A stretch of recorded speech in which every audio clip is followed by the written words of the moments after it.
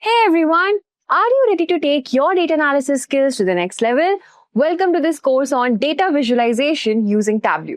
In today's world, data is everywhere. It's shaping businesses, influencing decisions, and even driving new technologies. But here's the catch. Data is only powerful when you can visualize it clearly. And that's where Tableau comes in. You have probably seen stunning data visualizations online or in reports. Well, with Tableau, you can create them by yourself. No complicated code, just a few clicks and you're done.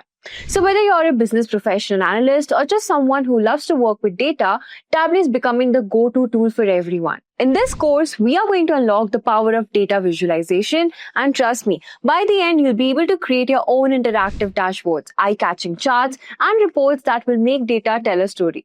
So what makes this video unique? Not only are we diving deep into Tableau's features, but we will walk you through real-world examples, giving you hands-on experience and guiding you step by step. Plus, at the end of each lesson, we will make sure that you're fully equipped with practical tips that you can apply right away. First things first, let's talk about what we will learn in this course. First, we'll have a look at Introduction to Tableau. We will start by setting up Tableau and giving you the basic overview of its interface and features. Next, we'll learn about connecting and preparing data. You learn how to connect data from different sources and prepare it for analysis. Then you learn about creating visualizations, getting hands-on with building charts, graphs, and other visual elements to represent your data. Dashboards and storytelling. You'll also learn how to combine visualizations into dashboard that can tell a complete data story. Advanced techniques. You'll dive deep into filtering, formatting using Tableau's advanced features to make your visual even more powerful. Next, we'll have a look at real-world applications. We'll end with examples and use cases from actual business scenarios, giving you the skills to tackle any challenge. Also, just a quick information, guys, if you're interested in becoming a professional in the world of data, you should definitely check out this Data Analyst Master's program. This course is specifically designed to help you focus on Tableau, which is one of the most powerful tools for creating visual stories and interactive dashboards. So whether you're a beginner or looking to upgrade your skills, our syllabus covers everything you need to know. You can start with the basics of Excel, SQL, move on to Python, R programming, and master advanced data visualization. The biggest advantage of this program is that it's not just about theory. You'll get hands-on experience by working on real-world projects, analytics, sales tracking. Plus, when you finish, you won't just have new skills. You will earn industry-recognized master certificate from Simplilearn and official certificate from Microsoft. So this is your chance to join a field that is adding millions of new jobs. With our expert-led classes and career support, we will help you get noticed by top hiring companies and land your dream job. So what are you waiting for? Hurry up and enroll, and you can find the course link below. But before we get started, let's have a quick quiz to test your understanding. What's the main benefit of data visualization? Your options are: it makes data more colorful, it helps to identify patterns and insights in the data, it's just for fun, or it makes data look complicated. Choose your answer and let me know your answers in the comment section below. So without any further ado, let's get started. Tableau is the one of the best data visualization tools since last 25 years. So Tableau is not a baby. Tableau is already in the market from the last couple of years, like last 25 years, what I mentioned. And it is one of the best tool in the market. Even there are a lot of tools came and wash out from the market in between. But still, Tableau is one of the best data visualization tool. So Tableau is a data visualization tool, or you can say the partially BI tool, where you can generate the visuals. So did I answer your question part? Right? Means this is the Tableau you're concerned.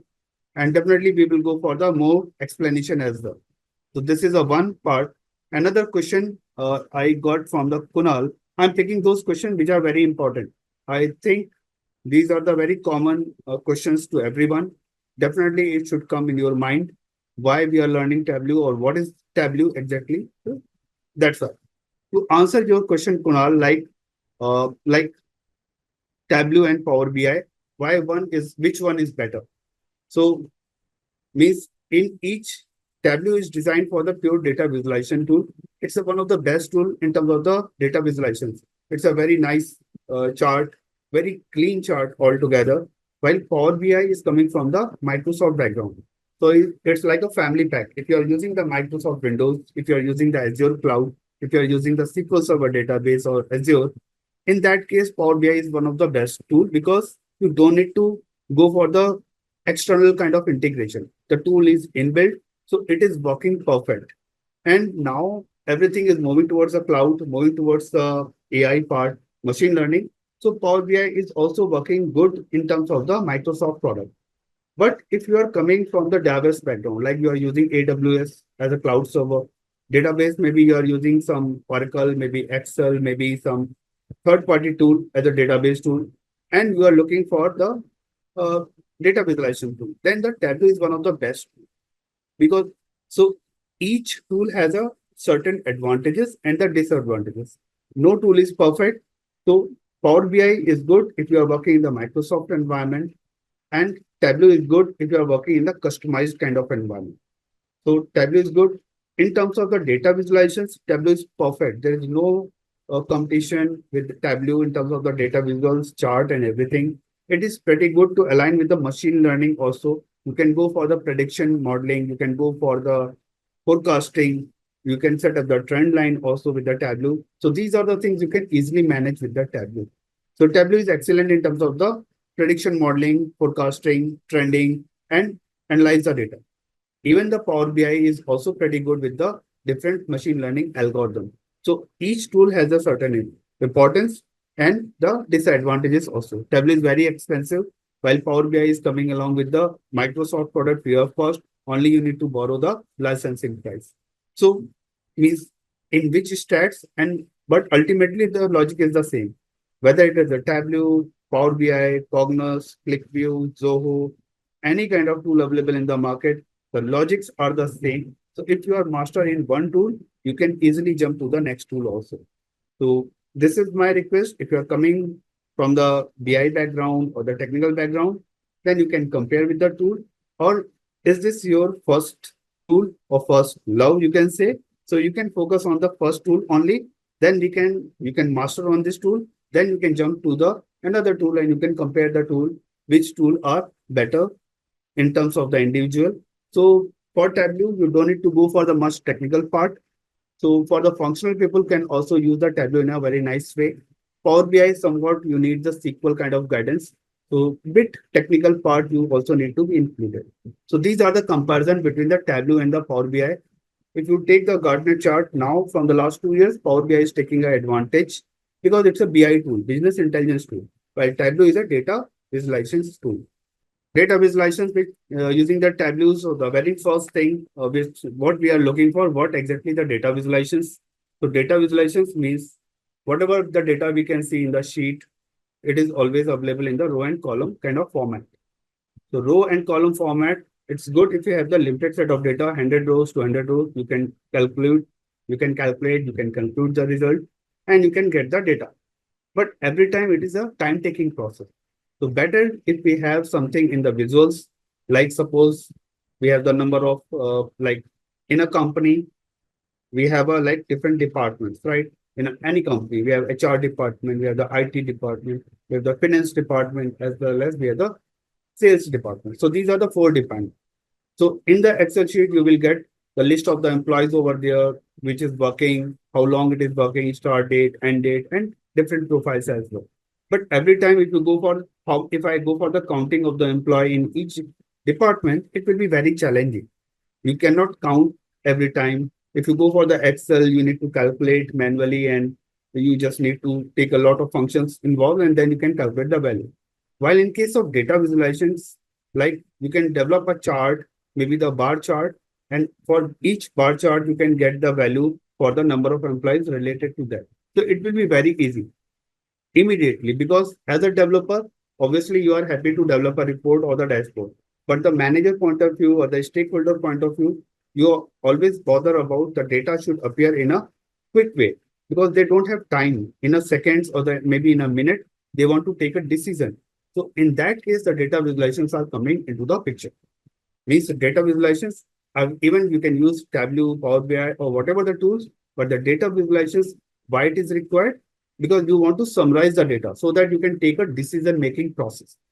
So data visualizations is turning towards the data decision process itself. So now jumping to the next process, like what is the power of visual analytics? And that is the reason I was trying to explain what exactly it means. Let me minimize this part so that we can see the full window. So data visualizations, as I already explained, so now we are getting into more depth for the data visualizations. So we can see it's the data visualizations means we have the data arranged in the Excel data or the CSV data or the SQL data. We always get the data in terms of the columns and the rows, right? So we have a lot of data altogether. If we convert data, such a two-dimensional data in the row and column format data into some pictorial format, maybe it's a map, because in this case, we are taking a series of the data like year, income, region, country. So we can visualize a map. So because we have the country-based data, so it is better to have the data need to be mapped in terms of the country itself. So it is good to have the map. Or region-based, we can go for the another kind of chart. Maybe the bar chart we can take. Or based on the data, we decide the what chart is going to fix. There's a very good questions because we have a lot of charts in the market. Whenever you go for the any kind of data analysis, you can see the if you have the bank account, if you have the share market like a demat account, or any kind of chart analysis, you see a multiple charts altogether. But sometimes a bar chart, sometimes a line chart, sometimes a pie chart, donut chart, heat map. A lot of charts are coming together. So the question should be in mind on what basis they pick the chart, right? There is a certain logic. So each chart has a certain meaning. Like if we have the locations, if we have the particular, the latitude and longitude. Once we talk about the locations, there was some, information, locations details. Once we share, so latitude and longitude. If you have such kind of information, and if you're looking for the distribution across the geography, then we can go for the map. So in this case, like the country, we have the, like you can see the Afghanistan, we have the US, we have the Germany, France. If we have such kind of data, then obviously, if you're looking for the data visualizations based on the country, then we can pick the map. Have the data on the year wise, like year wise, or you are looking for the data for the time series data. In that case, we pick the line chart because that's a continuous data. So for the map, for the location, if you have, and if you have the latitude and longitude, you pick the map chart. If you have the time series data in terms of the year, month, if you are looking for the week, such kind of data, and you are looking for the continuous pattern, in that case, you use the line chart. You use the bar chart also. So bar chart, if you have the categorical data, like you are looking for the data, even in terms of the year also, you are looking for the year by sales. In that case, you can go for the bar chart also. So that's another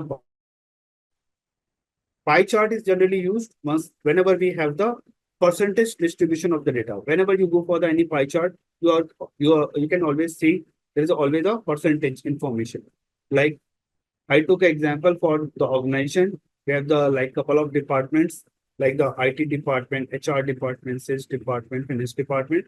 So these are the like four sectors. And under that, you are four departments, and under that, you are looking for the count of the employee. So if you are looking for the count of the employee, then you can use the bar chart. But if you're looking for the percentage of employee distribution across these departments, then better to use the pie chart. So each chart has a certain business meaning. No need to worry. I will share you a lot of stats, how the things are going to evolve. Even there is a scatter chart. If you heard about it, the bubble chart, and it is coming very soon. In this map also, they are using the bubble chart in this chart. So bubble chart, whenever you have the data on the x-axis and y-axis, both are the numbers. In that case, we use the scatter chart. Means between the two measures comparison, we always pick the scatter chart also, or you can say the bubble chart. So I have picked because this is the like first sessions and many people are coming from the non-technical background. So that's why I'm trying to throw as much as jargon as I can throw because these terminologies are getting challenging. This is a normal tendency. Whenever we learn any new thing, uh, the new terminology is always stuck in your mind, in our mind. This is very common. If someone asks me the medical, if someone is coming from the like medical background or the finance background, finance I'm working from a long time, so I'm aware about many terminologies. But if someone is coming from the like automobile industry. If we pick the any terminology over there, so rather than focusing on that details, how the that particular instrument is working, I will stuck first time if I'm listening the name, I will stuck with the name only. So that's why I'm trying to pick the jargons, whatever the jargons are possible in Tableau, I'm going to pick. And maybe in the couple of sessions, we have many sessions are available. So I will explain one by one each things. So at least for the terminology or for the jargons, we should not get surprises anymore. So this is a way how we can take it forward. Just for on this slide, we are looking for the data visualizations. So what exactly the data visualization is? It's a what we have the data in the row and column format that we are going to convert into the visual format so that we can take a good decision making process. Okay. So data visualizations. So these are the steps. If you go for the Excel data, then you convert the Tableau representations.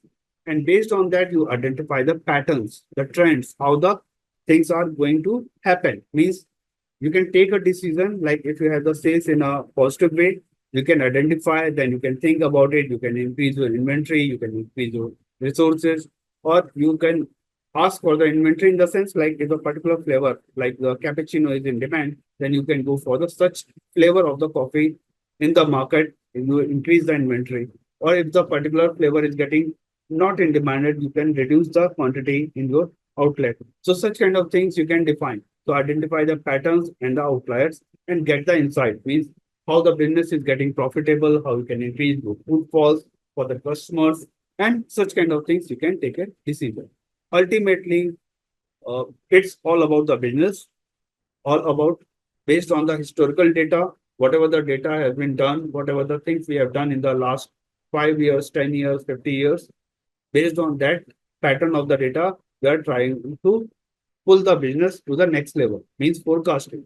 We are identifying the trend which is in demand because the flavors and the customer taste is also getting changed time to time. So based on that, we need to identify the patterns and we can identify the outliers. Outliers means which are not in demand or which is creating a disturbance that we can also decrease. So such kind of things we can get to the get inside and we can define our data visualizations process. So all these things we can manage through the Tableau and the data visualizations part.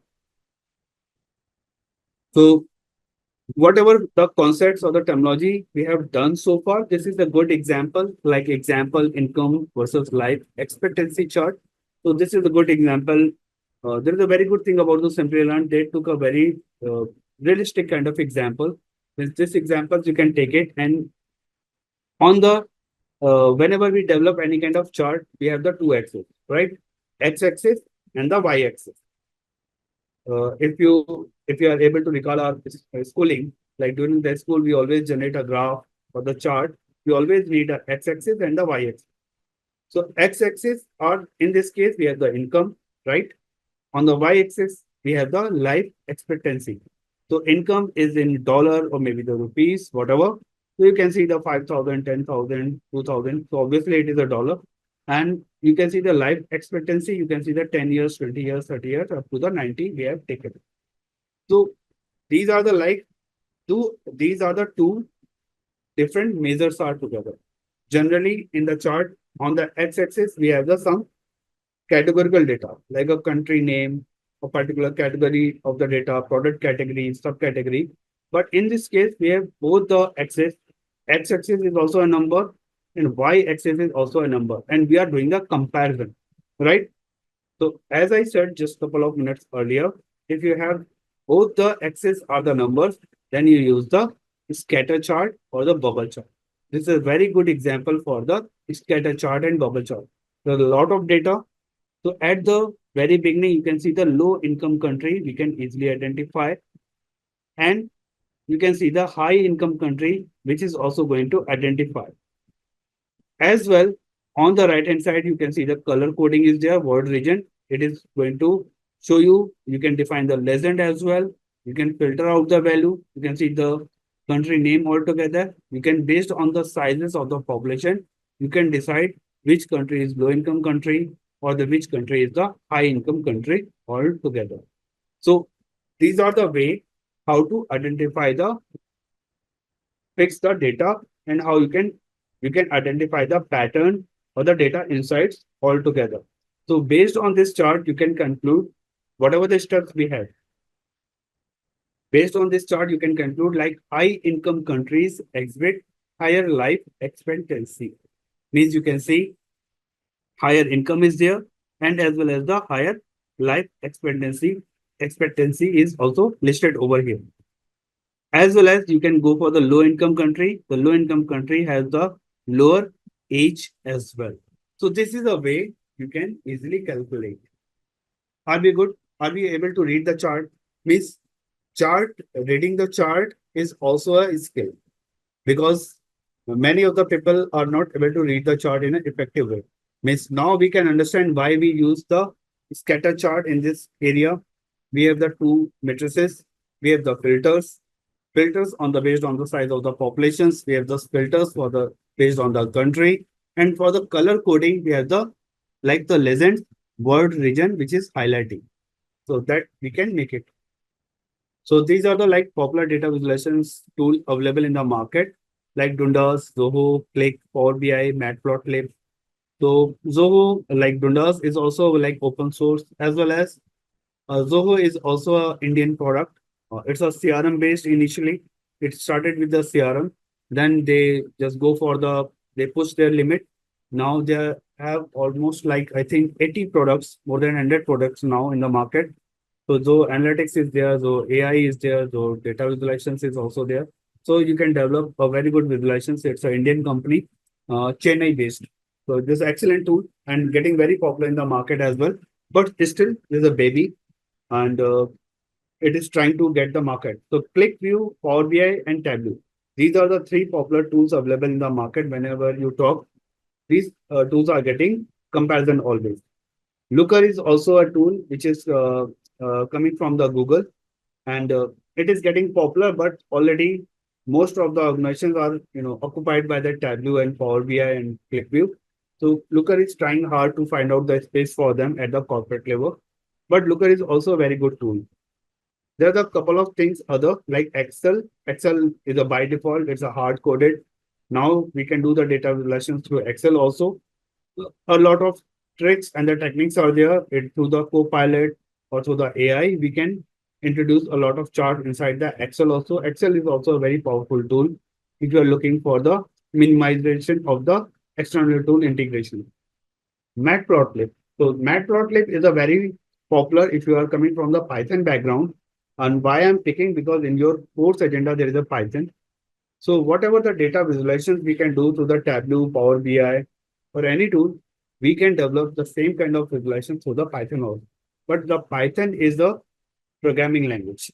So even the Python is the easiest programming language available in the market, but still it's a programming language. Easiest in the sense if you compare with the Java, C++, C Sharp, then Python is very easy. But yes, whatever the things you develop in Tableau or Power BI through the drag drop, that you need to line the set of line of code, and then you can generate the visualizations. So in Python is a collection of the libraries. A lot of libraries are inbuilt and a lot of libraries you can import. So in Python, if you are looking for the data visualizations, then you need to use the Matplotlib, Cbond, Plotly, Dash, and a lot of other libraries, and you can develop the equivalent kind of visualizations what you are developing in Tableau and Power BI or maybe the ClickView as well. So this is a very powerful tool library, and everybody heard about the MATLAB. MATLAB is a software which is used for the stats and is a very rich. So MATLAB from MATLAB, it is this library is going to pick Matplotlib is a Python library available in the MATLAB. Okay. Okay, got it. So Looker and Data Studio are the same. Yes. The Looker is the latest name of the tool, while the Data Studio is the older name. So they are just defined in a new naming conventions. So no need to get confused. The older version name was the Data Studio. Now it's a Looker itself. And now they are keep changing the name. Google Gemini is there. So under that, you can also go for the A lot of the inbuilt the AI visualizations you can also develop over there. So a lot of tools. So these are the like data visualization tool available in the market. Moving to the next. So as I mentioned, the most popular tool available based on the Gartner Magic Quadrant from the last 2 3 years, Power BI is taking a edge. It's taking an advantage in terms of the BI because it is getting coordinated with the many tools. It is moving towards a lot of integrations in the Power BI because of the Azure. Azure is a, like a Microsoft, cloud environment, and Power BI is also attached. While Tableau is a now bind up with the Salesforce, but still there's no tie up with the like there's a tie up, there's a connector for the AWS, Azure, and the GCP. You can deploy Tableau anywhere, but Tableau is a third party tool. So you need the separate licenses. You need to pay additional for the data visualization. And that's why the Power BI, because it's coming from the family pack with the Microsoft, so it is always free along with the Microsoft product. But if you want to share, if you want to use the Power BI across the organization, in that case, you need to take the subscription for the BI services. And that you need to pay for the server licensing only, not for the Tableau. Like the Tableau, you need to pay for the development as well as for the server as well. So these are the like some strategies, some of the business strategies are there. Based on that, you can pick the data. But these are the three most popular tools available in the market. Now from the last, because as I said, these are the like Power BI is taking a edge now. So Tableau is at the same place. Like in terms of the data visualization, Tableau is the best tool available in the market. Now the click is losing the market. So whatever the click is losing, Power BI is taking a advantage. So click is getting decreased because click is hybrid of both of these and with complications in terms of the visuals. So that's why, and Tableau is taking an advantage in terms of the visualizations part, while Power BI is taking advantage in terms of the environment as well as the machine learning kind of tendency. So these are the three most popular data visualization tools. There are some best practices we need to follow, like during the development for the visualizations. So before getting into the visualizations, we need to understand the business meaning, what exactly the context or the problem statement is there. Based on the problem statement, we pick the effective results. As I mentioned, each chart has a business sense. If you are looking for the percentage distribution of the data, then you go for the pie chart.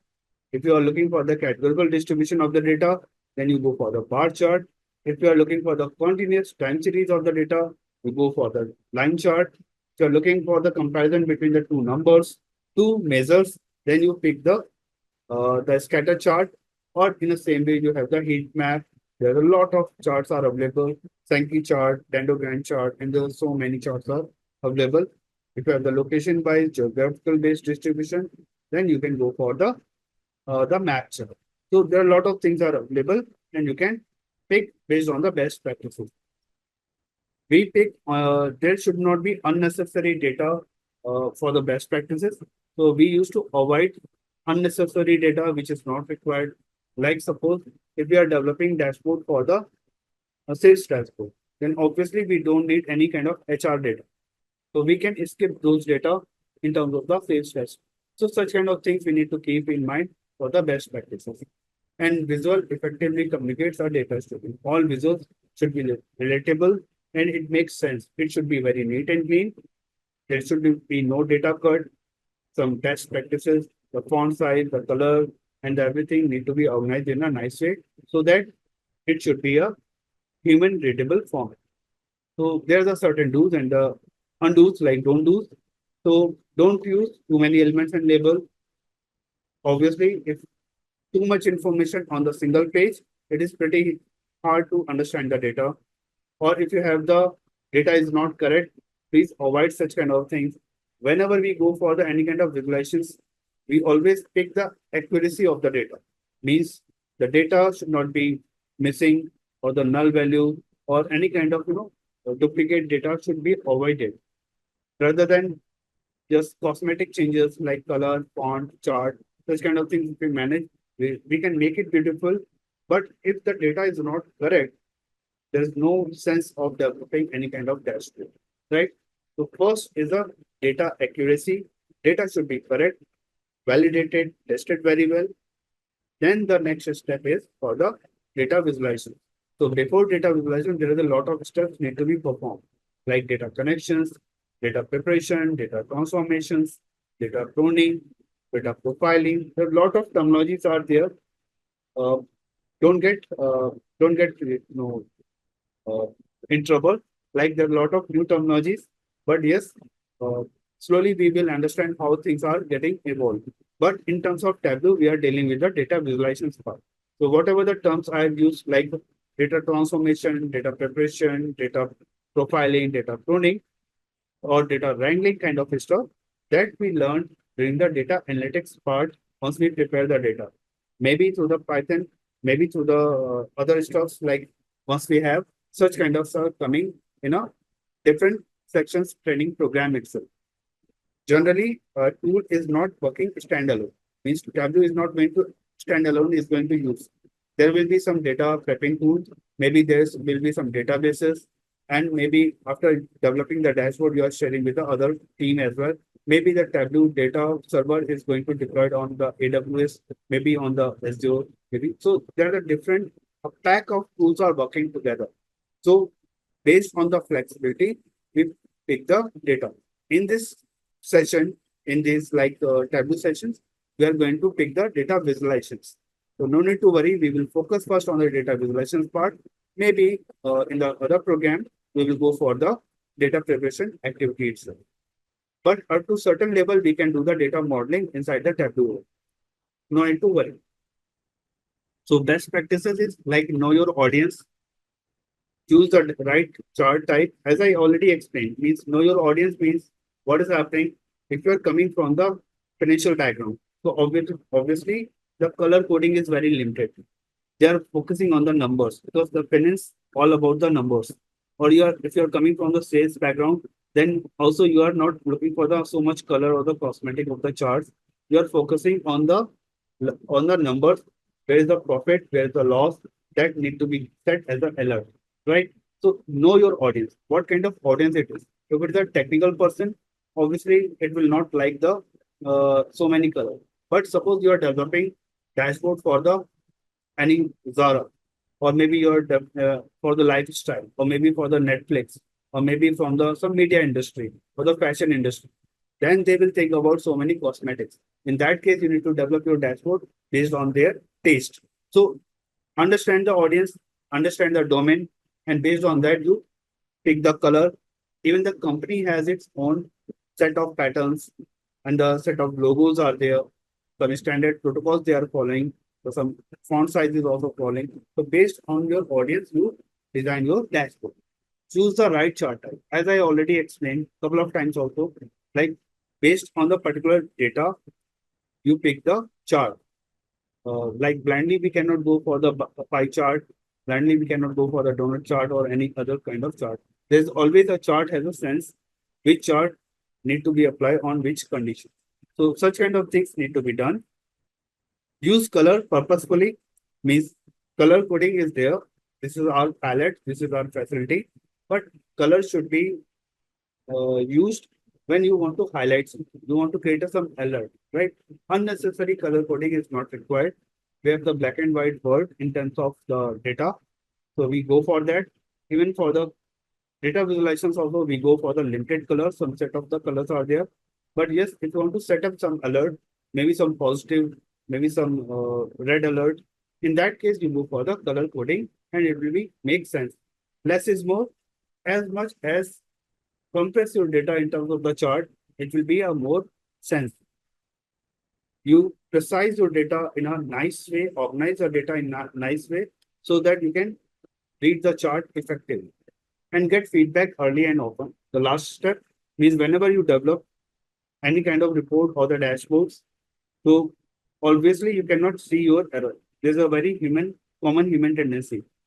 I'm a I'm a person like I'm developing a dashboard, I'm developing a chart, and I have a poor eyes. I can tell you, this is a very nice example. Like I have a very poor eyes. I used to pick the goggles and the specs. But if someone develop any kind of report or the dashboard without goggle or without any specs, I can immediately identify the error. And this is a human tendency to find out the error in other works, right? So whenever you develop any kind of report or the dashboard, just consult with your colleague. He or she may be able to identify your color coding or the any kind of technical error, and then you can modify. So get feedback and improvise your dashboard. So this is a way we can go for the, like, this is called as a user testing or beta testing. Then you can go for the customer level of the testing as well at the deployment. Always approach towards the agile. It's a good thing. Step by step, once you validate the data, then you go for the visualizations. Each visualization need to get whether we are validating the result every time. The numbers should be matched, and such kind of things we need to develop. So these are the like best practices in terms of the data visualization. Let's do for the Tableau installation in our machine. There are so many things are already open, so I just wanted to avoid everything. So once you click on this, it will navigate to this, portal. I have already installed Tableau today morning itself in my machine. So even I can override. So once you go for this page, landing up to the page, you will have some information you need to fill there. Like first name, last name, email, role. You can just like in my place, it's like Abhay. Last name is like a Tripathi. Email is like something you can mention over here. And the personal user I can mention and India, and you can download the app.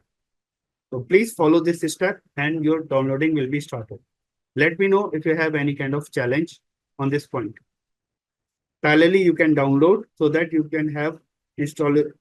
The Tableau is getting installed in your local machine. Thank you for downloading Tableau Desktop Public Edition. If your download does not begin automatically, try again Mac, Intel, Mac, Apple Silicon or Windows. So if you are using the MacBook, then you can go for the Mac, this part. Otherwise, you can click on the Windows and the downloading will be started in your machine. So in your downloads folder, it will get stored. Where it is? Like in my machine, it's a downloads. And you can see the Tableau Public Desktop Edition is downloaded today morning because I took another session in the morning. So today only I downloaded a latest version of the Tableau. So it will open like this. So in my machine, it is already there. So before you get installed, you can see a lot of things. Tableau public version is there. There are some terminology. First, you need to check like I have read and accept the terms for the license agreement. And you can use that to help improve and there is another text checkbox, but you don't need to select that part. And you can go for the next level of the installation. Just click on the install. So by default, it is going to start in your machine. Computer is asking us to restart the computer. In some cases, it is asking, but most of the cases, it is not asking to restart your computer. So maybe post the session, you can restart your computer part. I don't think so. It is asking to restart again and again. Once it is getting installed in your machine, your icon will be appear on your desktop. As then I will show you how to get into your machine.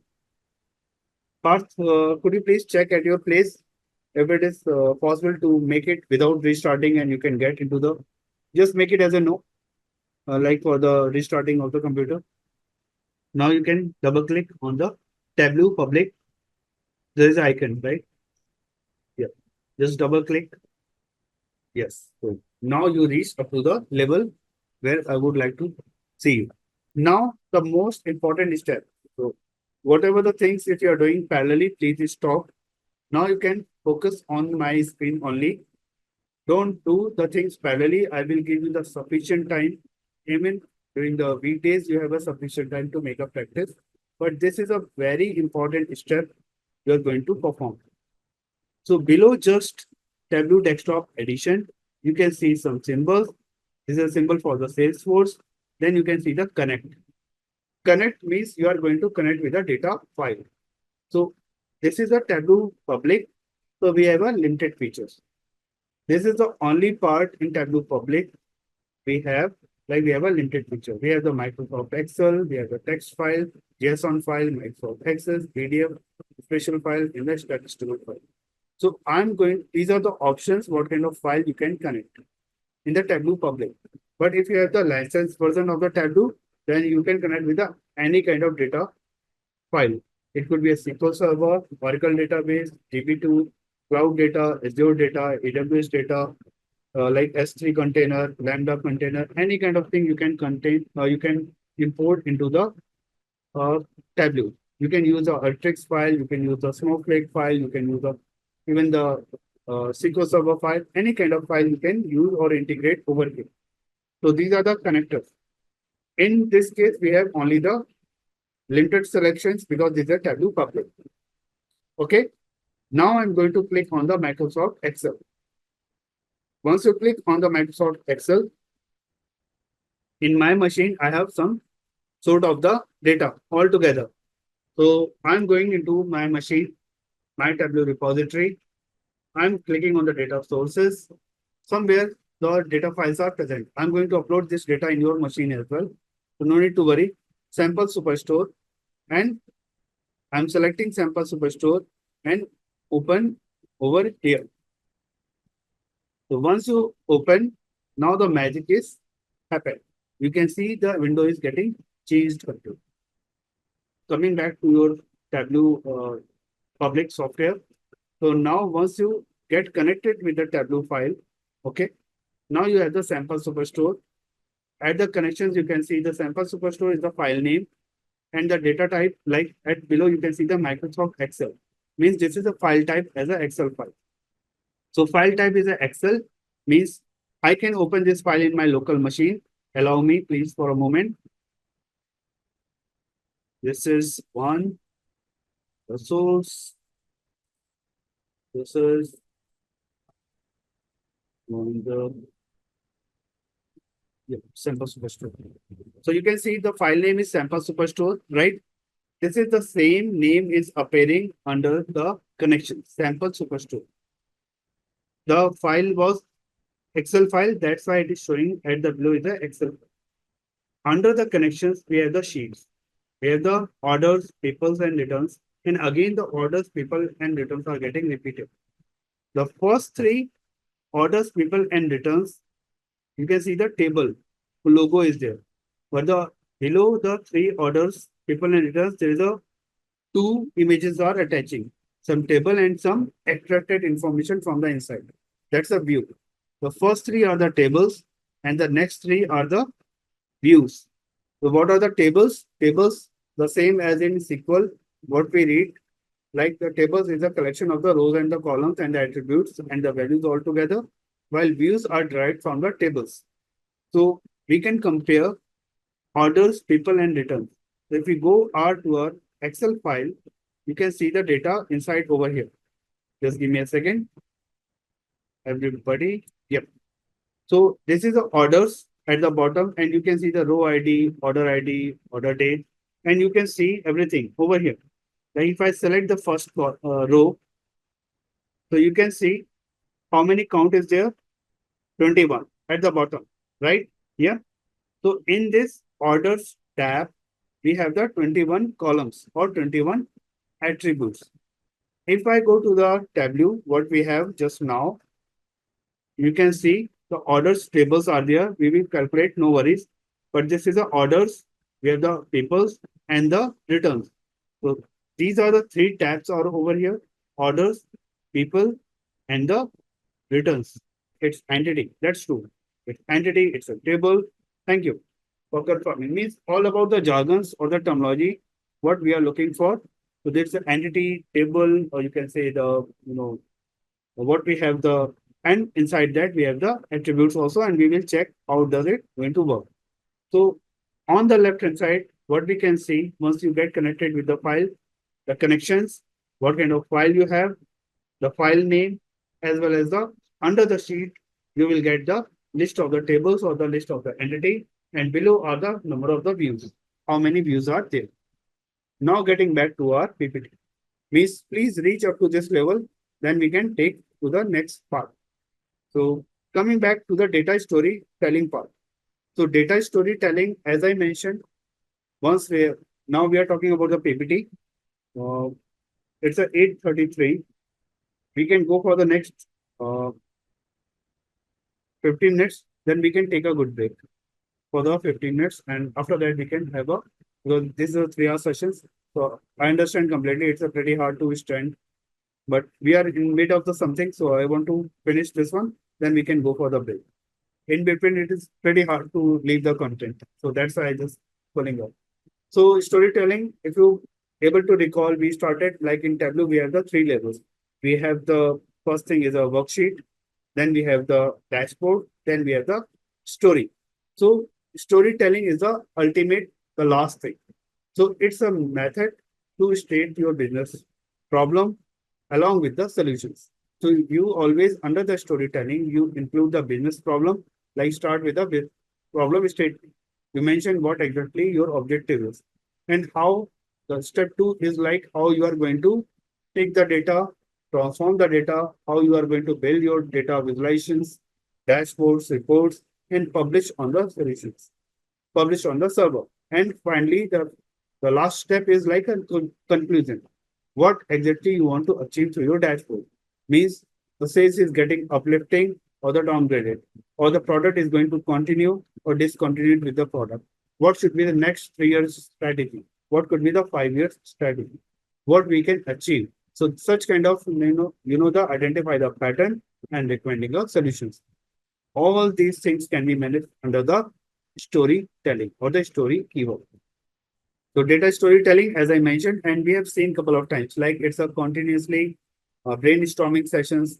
We take the data, we develop, we transform the data based on our business requirement.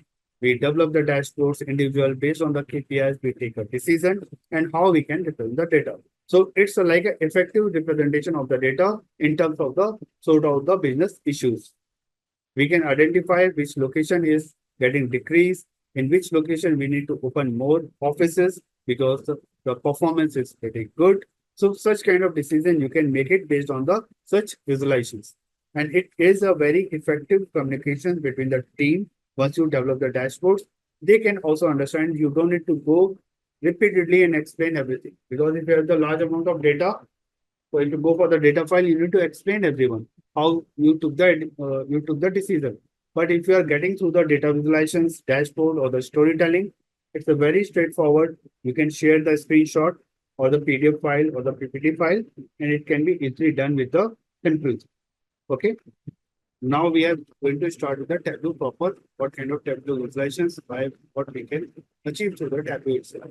So Tableau is a data visualizations tool again, and it is used for the advanced computing. There's a another term is going to introduce like a data blending and dashboarding to create data visualizations. So advanced computing means you are performing some data transformations. Suppose you have a in your data, suppose you have the data file like employee data file with the employee ID, employee name, employee locations, department, and monthly salary. You are looking for the annual salary or the package for the employee.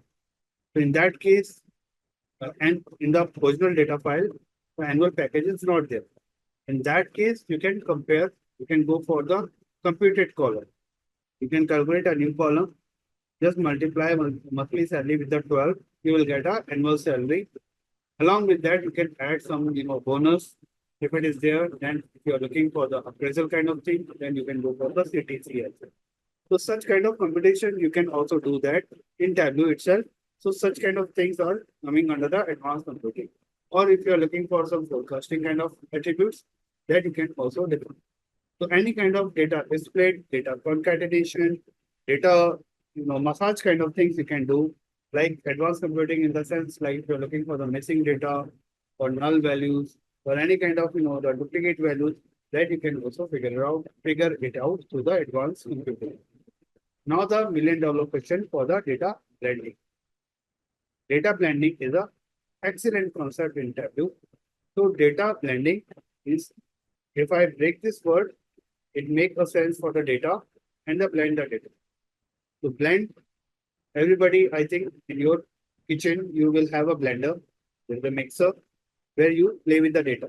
what you do in the blending, in the blender, or in the mixer, you put the ingredients, you add maybe the sugar or the salt, whatever you like, and you prepare your mocktail. It could be a mojito or any kind of flavor, you can make it at your place. So under the preparation of such kind of, the like mocktail, you put number of ingredients. You put the mint, you put the lemon, you put add the sugar, maybe some salt pinches, and some additional flavors you can add over there. Maybe some soda you can add.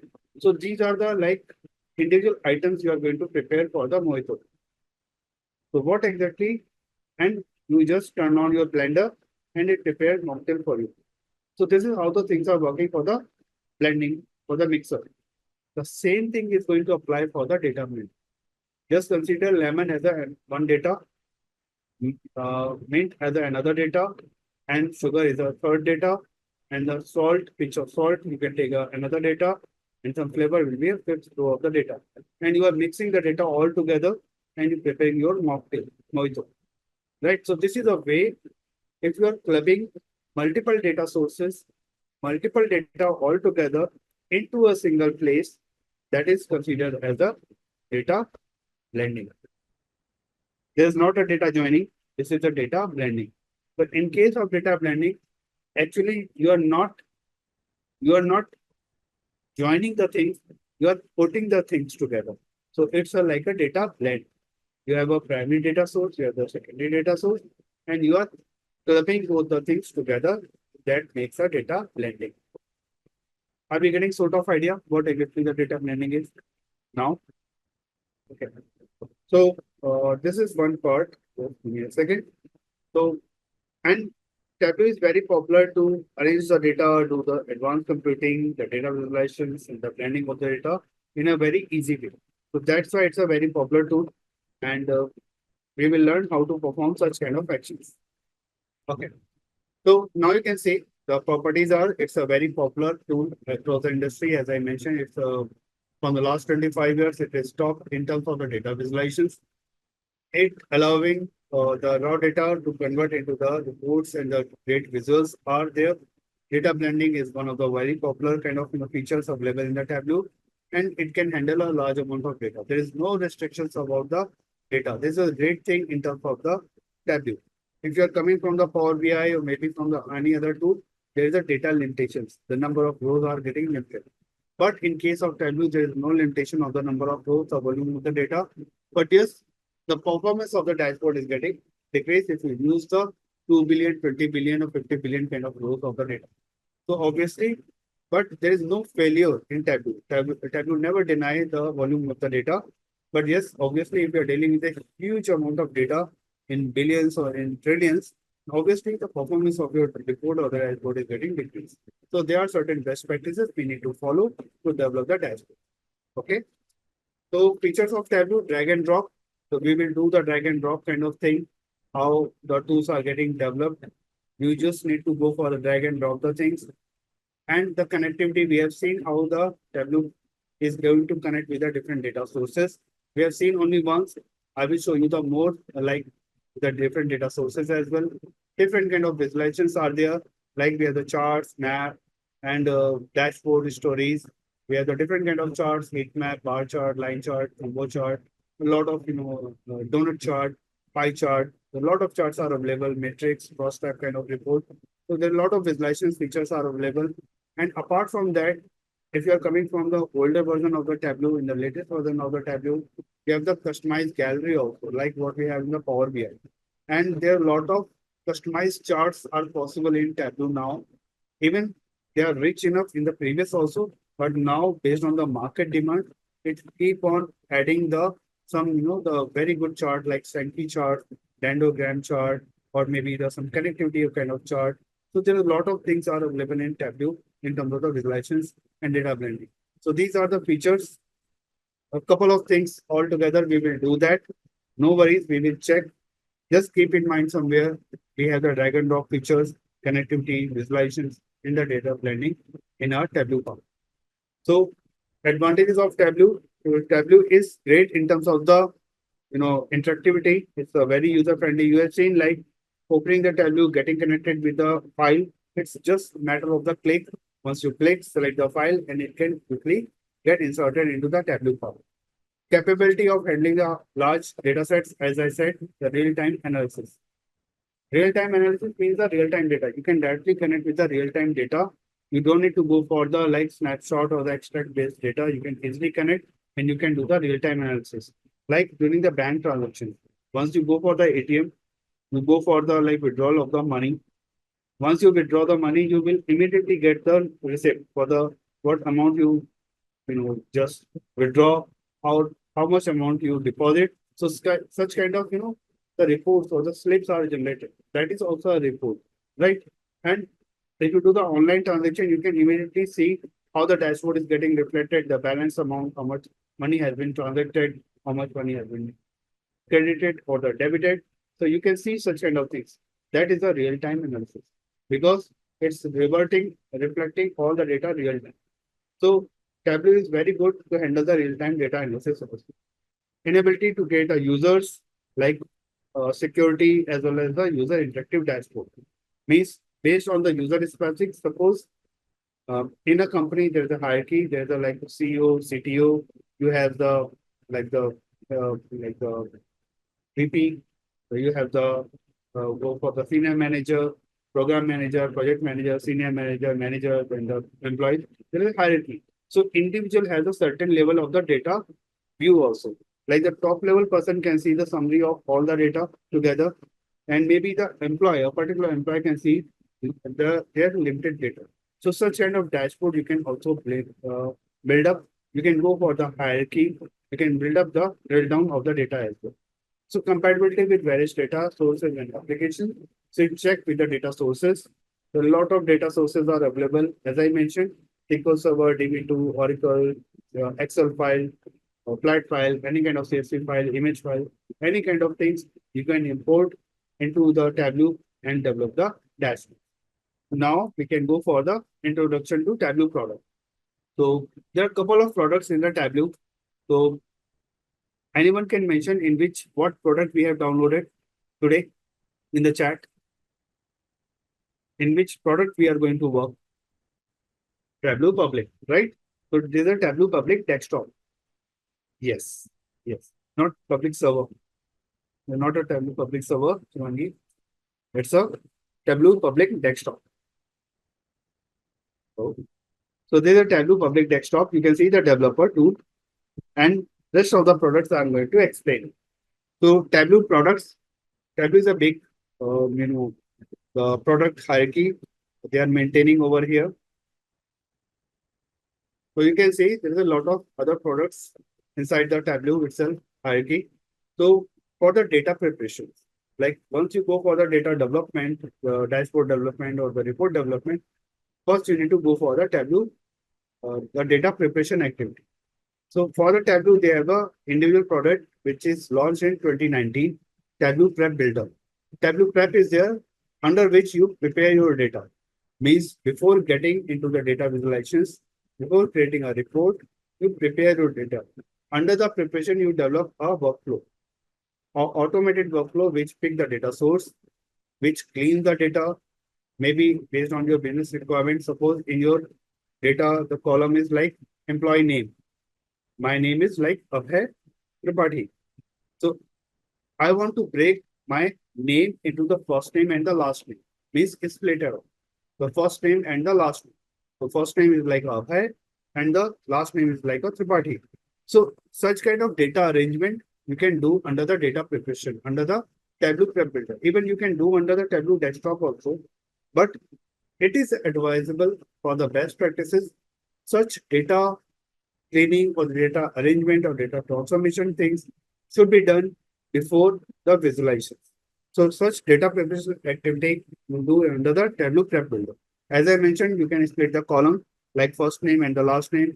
You can concatenate also. Maybe in your data sheet, there is a first name, middle name, and last name. But you want to see the full name in a single column. In that case, you can concatenate. You can join the individual column. You have the maybe the column data as a date, and you want to split out the year, month, date, maybe the day as well into a different separate column. So such kind of data arrangement or data massage you do under the data Tableau prep builder. Means under that you can handle the missing values. You can go for the duplicate values. You can remove. You can clean the data. Maybe in your table there is a 50 columns are there, but in your business, in your dashboard, it is required only the 20 columns. So you are not going to delete those columns. You are going to remove from the file. You are not actually dealing with the original database, but yes, during the Tableau prep data preparation, you remove all the 30 columns which is not required in your dashboard. So such kind of data preparation activity generally do under the Tableau prep builder. Got it? So this is a very important step. Means whenever you go for any kind of data analysis or data analytics part, data preparation or data transformation activity is like a 40% job. Once 40% of your exercise generally spent for the data gathering, data formations, data transformation, data pruning, data cleansing kind of activity under the data preparation activity. So once you do such all kind of stuff, then you generate a final file and you publish on somewhere on the server. And from where Tableau public is going to take a file and develop the dashboard. So this is like a life cycle. So Tableau prep builder, are we clear? There is another one is a viewer. So viewer is like to view the data. Suppose your bosses, like the top level managers, are not going to develop the Tableau dashboard, right? They are going to read the data only or read the dashboard.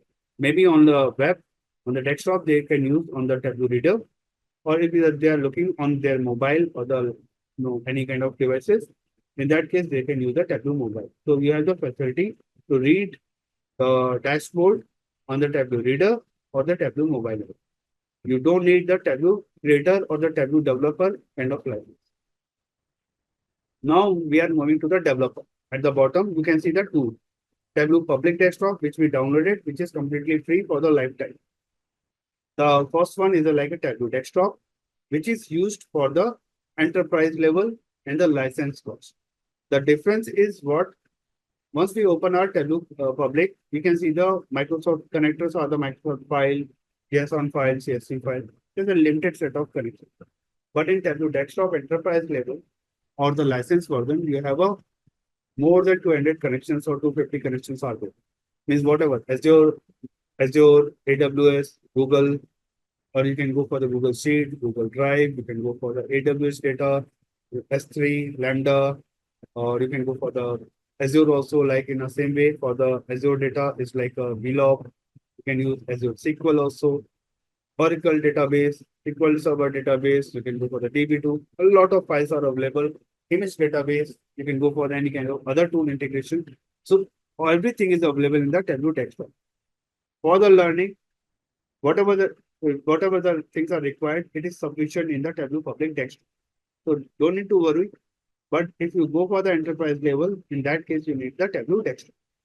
Because companies are or the enterprise level, you need such kind of licensing kind of thing. And obviously, once you develop everything, you need a server where you deploy your task. So for the Tableau public desktop, we have the Tableau public server. Okay, means you publish everything on the Tableau public server where you can share your dashboard. And this is the difference between the Power BI and the Tableau. If you are coming from the Power BI background, you have the Power BI desktop where you can develop your dashboard, but you cannot share, you cannot publish anything without any license. So Power BI doesn't provide any kind of BI services as a free. There is a trial version for the 60 days. You can publish, you can share the content, but it's not a free for a lifetime. Tableau public desktop and the Tableau public server are the completely free for the lifetime. Means I'm using from the last 10 years the same thing. Tableau public desktop and the Tableau public server to educate myself also. So these are the way for the free, and you can do all kind of operations. You can do all kind of charts and everything. For the enterprise level, we have the Tableau desktop and the Tableau server. So enterprise server, where you have the security group, you can list all the users, you can list the security groups, you can assign some location-based access, you can assign the different security protocols, you can maintain all the dashboards, you can delete, you can perform all kind of server actions. Or you can go for the production, like you have the development environment, staging environment, then you go for the production environment. Such kind of thing you can mention in the Tableau Server Enterprise Edition. The last one is Tableau Online. So once you publish your dashboard on the Tableau server, sometimes you realize the alignment is not good. Maybe some short, kind of, changes are required. In that case, you can do the online editing process in the to the Tableau Online. You don't need to go again back to the Tableau desktop, change the design, again publish everything. So some sort of online editing, some basics report, some basic changes in the Tableau Online you can also perform. So online report development or the dashboarding is also possible in Tableau. So these are the like Tableau family products. Because once you work as an architect in any company, means like suppose in your company there's a 5,000 employee or the 10,000 employee or the 1 lakh employees there. In that case, and everybody want to see the Tableau dashboard. So obviously you are not going to purchase and at the enterprise level the Tableau desktop. Maybe the developers are 10. Rest of the like 10,000 people are there is the they need only the Tableau Viewer log, and that is completely free. Tableau Viewer is free.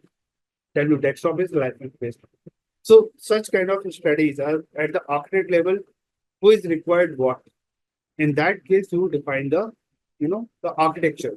Maybe the developers are there. 5 developers are working in the morning shift, and 5 developers are working in the night shift. So you need only the 5 licenses, and under these 5 licenses, 10 people can work. Got the thought, right? Or maybe in the shift, it's the 24/7. All the banking operation and the healthcare operations are working for the 24/7. Like they have the 3 shifts. So maybe for the 10 like developers, they need only the 3 or 4 licenses, right? They can also work. So such strategy, such architect you can define. So this is a way you can take the licensing cost, and readers, you can go for the any number.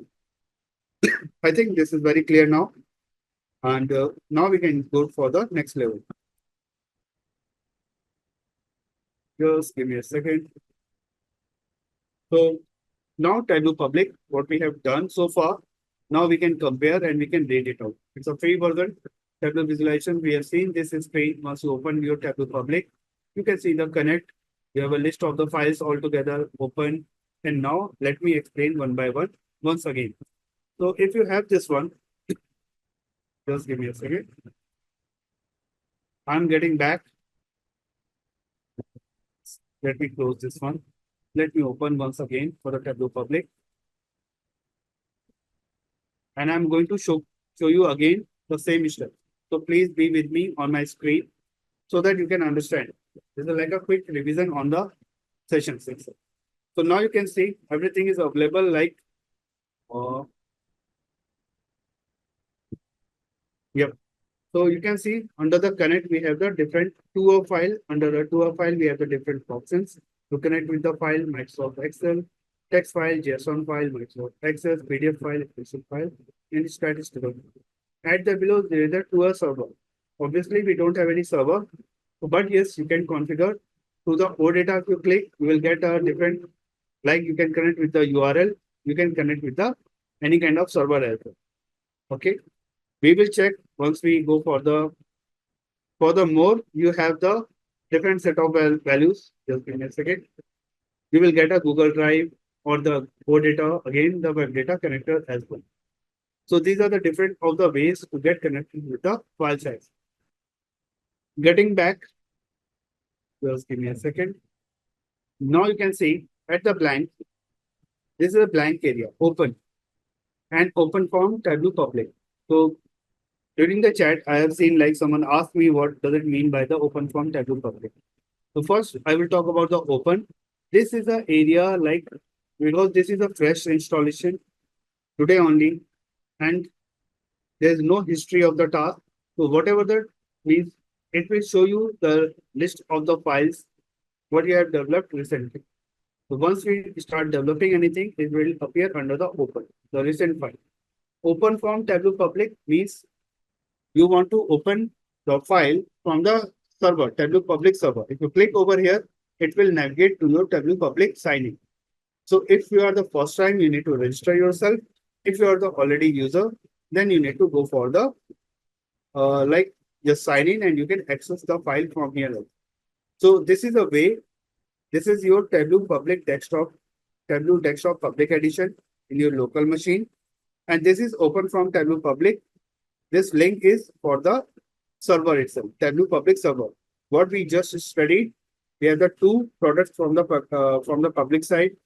One is Tableau desktop public edition, another is Tableau public server. So these are the two which are going to link to each other. Okay, OData. So Risker, to answer your question, OData is like going to connect with the data with the some URL. It could be a data which you are getting through the URL, maybe the web data you can connect, maybe you can give your legacy data also.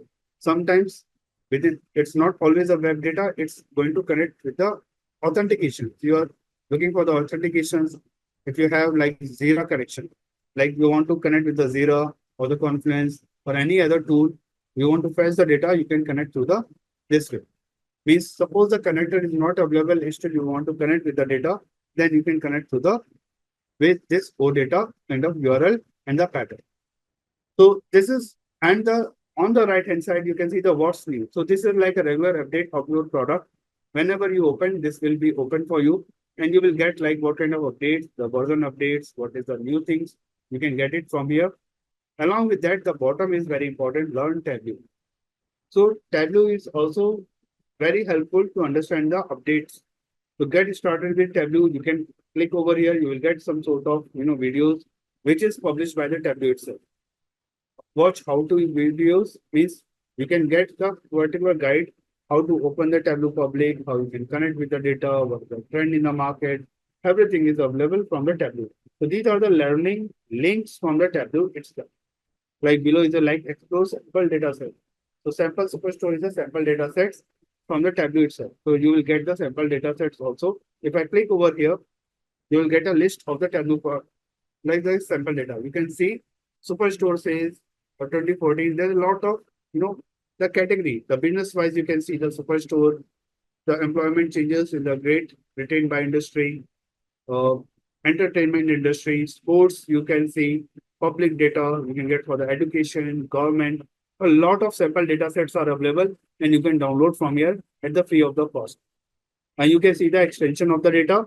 Some are XLS, CSV, XLS, CSV, some zip file, PDF file. There are a lot of things are available. So for the learning, you can click and you can get the sample data also. And the very important thing, each domain they have the data. So suppose if you are coming from the business, that's fine. If you're coming from the entertainment, you will have a lot of sample data is from there from the and the sports vertical. This is a very huge demand vertical for the right now popular across the world. Like sports vertical, it's like a if you heard about the NFL, National Football League, I have recently done one project for the not one from the last 3 years. I'm working for the NFL National Football League, and they are developing the Tableau dashboards for the individual, for the individual team, for the individual player. They are tracking individual record for the player as well. Now IPL also started in the same way. NFL is a like we know IPL Indian like our cricket Indian Premier League, right? So in this case, we have the NFL is a like a just big boss of the IPL. IPL is a very limited, but NFL is a very big in terms of the US, the $1 billion employer, and they are maintaining a lot of football matches across soccer matches across the globe, uh, mostly in the US and the European countries.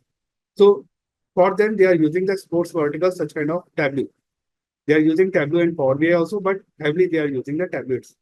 So you can get a lot of stats, how the sample data sets are there. And this is a very important. Please take it in a very important, strong way. Public data, there is a public data, educations, government, a lot of sample data are available over here. So now getting back to the Tableau again, and you have the learn what would you like to go and the read the blog so you can explore your knowledge level.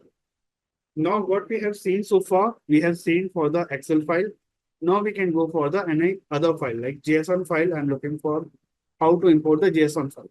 So just click on the JSON file. JSON file is a JavaScript object notation. It's a web-based, you can say, and you can go for the, just give me a second. Let me open this with a set. Yep. So we have in my machine, I'm going to upload on the portal also. This is the JSON file, which is a sample file provided by the Simplilearn. So if I click on the JSON file, simply select, open, and the magic is there. Means you don't need to bother about anything. Means you can see in the same way we connected with the Excel file, the same way we are going to import the JSON file. And now you can see the select schema level, you can define the schema level. Under the sample file, we have the petals information like petal length, petal width, sepal width in the species. It's a very similar to the iris data. If you are aware about the iris sample data, it's the same thing. If you select this one, and you can get the information, right? So you can see the data is like this. So this is like a JSON file. You can see. So the data is like a dictionary kind of pair. The key value pair are there, and the data is coming in this way. So if you count the number of columns, we have like 1, 2, 3, 4, 5, and yeah, the number of rows are there. So you can go for the bottom and you can get the number of rows. Altogether, it's like a 151, but 152, but the first, the last one is like a closing bracket, and the start is also like a opening a bracket. So you can just please don't count the opening and the closing bracket line, but rest of the values are the 150s. Now you can go to your Tableau and you can simply see the 6 fields and the 150 rows. The one is going to add for the indexing by default. Means this is a facility provided by the Tableau. In your data, you have this 5 columns. There is no indexing. But in Tableau, is going to create for you the index. Row number 1, 2, 3, 4, and rest of the columns are there. Right? And you can get the data. So this is the one part. Just give me a second. Below, there is a like a whenever it is required, it is gone. You can see the sample2.json. You have the 6 field and 150 rows. So now we can identify like this is a sample2.json index file. It is like index.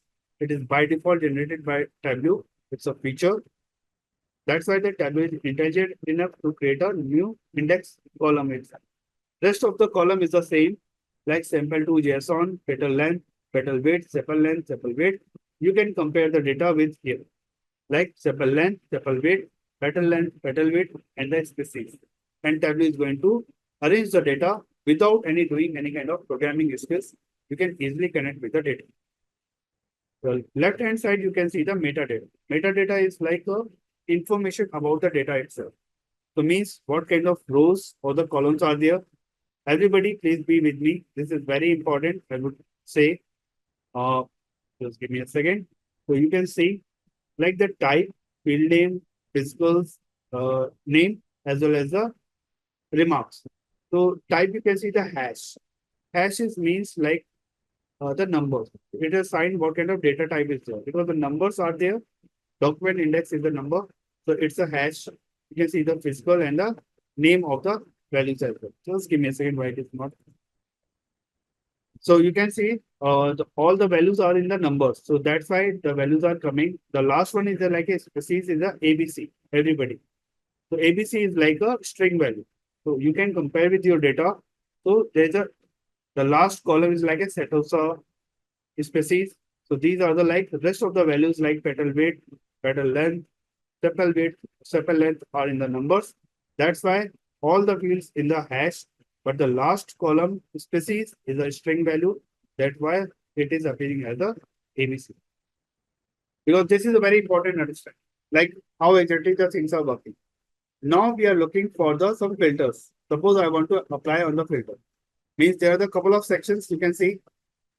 And now we can go for the filter. So on the right hand side, you can see the filters are there. I'm going to add one filter. Just click on the add filter. You can get for the add, and we have the species. So if I click on the species, you can give the like species. You have the Setosa, you have the versicolor, Virginica.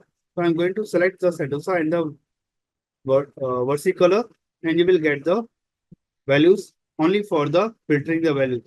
Earlier it was a 150 rows. Please be focused. Once we apply, now you have the 100 rows because you filtered the data. So this is called as a data source filter, what we applied.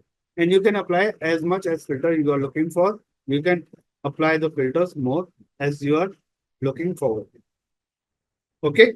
So these are the like how to apply the filters and everything. I'm going to save this file in my local machine. So just taking this file and save as, and in your local machine, you can save also. So this is the answer of your query who is asking for the Power BI. Can we save?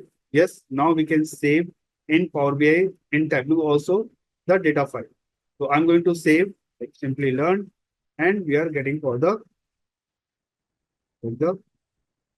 sample to JSON file, and the file extension is like TWB or the TWBX. So TW is like a Tableau workbook. Just go for the extension. And Tableau BX is like a Tableau packaged workbook. Means the first one is going to save a file as a workbook only. It is not storing the data, but the second one is going to store the along with the data also. So I'm going to select .pwbx file. Don't get panic if you are not able to collect all the terminologies together. I will keep repeating such exercise until unless the things are not getting into your blood. Okay. So no need to worry because this is a new tool for many people or the people who are coming from the different background, non-technical background. It will be a challenging for them because now I'm trying to speed up the process also. But yes, don't worry. You can go for the recording video. If you have any challenge, you can free to ask me anytime. I'm available. Or you can, I'm available on the post session also. If you wish, I can continue to answer your one-to-one query as well. But yes, these are the very important steps need to be performed. So please stay, and this whatever the video we are taking from the last 3 hour sessions, it is going to upload on the LMS within 24 hours, I think, or 48 hours max. And you can take this video, keep repeating, go for the screen by screen, and you can get the help in a proper way. Okay. So I'm saving in my local machine. The file is getting stored. You can see now the file name is got changed. Tableau public sample to JSON. Earlier it was at the top, the file name was the book one. So I'm going to take another file also. So I'm going to take a new file. Means just give me a second. So just click on the new. You will get a new completely the things. Go to the data source. This time I'm going to take a different file, text file. And we have the latest data set is the text file itself. Text. Just give me a second. Yep, this is a text file as well. So you can take your CSV file or the text file. You can see the data extension in my, and I have already uploaded on the portal. So you can take it from there as well. So if I click on here, we have seen the Excel file, we have seen the JSON file. This time I'm going to take a text file also. So in the same way, just select the file, open, and you will get it on your machine. Quickly, means you can see now the file is there and everything is mentioned on the CSV part, and you can click the data. So you have under the CSV, you have all the tables are listed. You can see the sample superstore CV. The file connection is like a text file. You can see under the connections, the files are listed. If you click over here, just click. Sorry, just give me a second. They have changed some patterns. Allow me. So if you click on the sample superstore CSV, you will get it's a made of one table, and below there is a metadata. Now you can see 21 fields, 9,994 rows, and below that under the metadata, you can see what kind of data type is there. as well as the field name, physical table name. Just allow me to arrange like this. Can manage a remote field name. So you can see the file name as well as order date. You can see the calendar sign is there. Physical table is set by superstore and the order date. So this is a metadata. There are 21 attributes in the field. So now you can see one more thing. Like we have the order ID. I'm selecting this column. Order ID is there is a column name. It is coming from the sample superstore. And at the top, it's a ABC. Means order ID is a column name, attribute name. Sample superstore is a table name. And at the top, it's a data type is string. The next step is the order date. You can see order date is a attribute name. Sample superstore CSV is a table name. And at the top, it's a data type. Like it's a date data type. That's why it is showing as a calendar. The very first row ID is a number. It's showing as a hash. The next one is the order ID showing as a ABC. It's a string. Order date is considered as the date column. That's why it is considered as a date symbol. If I go for the next, I'm scrolling to the right. Just give me a second. Sample. So if we go to the country, this column, you can see there is a globe sign. Country is a country name, and country name has a certain locations are there. So in that case, it is taking a globe sign. Okay. For the city also, in the same way, for the state is also in the same way.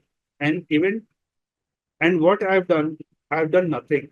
Tableau is intelligent enough to identify which column is number, which column is string, which column is the location, which column is the date. So Tableau is doing all of your job in a very quick way. But if it's still there is a mismatch, maybe your data is not correct at the backend in the data file, then you can change the data type also within the Tableau. So this is like a great feature of the Tableau, and you can see like all the values are together. Hash is a number and everything. You can apply as much as filter you are looking for. Suppose I want to apply the some filters over here. So I'm going to apply filters for the region. The same thing what we have done in the JSON file, I'm going to apply over here as well. Adding the filter, I'm looking for data for the east and the west. And just putting the data. So now I have filtered the data. Earlier, the number of rows were around 9,994.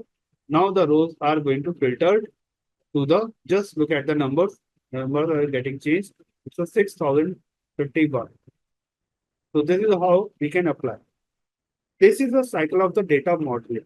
Now I'm going to pick a new terminology. This is part of the data modeling part within the Tableau public. Means you are connecting with the data file, you are arranging the table, you are maintaining some table over here, you are getting the metadata information, you are querying the data, you are applying some filter on the data set. So these are the things you can manage within the Tableau. Even we can do a lot of things on the same page, but we are losing the time now. So maybe we can continue further tomorrow for the same exercise. But yes, these are the practice. And please, this is a request. Today I kept slow initially, intentionally, so that we can understand the tool navigation. So please be practice up to this level tomorrow, and then we can take it forward for the next level. I'm going to save the file at my local machine again, and again I'm going to take as a, you can see the file is getting stored, and I'm taking this one as a sample. I'm just naming as a file conventions also in the same way so that we can identify them. So I'm saving this file. Maybe we can take this file tomorrow and we can take it forward. So this is like a some demo features for the Tableau perspective. For the visualization, we can take to the next level. But yes, for the Tableau public features, we can see like we have already gone through how to connect with the different data types. We have seen the Excel, we have seen the text file, we have seen the JSON file. Maybe we can check with the Access database, PDF file, special files once we have the next level of the session. So the features are, you can go for this one, like it builds visuals with the public data for the personal use. We have just done. It operates on a cloud server, so don't need to provide with the any other integrations on the product. And it does not provide any data privacy or security. Obviously, the name is like a Tableau public, so it is for the public availability, not for the like the security kind of thing.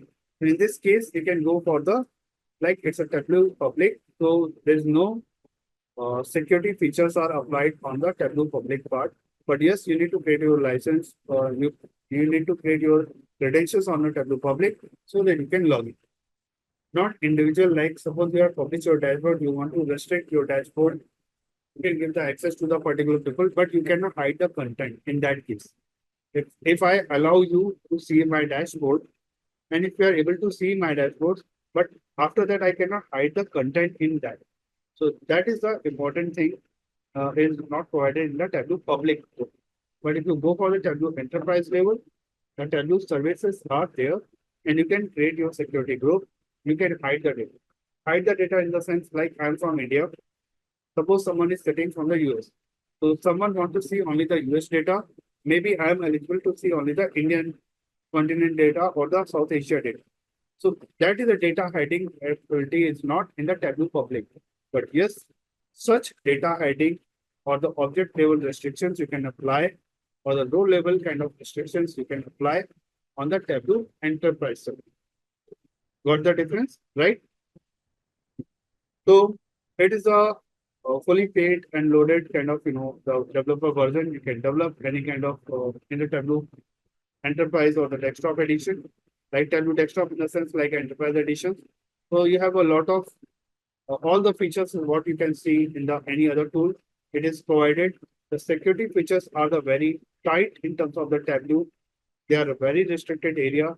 They are not offering any kind of loose things because Tableau is designed initially for the financial organizations, like for the banks. So that's why the security features are very tight in terms of the Tableau. And Tableau is very popular among the banks. For all the international banks, I worked for the many banks earlier as a regular employee in my career. For the HSBC, I was in Poland, and we were using Tableau across the globe. And it is one of the finance tool in terms of the data visuals. It connects with the different data types of the data, as I discussed already. It supports many file types, we have already seen. It supports around 60 types of data connectors. 60 types of, I mentioned 250 plus, 60 types like Azure. Under Azure, you have a more than 10, 15 kind of data type. Under AWS, you have the more than 50 data types. Under Google also, you have the more than that.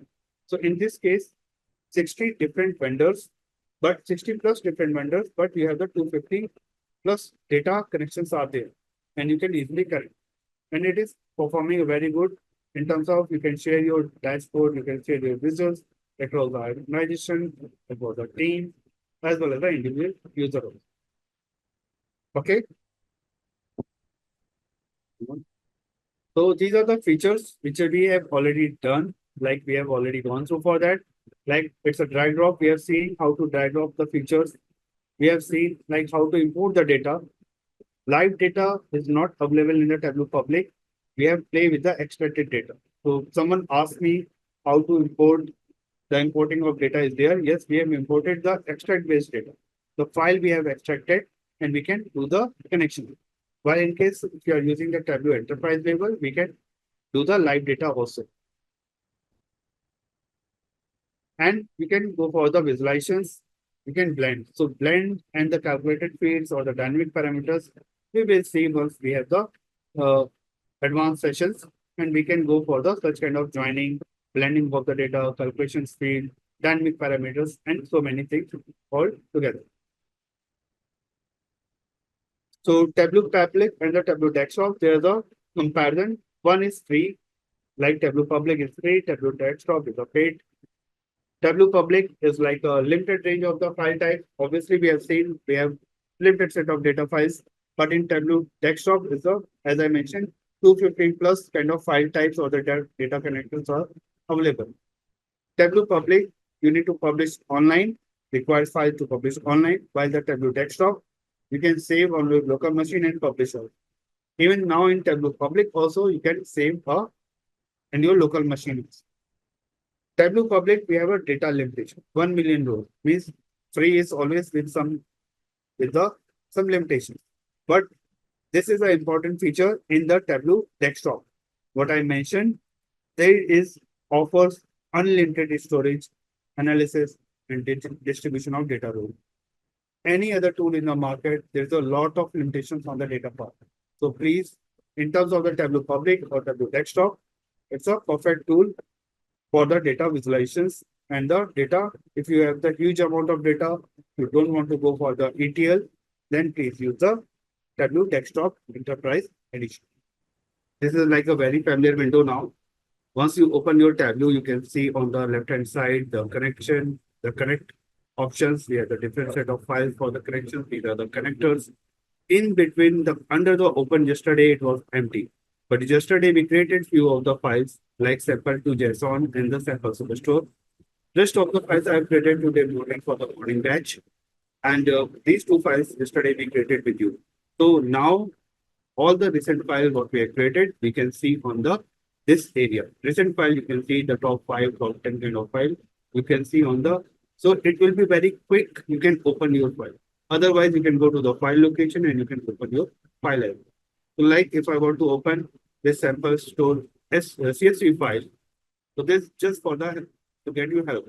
You don't need to create a data source again because yesterday we created a data source for this and we can get into the system.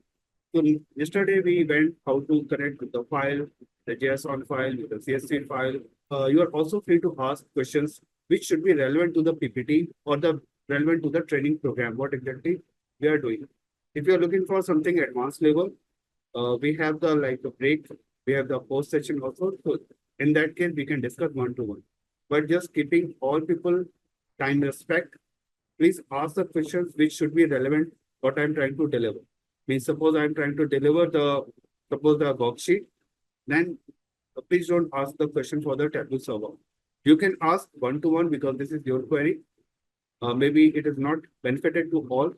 So just keeping all people respect in time, ask the relevant what I'm trying to deliver. So if you are not able to understand that part, this is my job to deliver you in a way so that you can understand the things in a completely manner. Are we agree on the same point? Yes, many thanks. And if you have any kind of like stuff one-to-one issue, I'm available. I will be happy to assist you. And definitely one-to-one, we can discuss and I can fix your issue as well. So let me go back to our PPT yesterday. So we have gone through for the different kind of products available in the Tableau. Now we are jumping for the introduction to Tableau Desktop Workspace. Workspace in the sense how the Tableau look like. So we have seen like what kind of Tableau look like. Like we have already seen just now, again, just for the recap, like how the Tableau Desktop. So Tableau Desktop is a paid platform. We have the couple of products available in Tableau, like Tableau Desktop, Tableau Public. So Tableau Public is free, what we are using, but the Tableau Desktop Enterprise Edition is a paid platform, which is used for the, again, for the same purpose. You have the exploring, you can explore the data, you can create a model, then you can create a worksheet, with the reports, dashboard, and you can share across the users as well. So the difference is what you can compare, like under the Enterprise Edition, you have the connect, but you don't have so many options. Like these are the connectors. You have the Microsoft Excel, you have the text file, you have the JSON, Access, PDF. These options are available, but the below option you can see to a server, we have a limited option in the Tableau Public. Because Tableau Public is free, this is for the learners, so they don't provide the commercial connectors. But rest of the things are available completely in the Tableau Public also. So for the learning purpose in a mastered way, that is a completely fulfilled in the Tableau Public. So you don't need to bother about the licensing price or any kind of thing in case of the Tableau Public. So Tableau Public is sufficient enough. So now getting back to the next screen, we have the Discover section. You can see like whenever we launch any kind of Tableau, I'm going to again launch the Tableau, just closing this window. So that screen was because every product is getting updated very quickly in the market because it's a market competition. So the slide was like, I think 2-3 months old. That's why it was not able to mean everything is some UI portion get changed, some cosmetic get changed. So if you compare with the PPT, now you can see the Discover section. Like Discover is the same, what we have on the right hand side, what's a new, like what's a update now. learn Tableau. These are the links which are really going to help you to get the data, like get started with Tableau Public. You can watch the video, which is also available. These are the explore sample data set. If you click, you will get a lot of data sets available. I'm just going to click over here and you will get a list of the data sets and on which you can practice. And you can download from here as well. Means just allow me. You can see there is a lot of data set. You just need to click and you can download in your local machines. So just for the practice or getting from the different domain, you can see the data is coming from the, just give me a second. Let me put somewhere else. Okay. So you can see there is a how-to video, means you can get the video help. You will get a sample data also. You can get the community resources. So there are a lot of help is provided by the Tableau once you go for the product. You have the business like the superstore says. You can get the data for the millennium versus baby boomer employment. You will get the category domain experience for the entertainment, and you will get a lot of data from the entertainment industry as well as the sports vertical. You will get from the public data also. So these are the very validated data which are published by the product, and this is very authentic data. So you can play a lot. You can develop a dashboard in which domain you are looking for. So this should be very handy. Uh, so now this is a part, like you can see, you can go for the Tableau hands-on challenges as well. You can work with the competitors who are the very practitioner. They can give you some challenging tasks and you can also make a good practice on the same.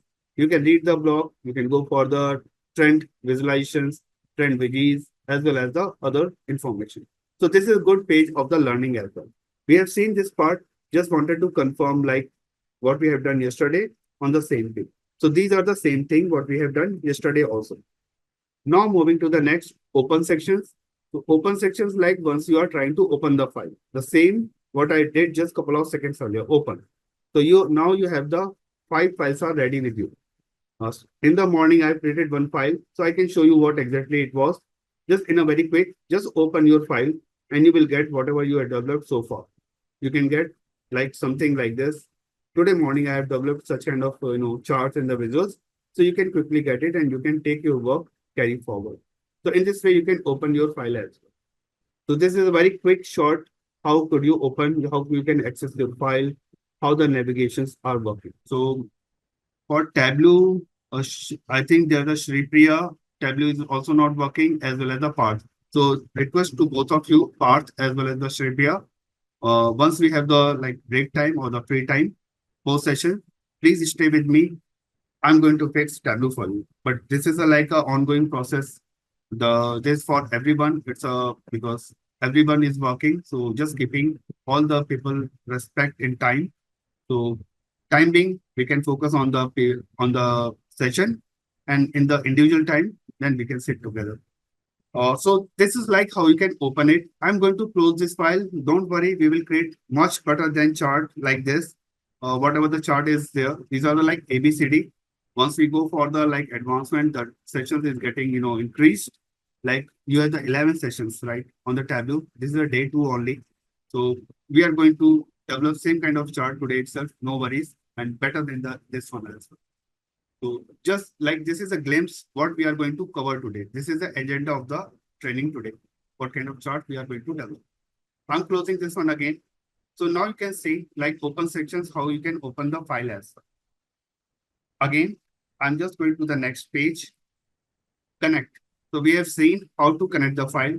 This time I'm going to connect with a different file and be with me how we are going to work.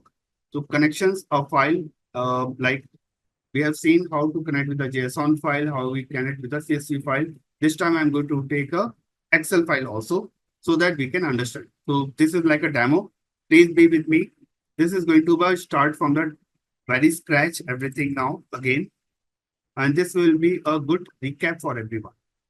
So please be with my screen because this session is getting recorded. So you will have a plenty of time to do the exercise at your end. And now from Monday to Friday, you will have a time also. If you spend half an hour only on a regular basis, you can complete such kind of exercises as well. So we have done with the CSV and the JSON. This time I'm going to do for you for the Excel file. So just go for the characters as the Excel. Just give me a second. Here. one thing is missing. I need to add this part also. Yep. So, yep. So under the connect, I'm going to click on the Microsoft Excel. Just click over here. We have on the dedicated file like sample substore. This is a Excel file you can identify immediately. If I go for the all the files, you can see what are the list of the files. So we have the three files. One CSV file, one is JSON file. But this time we are interested to get the Excel file only. So I'm going to pick the Excel file. So just select and open. And the magic begins now again. You are directly landing on the data source tab. At the bottom, you can see there is a data source tab. You have the sample superstore under the connections. You can see as well as the type of the file, you can see Microsoft Excel. So now you can see under the connections, we have the, like this is a file, we have the orders table, we have the paper, we have the return. So like this is a workspace. What exactly the demo we are looking for? This is a workspace. So we have the three tables. Under the sheet, whatever the values are there, these are the tables. I'm getting into the like the data set. Click. And now you can see the data set like this one. I'm going to open. So under this data set, you can see. So at the bottom, you can see there are three tabs, right? At the bottom, you can see that there are the three tabs: orders, returns, and the paper. Now getting back to the Tableau. You can see under the sheet, we have the three tabs, the same tab name, but in Tableau, it is considered as a table. Or you can see the database, we have the tables or the entity. In the same way, we have the orders, people, and the returns. And sample superstore is a file name. You can see the Excel file name is the sample superstore, and that's why it is behaved as a schema. Or you can say the completely a warehouse connection. Okay, so we have the file name, sample superstore. We have the three tables over here on the left hand side under the sheets. Now, if I'm getting into the orders, just take a drag drop. Because on the in between, you can see the sample superstore is labeled. You have the database name. Now, it is clearly saying drag tables here to create a data model. Means Tableau is going to help you. You just need to follow the instructions. And how we can do that? Drag tables. On the left hand side, we have the tables. Just drag means just select and drag into the middle area of the portion. And you will see the magic. Now you can see the orders tables are present, right? And you can see the lot of the values are present on the below. Let's select everything one by one. On this blank area, earlier it was, now you can see the orders. Orders is the name of the table. In parentheses, we have the sample superstore. That's a file name. So this is telling you like we have first the order table from the sample superstore file itself. So this is the one state. Below that, we can see this is the order. If you put the mouse over here for a time being, okay, yeah, sometimes it takes time. So if you put the mouse over here, you can see it is saying logical table. So once you drop whatever the tables are there, we have the logical table need to be dropped. What is logical table? Definitely, I will explain you. Just keep this jargon with you. Once we have the data modeling exercise kind of thing, I will explain what exactly the logical table means. What is the physical table? Under the data modeling, we have the concept for the logical table and the physical table. For the logical table, you build the cardinality. Under the physical table, you build the joins. You must have heard about the joins like left join, right join, full outer join, outer join, and the union. So such kind of things you can build up, but that is we will cover once we read about the join case. So these are the orders, and under that, if you double click over here, you can see another table. That's a like you can see the order is made of one table, and this order is a physical table. I'm just closing this one. Please be with me on my screen. You can see the first one is a logical table. What you drag drop initially. If you double click on the orders, you will see a nested table inside. That is a physical table. I will explain. Just be with me with the jargons. so that you can understand in the future. Because many people are coming from the non-technical background. I will explain you once we have the data modeling kind of exercise. But just try to understand the other two terms, logical table and the physical table. With logical table, you are building a cardinality. And with the physical table, you are building the joins or the relationship. Okay. Below, you can see the orders are there. Just I can see there are a couple of queries are coming. Let me look into that. If you have like now the question for the dashboard, like how to build a dashboard, that's an individual question. That I can take it once we have the dashboard or maybe the one. So that is I set up for the initials. So this is one thing, like we have the orders. Under the this area, you play with the tables, you build the joins, you build a cardinality, you build a relationship, multiple tables, and we will see during the data modeling exercise. But the below you can see the order is there, right? And along with that, you can see the 21 fields and 9994 rows. So you can see these are the in the sample data file. If you go here, if you click on the first row, on the row number 1, you can see at the bottom the count is 21. And this is exactly the 21 columns or the 21 attributes in your table. If you're looking for 9994, just select the column over here. And at the bottom, you can see the count is 9995. One is for the header.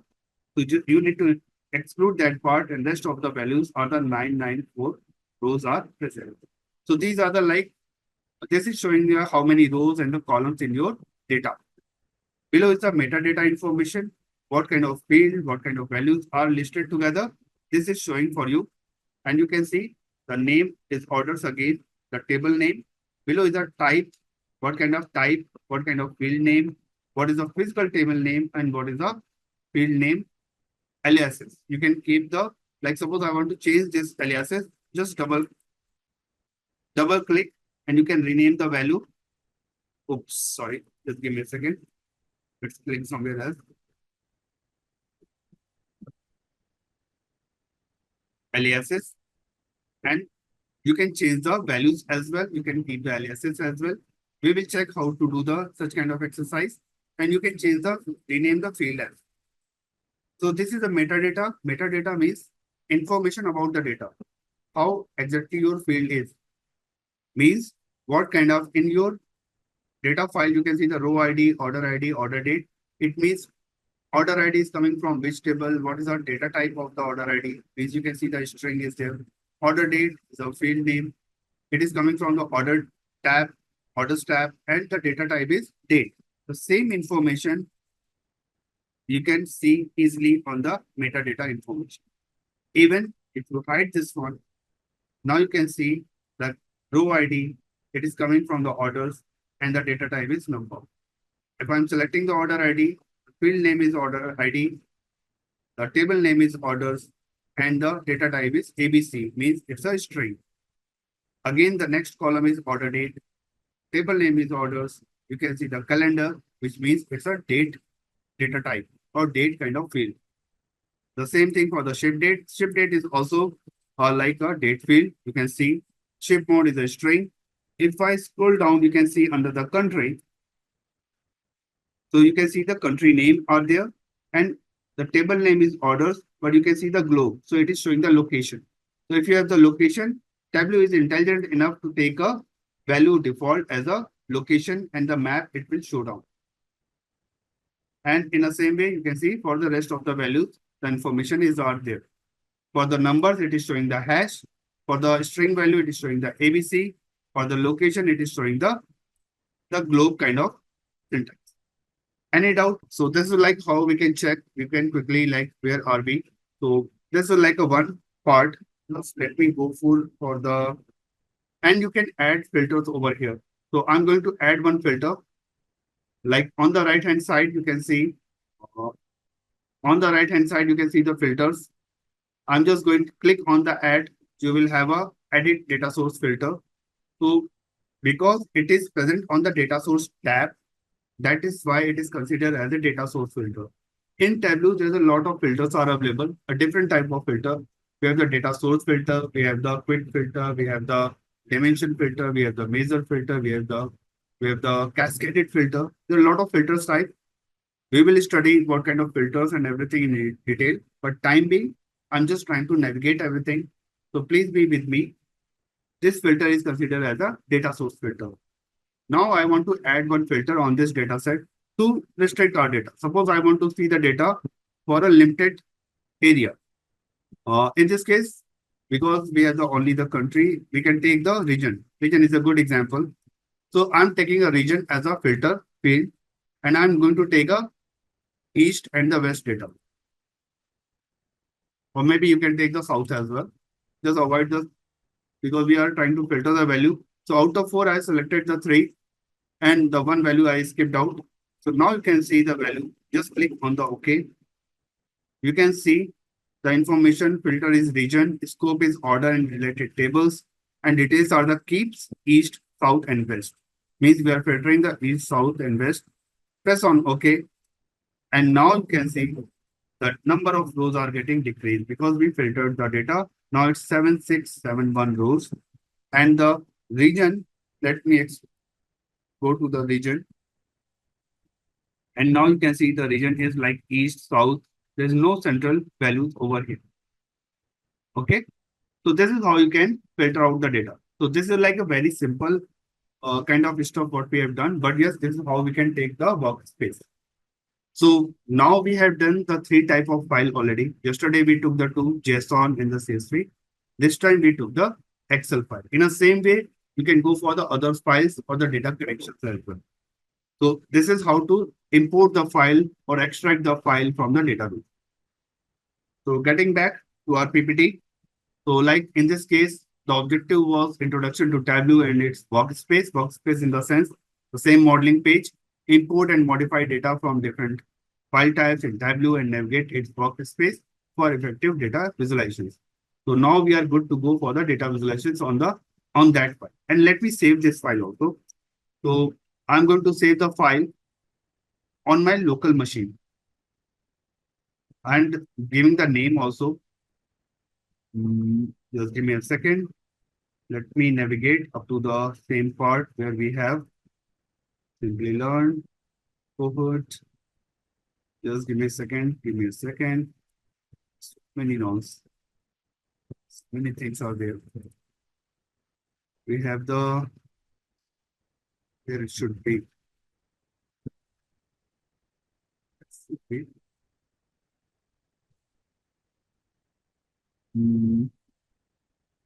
Let me create one folder over here for Tableau. Yep, here it's like Tableau exercises.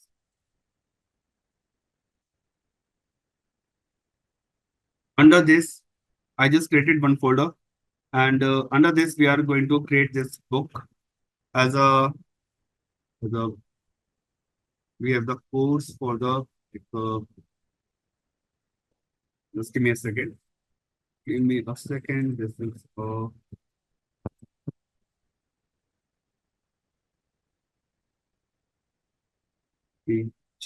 just I'm keeping the same abbreviations for the understanding. And we are going for the what is it? Sample Superstore. And the date is 13th of July. Just keeping everything handy. It should not be any. And you can see below is the save of the file type. There's a TWB, Tableau workbook. And there's another file also if you put on the drop down, Tableau package workbook .twpx. The difference in between, if I select a TWB file, so it will save only the design file. It will not save your data. Whatever the data we have, like 9,000 something rows or 7,000 something rows, it is not going to store in this file. So Tableau workbook is storing only the connections, your schema or the design only. If you develop any sheet, it will store that design, but it will not store your data. It's a lightweight. But if you're looking for the complete data package altogether, like along with the connection, along with the design, along with the data, then you need to store as a .twpx file. Making sense? and then I'm going to save this file as a in my local drive. So now you can see the Tableau public is pg underscore sample store on the 13th of July, just keeping the extension so that in the next time we can keep remember, we can create another copy. So it is getting saved. So this is a complete cycle for creating a demo. Okay. Now getting for the data connectors. So data connectors, these are the things which are going to help you to connect with the data file. Like what we have done just now in the Tableau, like you can see under the data source, we have a lot of data connections file. If I go for the add in, you can see these are the connections. Like you can see a to a file, Microsoft Excel, text file, JSON file, or Microsoft Excel. You can see a very interesting thing. If you are connecting with a Microsoft Excel on a same page, you cannot add the JSON file. It's a like a invisible kind of thing. It's a like unhighlighted. It's not highlighted at all. But rest of the options are available. So you can add these files on the same page. Suppose I want to looking for the another file need to be updated. Add. Suppose I want to add the text file also. Just click on the text. There's another window will be open, and this is a comma separated value CSV file sample superstore. You can click, and now you can see the another magic. Like you can see the two files are here. You can see one thing sample superstore Excel and the sample superstore TXT file is also present. Able to see? So if you have the data files from the different data sources like Excel or the TXT, if they have the common features also, they can join.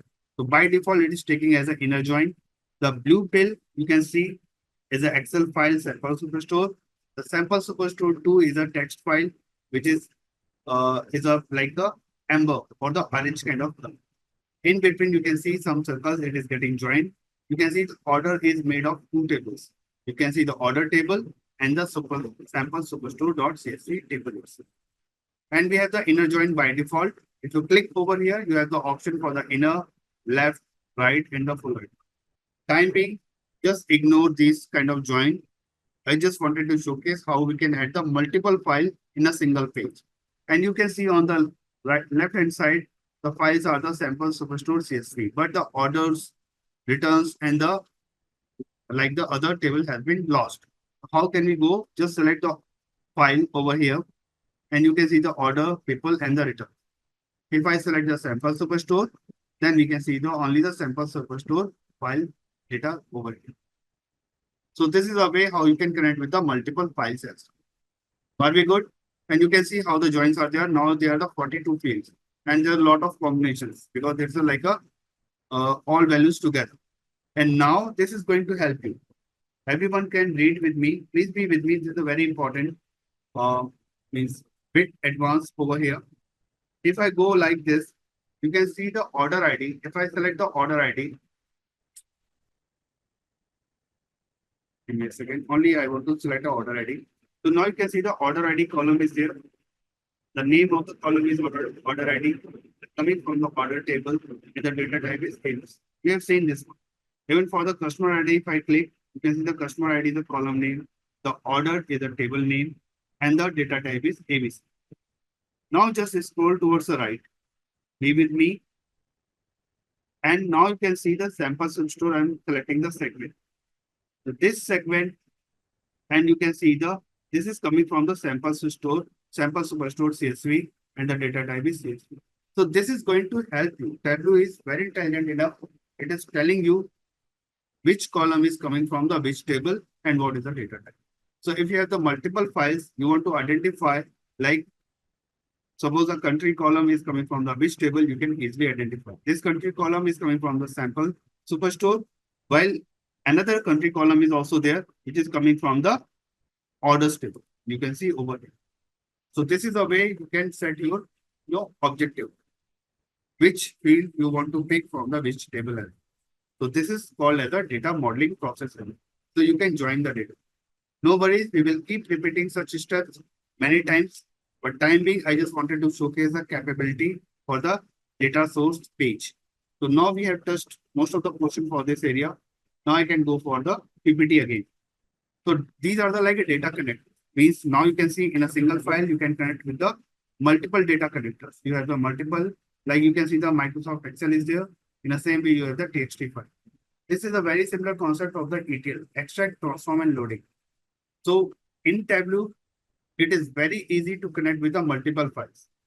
If you are coming from the any other data visualization tool or the Power BI, you can connect with the multiple files, but at last it's a single file only, right? And then you can pull the data.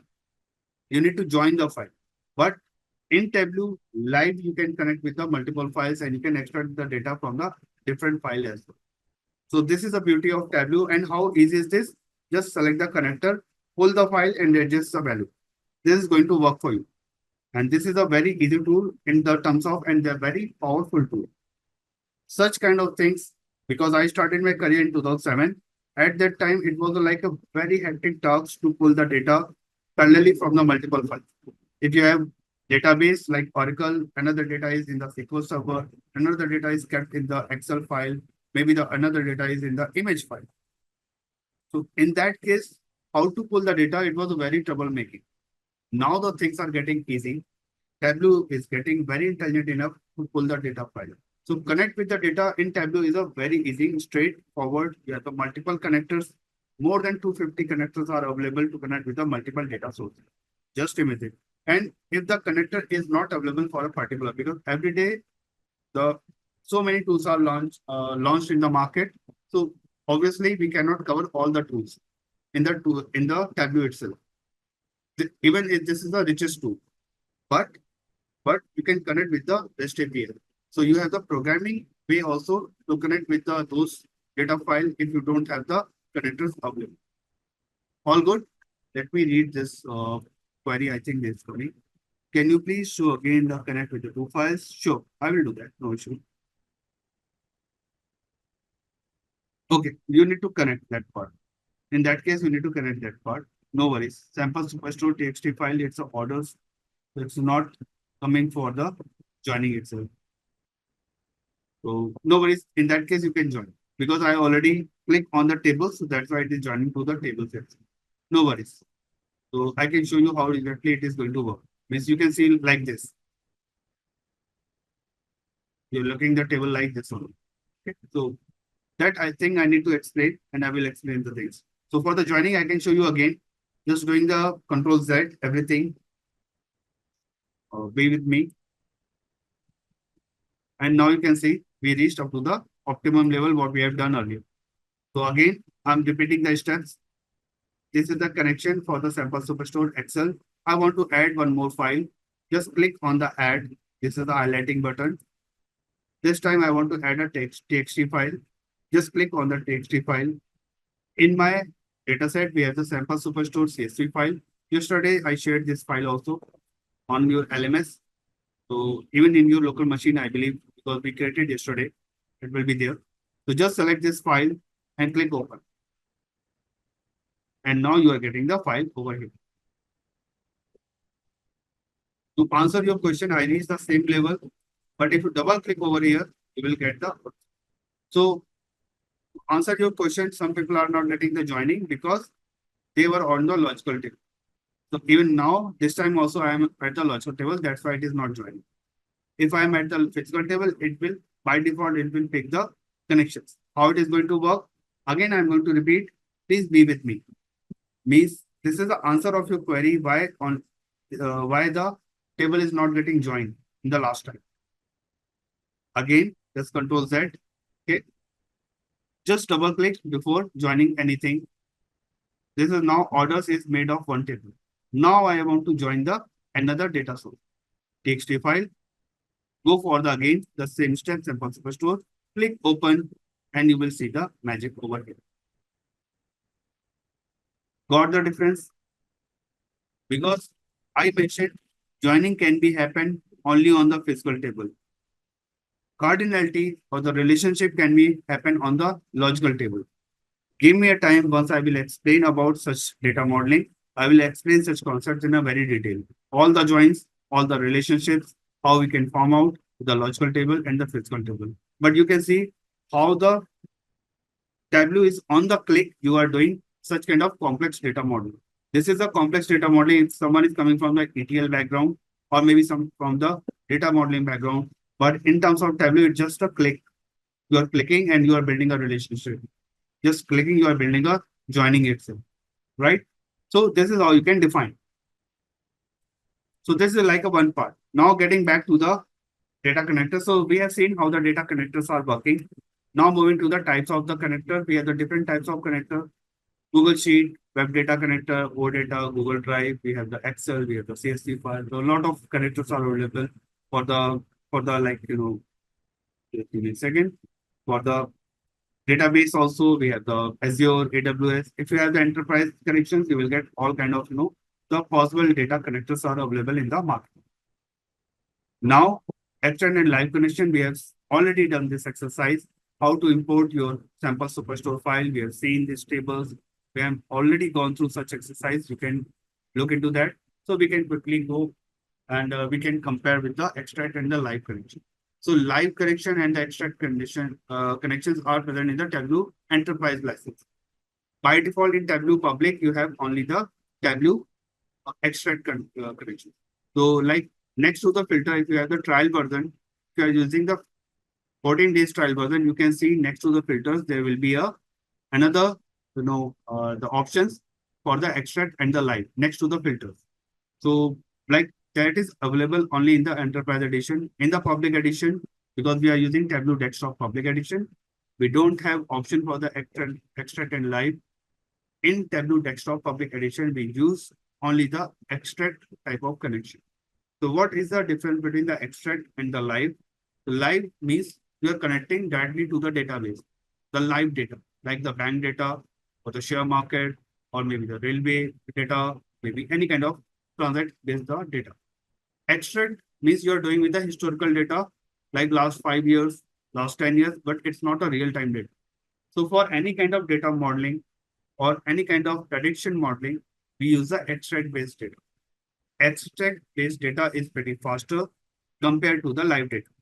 For live data, we need to keep the data set very small. Then we can go for the live connection. Otherwise, your dashboard performance is going to decrease very, very fast. Means live connection is required, is suggested only once it is very severely required. Once you are looking for the real-time transactions only, like the cricket update, cricket dashboard. Maybe you're looking for the IPL kind of dashboard. Maybe you're looking for the flight, kind of in and out kind of the hanger, whether it is placed or not. So such kind of way, you can split the data in a small chunks and then build a live dashboard. Otherwise, for all kind of predictions like last 5 years, last 10 years, last 3 years, such kind of analysis, you always go for the data extract. So these are the two ways, two different type of connection and individual purpose. Even most of the prediction modeling or the forecasting generally happen through the extract-based data connection. We got it, right? So this is what we have in the Tableau public. We have seen this data type also. So, and rest of the data type we will check once we have the different data types. We have seen the string or the text is ABC, date values in the date format, date time is along with the clock also, numerical values in a hash, Boolean values in a true false, geographical value or the location value in the globe. Image is the image format and a cluster group. This is a good one and it is represented as a cluster. So cluster is related to the machine learning part. Once you create a cluster, don't worry if we reach up to that level, definitely I will show you how to create a cluster or at least for the scatter chart, and then we can show you the cluster group. So Tableau is very intelligent to touch the area for the machine learning. Tableau is designed completely along with the different tools. You can take data from Python via using Alteryx or Snowflake. You can customize your data. You can push towards the Tableau. You can design your dashboard. On the dashboard, you can go for the prediction modeling, forecasting. You can set the trends, and you can implement for the machine learning kind of data. So visuals you can create from the Tableau itself. So Tableau is very intelligent to integrate with the couple of tools available in the market. You can insert your Python coding within the Tableau itself. So this is like a flexibility of the Tableau. Now the tools, the other tools in the market, which are like Power BI, also they are also now capable for the Python, but Tableau is using such kind of functionality from the long term. And that's why it was like from the last 25 years till date, in terms of the data visualization, this is the best tool. from the last 2 years or 3 years, Power BI is taking a market, but it's a BI tool. It's not a data visualization tool completely. Tableau is a pure data visualization tool. Got it? Just on the right hand side, if you have the like logical view or the physical view, if you double click over here, you will get such kind of things. Just give me a second. And you can see on the right hand side, there is a cross option. So from the physical view, you can go back to your logical view. Just close that one, you will get this. Or like what's the difference between the BI tool and the data visualization tool? So BI tool is a business intelligence tool. Business intelligence tool is coming along with the data modeling capability. Means where you build your data, where you clean your data, where you build your data model, where you can perform the data transformation, data cleansing, to build some workflow for the data perspective. And after that, you build the visuals like reports, dashboards, and publish your story. So this is like for the BI tool. Tableau is not for the Tableau public is not for the data preparation activity. For data preparation activity, you can use another tool from the Tableau, that's a Tableau Prep. Or you can use Alteryx. That's an excellent tool available in the market, Alteryx for the data preparation tool. Or you can use Salesforce also. That's a data warehousing tool, cloud-based data warehousing tool. Or you can use any kind of databases where you can clean your data, where you can arrange your data, customize your data, you can concatenate, split out, you can arrange your data, you can handle the missing values, fill the values, data transformation, data pre-processing, data cloning kind of activity in the data prep tool. And you can build a workflow over there. Then you can push the data in the Tableau. So Tableau is a data visualization tool. It's not a data prepping tool. Even there are some options are available for the data modeling. What you are doing over here, this is a data modeling part, but this is not a data modeling tool. Data modeling is a big one. Earlier, the concept of the ETL tool is a data modeling tool, where you you extract the data from the different tables, different databases, you can connect, you can load the data, and you can build the things over there. But Tableau is not designed for the data modeling purpose. Tableau desktop public edition. This is designed for the visuals. This tool has been developed for the dashboard only. So this is the difference between the BI tool and the data visualization. Did I answer of your query? Right. So only visualizations, please hold on. That's why I said the word is very tricky. Only visualization, currently you are doing the modeling, but it's not that level. Means even Power BI is also not capable enough to do in the Power Query Editor all kind of data modeling. You need the external tool. There is no tool available in the market which you can say this is a complete BI tool. Even the Cognos is pretty good.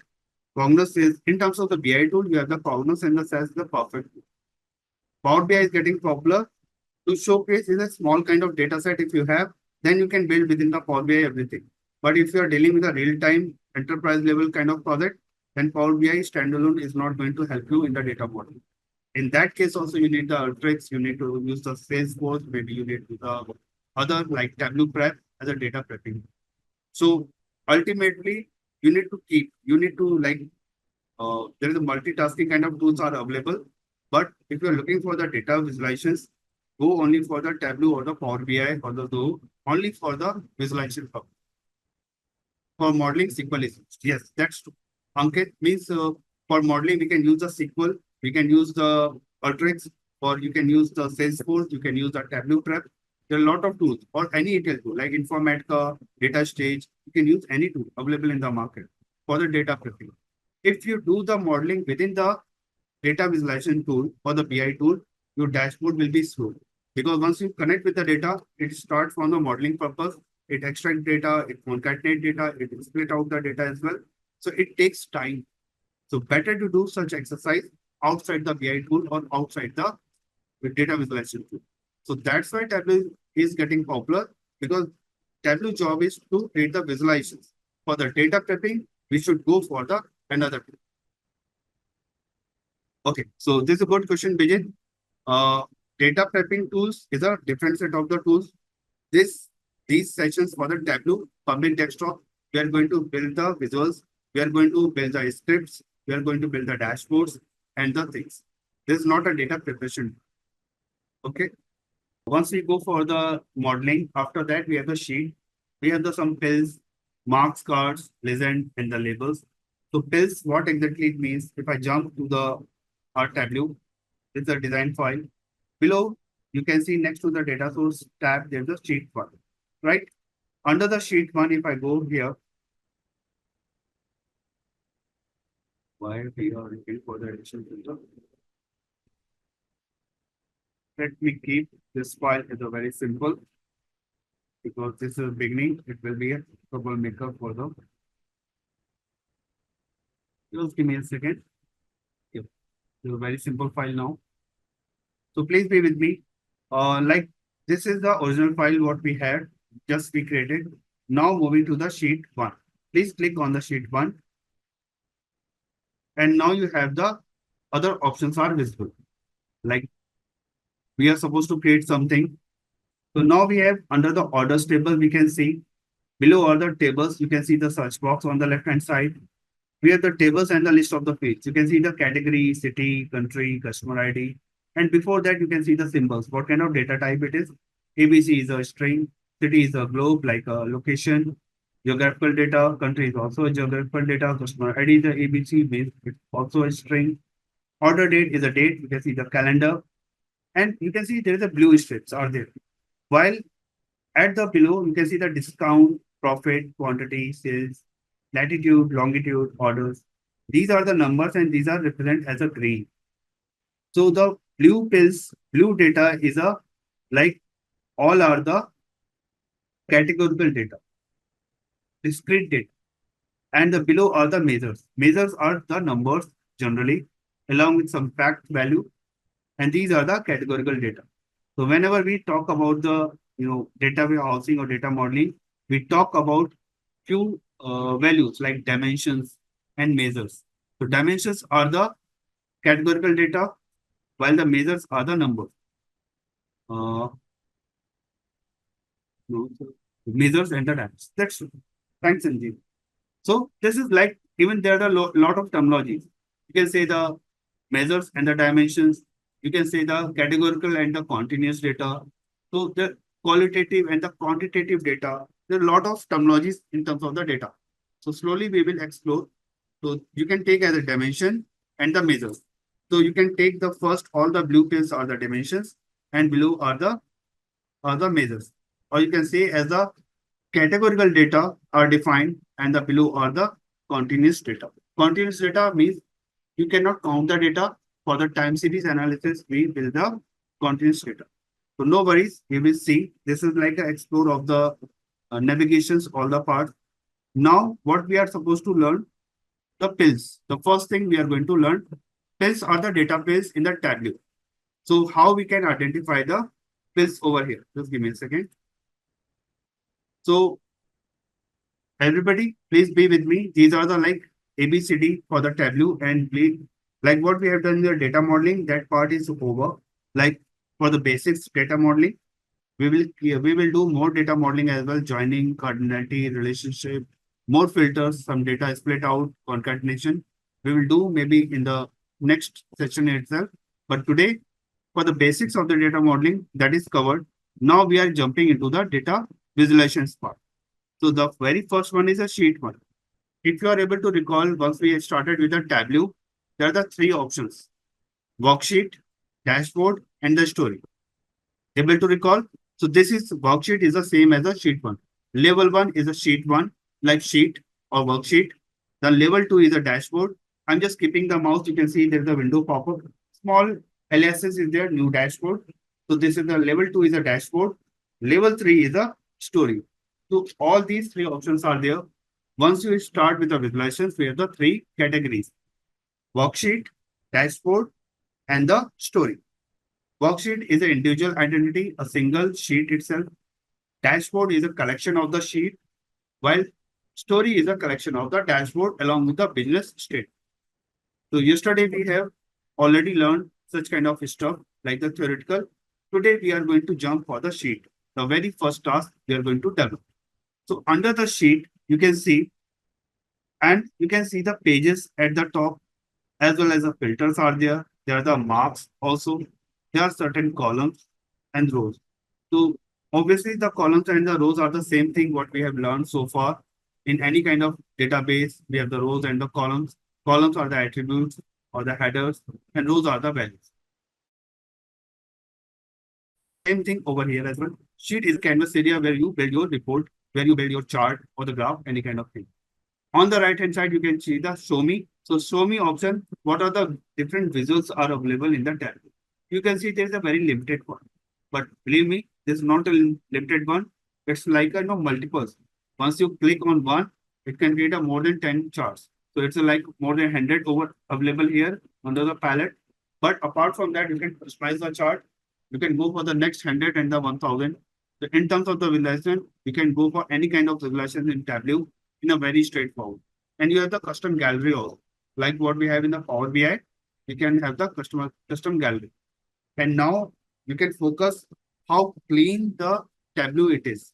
Because Tableau has a individual pattern. Tableau architecture is a pattern. They are using one graphical engine to create a very nice chart, a very clean chart. Like if I talk about like Audi is also a car, Audi is also a brand, and Maruti is also a brand. But if you compare both the cars, the quality is completely different, right? In the same way, Tableau also has a patent for the patent. They have a dedicated patent for the graphics, and they have excellent, graphics available, or the charts are available in terms of the neat and cleanness. You can compare the dashboard which are developed in Tableau or maybe in any other tool. The look and feel of the Tableau is very fascinating. And that's why it is very popular from the last 25 years. Now we are going to jump. So first we will start with the pills. So I'm going to pick one column from the left hand side. Please be with me and drag drop to the columns. We get it over here, right? Now I'm going to pick another measure, like one dimensions I pick as a category. Another measures I'm going to pick from the like a profit and take under the rows. Please be with me and you can see the magic. Magic is why I didn't select any kind of chart. Tableau is already intelligent enough. It's an AI driven kind of the tool, which is automatically going to select you to give you the chart. Means based on the data, it is going to suggest you the chart. You have the category, you have the sum of the profit. Don't focus on the chart. Now, please, you can see under the column, you can see the category. Under the row, you can see the sum of the profit. And now what we have created, this one, category and the sum of profit, these are considered as a pills, or you can say as a capsule. So rather than going for the PPT theory, I'm just trying to showcase everything on your report on the practical report. So whatever the values, the columns or attributes, or you can say the dimensions and the measures, you are dragging dropping on the columns and the rows. These are the pills. And you can drop as much as you can. Like next to the category, if I'm looking for the subcategory, just go to this search on the left hand side, type as a sub, you will get a aliases and you will get the next value and just drag drop to the next, to the category. And you will get the category and subcategory with the profit. Suppose I don't want to see the value in this. I just want to change the parent. Just make for the swap. And now you can see the data is available. So how quick, and you can see what is the cleanness of the chart. The chart is so clean. Okay. And then you can make it. Now in this case, you have the pills, sum of profit category and the subcategory. Now, are we clear about what are the pills? Don't get focused on the chart. Please focus on the pills. Are we able to understand what actually the pills? I'm going to explain rest of the things. So measure and dimensions we are clear. So this is how to create the pill. Now the next option is marks card. We can see in the part of the views. So now jumping for the marks. So in the Tableau now you can see, as I mentioned, on the left hand side we have the data. Under that we have the connection. Below that we have the search. You can search the values for the field name. You get the table. You get the list of the attributes, columns, dimensions, and below are the measures. At the next, you can see the analytics tab. We will see how to define the analytics as well. No worries, but it will take time to reach over there. At least 3 4 sessions. Then we will explore about the analytics. Next to that, there are the pages. How many pages need to be defined? There are the filters. And now we are talking about the marks. So please be focused over here. This is a part of the tab. In the visualizations, only this is a 5 features are there, and this is a heart of the Tableau.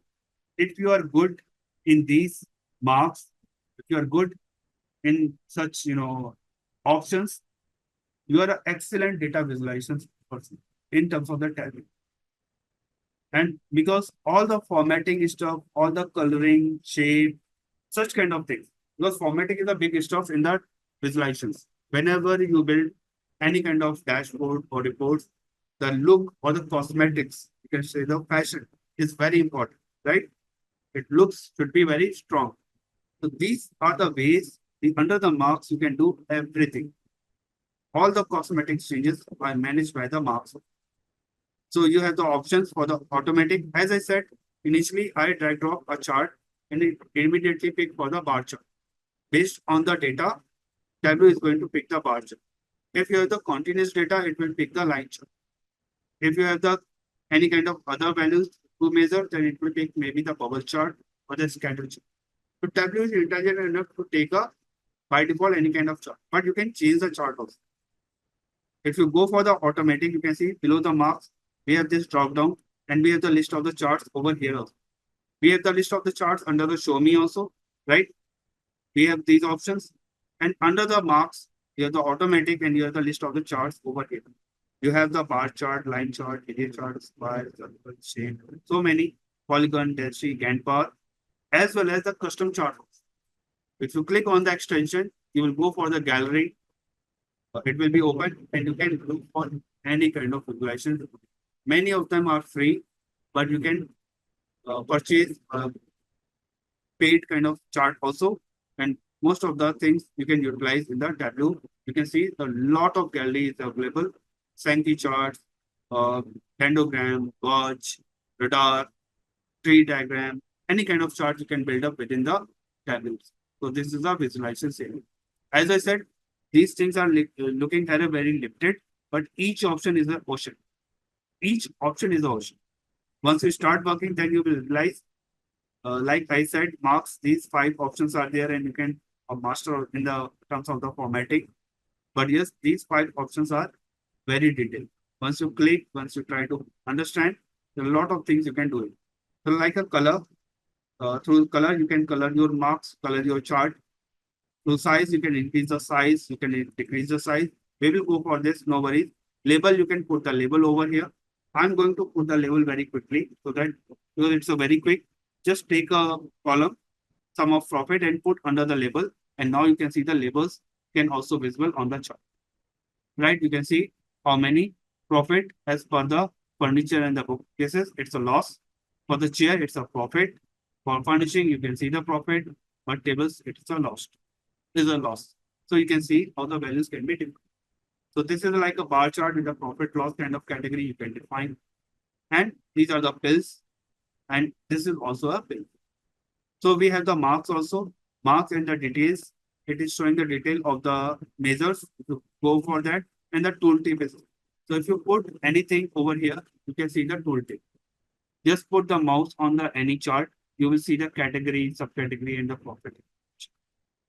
If you put anything else, like you can see the category like office supplies, and the subcategory is the fasteners, and the profit is 715. So this is a good way to get the marks. Are we clear about the marks now? What exactly the mark is doing? We have the color, sizing. You can increase the size, decrease the size. You can see how we can play with the size of the bar. You can define the size. Label, you can do that. You can make a color quickly. If I'm going for the colors, you can change the color as well. Let it be by default as it is. No worries. I can define later on how the make it more color, more sensitive. But yes, time being, you can understand how can we change the color. You can change the tooltip also. Just double click on the tooltip. You can mention like rather than the subcategory, you can mention as a nested. Just make as a different way, nested cate- category, and you can check the value is going to reflect. Now you can see the tooltip is getting changed, right?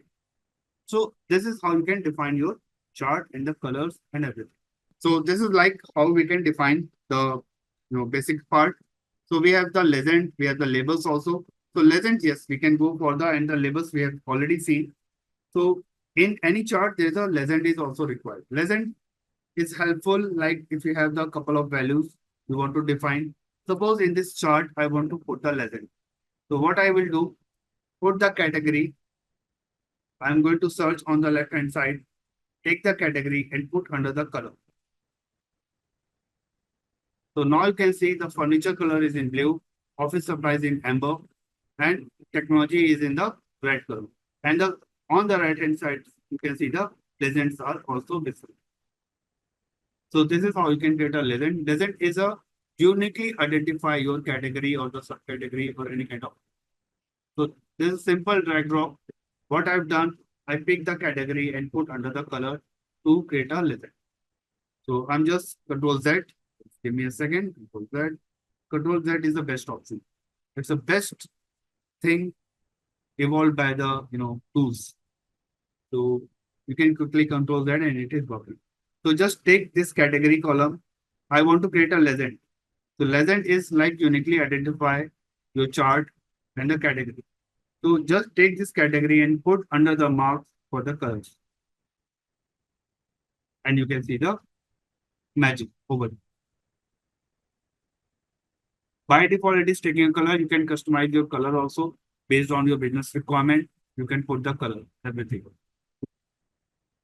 And you can see in this chart, we have the category and subcategory is just cutting out. So to just make it clean, just put on the mouse over there and increase the width of the column. And you can see, so adjusting the field, stretching out the width, you can increase the width, you can increase the height, you can adjust the column in any way. So in terms of the Tableau, you have a lot of formatting stuff.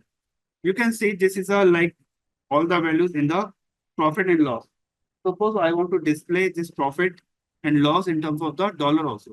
Dollar symbol is also should appear. What I could do, just click on the label and go for the this expression, sum of the profit.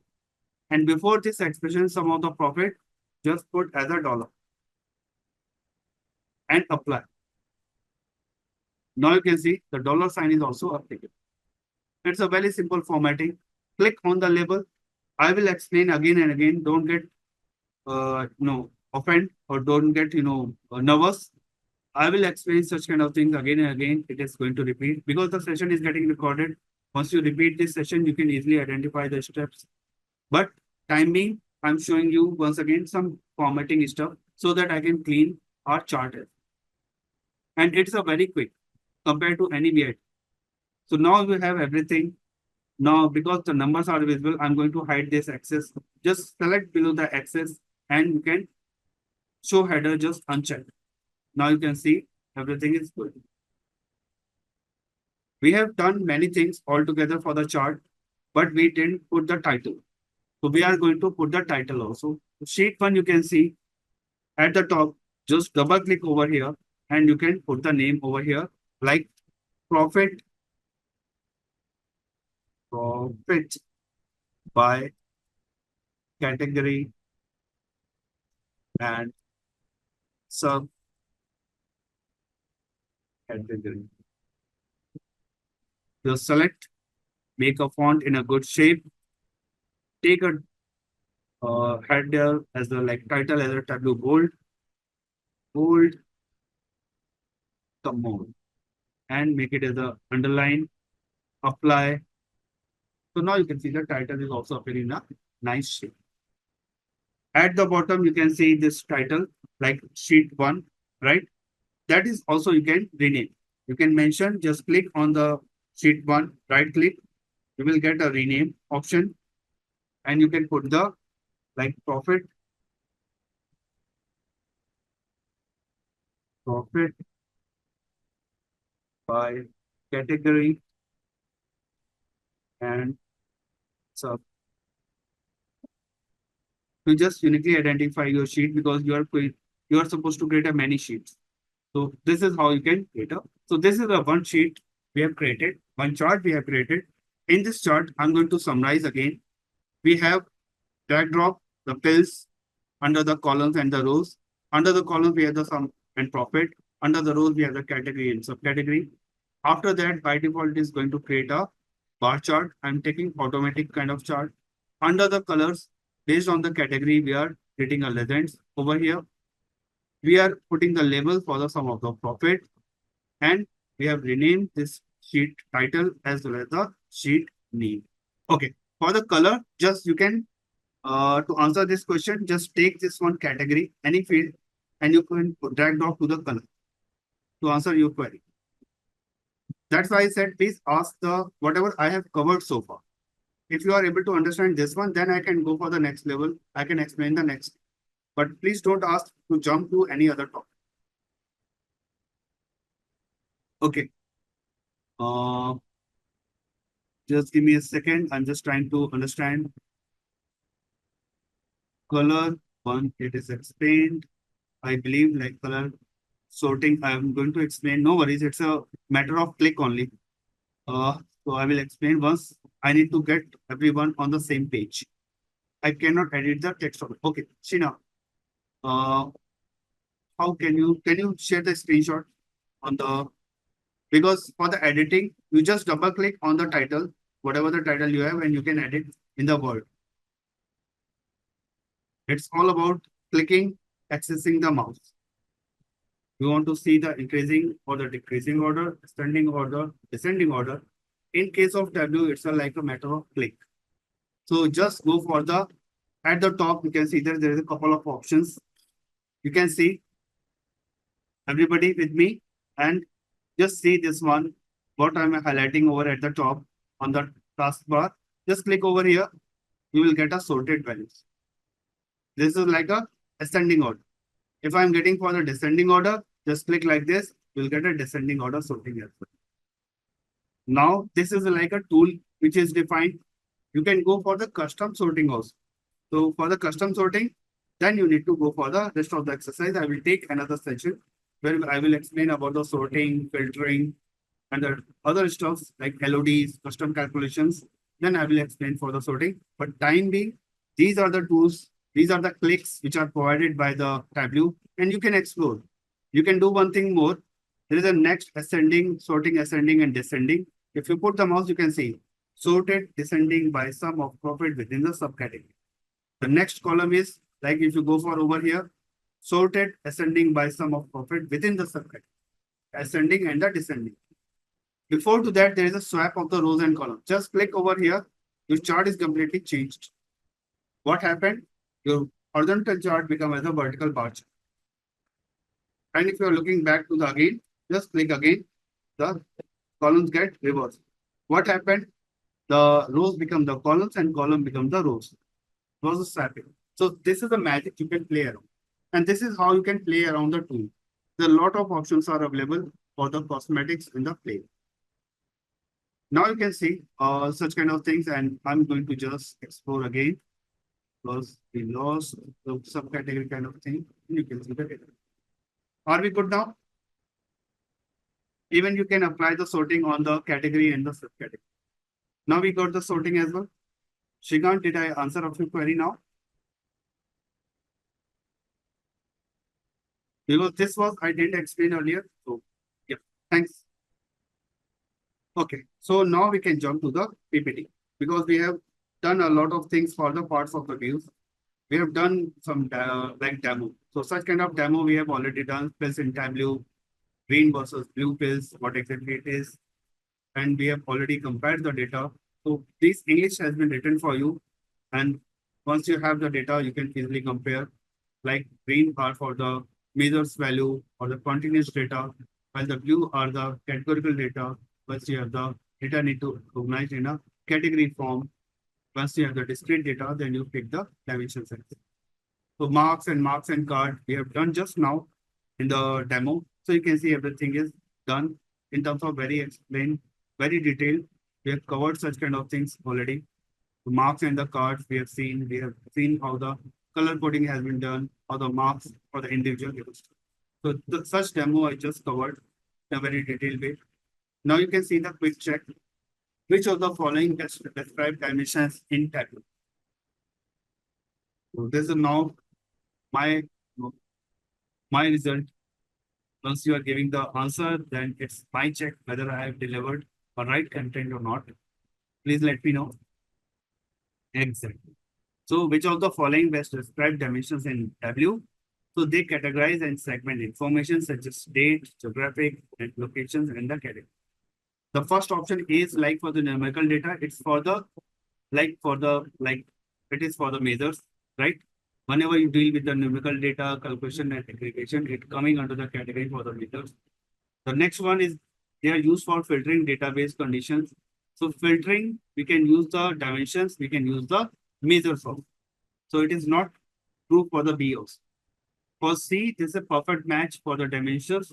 They categorize and segment information such as date, geographic date, locations in the category. And the last one, they are used for the creating visualizations like a bar chart and line graph. Dimensions are used for anything, not only for the bar chart and the line graph. You can create a list report, you can create a cross-tab report, you can build a matrix, you can go for the pivoting, you can go for the any kind of other charts, right? We have the pie chart, we have the scatter chart, we have the bubble chart, dendrogram chart, Sankey chart. So many charts are available. Waterfall chart, you can create any kind of chart to this way. So the correct option is the C. So let me, so this was the for the exercise, what we need to cover. It's we have the 11 days program, but we have the 8 slides. So this is mentioned as a lesson 1, but it is partially entered into the lesson 2 as well. So what we have done so far, this is like key takeaway. What we have done, like effective data presentation plays a crucial role in converting insights. We have seen how the data presentation is important. We have seen how the Tableau public is going to work. It can import TXT. We have done such exercise, TXT, CSV file, and Excel file, and we can check how the basic navigation. So this is like a first lesson, where first day lesson for the first lesson you can conclude. Now we are jumping for the next part. Next part is the next PPT. So any queries or anything for me, you are free to ask. I'm going to pick the. So in this session, we are going for the like what we have done so far. Data visualizations, we started, we went into the Tableau tool as well. We have seen how the data can be imported. Basic stuff we can do, how we can go for the metadata, how we can go for the some basics. The default joins are there, how we can pull the multiple files in the Tableau, and how we can build up a the basic chart. What we have done, the very basic chart we have done. So now getting into the another kind of objective. Now in this PPT, what we have the objective, it's like a by the end of this lesson part, we are able to guess the chart type. Means we have the pie chart, we have the donut chart, we have the bar chart, we have the strike bar chart, we have so many charts are available, line chart. So whenever the requirement comes, any business problem, so we need to take a call which chart is suitable for which data. Nobody will come to you and ask, develop a bar chart, develop a pie chart, develop a donut chart. That's you need to take a decision which chart is suitable for the which data. And each chart has a sense. Each chart has a business sense in which category. Like Tableau is suggesting you. And that's why the Tableau is very important. Because once you import the chart and import any data, Tableau is also ready to give you the suggestion for this data set. This chart is perfect. Now it's your call whether you want to continue on the same chart or you want to pick the another chart. So this is a great thought from the Tableau and choosing the appropriate chart to represent the set of the data. You can apply the color and the formatting in this session, and as well as you can apply some interactive features as well to build a dashboard. So this is the objective, and our next topic will be charts only. And now we can take a break. Okay. So because we are getting to the 840 and now we can make it as a round. So, okay, it's repair. So then just try with the modify setup. Just go for the click on the repair and check whether the Tableau is going to work for you or not. Click for the repair. And then otherwise you need to uninstall and install again. It is saying your file got corrupted somewhere. That's why it is showing such kind of message. Okay. So now coming back to the what is the chart? Chart is a pictorial representation of the data. Means whatever the data you are looking in the Excel file, in the JSON file, in the CSV file. In the CSV file, we have the data in the format of the comma separated values, right? In the Excel file, we have the data in the rows and columns. In the JSON file, we have the data from the the key value kind of pair. So such kind of data is not easy to read. Every time you cannot go for the 10,000 line, 50,000 line, or the 1 billion or 2 billion kind of row, analyze the data and take a decision. So chart is a way to represent the data in a summary format. You can take a quick decision. It is easy to understand. And this is a very common human being, like going for reading the books or looking at the videos. So easy to understand through the videos or the AVs or the charts compared to the reading the books or reading the content. So this is like a human tendency. If you see the things practically, it is easy to grasp. And that's why the chart is required. And chart is the whatever the data context is there in the text format that you are going to represent in terms of the picture format. It could be a bar chart, line chart, pie chart, donut chart, any kind of chart. Chart selection guide. So this is like an important aspects of the developing the charts. So whenever you have the chart, like there should be four kind of the selection criteria. Four are the parameters. Like what is the relationship between the values in the data set?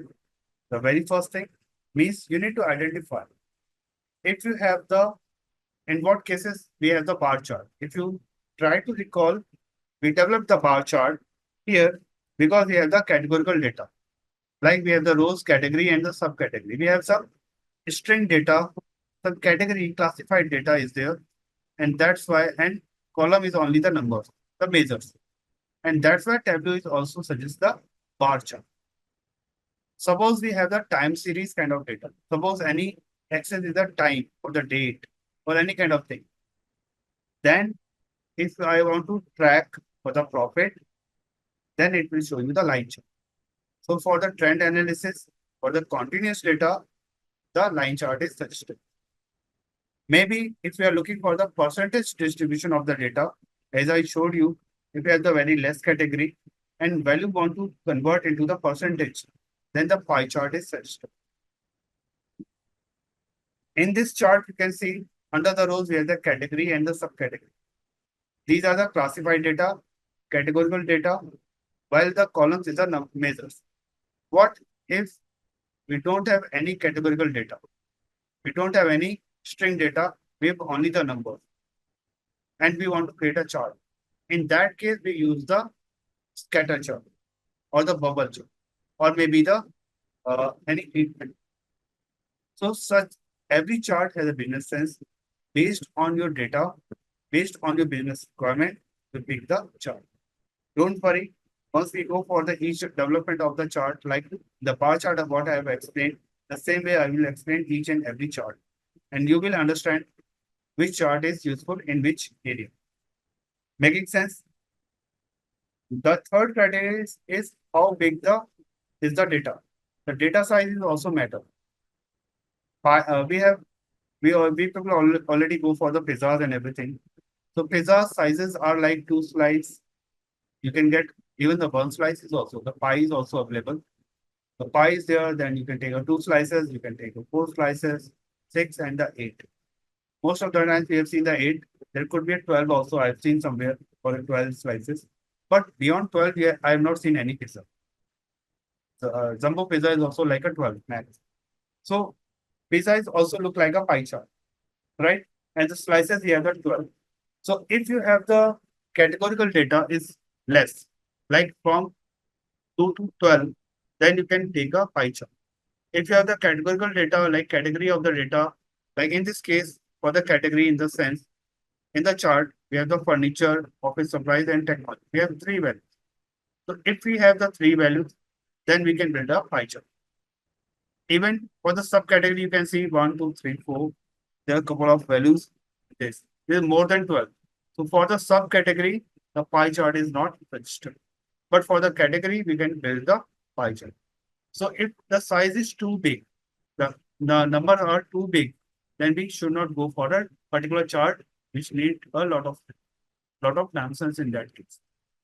Means you have seen your bank account, there's a pie chart, projections are there, some debt, some credit, some transactions are there. It is representing through the pie chart. Or gender kind of chart, male, female, such kind of charts generally are the pie chart. They're the percentage distribution.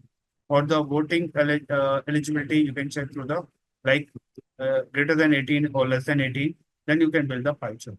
But you cannot think about it pie chart population across the country, across the all over the country. There are in the world there are the 216 countries. So you cannot think about it pie chart in terms of the country's distribution, or you cannot think about it population in India across the states because more than 27 states, and you cannot read the chart effectively. In that case, you need to go for the bar chart. So every chart has a business sense and the business logic in which place we should use what kind of chart. This should not be like the conversion of the chart is not the right time to answer you. So that's why I'm taking this part. So how big is the data is also dependent. Now, whom will be the data to be presented to? The fourth factor is very important. Like this is a client taste. Like if you are coming from the financial background, they are very much worried about your data quality. Data should not duplicate. Data accuracy should be there. And this is all about the concern from the financial or the banking background. Even from the healthcare also, this is the same concern. So based on the client, you are thinking, they are not looking for the very fascinating kind of chart. They're not looking for the waterfall chart. They're not expecting Sankey charts or, dendrogram or any kind of, lollipop kind of chart. So in bank or maybe in healthcare, they are looking for the data meaningful and it should be represented with the basic charts, maybe the pie chart, bar chart, or then the bar chart, line chart, some kind of. So based on your domain, based on your client, you pick the chart. If you're coming from the Netflix is your client, or Amazon is your client, or maybe some sports vertical is your client, then they are expecting a lot of colors, a lot of, the fascinating kind of chart, sunburst kind of chart, waterfall chart, dendrogram kind of chart, or any kind of animated kind of chart. So based on your client, you pick the chart also. And everything we talk about the client, what do they like, and based on that, we build the dashboard. Maybe the color coding, logos, formatting, everything completely depend on the client. Even we follow the best practices, but client doesn't like the best practices, then you need to go for their taste. So the fourth factor is very also important. Whom will be the data to be presented? This is for the client as well as the role also. Okay. So suppose I'm a junior developer and I want to see every information. Then I will go for the list report. Maybe I will go for the cross tab report. But the top level manager is not going to read line by line item. He's looking for the summary of the data. And in that case, we build the dashboard. We build for the pie chart, maybe some fascinating chart. And this is going to summary for the information. So again, based on the role, based on the target audience, we build the chart and build the chart solution. Okay. So just now I had one question, like how can we convert this chart into a pie chart? So pie chart, we have a limited balance. So what I'm going to do very quickly, please be with me. I'm not going to explain this one. I'm going to just reduce the pie chart. How can we convert this? So please be with me to get the answer. Just give me a second. Because once we develop the pie chart, I will explain about such things. So go to this sheet. I'm not going to change the same sheet. I'm going to create a duplicate. So select the sheet, right click, and you will get a duplicate. So I'm going to create a duplicate sheet. Now you have the duplicate also. I'm going to remove subcategory from here. So we have the category because for the subcategory, we have the lot of the values are available. So it's not a good idea. As I said, for the pie chart, we should have from 2 to 12 categories values should be there. So we have the 3 now. We can build up the pie chart now. And just go to the show me and click on the pie and the things are on your plate. You can see the chart is available, right? In a very quick. Under the show me, just select the pie chart and your bar chart is getting converted into the pie chart. Under the marks also, under the marks also now you can see the automatic kind of selection make converted into the pie chart. Now I want to increase the size of the pie chart. Just go under the marks, go to the size, increase the size, and you can get the pie chart is also getting increased. But there is nothing visible on your chart. There is no labeling. So what I'm going to do, I'm going to put the labels. Just take the profit from the left hand side, put under the label, and now you're getting the values. But the pie chart is generally utilized. Just let me increase the size of the pie chart again. Because first I need to increase the size. Control Shift plus B. Control Shift plus B. I'm going to increase the size. And let me arrange everything in a nice way. So now you can see the chart. So you have the sum of the profit. And as I mentioned, pie chart is generally produced for the percentage distribution. So percentage distribution, just select with the sum of the profit, which is preceding with the T. T stands for the text. Now going further this arrow, you have the drop down. Go for the quick table calculations, make it percentage of total, and you will get the percentage of the values. Another field I'm going to import over here, the category, because I'm not able to see which category is there. So just put the category under the label again. And now you can see for which category, how much percentage distribution of the profit. Office supplies percentage distribution is 46%, furniture is 8.64%, and technology is 45.30%. I can replace with the subcategory, but it's make a nonsense. Means why? Just give me a second. I can replace this chart with a subcategory also.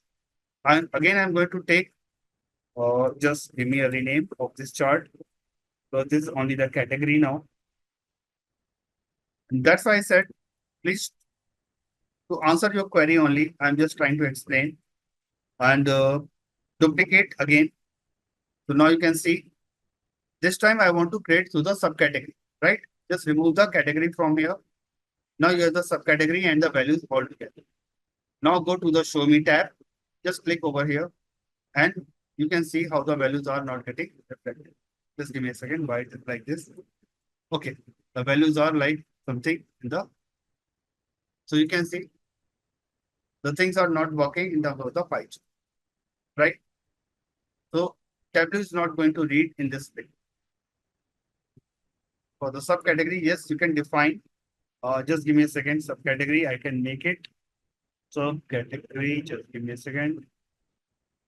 Color coding, we need to make the change. So the color coding is done. And that need to be defined. Just give me a second.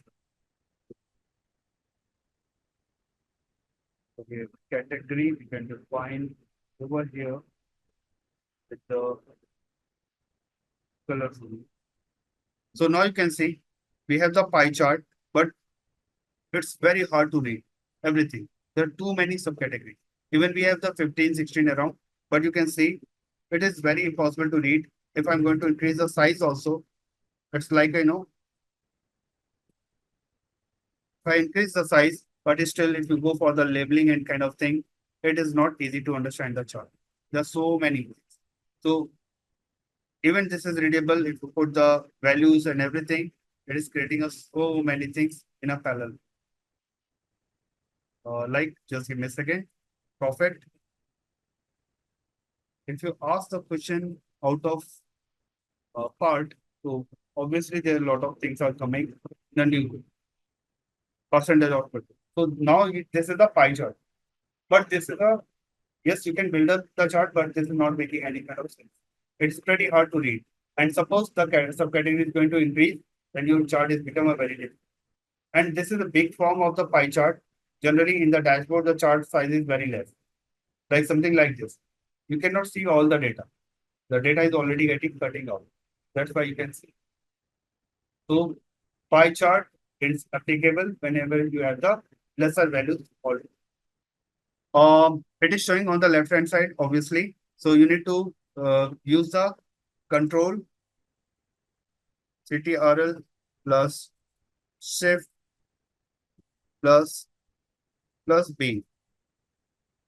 These are the features. You can increase the cell size and you can build up the like the size of the data. You can build up to the screen. Or if you are looking for like how to increase the cell of the size, go for the format at the top. You can see the cell size. You can make the bigger and the smaller the cell size as well. First, you need to increase the container space, increase so that the big chart can be fit under that. By default, it's a small one. First, you need to increase the cell size. Then you can go for the this size option under the mark and you can increase the or decrease the size of the pie chart. Making sense now? I think in my case, if I increase size, it's not visible fully, not coming to the center. Center, it's not necessary, it will come to the center. Maybe you have clicked somewhere, it's a formatting issue. That's why it is coming down. No worries, once we build the dashboard, then we can align with the center. Okay. So like at the top, we can see the standard, we have fit width, you can go for the fit height, you can go for the entire view. So there are a lot of way you can play with the make the chart at your center level. All about your choices. So these are like cosmetic formatting changes. Once we have the session on the formatting, I will explain everything.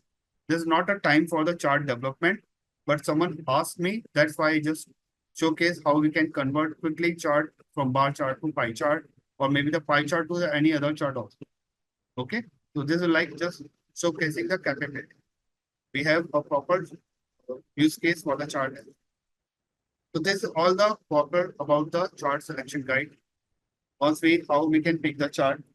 Now we can go for the next level. Right, types of the basic stuff. Is now we are going to pick the chart name only and we are developing the chart panel. So this is like a completely different way. So we have the bar chart, line chart, pie chart, tree map, bubble chart, table, statement, and scatter plot. So each chart has a business meaning. I already explained about the bar chart, line chart, pie chart. Tree map is generally built up once you have the hierarchy. Hierarchy in the sense, suppose you have the manager kind of display.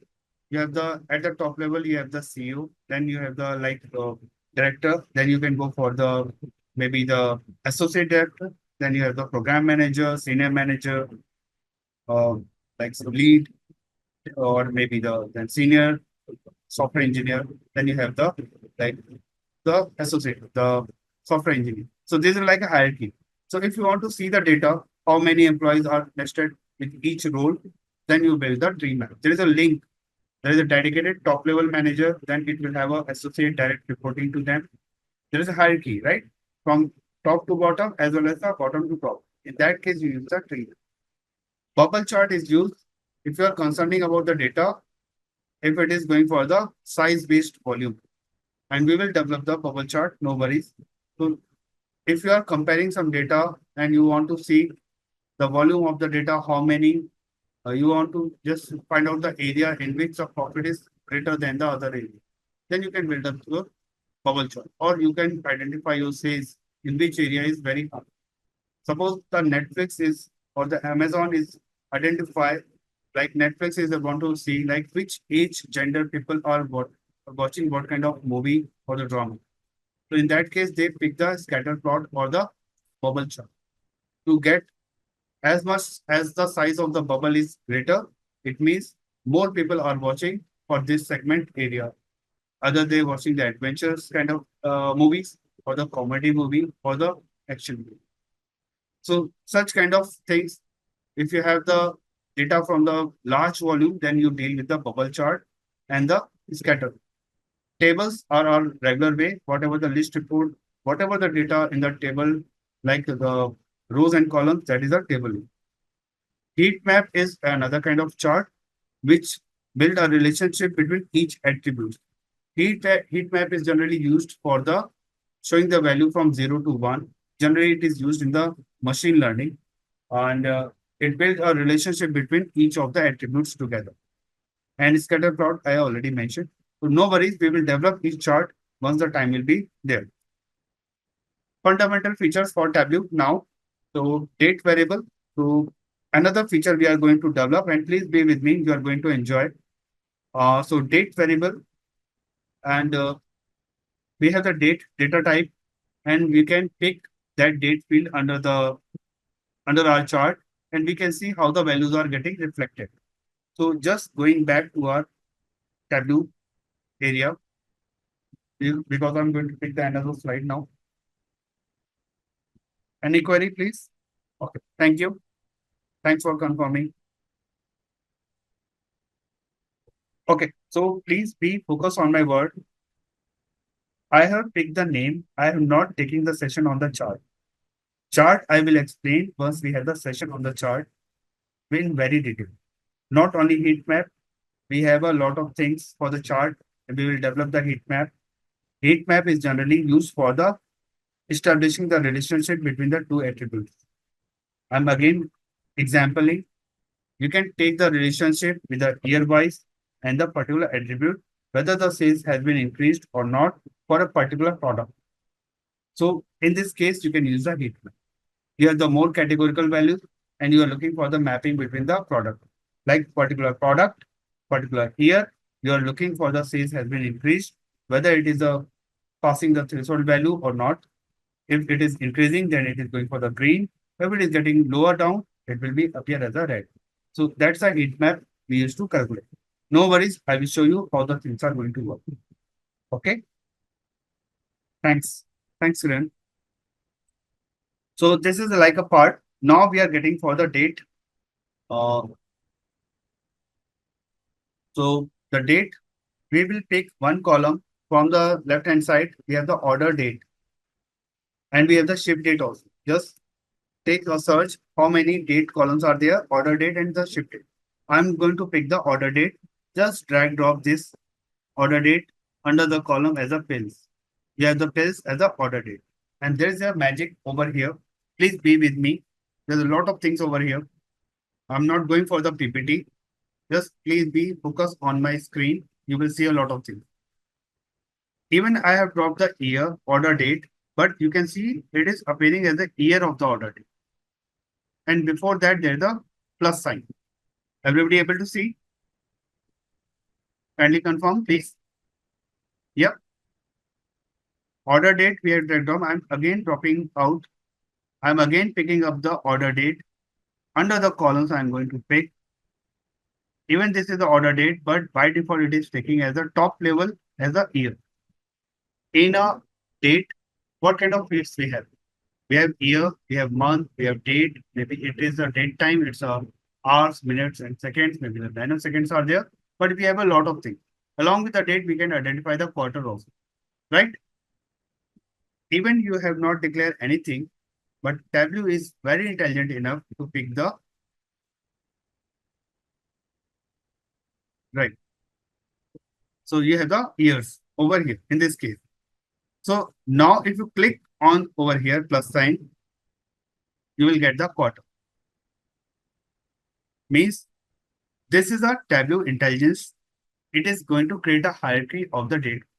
So you have the year and quarter. If you click on the quarter now, you will get a month. Means year. From the order date, you are getting the year, you are getting the quarter, you are getting the month.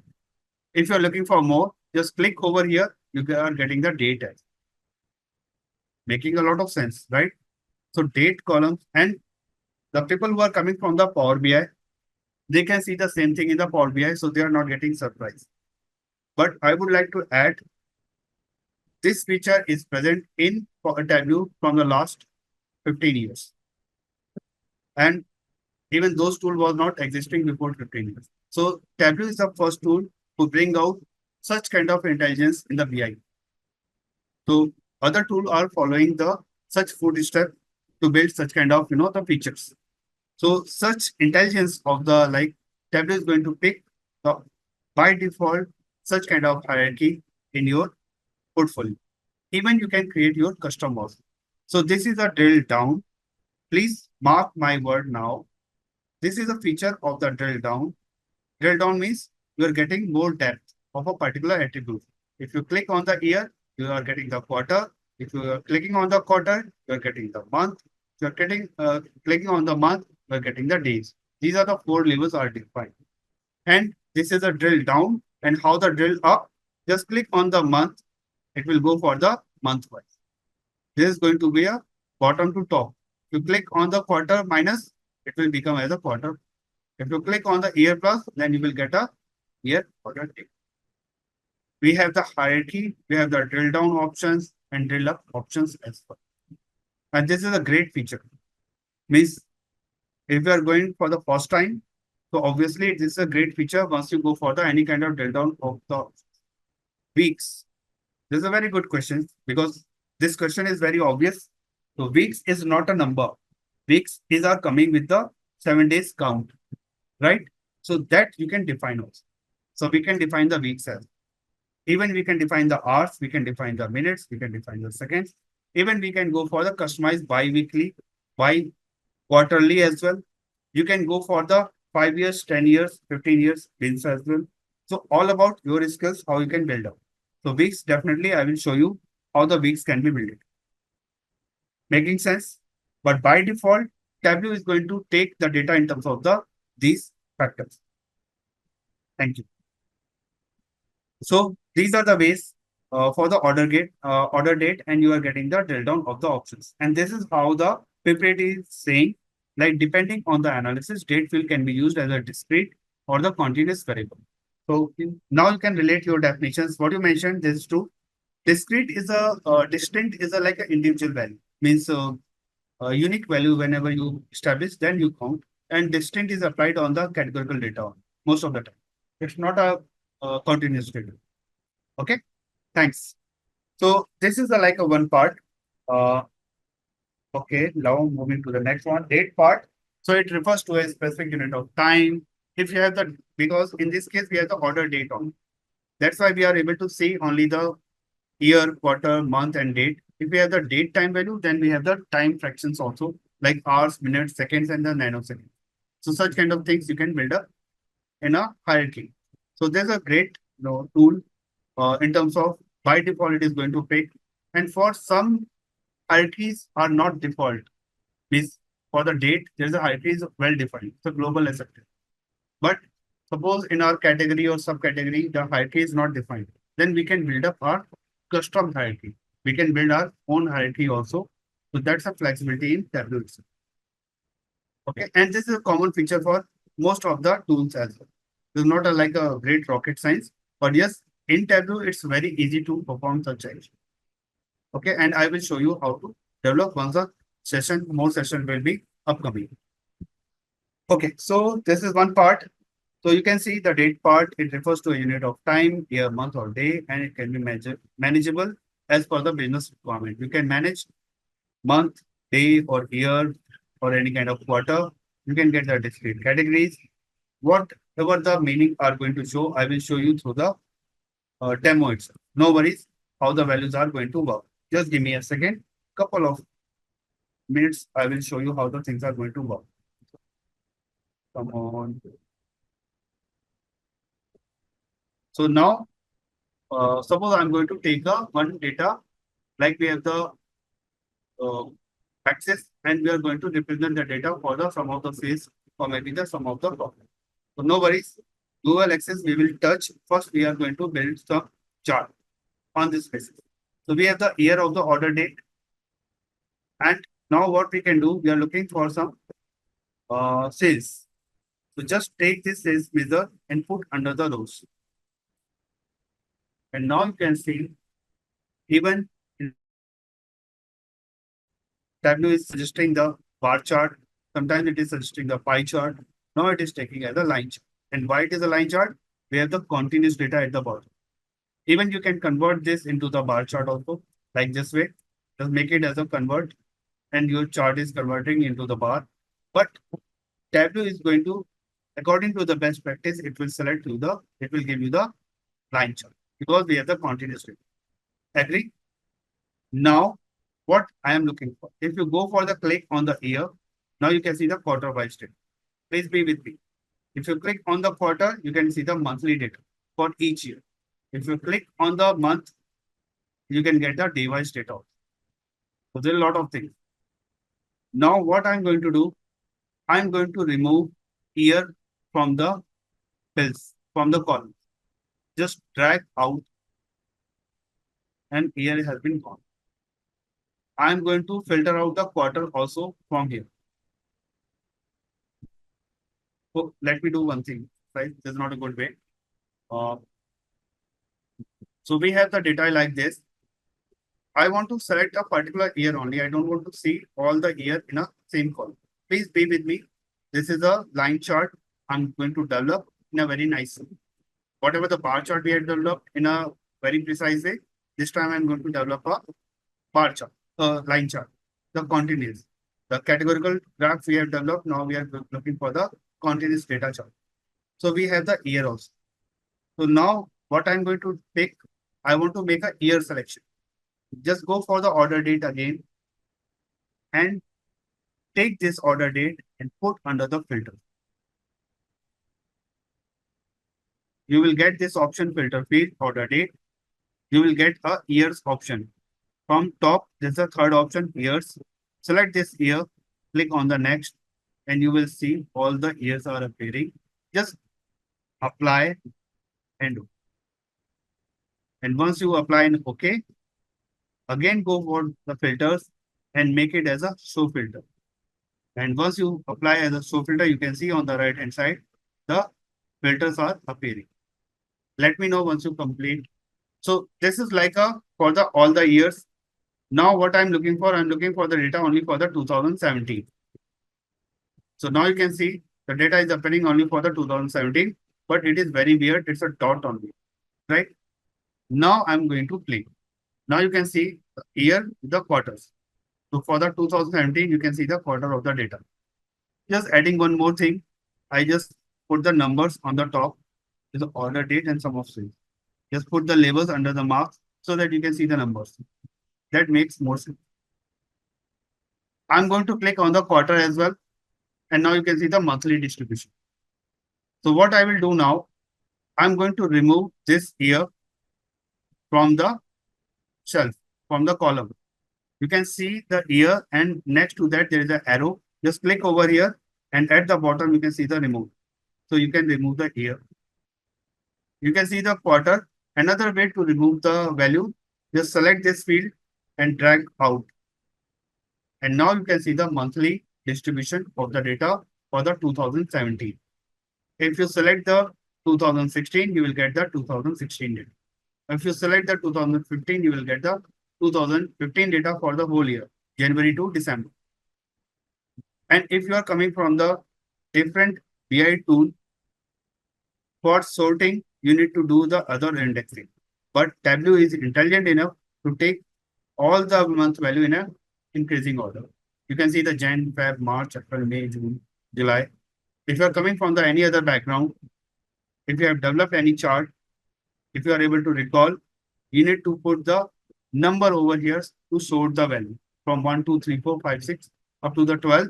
Then you can get the January, February in a order. Otherwise, what will happen? It will sort based on the English letter. The April will come first, then there will be August, then will be maybe the other value.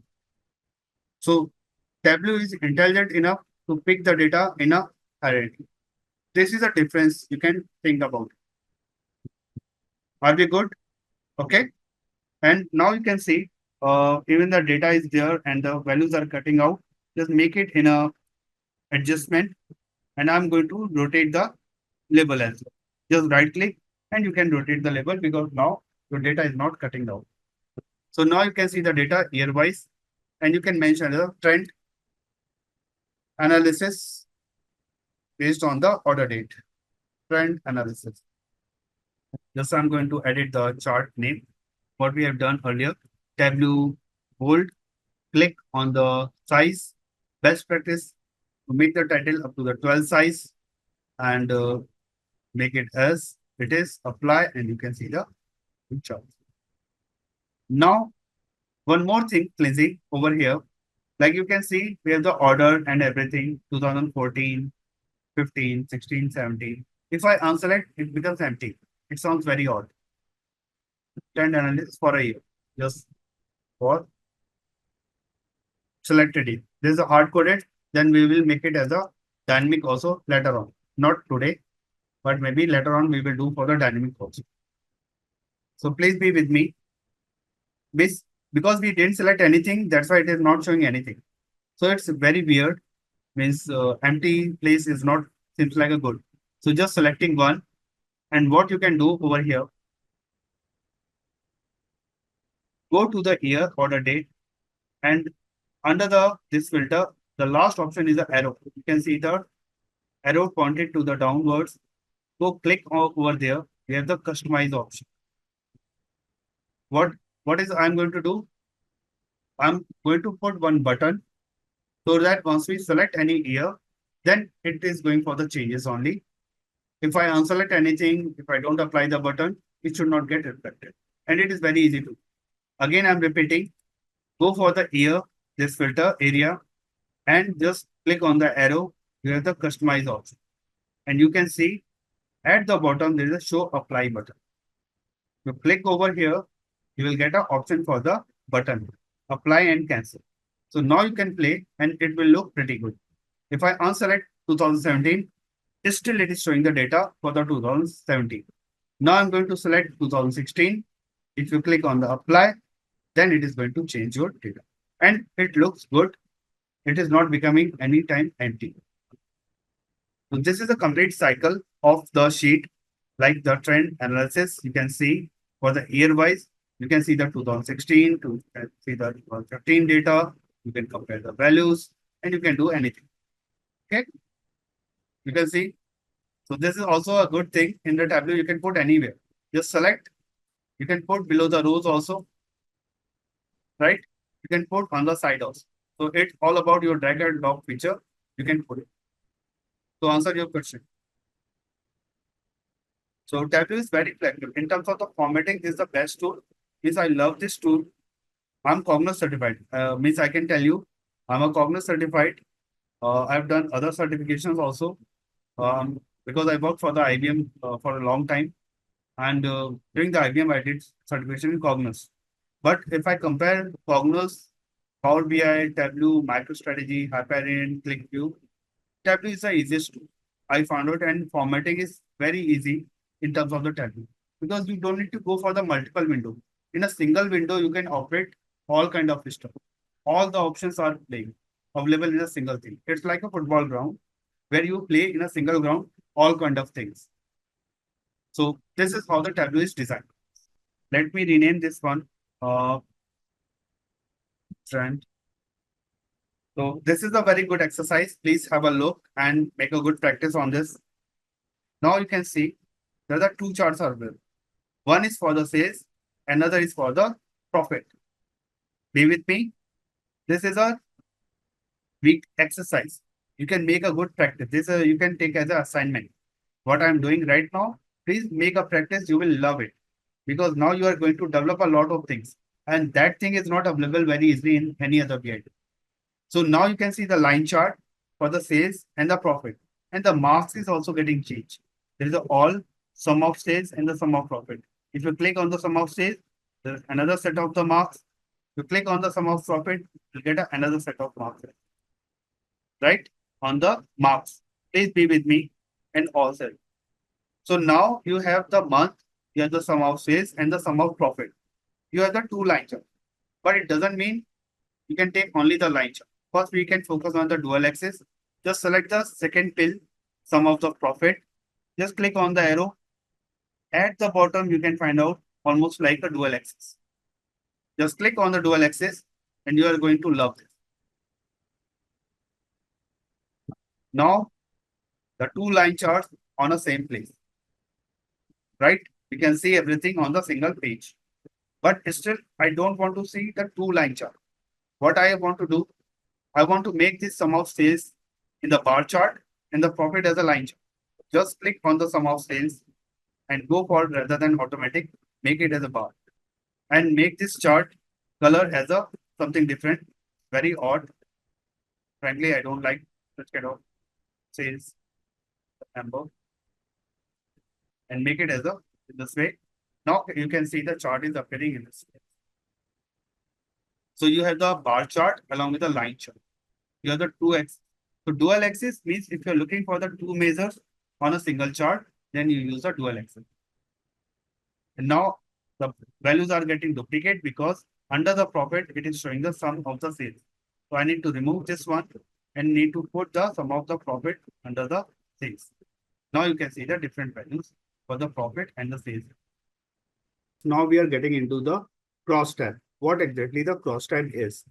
So crosstab is a kind of report, like the reports are generally are the two types, list reports and the crosstab. Whatever the summary we can see. List report is the normal report. What we can see, like it's a screen wise, the column and the values are displaying. Whatever we see, if I go for any kind of chart or the reports, just give me a second, I can show you what exactly I mean. Data set if I take, and you can see like under the data set, I'm opening this Excel data set. Okay. So these are the like the part. Let it be open. These are our sample data source. So now you can see in this report, all the values at the top is a column name or the attribute name, row ID, order date, and below are the values are related. So this is simple as a column and the values, attributes and the values. So this is considered as a list report. So suppose I want to develop such kind of report, I can go to my machine. I'm going to pick the table from here, right? Just give me a second. It should be a right place. No, this is not a place. I need to take from here. Need to figure out where exactly the data set for this course. I have saved this data set in my local machine, and you can see the data set is getting imported. And this is what we have done very regular basis. So in this case, I'm taking my order table, drag drop, and you can see the values are getting populated. So what do you mean by the list report? Just getting into the sheet. Okay. Now I'm trying to replicate first the list report. The sheet one is going to rename as the list report. Very quickly, I can make it. If I'm speeding up, please make me stop because I'm assuming this is kind of recap kind of thing along with the new concepts. So if you are feeling in a fast, please let me know. I can slow down. I can explain in a very layman manner as well. So now for the list report, what I have explained in the sheet, I can go for the like product ID. You can see list all the members along with the product name.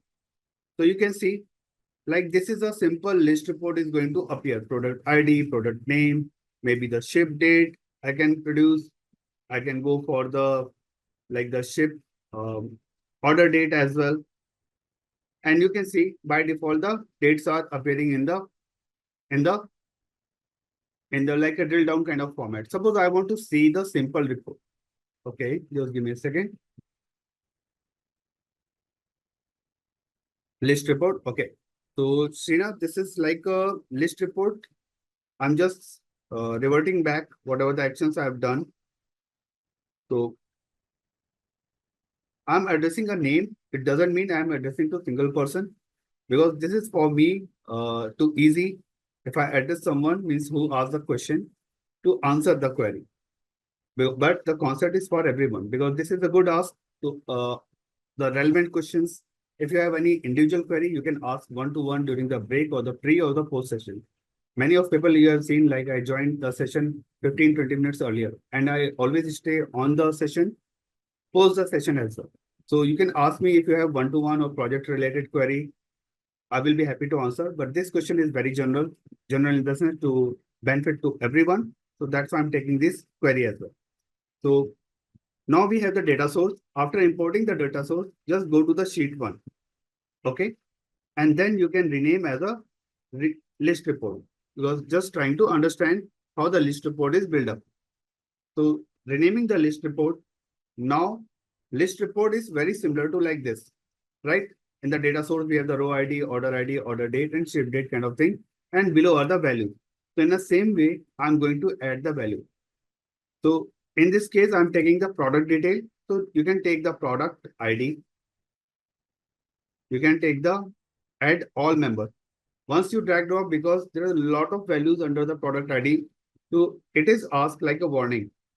Gives you the Tableau is intelligent enough. If the member is more than, like 1,000 or any kind of thing, then it will give you some sort of, the warning itself. So the field being added may contain as many 2051 members. Means we have the 2051 data, and the limit is like settle down for the 1,000. So what would you like to do? Add all members, filter and then add, populate, like disable automatic updates and then add and do not add. So I'm adding all the members, just displaying the value. So now you can see the product ID. Okay. If we filter out, then we can restrict our data, right? Means if we filter out the data, means I've already added. So if I go for the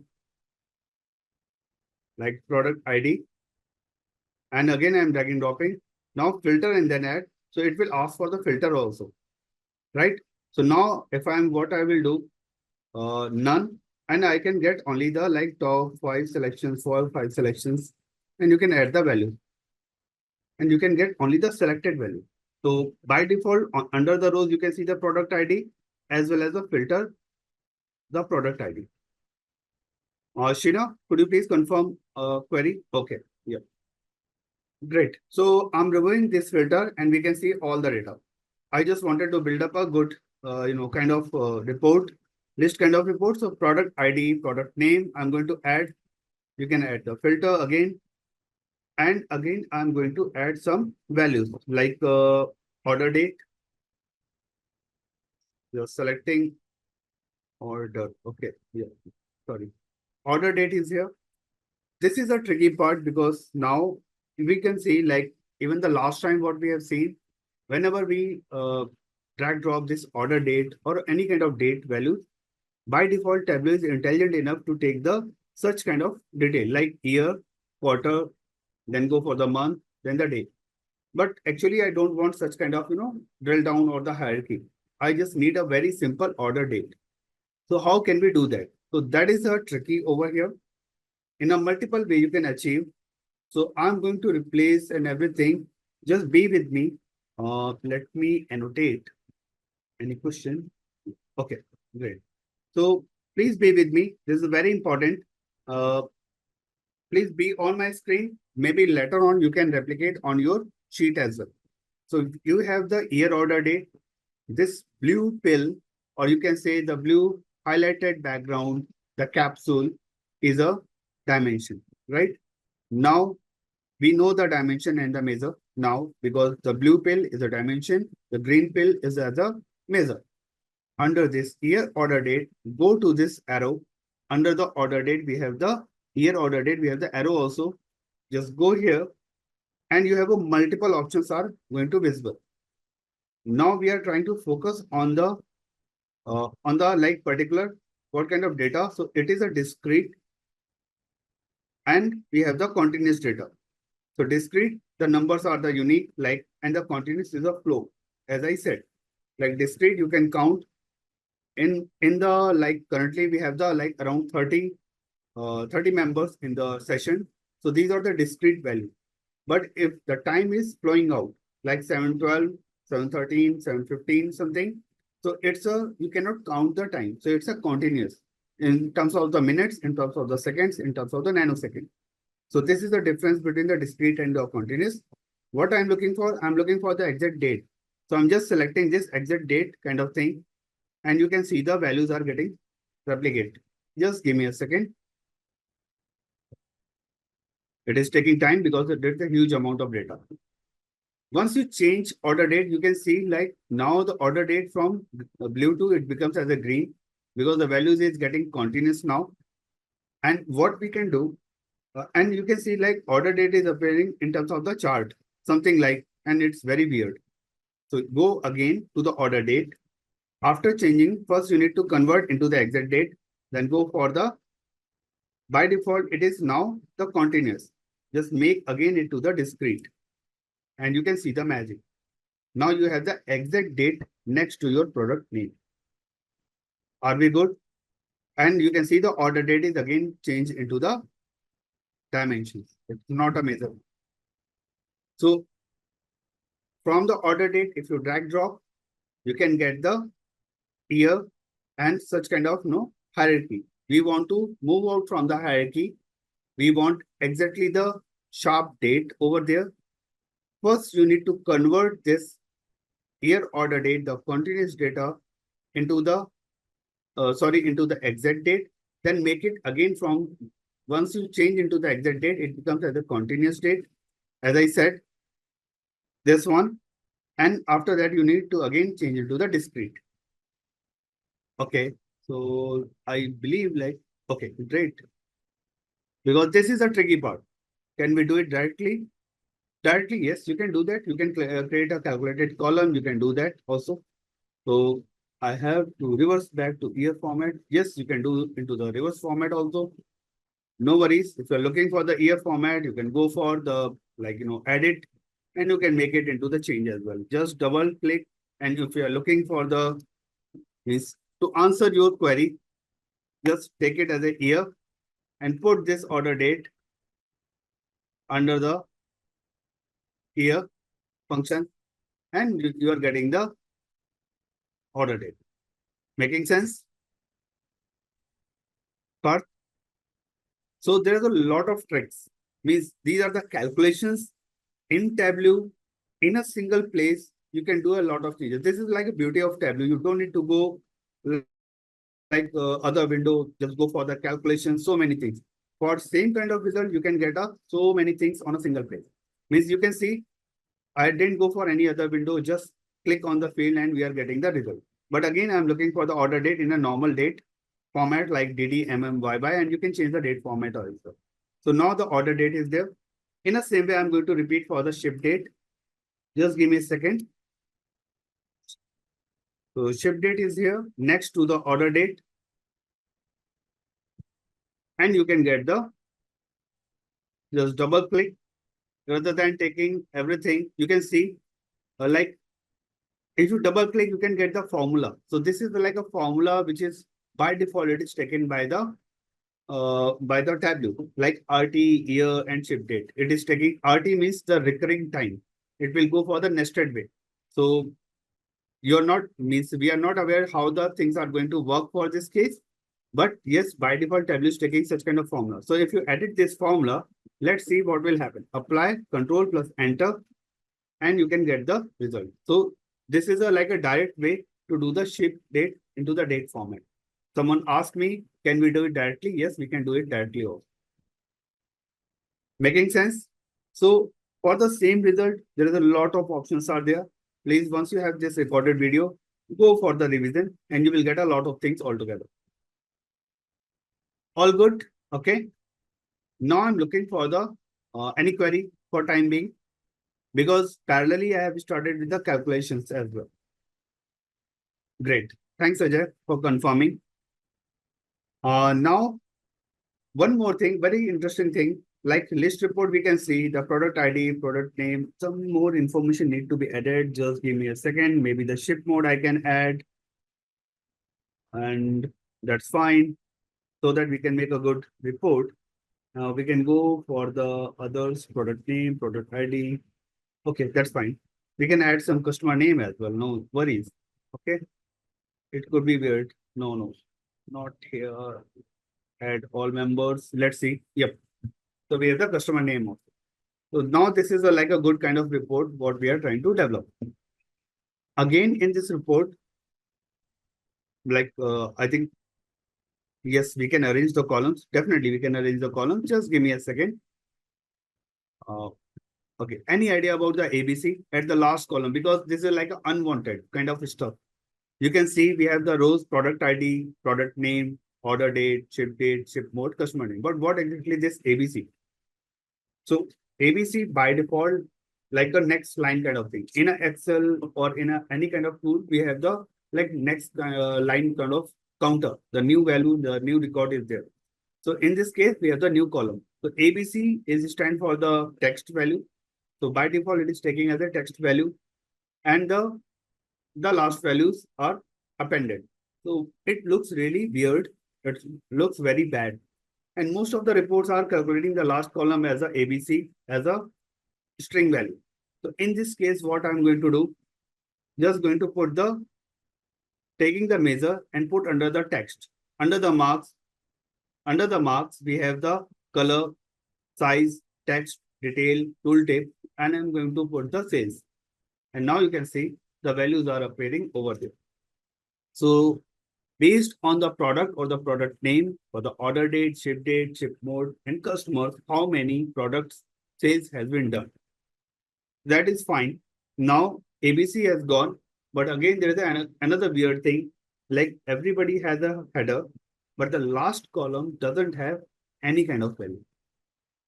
The header we cannot see. Even we are aware this is a sales, but at the header, everything is missing, right? So in this case, we are going to, Tableau is going to take another tricky part. And how we can do that? Go to the column. Any doubt till now? Please, because this is another new concept, or maybe the pseudo concept you can say over here. So I'm going to place this header over here. This is a custom calculated one. So on the column, in this area, the blank area, you can see under the column, we don't have any column. Just double click over there. So you will get one capsule, one space is there. Take this double quotes and under that you can put anything over here. X, 1, whatever. You can put your baby name, anything, right? So you can put anything name. I'm putting as a 1 and press enter. So now you can see there's something is appearing on the sales head, right? Now again click on the one, the below one, right? We have the double quotes one and the below is the one. Just click and the right click. And you have the option for the edit aliases. Just click on the edit aliases and put the name, number of sales. And you can see the magic over here. Just expand this one. More expand. Now you can see the number of sales. So the data is here. That's fine. But again, the one is looking very weird. So just click on the title like header, right click and hide field from columns. And now you can see the data. So this is a complete list report what we have. We can rename this one like a product description, product details, something like that. Product details. We can rename the title in a nice way, Tableau format, and we can go for the 12. These are the best practices. We always make the title as a 12 bold, apply and okay. I can see there are some questions. Just let me know what exactly it is. How to rename the title. Just double click on the title. Just double click on the title. You will get this window, edit title window will appear and you can put anything, any name. Sales value. You can see I took the sales under the marks, under the text. And this is how the sales value is appearing. You can go for the, like if I remove this one, sum of sales, you can see the value is removed ABC again. And on the left-hand side, you can see the value. Like we have the discount, profit, sum of sales, everything. Just take this sales and put under the text. And now you are getting the value. And you are getting the sum of sales. And if you're looking for some average, some other values, you can take the sum, average, median, count, condition, anything. Okay. So this is like and let's do, because this is a complete list report, what we have done so far. And now we can do some formatting stuff also. Formatting, how we can make it, just go for this product ID, make a right click. You have on the right click, you will get a format option. Just click on the format.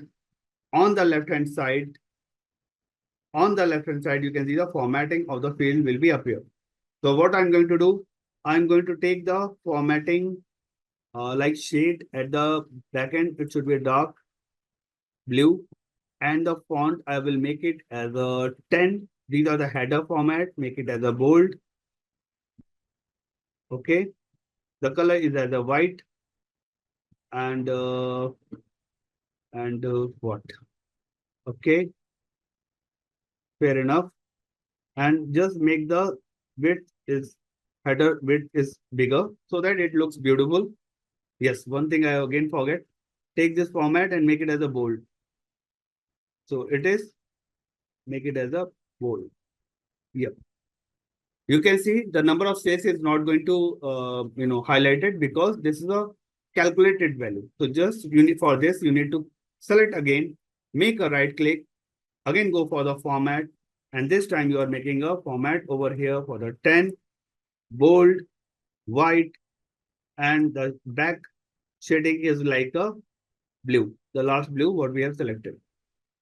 And now you can see the report in a nice format. Is this looking better than the earlier, right? Everybody?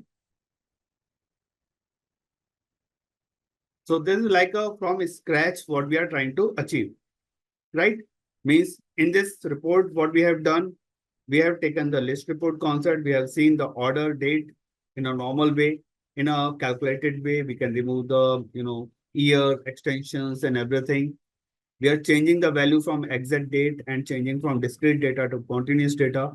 Along with that, we have seen how to drag off the last column is as ABC, replace with the some numerical values with the sum of the sales, and replacing the pseudo header also. Pseudo header in the sense the number of sales what we highlighted in a different shape.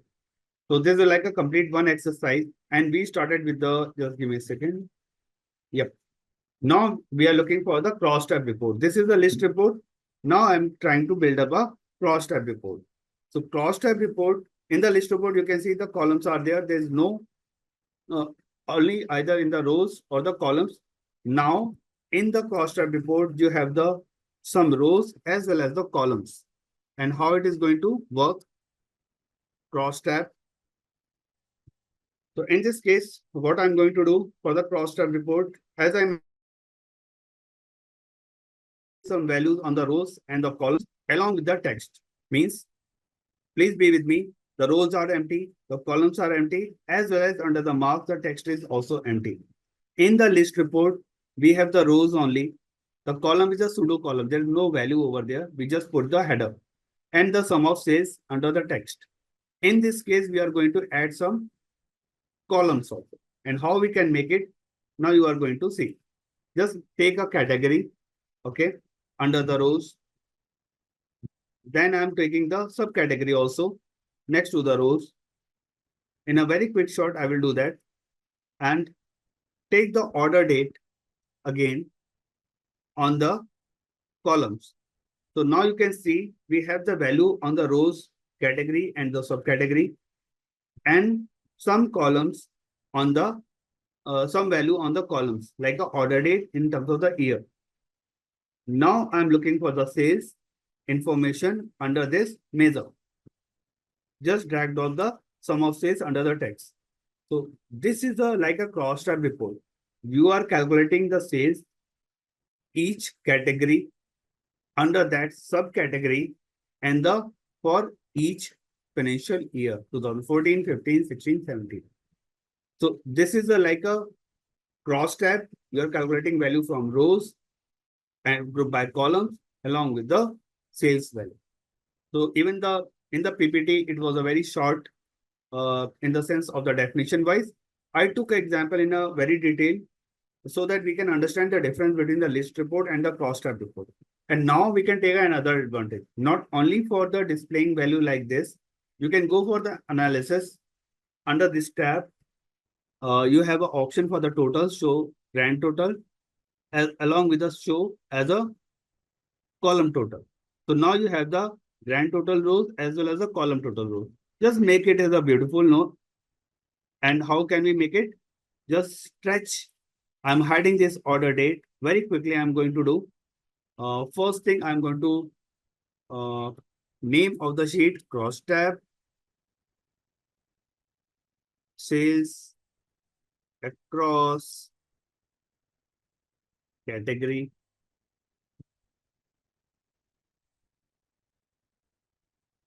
and subcategory.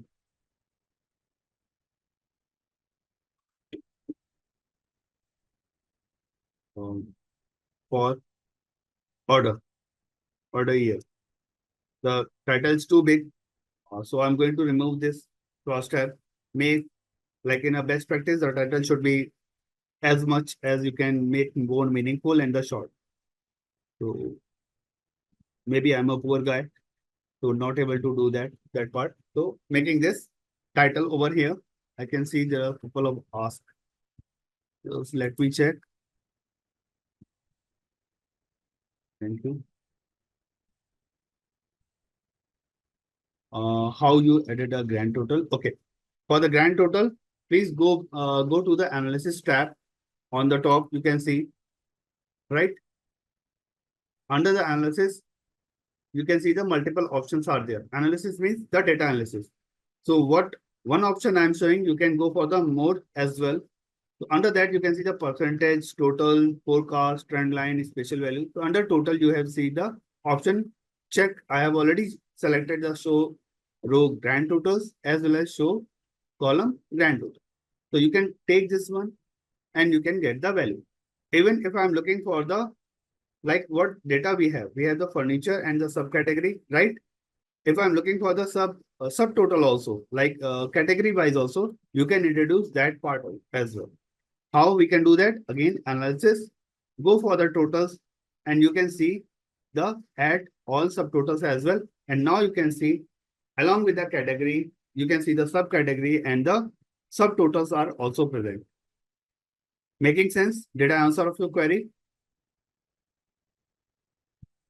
I'm not able to pronounce your name correctly, maybe. So, yes, this is indeed means this is a masterpiece. Even for the reporting, this is a masterpiece. Not in terms of the, and very easy in Tableau, because adding the total, subtotal is so easy. But the concept is also cross-tab report or matrix report is very, very good. Very good in the sense, very meaningful whenever you do such kind of, analysis. It is same as a pivot table, what we develop in the Excel, but just compare the pivot table over there and in Tableau, even the Excel is the easiest tool to just play with the hard-coded data, right? But Tableau, if you can compare, just drag down few things and you are getting the result in a nice way. And how clean is the Tableau? Everything is organized in a very nice way. Even you didn't do much formatting. Now you can go for the formatting and any kind of flavor. One more thing you can do that. Just go for this again, formatting, because we are the visualizations people. So obviously the cosmetic changes should be very meaningful. So just click on the category header, right click, you will get this shade, and I'm going to take this the blue like this. Font is making a 10, bold, white, and you can see only the few values are getting changed, category and the subcategory, because we have the couple of headers. We have the category and subcategory under the rows. So that formatting we have done. Okay. But we are looking for the year order date. This 2014, 15, 16, 17 should also be in a background as a blue. And this is coming under the order date. So again, you need to select this 2014. Just make a right click, go for the formatting. And now again, you need to do the same kind of stuff I'm doing for this, and making as a font, as a, you can change the font as well. It's, it's all about your choices and everything. The grand total is not replicating as a bold, so I'm going to make it as a bold. Now you can see this one also. In the same way, you can spend a time and just make an extension, and your cross-tab report is also looking the same as a list report, and the formatting is also very nice, I believe. It is clear, right? Now the sales data, right? It is very clear now. You can see the sales data. You can change the sales is already mentioned. You can just change the title from grand total to the, like sales total, grand sales total. I'm going to make, and you can see the values are getting changed. And you can make like this, just give me a second, header in a nice way. Making sense now? So you can change the title, anything if you're looking for. Make the formatting in a nice format, alignment. I'm making as a, so whatever you are looking for, there are a lot of things you can play. Yes, it's a ask. So then whatever, this is a good thing. Like if you ask me the questions, I can make the changes over on the fly. Sometimes whatever I have in my mind or maybe in the PPT is very sometimes, the logical things, but the cosmetics, yes, you can play on the fly anytime. So this is the one thing you can make it.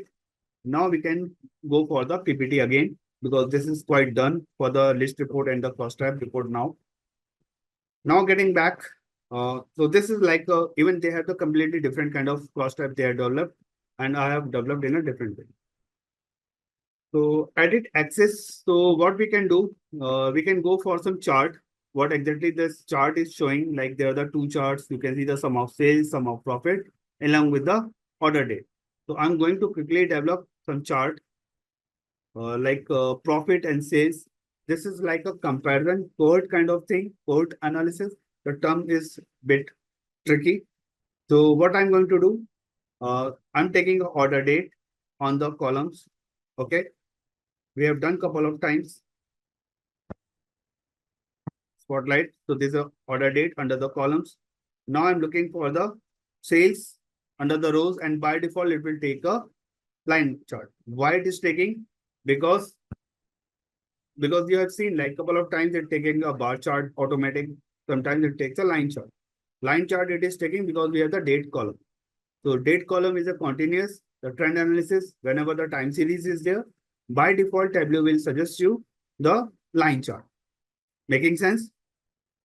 What exactly? Okay, I can show you. Well, give me a second.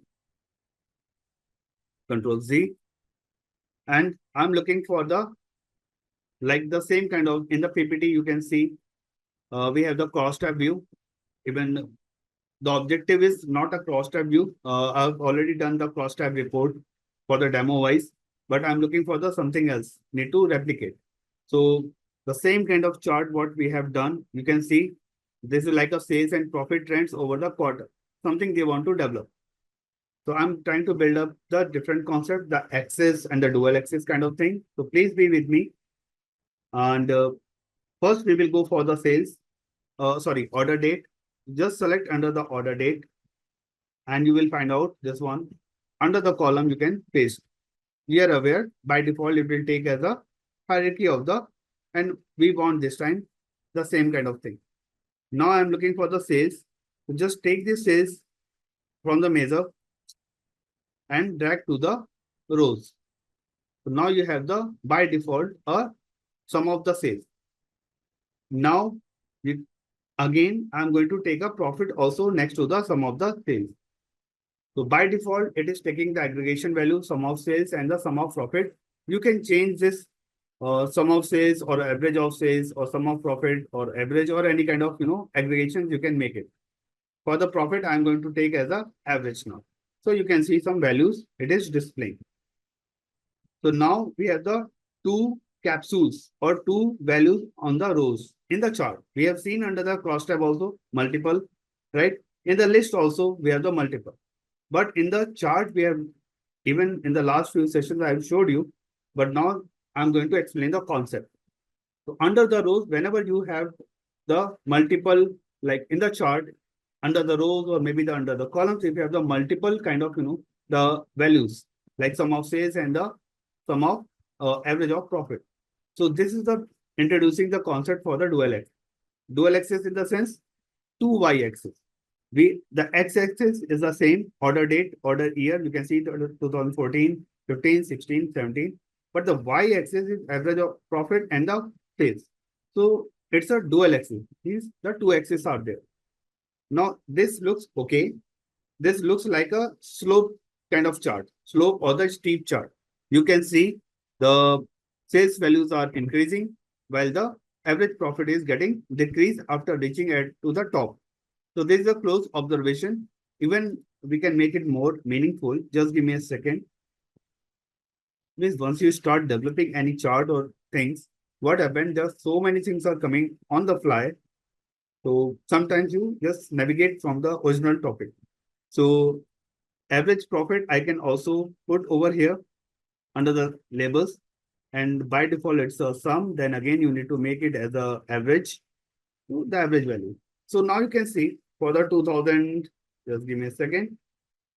So now for the 2014, the values are certain. You can see 2015 for the sales initially slow down, but the profit is increasing. Again from 2015 to 16, the sales is getting peak, but the profit is like almost like a not so much increase. It's like a leveling. Again for the sales from the 2016 to 17 is like a hiking. It's spiking up, but the profit is the margin is getting decreased. So these are the like observation. This is like a cohort analysis. The term is as a cohort analysis. Now what we can do, this is the sum of sales and average of profit. And now if you click on the average of profit, what we have, can we show here percentage also value? Yes. Yes, we can show the percentage and everything. Whatever you are looking for, we can display. Just give me a second. Uh, Even now the decimal values, you can see the three decimal values. I can limit up to the two. So just go for the average profit, go for the format. Format is here. Just make a good practice for the formatting. This is very important. Number, and I can make it up to the two. So you can see the automatic number standard. You can see the numbers are getting changed under the profit. Number of customs up to the two. Under the currency, you can select scientific, percentage, custom, whatever you can make it. So now we have the formatting number of this. Someone asked me about the percentage. So what I will do, I'm going to put the profit again. I want to display the numbers along with the profit.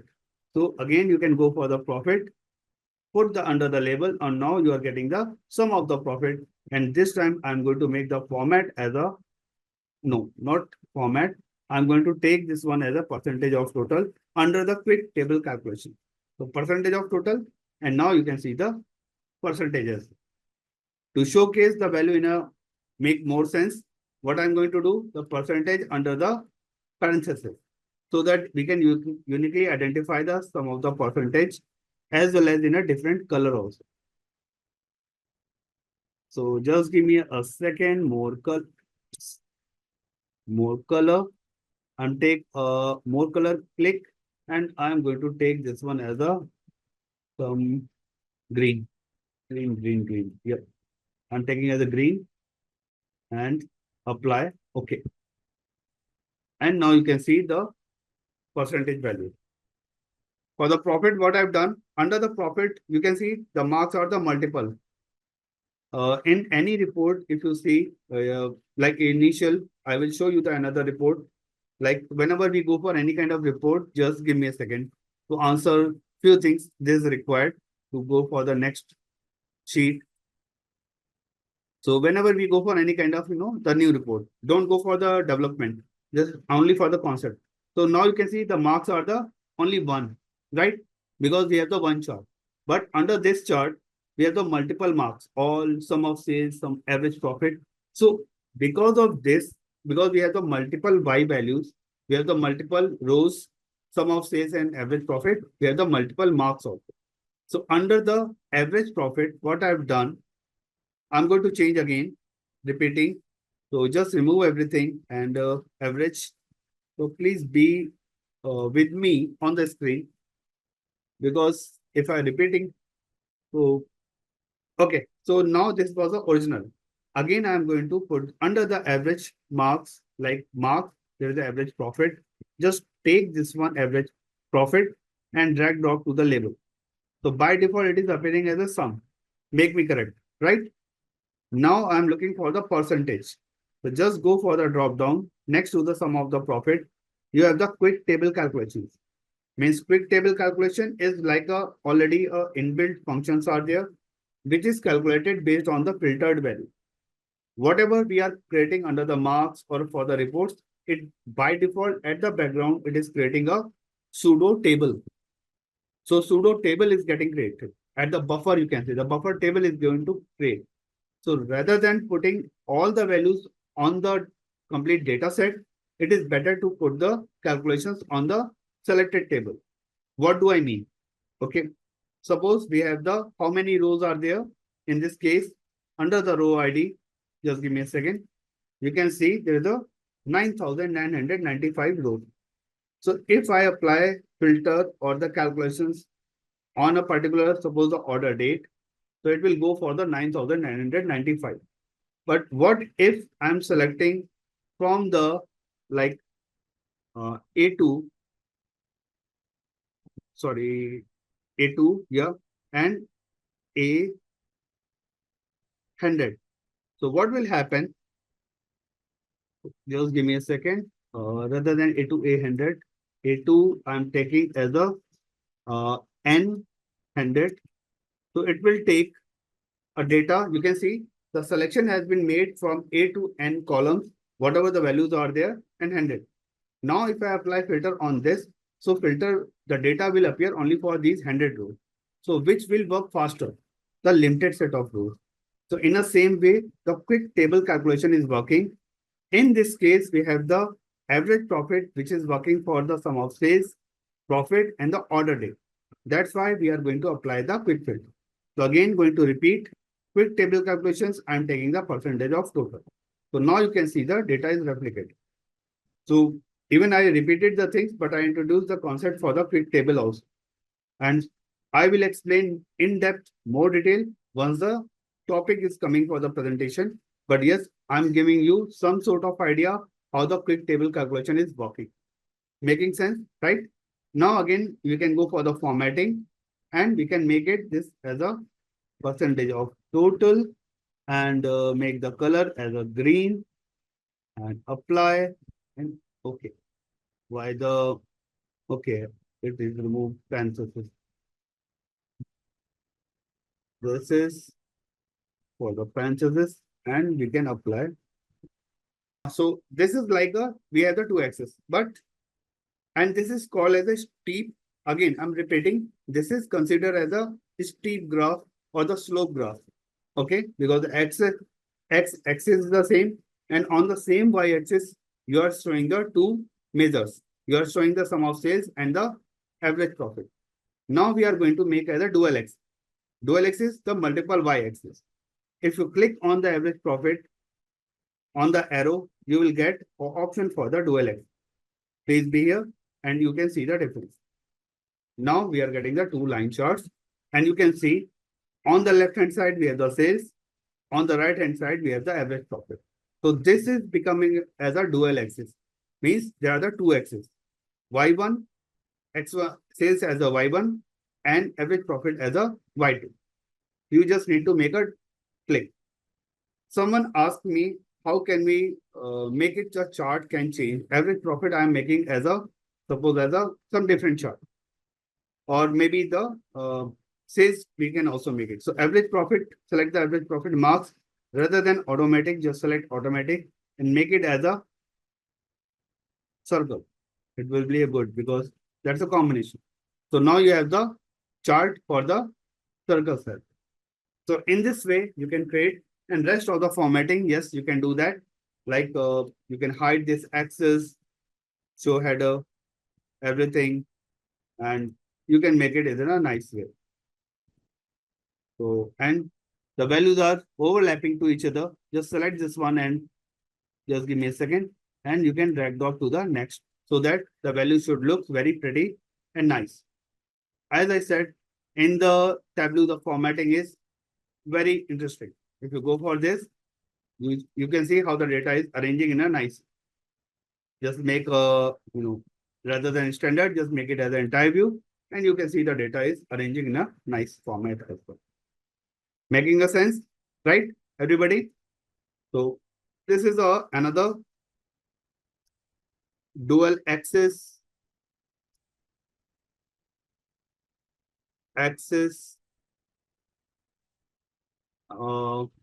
sales and profit.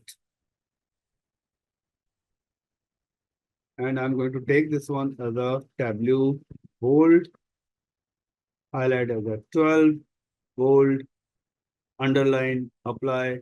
Okay. Yes. Now I can see the questions. Can you choose the dual axis again? Okay.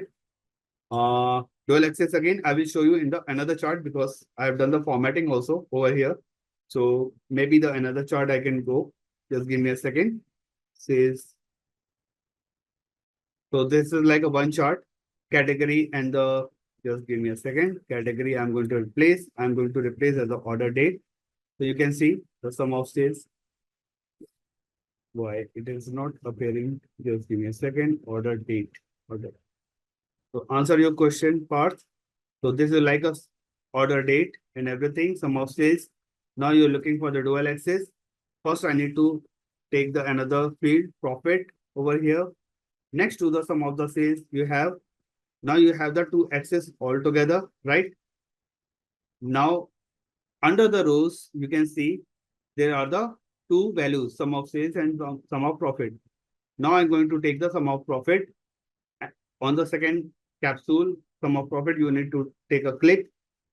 At the, you can see at the bottom, we have the remove, mark type and the dual axis. If you click on the dual axis, now what will happen? This profit and the sales. Right now we have on the left hand side, we have the two Y values.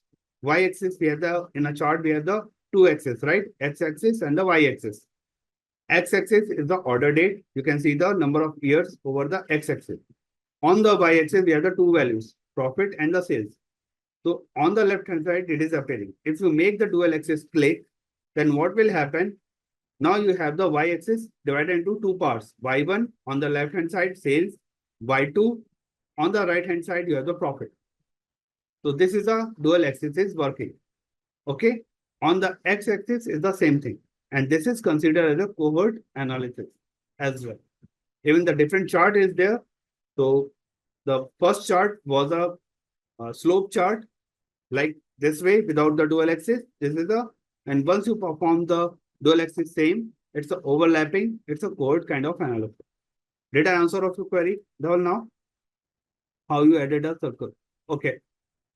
So circle, as I said, because you can see under the marks, by default, you can see the sum of sales is a line chart. You can see this automatic is highlighting with a line, right? In the sum of profit is also automatic is representing next to previous to that, there's a line, automatic. So just make it drop down under the marks and you can take the circle. And now you can see the profit as a circle. Sheena? And you can make it color. Thanks. So this is like how we can go for the axis. So even we are away from the, from the task, like from the PPT, but we have done relevant most of the things now. Cross tab we have seen. Edit axis, we have already seen how that we can do the edit axis also. So just let me explain few more things over here. Like if I go for the edit axis, just give me a second. Okay, so this is like what we have the sales and the profit. So if I go for the again for the more customization, so just select the header. On the right click, you have the edit axis option. So under the edit axis option, you have the, you can just customize, like by default, it is taking automatic. You can define your custom as well. Like there are certain values. So I can define up to the like 778, something like that. So in this way, you can define your, you can see the y-axis values is getting changed. So such kind of, or you can take as a reversed, you can take as a logarithmic if you're looking for. So all about how would you like to set the scale or the axis. You can go for the custom title also, like we have the sales, or you can add as a number of sales. So this is how the thing in a single screen you can make it. And now you can see the y-axis values is getting changed, number of sales, right? So this one part, tick mark, you can also, like you can go for the fixed or the none. By default, it is better to have the tick one. Just try to avoid such kind of things if you are doing the professional kind of dashboard. Even you have the flexibility, because it is taking an unnecessary design on the dashboard. It slow down your dashboard performance. Yes, your dashboard looks pretty, but you do the formatting or you do such kind of customization if it is really required. That you need to take a call. Your dashboard, like what is the priority? The client priority is the dashboard looks so fantastic, very visual appealing, or the dashboard performance is very important. Means dashboard need to refresh in like every 5 seconds or the 10 seconds. Then just avoid so many customized things, so many the calculations on the dashboard. In that case, make it simple. Your dashboard performance will be very smooth. But sometimes what is happening, the client requirement is very fancy. They are looking for some very attractive logo, some fascinated kind of stuff. In that case, you can go for any kind of customization also. So all depends how would you like to client want to see the report. Okay. So this is what you can define. In the same way, you can edit the axis for the profit also. Just right click, select this one, and you can make the changes. And like this time we have the average of the profit. So you can make the average of the profit, average profit, and just making a change. And you can see the title from the y-axis is also getting changed. Making sense? Any doubt, any query? These are the formatting stuff. Request you, once you have this video, go for it step by step. You will get a lot of things learning over here. I'm just renaming this one like formatting for the axis and and uh, and dual axis. Right. So this will be easy for you to understand, easy to identify, and go for the formatting stuff. So just allow me a few minutes. I need to format it, rename everything. Just give me a second. And we have this one. So we have the added access we have done, how we can make it, the demo, the sorting, yes, you can also apply. So let me allow to work on the sorting as well. So sorting, you can do that in this way. Just allow me a second. It's a very quick one. Please be with me. Sorting is to arrange the data in a specific order, right? We are aware about, like we have seen, like sort the data in ascending order or descending order based on your business. Like suppose you want to see the top 10 sales. So what will you do? The sales data should be first arranged. It should be in a like in a descending order. Then you can pick out for the top 10 values. So in this way, you can arrange the data. Or if you're looking for some values from the negative or the positive, then you can go for the sorting of the values, descending order or the ascending order. So sorting is very important to arrange the data in a systematic manner. So rest of the things we can go for the analysis. So in this case, we have the subcategory. Just be with me and drag drop subcategory to the rows. Now because this is for the profit analysis. And one more thing to give the sheet name. Like always we go for the sheet title, double click and everything. So but by default, you can see at the bottom, everybody can see, right? The sheet name is sheet 5 and the title is also reflecting the same. If I rename this sheet 5 as a profit analysis, suppose something like this, and click, you can see the title is also getting changed. Obviously, you need to do the formatting, but yes, we need to go for this way. Okay, so profit analysis is there, and what we can do, profit analysis, and after that we can go for the profit keyword, and you can see the column at the top. So Tableau is giving you the profit, you can see based on the subcategory. Good to have if we put the category also just before the subcategory. That makes a sense to work around it. Just there's a category just before the subcategory, and now you can see the data in a nice. So there's a profit. I'm hiding this one, and we can show the numbers on the profit quickly. We have the numbers. Now I'm looking for the data should be in a positive or the negative. But the data you can see, this is like a in a different order. Like it's a random order, it is generated. So I'm going for the sorting. So sorting ascending or the descending, whatever you like. Now you can see the ascending order sorting. but better to go for the descending. You can see now, and it is by default sorting is applying for the category and the subcategory. Now you can see the data, right? So definitely I will take, but I don't want to leave the things in between because we lost the track. So better we will go for the break once we have some. This section is going to complete, and then I can take a little bit break this time. So this is like a profit. We can see now again what we can do. We can go for the color coding. Even we have done such kind of things earlier, but this time we will go for the coding in a different way. I'm going to apply the coding only for the profit in the green or the red mode. The negative will be red and the green for the like the positive values. So what I can do, I can take this profit and put under the color coding we need to go for the under the marks colors. And we are getting some colorful picture, and that sounds very bad because we are looking only for the two colors. We are not looking for the gradient kind of color. And by default, it will take as an automatic gradient kind of thing. So just avoid such kind of things. We have the this red and the extreme. We can make it as a, okay, there will be a question. I believe, can we change the color? Yes, we can change. We are changing the color. Obviously, our life is black and white, and that's why we are playing so many colors in our visualizations, right, Ajay? So what we can do, we can make the colors and we can go for the green. So now you can see. So now we can make it. You can see there are the two colors, but there's a gradient. The value you can see there's a custom diverging. This is a palette is showing as a custom diverging. So even people like this one also, like the diverging and everything. But I want to make it as a stepped color. So I can make the stepped color. Just go for here and make it as a two color only, so that you can see the red and green kind of thing.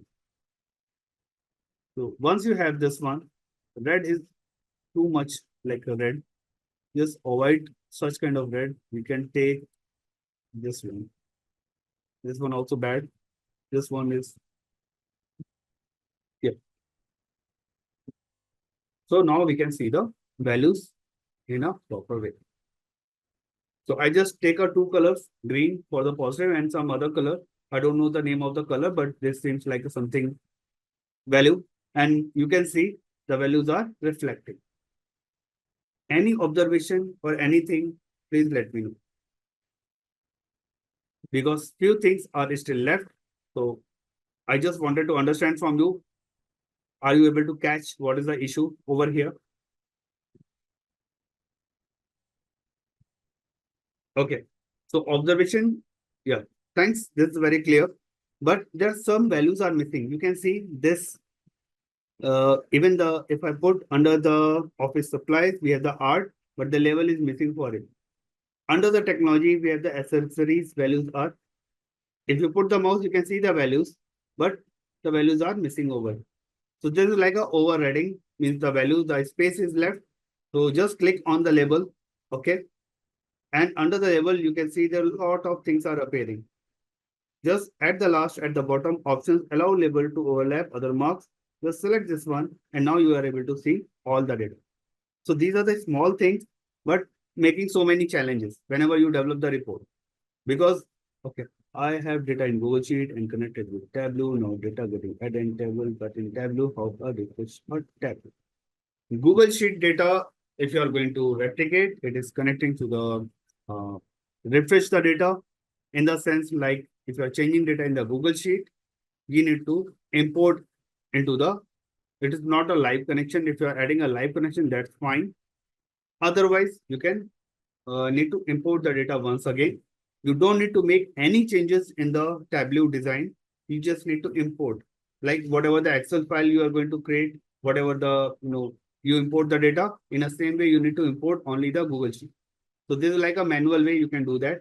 If you have the server, then it is going to replicate again and again. It is loading the value because it is doing for the weekly, daily, or the any kind of thing. Got it, Sanjeev? Did I answer of your query? Yeah. Thanks. So this is like one part, profit analysis as well. I was thinking something. Just give me a second on the fly. Thanks, Sajay. Thanks. Everything. Okay. Yeah. There's another thing. Means apart from the topic, means once you are in a report or the flow, you get so many, on the fly the logic. So again, what we can do, the category and subcategory we have, what I'm going to do, I'm going to create one hierarchy. And you can see the magic like what we have done in the order date and year date. So just go for this and select on the category data. Why the spotlight is near? It is there. So just go for the create. Just give me a second. There it is. Yep. At the bottom, there is a hierarchy, create hierarchy. You can see everybody. So just put the create hierarchy. Now you can see the category tree. Just make it as a some name I need. So just I mentioned as a category tree. So now you can see there is a category tree is a label is appearing on the left hand side and some tree sign is there. Category under the category tree. Now I'm looking for the subcategory. Just drag drop below the category itself. So now you can see under the category tree, we have the category and the subcategory. Got it? If you just plus sign, you can see but the magic is also happening on the rows. Now you can see before the category, there is a minus and the subcategory. Just click on this side. You have the furniture and like some profit analysis category wise. If you click on the plus sign, you have the category along with the subcategory profit analysis.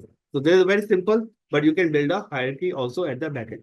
So hierarchy chart, hierarchical way, this is a bar chart including the hierarchy, or you can display any kind of chart in this hierarchy. And you can build up any kind of thing like location. We have the country, we have the state, we have the city, or we have the particular area of. So if we are looking for such kind of detail, we can maintain a hierarchy in this way. So in this case, what I've done, the category hierarchy, and just drag drop the category and subcategory under the same structure. Making a sense? Show category tree again. Yep, sure. So not category tree. I will show you something else. Just give me a second. We have state, we have country, we have state and city. So I'm going to build a hierarchy for the location wise. Okay. Are we good? Means I'm going to create another tree, means the hierarchy. So I'm going to take this. We have the three fields, right? We have country, right? Because country at the top. We have the state also. State values are there. And we have the city. So these are the three hierarchies there, country, state, and city. Because these are US states. There is no district kind of thing, I think. There is no district data. Yeah. So if we have such kind of hierarchy, it will be good to have. So now we are going to make a postal code is also going to take, but postal code is a number. So it is not going to take that. Okay. So we need to change the postal code into the different format. So I'm just taking simple things right now. So what we can do, now we are going to create a hierarchy for the country wise. We start from the country. So country we are going to take, just select the country and click on the drop arrow and you can maintain a hierarchy. So create a hierarchy, not add to hierarchy because we have already the category tree. That's why it is showing the add to hierarchy. Just go for the create hierarchy. Create hierarchy. I'm mentioning this create hierarchy name as a location.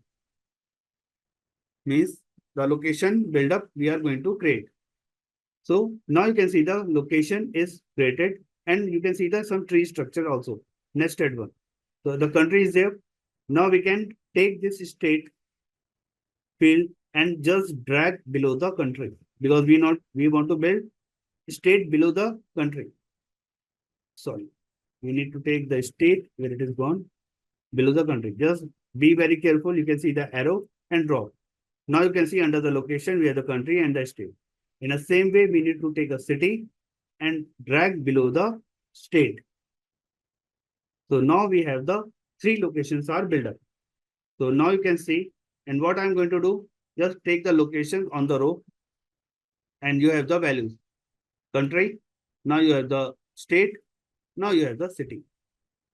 Making a sense a lot? Yeah. So this is how you can build up. And if repeat This was the repeat. Okay.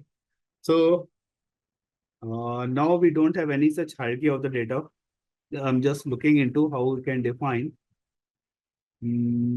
Okay, I need to repeat only then. So if I'm going to repeat, I'm just going to delete this hierarchy for the location. Okay, remove hierarchy. So I remove the hierarchy completely. You can see. And please be with me. So I'm looking for the hierarchy for the locations. So locations, the first it will start from the country. So go to the country and now you can see the arrow over there. We have the lot of options are there: duplicate, rename, hide, aliases, transform, blah blah. And we have the hierarchy.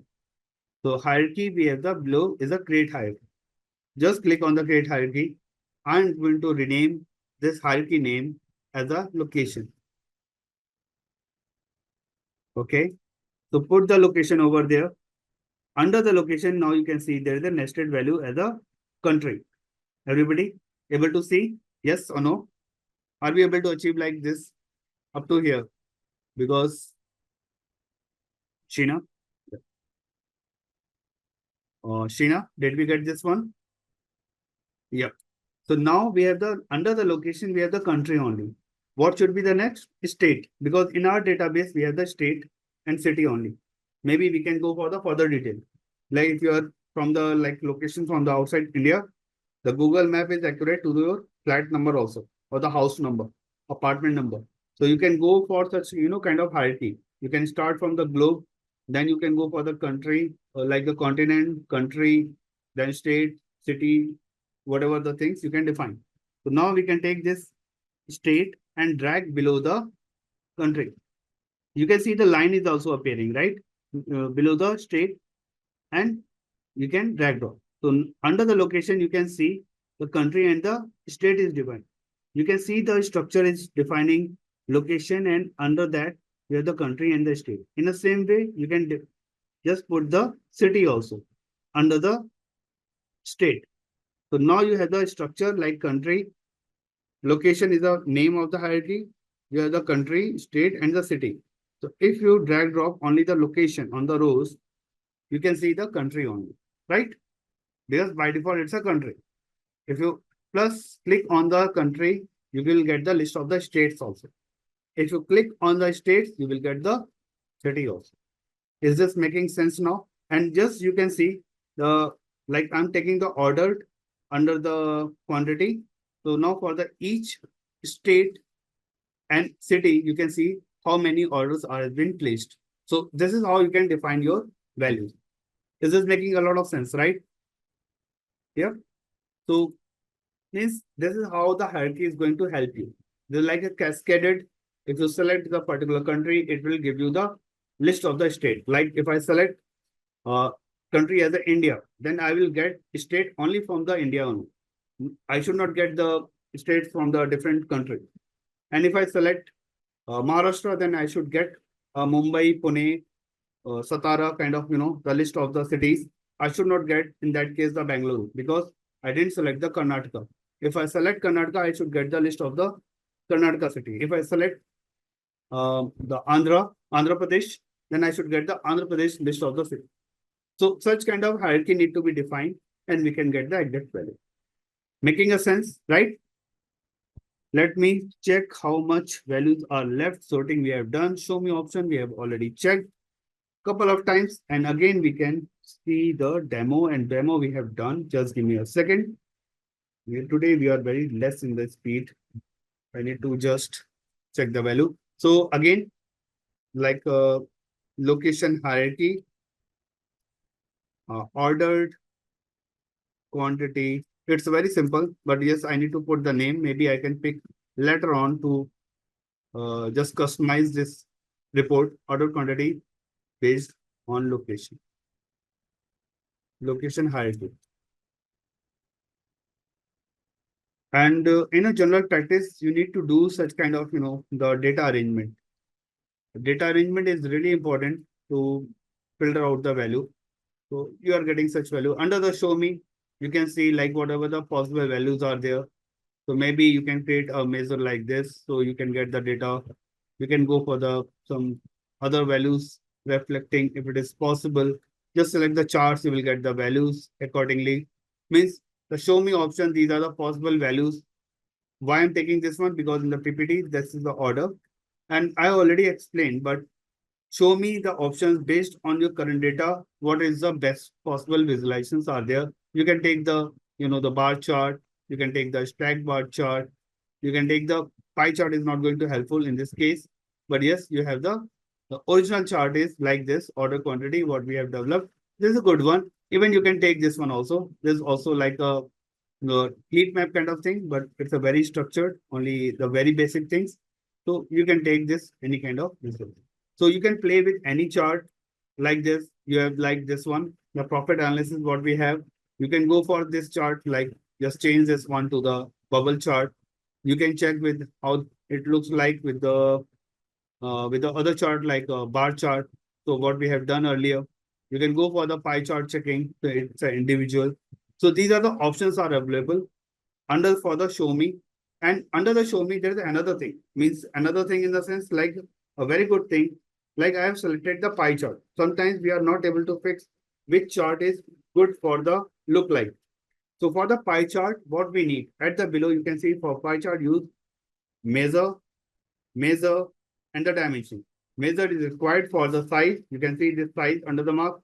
Measure is required for the slice. You can see the angle is there and dimension for the color. So if you have such kind of things altogether, then you can build up a pie chart. If you select any other chart, like I'm selecting the area chart, suppose. So for area chart, you can see this is a continuous. So we need the date. At least in our report, we should have a one date column, one measure, and the dimension. So this is Tableau capability. It is showing you help. Like for if you are looking for area chart, then at least one date column should be there, one measure should be there, and one dimension on the colors. In the same way, if you have the bubble chart, you can see there will be one measure, there will be one measure on the detail. You can see on the detail as well. One is for the color, one is for the T for the text. So you can define in this way. So there are a lot of things you can define. Okay.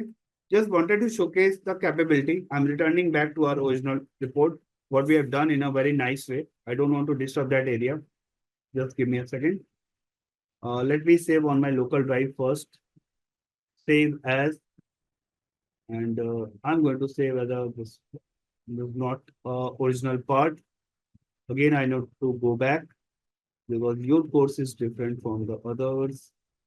So this is like a Tableau workbook, and I'm going to, is this yours? Is this yours? No. Tableau exercise. This is yours. Yeah. So because I'm keeping some standard and I will upload also this one. No worries. There's like a sample again, sample superstore.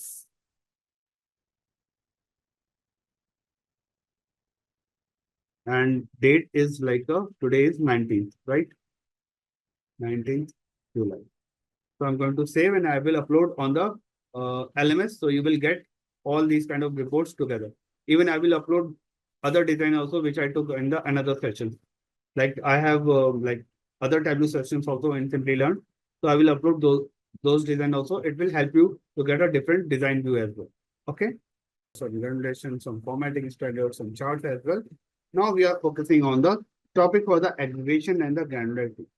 So once we talk about the aggregations and the granularity, the concept is very similar. Aggregations means aggregated value. You are going to perform some aggregation.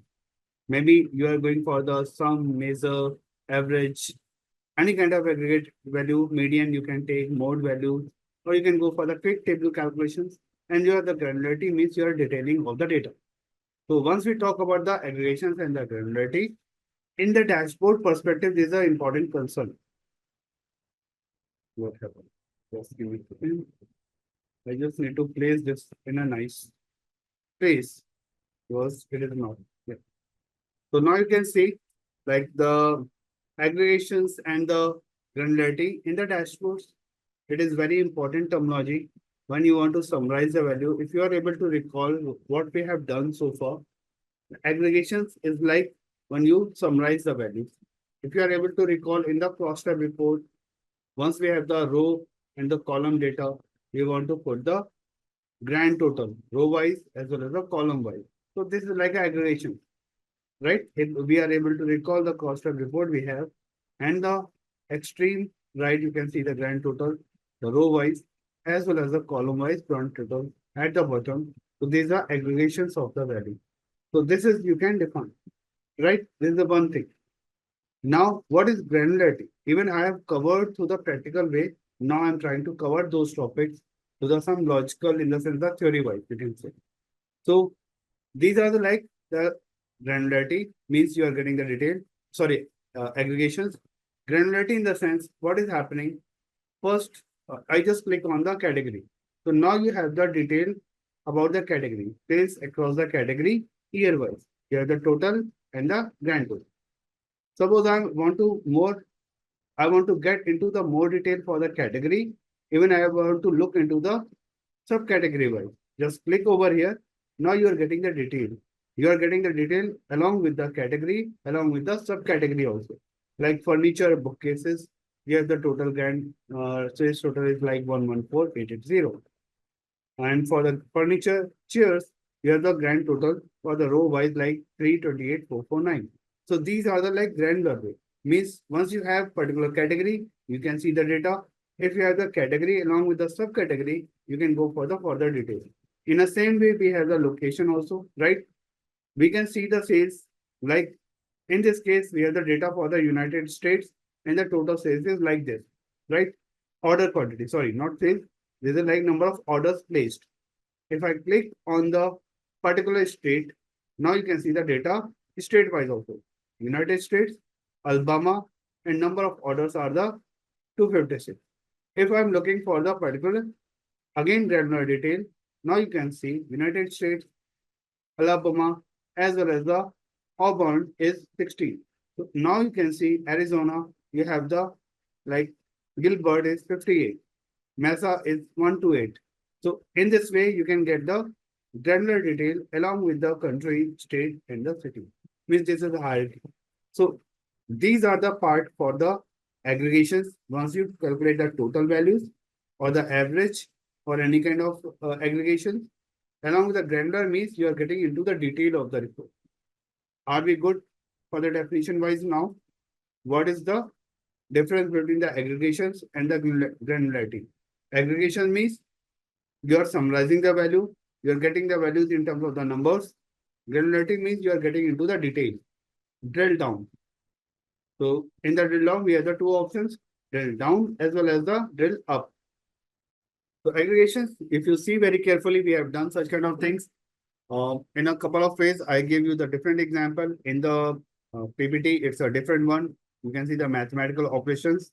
And under that, you can see, just give me a second, why it is going again and again to the different way. Just so now you can see in the PPT, it's like a mathematical operations that combine the multiple values. You can see the region wise and looking the sum. So sum is like a measure, you can see, and you can change the aggregations to the any other sum, average, and whatever the median, you can take anything, and these are aggregations.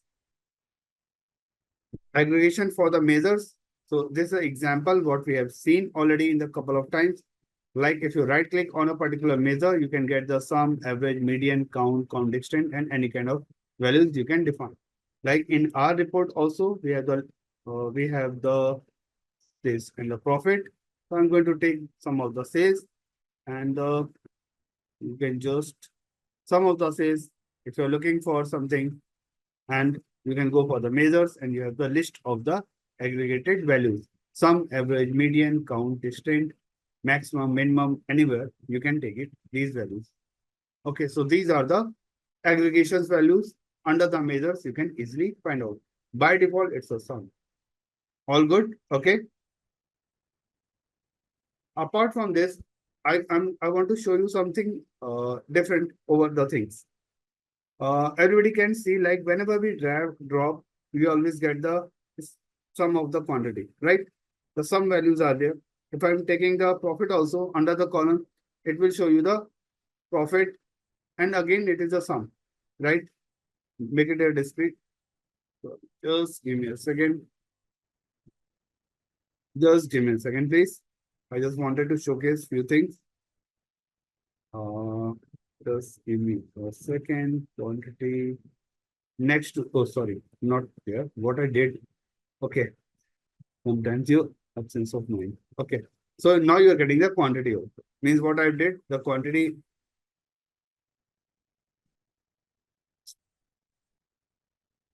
profit. Sorry. I just wanted to put the profit over there and make it as a discrete. So now you can see the discrete profit as well. So you have the two measures altogether. So by default, it's a sum. Then you can make it as a like a anything. You can go for the measures and you can change the value to the median average. You can see the average profit. You can go for the median values, right? You can go for the another aggregations like count. You can count the values also for the profit, how many counts are related to the particular city, particular state, particular country. So this is how you can define the different kind of measures, everything. Why it is getting back. Okay. So these are the things, aggregation for the measures. Now we can see in the same way, we can have the aggregation for the dimensions. Like we can go for the minimum, maximum. In the donut chart, I showed you how to take the aggregation for the dimensions. Able to recall? Once we develop the donut chart, we have not developed the donut chart today. Sorry, apologies. So I can show you the like on the dimensions. So dimensions you can also apply and you can apply with the minimum and the maximum value. So in this case, I'm taking this one. So minimum value like profit, I can take, right? The minimum values are related as well as you can go for the maximum value you can also define. So all depends, whatever the business requirement is there, based on that, you can set up the value. So this is all about for the aggregations for the measures or the dimensions, or you can apply on anything. We will do on the, maybe we will do on the filters also the same kind of aggregations. So aggregations are to just compute the values across the different values itself. Aggregation you can apply on the different attributes as well. Means in this case, what we have done, like there are some segments and some counting the values. So just give me a second. I can show you what exactly it means. So just take this segment means, and under the segment, I'm just putting the sales. I don't want the chart. I just want to make it as a text. And very bad. Just give me a second.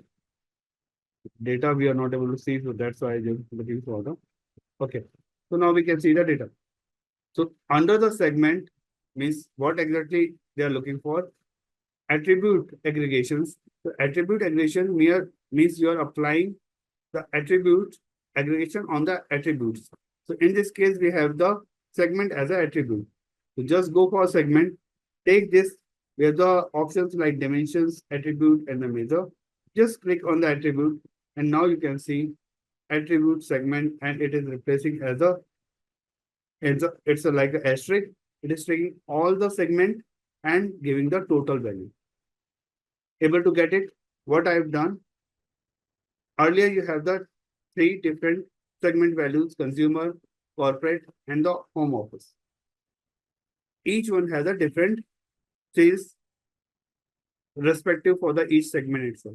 If you change segment to the attribute, what will happen? It is giving the attributes and it is giving the total sum of the sales.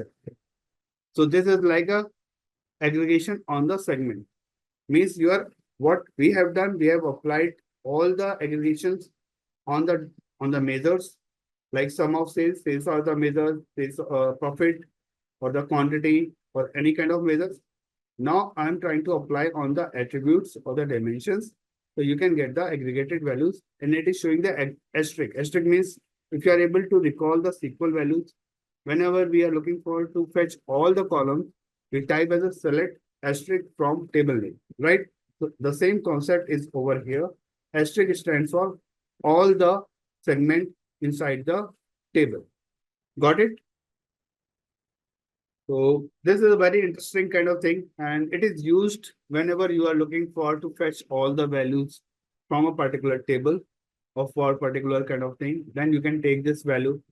It's a good for the like general in practice. It is used for the validation of the data. Not most of the times we are using the attribute aggregation because it's not a good idea for the dashboard performance wise. You should not use attribute aggregations. Attribute aggregations are very good if you apply on the dimensions or sorry on the measures, not on the such aggregated values. Ultimately, it is going to club all the values and going to perform some actions on the measures value itself. Okay, so this is one thing. Granularity we have already seen, like it's a level of detail in a data set for data set. We have already seen the year, we have the country, state, we have the city. In the same way, we have seen the year, quarter, month, and the day. So this is how you can define the data. So means from year to seconds, please be with me. In Power BI, someone is coming from the Power BI, they have the drill up and drill down. And they ask me, how can you see such drill up kind of thing in the Tableau? So even that terminology is not defined, but yes, Tableau is doing in a very smart way. How we do that? Just give me a second. Cross tab. Yes. So now you can see we have this one, right? So category is like a at the top level. Once you click on the category, it becomes as a subcategory. So this is from top to bottom. It's a more granular, moving from category to subcategory. Now, if we have such kind of things, we want to go back to the category. Just click on the category. It's a drill up. So category to subcategory, it's a drill down. Subcategory to category, it's a drill up. There is no unnecessary kind of terminology they are using. You just need to understand how the logic is working. So this is what we created. Now the Tableau is already created and we have already explained about this, but repeating again, if you take the order date, by default, it's a year. So now you can see the quarter wise data. So this is a drill down, or you can say the granular information. If I'm looking for the more quarter detail, again click, you will get a more quarter in the month wise as well, right? If you click on the again month, you will get the day wise as well. If I'm looking for the category, just click on the subcategory, you are getting so much detail. So now you can see the power of Tableau without defining unnecessary terminology, you are getting all the data. And these are the more granular detail from year, quarter, month, and day. Suppose I'm looking for the less granular, drill up kind of thing. Just click on the month. Now you are drill up by one level. Now click on the quarter. You are getting drill up to the second level. Now click on the year minus. You will get up to the extreme level, top level of the drill up. And in the same way, you can go for the drill down. Are we good about the granularity and the aggregations now? Yes, yes, I can see the question. How you do go for the aggregations. So we should aware about how the aggregation get work. What is the difference between the granularity? Means if someone nobody will come to you and say apply the pie chart, apply the like the make the drill down or make kind of thing. That you need to take a call on which field you need to define a granular information, where you need to take aggregations, how would you are going to take a join, because the business value used to come and then you need to take a decide whether I need to take a inner join or left join, right join, outer join, any kind of join. So such kind of things that you need to understand based on your requirement. So concepts and the logic need to be get clear. And people are generally mixed up the theory and the concept. So logic is going to help you. I'm not like sharing any kind of, even in the PPT also, they have included all the logics and the concepts. There's nothing like a story, how the Tableau is built up, what kind of competition they are facing, or what about the other thing. Some basic concept, basic story is there, but they are also, the PPT is very well designed in terms of the logical and the conceptual building itself. Okay, so let's go back to the part. So now we are very clear about the granularity and the structure. So why it is important, I already explained. You can go for like it's a good granularity whenever you are looking for the more detailed information, maybe the year wise, maybe the location wise, You're looking for a more asset detail. So asset hierarchy is there. If you're coming from some inventory data, you always have the some item number. Then you go for the like do you track the item number in the inventory? Either location wise or the particular commodity group is there, item code is there, and you track the item. So this is like a granularity of the information, how you can find out your data. So the PPT is for you. You can say like this is a customer data analysis by arranging the data to the different levels. It could be dynamic, it could be optimizing the performance. So there are the couple of things like you can go for the store the data in a granular way. You create a hierarchy, relevant information. You arrange the data in such a way you can get the detailed information drill down as well as the drill up. Are we good? Okay. So we have already seen such kind of things, so not going to work around that. So now for a quick check in Tableau, what do aggregations and granularity respectively refer to? Aggregations, like option A is like combining data at a higher level and granularity level of detail in the data. Option B, level of detail in the data. Aggregations, granularity is like combining data at a higher level. So you can read the options. Which option is going to correct? Please let me know. Tell how industry is study going with content by relation. Sure, I will love to that because I'm using many tools parallelly in our industry. Like not only in Tableau, I'm working based on the because one of my client is working on the Tableau, another client is working on the Power BI, and the third client is don't want to use any customized tool.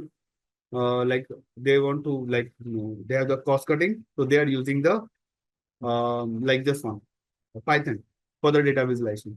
So individual client has a different kind of aspects, and Tableau is like a very fascinating kind of tool. Okay, so the option is A is correct, and why? Because aggregation is aggregating the value. It's combining the value. So the option A is like combining data at a higher level. Then you go for the granularity, and granularity is a like level of detail of the data. You are detailing. Either you can go for the drill down or the drill up. So this is a quite good one. Many thanks for the answering, and this helped me to understand what kind of information I am trying to deliver. Now getting into the some chart. So chart, what we have done, the bar chart is there, and please let me know because we have done such kind of charting already. So maybe I will quickly move and I will show you the chart again. No worries. So bar chart. So bar chart is generally used. Now we can make a sense for the chart. So chart is generally used to understand if we have the categorical data and the numerical data. So bar chart is by default it is coming like once you have the category, some dimensions and the numerical data along with that. Irrespective, you can place x-axis as a categorical data. On the y-axis, you can put the numerical value or vice versa also.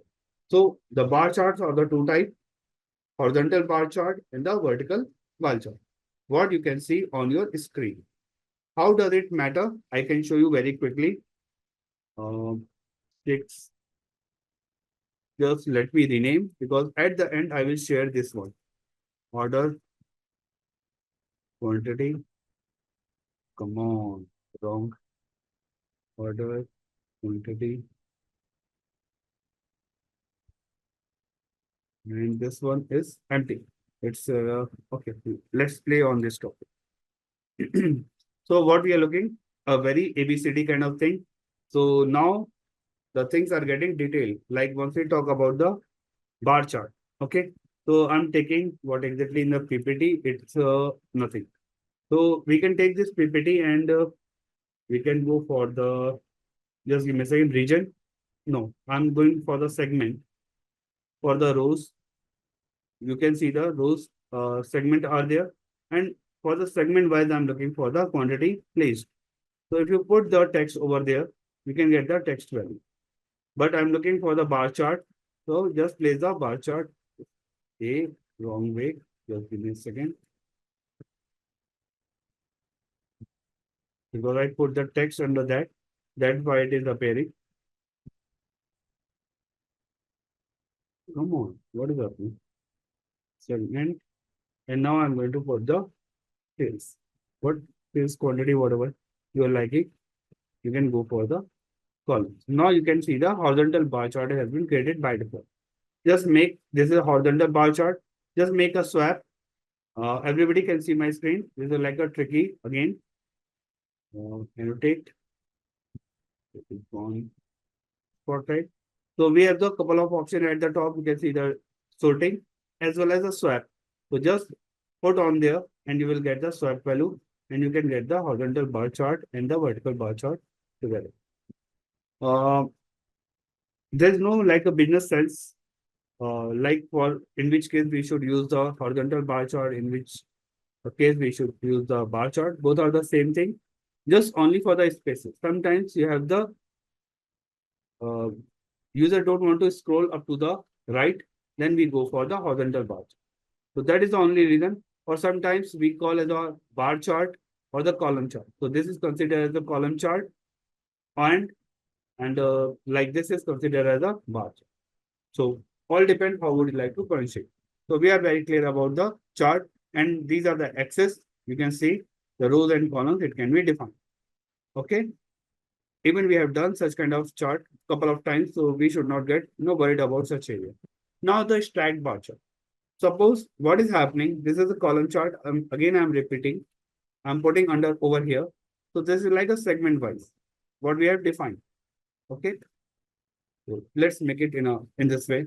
So stacked chart is coming whenever, what does it, the stacked mean? Stacked means something is like collecting on the top. So whenever you have, in this case, what we have, where we have one segment and one like sales. Under column, we have the one dimensions, or you can say the categorical data. And under the rows, we have the one measures. Now I'm looking for the another categorical data on the column. Like under the segment, I'm going to place the another value. I want to see the data. So either you can place the side by side, like I'm going to place the region now. Okay. Take this region and put next to the chart. So, okay, that's fine, but it doesn't so looks like very beautiful. This is called as a side by side line kind of chart. You can see at the home office, at the below, you can see the central, east, south, west. At the top, you can see the corporate, you can see the central, east, south, west, and you have the side by side chart also. But what if I'm looking for the stack chart? Then take this region and put under the color. And now you have the stacked bar chart. So now what is happening? The chart is reflecting the same thing. You can see under the home office, if you put the mouse, you can see region, west, segment, home office, and the sales is also responding. Are we clear about this stacked bar chart? Any doubt? And I'm going to put some values like some of sales and under the label, and you can see the values also over there. So this is like now the meaningful chart. Like you can see the sales across segments by region. Sales across segment by region. Even we have touched, we have explained this topic already at the beginning. But yes, this is quite understood. And on the right hand side, you can see the labels are appearing, legends are appearing, which is self-explanatory, like blue for the central, for the, you can see the east for the amber, south for the red, and west for the some different color.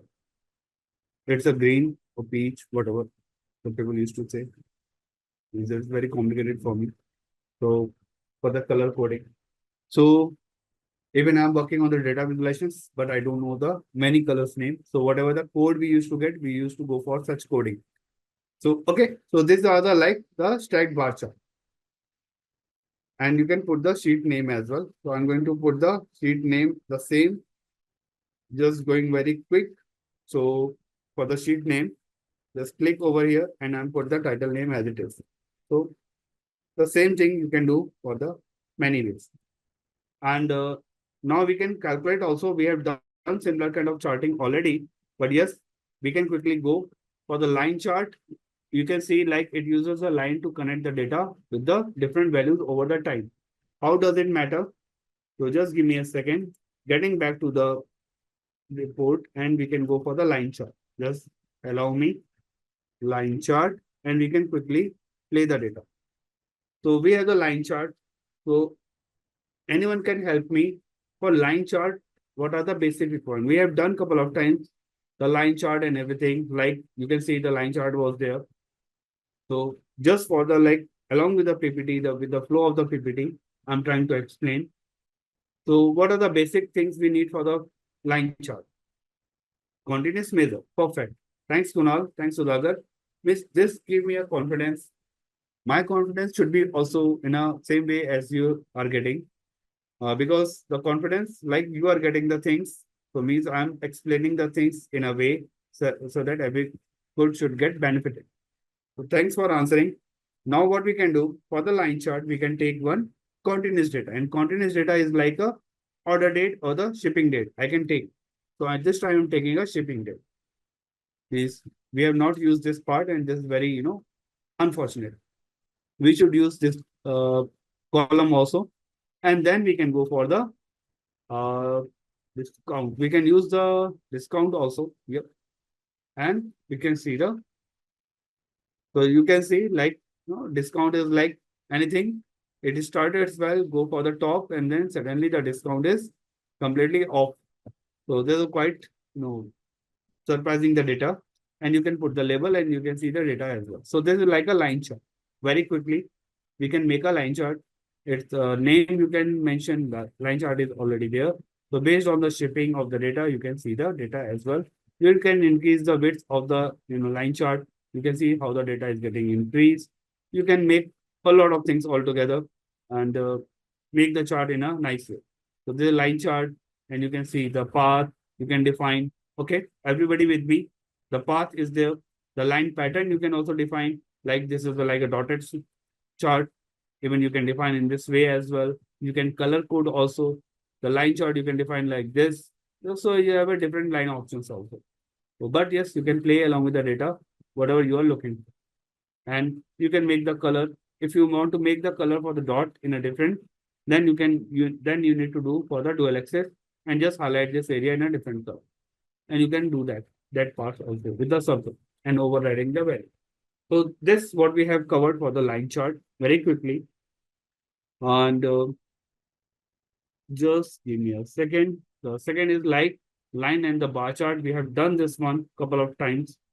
Um, let me do again. Line with the bar chart means I'm going to include the another measure. So just take this sales next to the sum of the discount, and we have the two measures everywhere. So now the sum of the sales I'm going to take and make it as a dual axis, right? So sum of the sales I make as a dual axis. Now under the sum of sales, rather than taking the line, I'm taking the bar. So now you have the bar chart along with the values. So now the values are superseding to each other because the bar chart is area fill up. What I'm going to do, because the values are different, so I'm going to resize of the bar chart axis, okay, to just avoid the clash. And I'm going to make this one up to the y axis as a custom. Then I can make it up to the 9 so that our size is getting decreased. So now you can see the data for the and the line chart is different. So now you have the two axes. You can see the data is getting replicated. Just make it a nice format and you can get the data accordingly. Even some of the discount is also displaying over here, just replacing from the measures. And I'm going to put the sum of sales because we want to see the sales data. So now you can see the sales data as well as the discount, right? Able to do, just reduce the size. The size is too big. So just reduce the width of the bar so that it looks pretty. And you can see the data is working. Any question, any doubt for me? We have done such kind of things, but yes, this time we are playing with the lot of things. Means the customer, I'm just replacing everything in a different way. Now you can see the data is appearing in the measures name are the discount and the sales. On the below, you can see the measures because this is a measure name. So you can take the different values altogether. So you can make a line chart along with the bar chart and everything. Now getting back to the another. This is us. Just give me a second. Slope graph. We have seen this one with the line chart, the multiple charts are there. If you have the category, if you have the two values are all together, year one, year two, and you can define the value. So even I have developed this one, just give me a second. Dual axis formatting, where it is gone. Oh, I made it again for the slope. Okay, so let me make it for the slope graph. So slope graph is like whenever you have the, in this chart, you can see what is the difference. So once you have the two categorical variables along with the different time periods, then you go for the slope chart. There is a steep fall or the steep rise. If you are able to recall, I use the sales and the discount on the sales and the discount on the same order date. Means again, I'm going to use order date. Please be with me. Order date. Just dragging on the columns, right? Or you can put on the, yeah, column is fine. Now I'm looking for the sum of the sales and obviously it will come a line chart. Again, I'm looking for the sum of the profit next to the sales. So now this is a steep or the slope chart. Even this is a, I took a different parameters in the PPT, it's a different one. Intentionally I did. So sum of the sales, I can put like this one, a label, and sum of the profit, just select the sum of the profit marks and go for the profit and put the label. So now you can see the, and this is the slope graph because you're looking, the x-axis is the similar, but you have the two measures and you are putting the data on the same y-axis. You are not using the dual x. You are using on a same y-axis the multiple measures. Are we good? You can add more data as well. If you're looking for the quantity, you can add more quantity as well. So now you can see the more data. So this is like a part of the quantity and you can make it as a slope graph. And based on that, you can compare your data. Like 2014, 15, 16, 17, you can measure like quantity, profit and sales is going to vary. Are we good for the slope chart? Right? Basis on this, you can do the comparative analysis for the slope, for the quantity, profit, sales from the last couple of years. Analysis by order date. Because trend, I'm looking for the many things. Even though for the shape, you can also change. You can go for the shape and just make this Tableau bold, 12, bold, underline, apply, and okay. So you have the multiple data. And you can go for the individual coding also. Color coding means I can make this chart a very beautiful chart. And maybe it is taking time for this, but yes, you can make it in a different way. I just make it as a color coded and color coding for the sum of the sales is like more color. I can go for the some different color like the blue is good. Okay. I can take the original blue. Oh, sorry, my bad. So this is for the blue for the one dark blue. You can see now for the profit, I can make it as a different color, make it as a green, dark green. So you can see the values, right? And for the quantity, I can make it as a different color, like maybe the amber. So, oops, sorry, I select the wrong green and then go for the sum of the quantity. I can make this line chart as a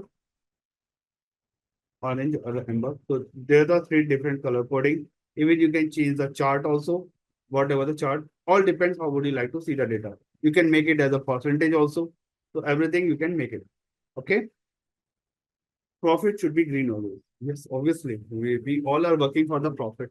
If something is there isn't a loss, there are a lot of brainstorming session will be started, lot of meetings. by the, I was working for the bank, and I was like taking the ownership for the complete for the IMR. My department was a risk analytics. So there are a lot of things. Means if something the model is not performing, it's like a lot of brainstorming session for a single thing. We used to propose a lot of solutions, like 5 hours meeting only. That's a very challenging if something is not meeting with the profit. Now we can talk about the area chart also. Yeah, this is a good time to switch to the area chart. So the line chart is like touching the area with the, sorry, the touching the peak point, but you cannot see the below whatever the points has been covered so far. So area chart is useful whenever you have the some quantities data and you want to analyze the under the curve area. So that's a very important area chart is generally used during the machine learning kind of thing. There's a couple of charts are very useful whenever we go for the data analytics. Data analytics are like data analysis and the data analytics are the two different terms. Data analysis, what we are trying to achieve through the visualizations, EDA, that kind of thing.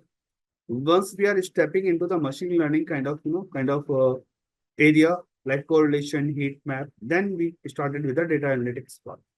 So in that case, we train the model kind of thing. So before training the model, we have the certain criteria. We need to calculate certain measure, which model is going to be fit.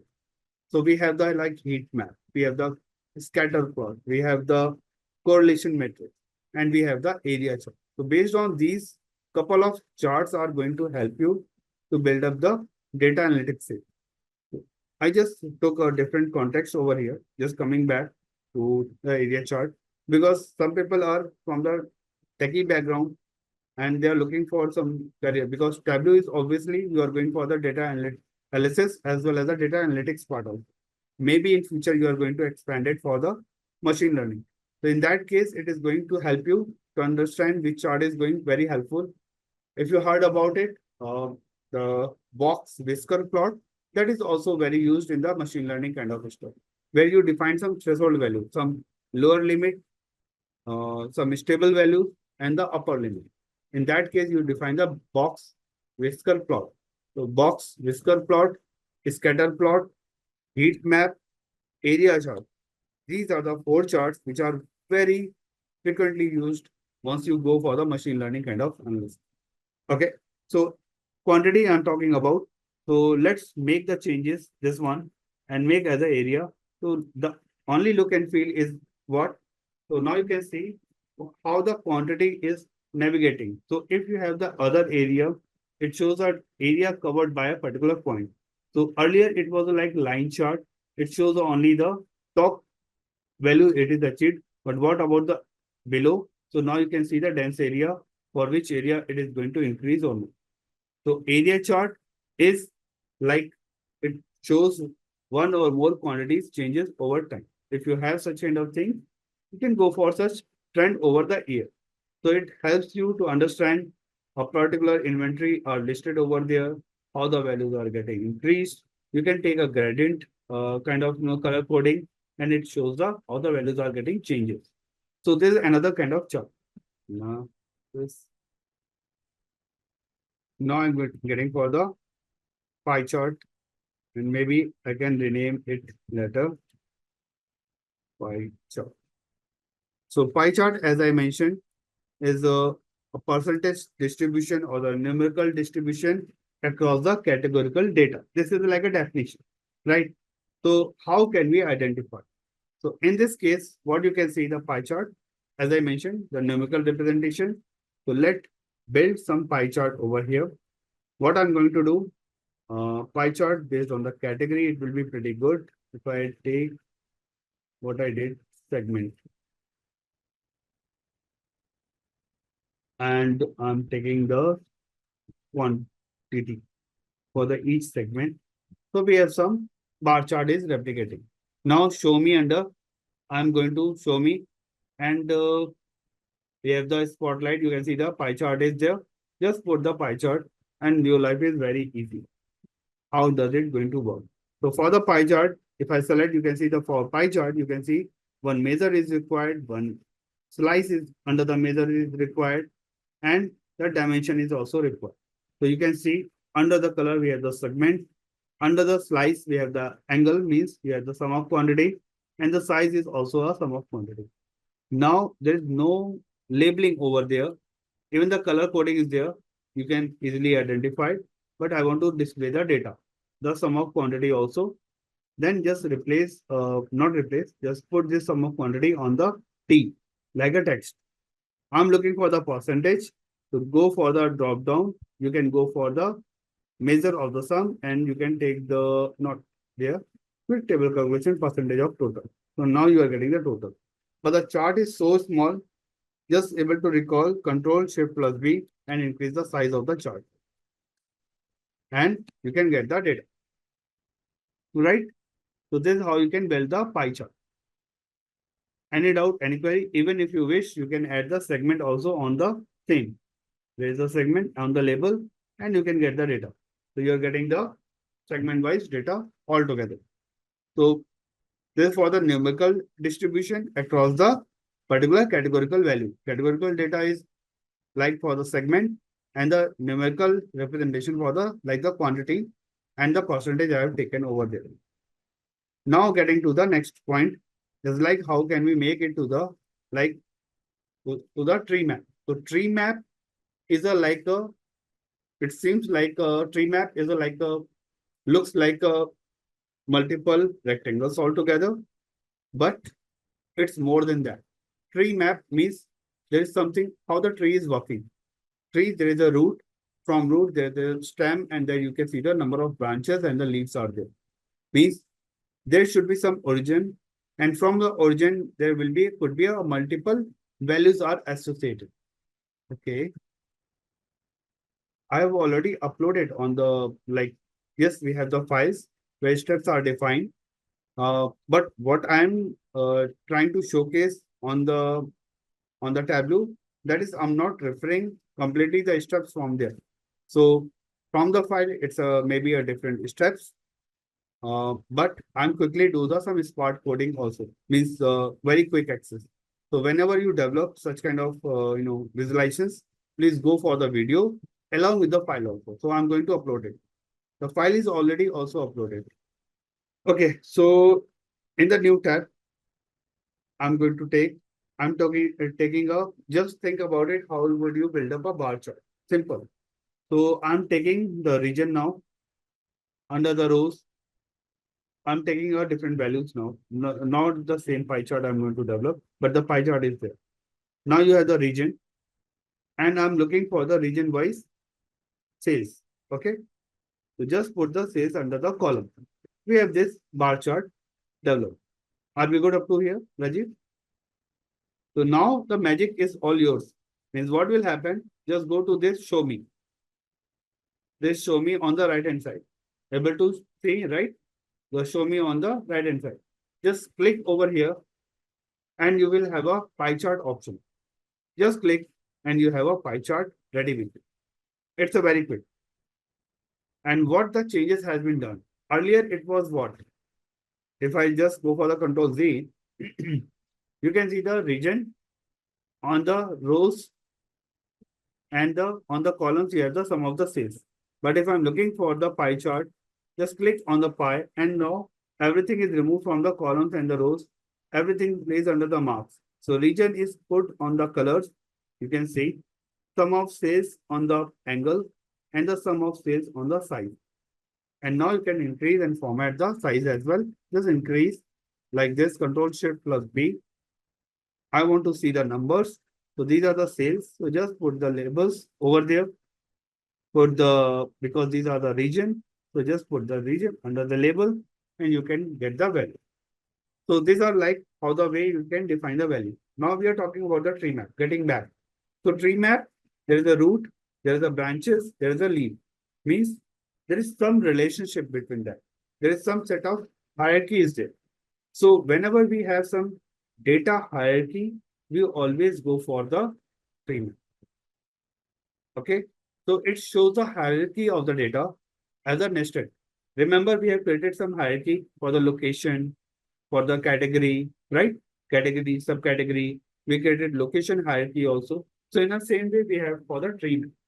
So how the tree map is working, you can see over here, like regional sales analysis by product category. So they are mentioning, I'm going to showcase, and there is a certain file is there. So file I'm going to upload, and there's a different. Just give me a second. So now you can see this is like a segment of the sales. So if I click over here, just give me a second. Tree. So this is like a tree map. Under the show me, you can see the tree map is here. And just click on the this tree map chart. So for tree map, you can see use one measure for the size, one measure for the color and the dimension. And we have used everything over here. I'm just highlighting. Now I'm going for the formatting of the stuff. So just give me a second. Measure for the dimension. Okay. So you can define, you can see the west is more area as well as the east. Central is little bit less area covered, and the south rectangle is also a less. So now what information we are getting? We get because I have used heat. So we have this pie chart and we want to convert this pie chart into the tree map. So what we can do, go to the show me, and under that we have an option for the tree map. Right? We have the different kind of charts. So we can use this tree map. Just click over here and your chart is ready with you. Now you can start because the skeleton is ready. Now you can go for the formatting. So maybe for each, like for the each region, you want a different color. Just go for this step color and edit color. Just click over here. And this time I'm going to take the different color, making this one as a step color and making the four colors. The color should be a different. I can take, maybe I can take this one from the like automatic. We can take this one from different palette. Orange, blue, red, yeah. Orange, blue, green, diverging. This could be a very bad. Just give me a second. It's too much. Uh, Sometimes, yeah, this could be a much better identification. And now we can increase the size of the chart. Suppose I want to display the other values, like we have only the values in terms of the region. But what about if I'm looking for the sales? I just want to drag out to the sales as well. Now, if I'm looking for the percentage sales distribution, just sorry, for profit also, I can go for the profit add-on. Okay. I can add as much as information you are looking for. You can add the category, you can add the other values. Like we can add the category also. Just give me a second. We have the category and we can add the category on the label. So you can see a lot of values are appearing now. And you can make the font bigger or whatever you're looking for, the formatting stuff, the region if you're looking for the highlighted, you can set. Then after that, you can go for the category, just control paste and put under the region.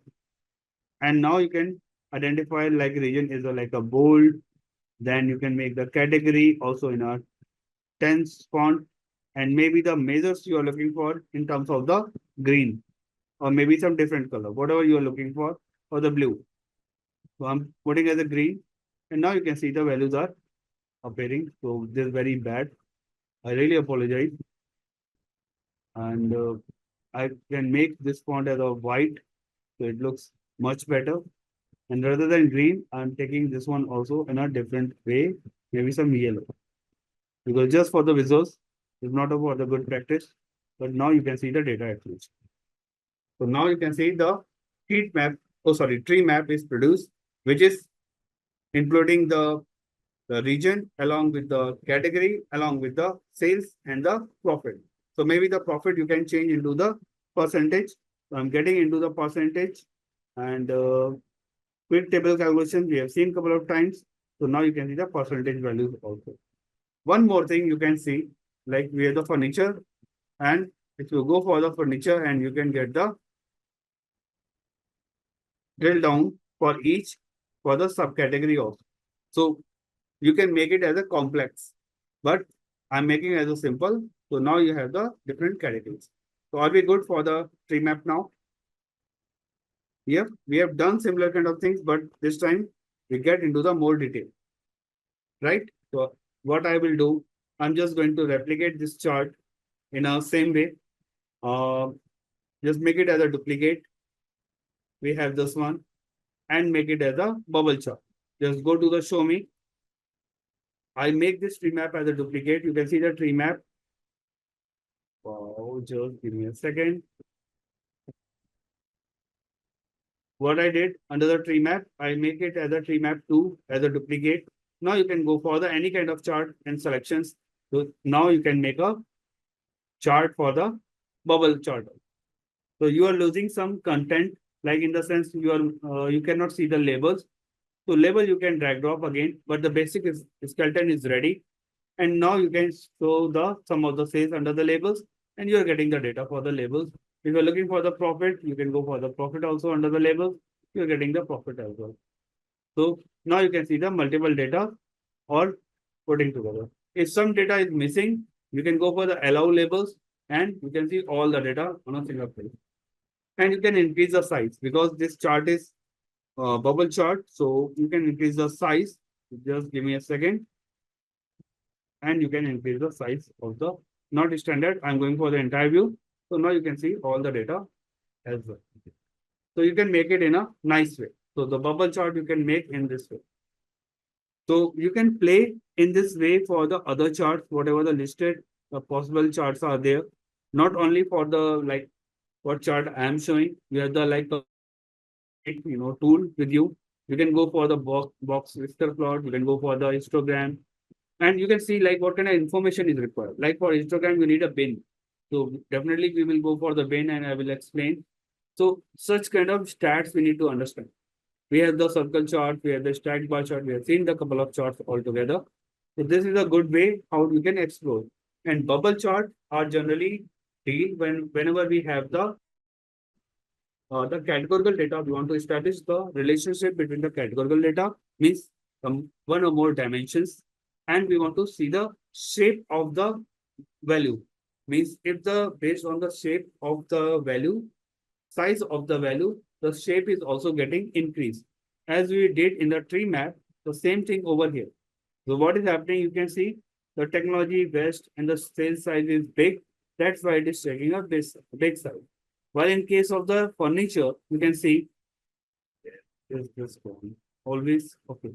The furniture, you can see the east and the size sale is less. That's why the bubble is small. So based on the size or the volume of the data, the size of the bubble is also getting increased, and you can increase or decrease as well.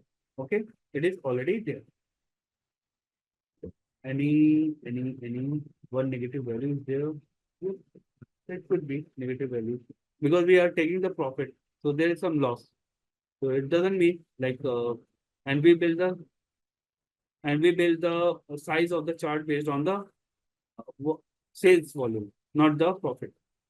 So negative value is there. That's why we can see not one. There are a couple of negative values. We developed this profit analysis. We can see the furniture for bookcases. There is a negative value.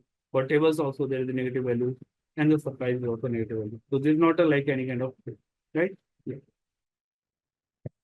So this is how we can identify. Thanks for sharp eyes. Means this is how we should read the chart. Means I really appreciate who observed Shrikant, right? So Shrikant observed like there is a negative value. So this should be catch. Means means we are dealing with the profit, so we are getting the loss. How you change to gray color palette? Okay. So it's all about the palette. Means under the tree map, what I did, go for the color coding kind of thing, some of sales. Just go over here. I took edit color, and under the palette, you have the so many options are available. Gray, warm, palette, anything you can take from here. Right? You can do it from the gray palette. So this is one part, and bubble chart we have seen. So I will pick from the tables, heat map, and the scatter plot first today. Then we will jump to the rest of the advanced, like the chapter 3 kind of stuff. That is including a lot of filters, a lot of the other values, and we will go for the some logical questions as well. So this is the agenda kind of thing. So let me focus on the table part, this one. Just give me a second. Okay, so table is there. On your screen, what we have done so far, the list report or the cross-tab report, we are aware like tables are generally are the two types, the list report or the cross-tab kind of report. So these are the two reports are coming under the tables. So in this slide, you can see we have some rows, some column values. Under the rows, we are putting the subcategory. Under the columns, we have the order date, and we are calculating the sales. So this is a cross-tab report, but it is assuming as a tables. It's a kind of report. And in other terms, you can say like in Excel or maybe in Power BI or maybe other, there were some different terminology for this. Rather than cross-tab, they are saying as a matrix reports or the pivot table kind of thing. Such kind of thing we can create. Under the pivot table, you have the grand total. So we can do the same thing for this purpose as well. So let me go back to the Tableau desktop. Let me start and parallelly we will draw the develop the report also. Just give me a second. We can go back to the Tableau public. I'm going to start the Tableau public in front of you. And the fresh report I'm going to create. So again, I'm going to do all the exercise, whatever we have done so far. Means the connecting with the file, extracting the file and everything. So this is a like our Tableau. We can connect with the Microsoft Excel file. And in my place, we have the, just let me jump to the original part. So this is a like Excel file in my local machine. I'm going to pick. And now you can see everybody able to see my Tableau screen, everything, right? There's nothing like today. Sometimes what happened, some screen is not getting proper populated. So please let me know if you're not able to see my screen as well. Okay, so I'm highlighting now. So you can see on the left-hand side, many thanks, Kunal, for confirming. Many thanks, Dhaval, as well. So now you can see the connection is sample superstore name. We have the Excel file. Below are the tables, order, people, and return. We have the sample superstore at the, and now we are going to drag drop the things like order table under the canvas. Once you drag drop, you can see the structure has been changed over the page. You can see the modeling area. This is the modeling area where you build up the tables, you connecting with the multiple tables also. And don't worry, we have a session fifth, maybe in next Saturday on Sunday, maybe we will have a detailed session about the modeling, data modeling, whatever the possible in Tableau public. That's a joining, relationship, cleaning the data, splitting, concatenation kind of thing on the next coming Saturday or the Sunday. It depends how we move in the first phase. But next week, it's definitely a data play. So we will have a time and then I will explain how the modeling is working in this page itself. We will explore more about the data sources part. Makes sense, right? So now we have the orders table. We can see the on the below, there is a metadata. And we can see there is a 21 fields, 9,994 rows. So this is like a quick recap what we have done under the data source part. On the right hand side at the top, we have the filters, which is showing like which we can attach the value. Like you can see, we can add the filters. It depends how would you like to add. That's a data source filter, and we will learn today itself. So we will get in more detail, but time being, we are focusing on to get the table, right? So just jumping for the sheet one. Let me minimize myself. Photo is irritating. Okay. So now we have the sheet one. And what we are looking for, we are looking for such, the table. Like we are looking for such table which have some sales trend or the trend analysis, sales analysis by subcategory. So this is the like title, what we are looking for. I'm going to take the segment from the left. On the left hand side, we have the data tab. And under below that, we can see the order sample superstore. The connection detail is also you can see from here as well. Under the search, I'm looking for the subcategory. Why I'm repeating again the same things in a very quick way so that we can have a quick view and once you have the hands-on, these are the some, quick activity you need to perform once you have any kind of development. So that's why I'm repeating. So subcategory, just put under the columns or the rows where would you like to do that. Putting under the rows so that in a row wise information. And now I'm looking for the order date. Order date. Okay, just give me a second. Yeah. We have the information, I think sum of sales over here, right? Sum of sales, true. So we can drag drop first sales to the text. So this is like a quick, because we have the rows and the respective values, only the rows are there. So this is a list report. Okay. If you put over here also, this is also a list report because we are considering one dimensional of the data. Okay. The one dimensional of the data means we are considering data either row wise or the column wise. If we put the data row wise and column wise together, and we are trying to calculate the third thing, then it becomes as a cross tab report. Okay. So time being, this is the list report. Now I'm going to take the order date on the columns. So what will happen?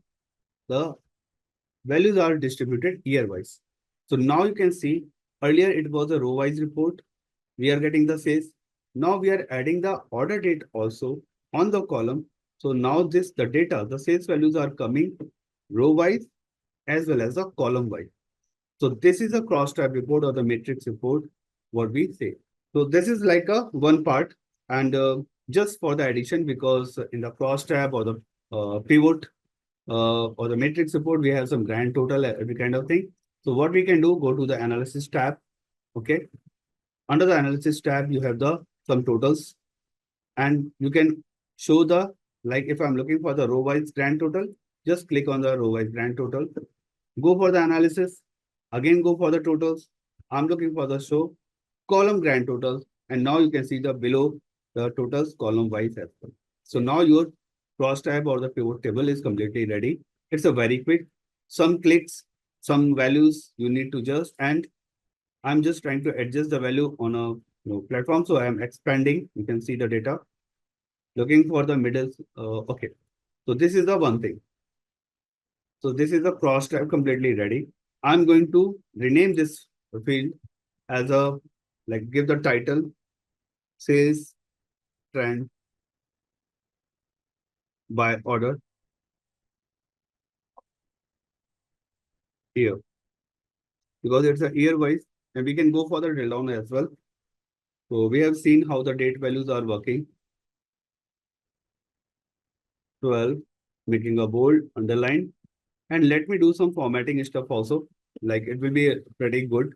So what we can do, we can make this header in a nice way, some background so that it looks like a report. Okay, so just select the subcategory at the top. On the right click, you will have a format. Once you have the format on the left hand side, you can see the multiple options are getting appear, right? So under the field label, you can go for the shading. I'm selecting dark blue, and the font is going to make as a best practice in the visualizations. Make this header as a 10, make it bold, and the, the corner is not getting. Just give me a second. Now it is a bold.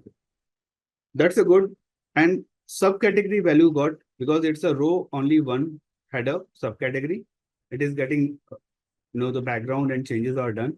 But for the 2014, 15, 16, 17, this should also be in a background in a, because this is also like a header, but it's a order date, order year.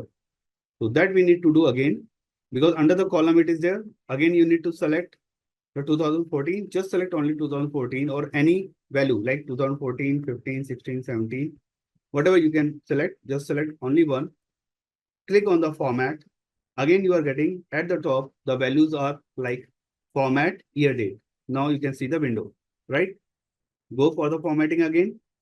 Take the value as a 10, header, bold, white, and I'm going to take the shading as a blue so that everything look like the same. Now you can see the values are getting appeared. But still the grand total is not appearing in a gold. Also, sorry, bold. Then you can go for the below. There is a grand total section, right? And you can go for the align font and make it as a bold as well. And now this grand total is also getting the bold as well. So these are the quick things. One thing I'm leaving up to you.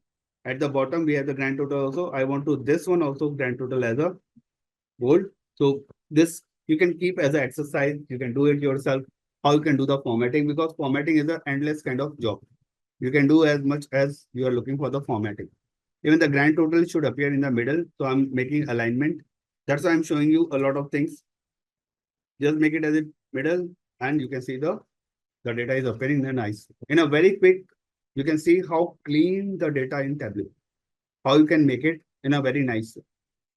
And you can do one more thing. You can do the sorting on the same. You just apply the sorting, and it is sorting based on the data. It is sorting applied. You can see the subcategory you can apply also, or you can apply with the sales number as well. So whatever you are looking for, you can apply with the data. So this is a descending order on the numbers. If you're looking for the sorting for the data, just remove the sorting from here and apply on the subcategory. So a lot of things you can do.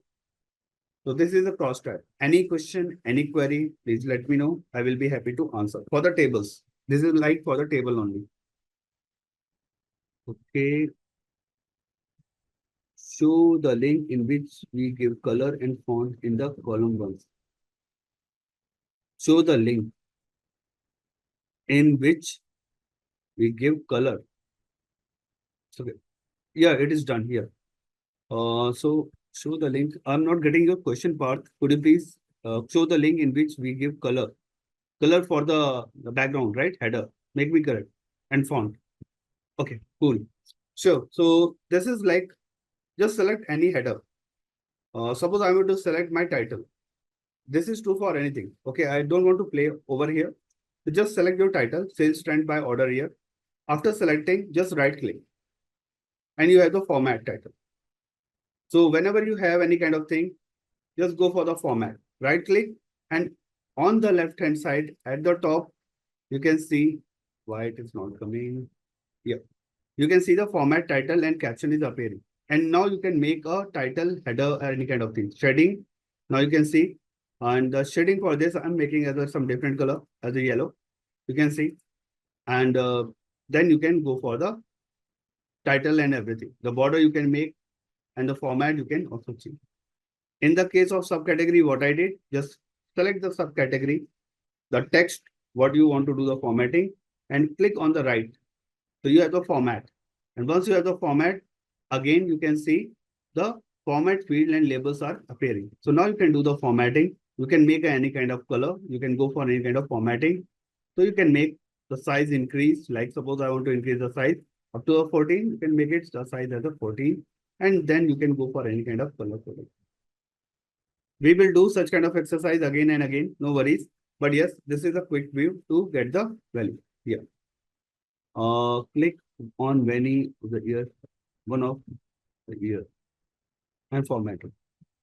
Right now, I'm looking for the order year. The title is like that. If I go for the formatting, it's a drill down. As I mentioned in the last, means Tableau by default is going to take your like the drill down kind of activity. So you have the formatting standards for the like it's a Q1, Q2. Then if you go for the level, you are looking for the month wise. Obviously, you can do such kind of formatting as well. And you can go for the like only year wise. Because I mentioned sales trend by order year. Even you what you can do, just double click over here. Rather than using the RT or date part, I'm taking only the one thing over here. Just give me a second. How I can do that?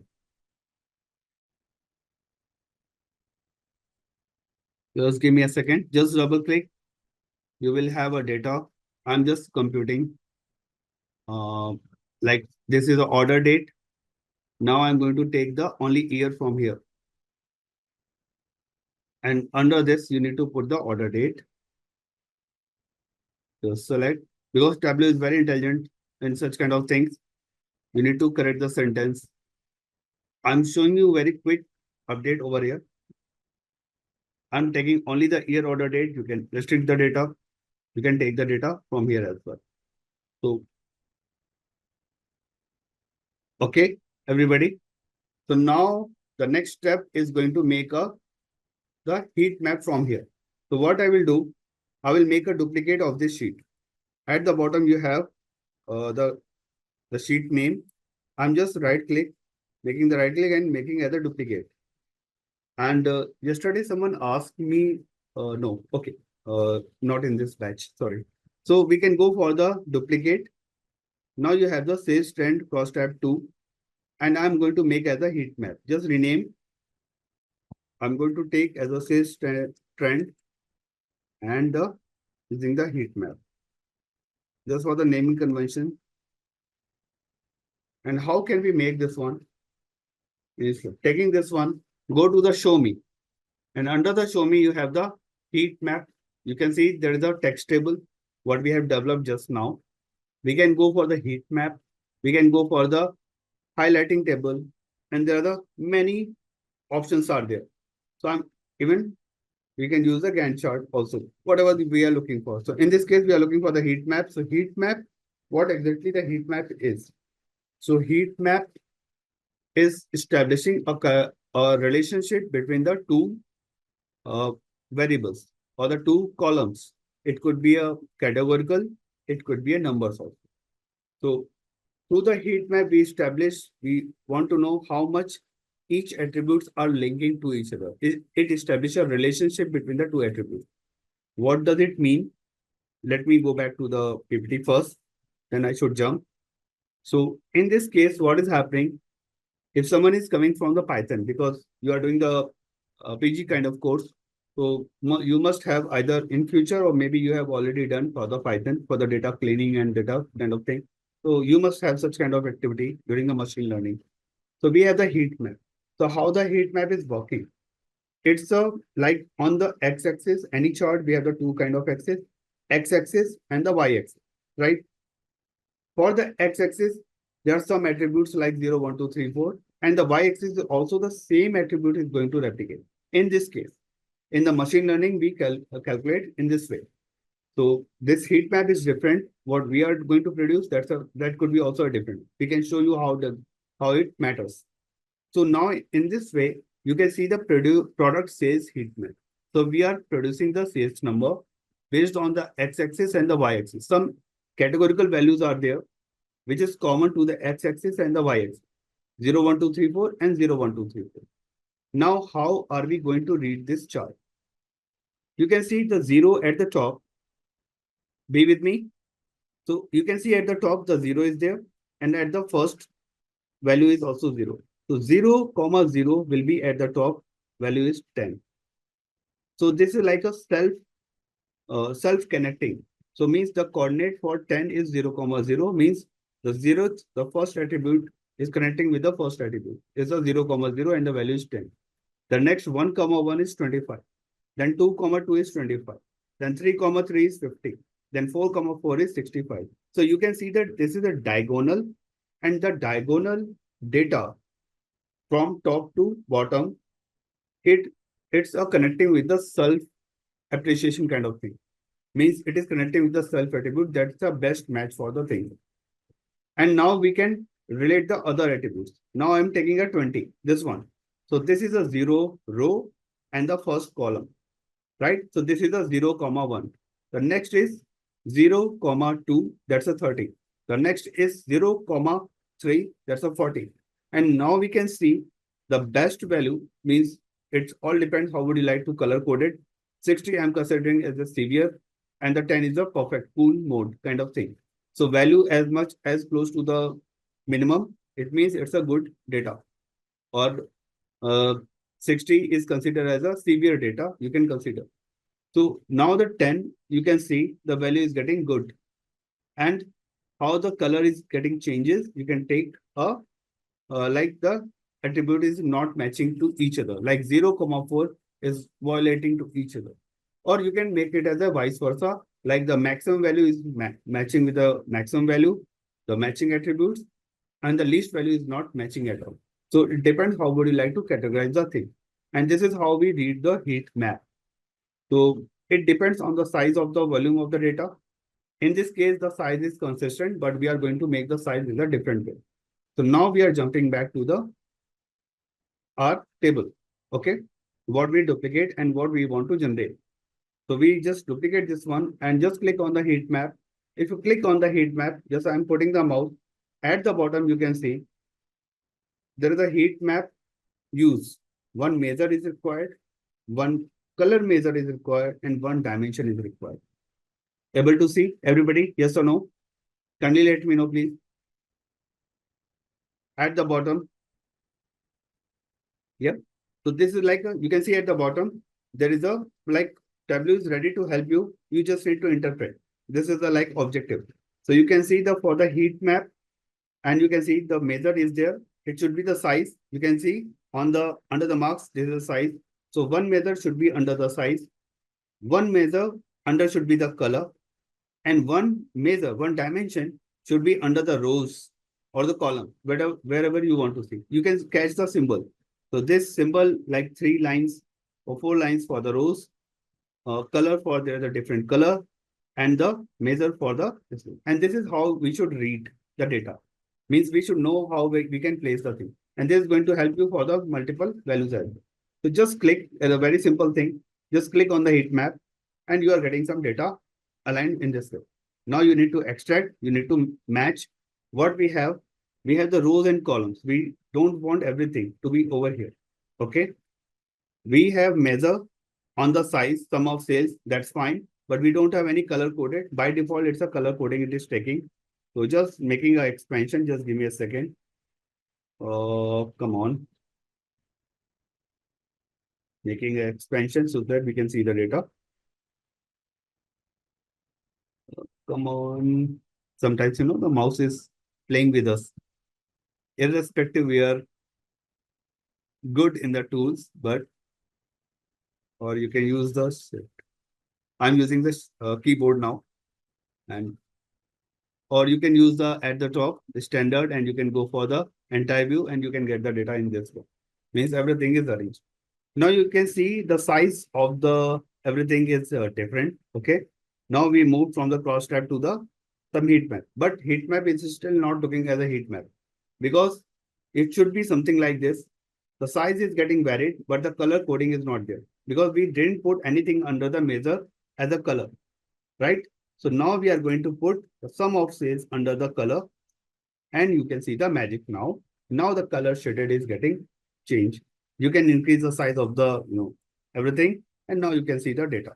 Means based on the phase, the size is also increased. You can display the data also. This looks bad. So just minimize this one because it is overriding. And you can see the gradient also. The light color, least cell and the size is also very small. You can see subcategory accessories, year of order date 2014, percentage of sales is something around 14.94 and the sales is 25,000 something. So these are seems like a minimum. Appliances is more or less you can see. But if I go for the chair, you can see this is the highest sale, percentage is high and the year is something. Now if I go in the 2015, we can see this is a good sale, percentage is less, but the quantity is different. And you can see based on this, if I take the row wise, accessories in 2014 is sales like 25,014. In 2015, the sales is getting increased. The box size is also getting increased, 40,000 to 524. 2016 is almost close, the similar, but the 2017, again, you get the spike, 59,946. So this is how the heat map is working. On the row wise, you can see by the year, accessory sales are getting increased. This is how we read.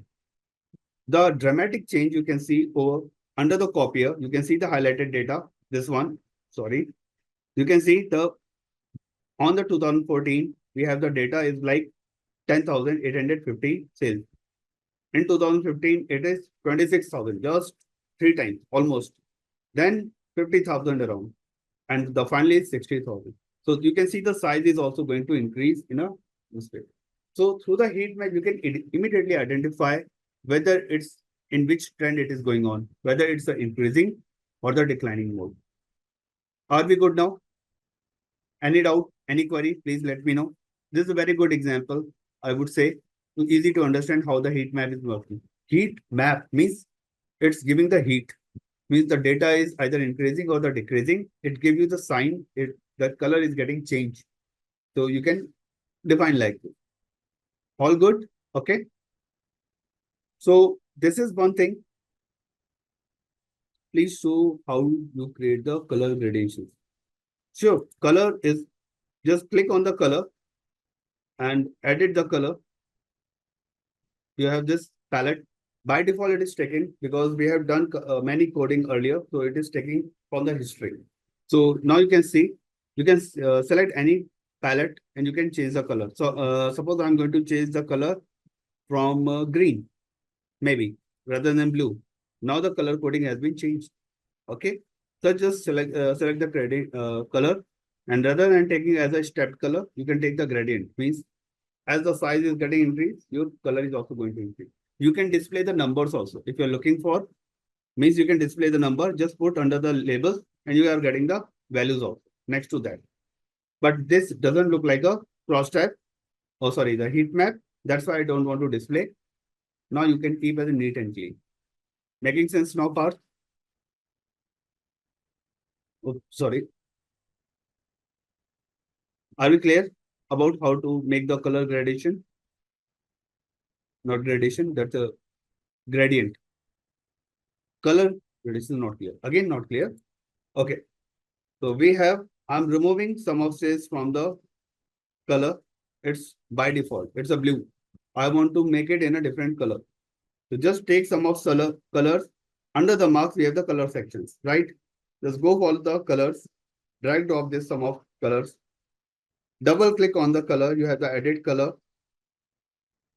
Now this edit color window is going to pop up. You have the palette.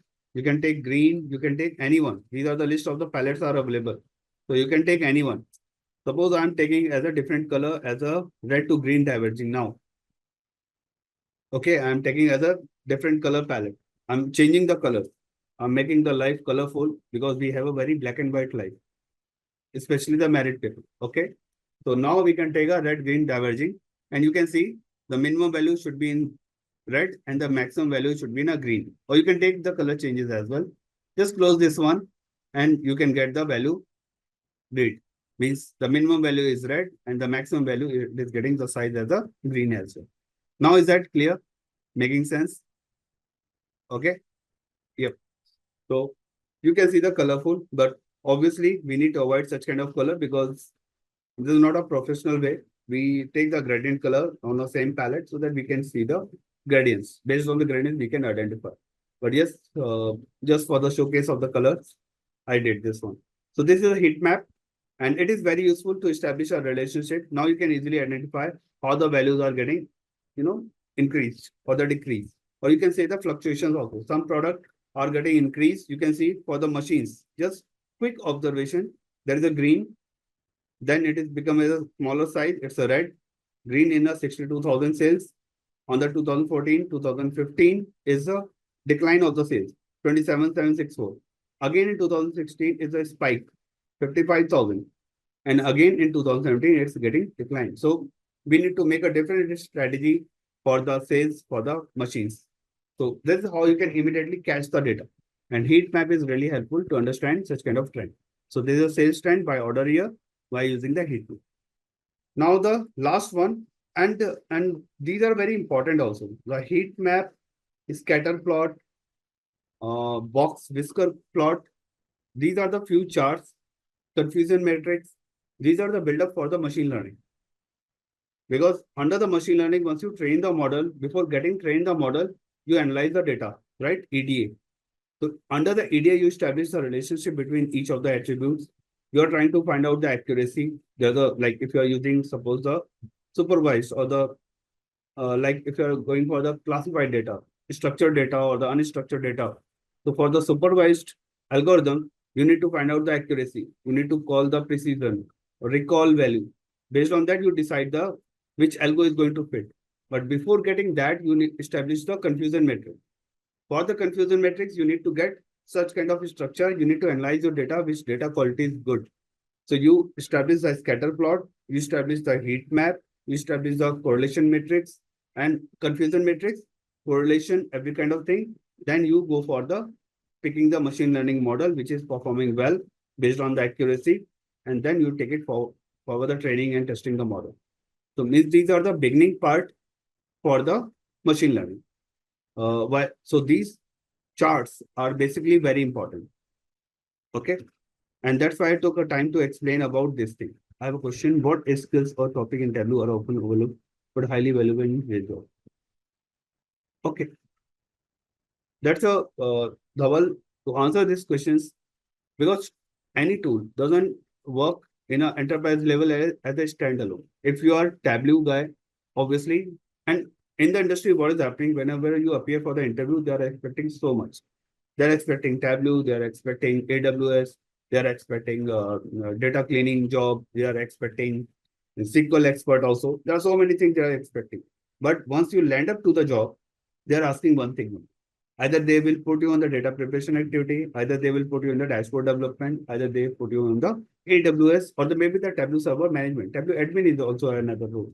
So, but as a package, company is expecting you should know all the cycle of the product, all the project. Means how to connect with the data, how to clean the data, how you can make it a workflow. What are the other tools are working with the Tableau? Like Tableau is not going to work standalone. Tableau will be there. There will be Tableau server. There will be some database. Maybe you are getting data in terms of the Excel sheet, but they are expecting you should know the data also. So there are a lot of skills are parallelly working. But if and based on your strong skills, because once the company take an interview or company decide, they need to allocate your project. So based on your skills, the strongest skill, they will assign you the task. So maybe you are excellent in the Tableau visualizations, they will give you the Tableau visualizations only. But to get the job, you need to get as a complete package. You should have a sort of idea how the data is getting connected, some basic queries, maybe some data preparation activity. So data preparation tools are the Alteryx, Tableau Prep, maybe some ETL, maybe some ADF like Azure Data Factory, maybe creating your data pipeline. Maybe you should have experience on the AWS part, how to manage the data over there, how to connect with the cloud data, because everything is moving around the cloud. So there are a lot of skills are parallelly working, but that should not be skilled that much. You can focus on one thing like a Tableau development, but rest of the you should have a knowledge as a complete package. Means you need to be get master only one skills, but you should have aware about the how the environment is working, right? Did I answer of your query? I think this is a good ask. That's why. Okay, thank you. So this is a part, and that's why I picked these terminology. Means what after Tableau dashboard means how the organization is going to use. Means this is like a mid of the task. You are learning the complete package, right? You are learning SQL, you are learning Python, you are learning Tableau, or maybe the Power BI also. Maybe you are parallelly going for the machine learning. You are going for the data science, then AI, then Gen AI, then agentic AI. This is a complete like a big track. This is a big track. So how the Tableau is going to play in between. So you are collecting data from the Python, maybe the Python file or maybe the data prepping file. Then after visualizing the dashboard, what should be the next? Then you are stepping into the machine learning. You can build up such kind of thing. So this is like an idea. Once you have a big project, means you are going to develop such kind of things in such a way. Okay, so we spent a lot of time on this part as well. So we have the heat map. Now we can go for the scatter plot. So scatter plot is generally uh, like what we have done in the heat map. So heat map is pretty flexible. You can say you can take a two categorical variable, two dimensions over here. Even we have taken the two dimensions, right? You can take the two dimensions in this way, just very quick. Like I'm taking a region on the column, then I'm taking a shift mode on the rows, and we are getting some sales value or maybe the profit, not every time the sales. So, and you can make this under the show me as a heat map. So this is quick enough. And the observation is what you are getting the data based on the two, you know, this is also a heat map. Very quick way I have created. So you can see the data is everything is the dimensions like ship mode, region, and the profit also. So this is also a but scatter plot, the same kind of things are there, but the columns and the rows are the matrix, not the categorical data.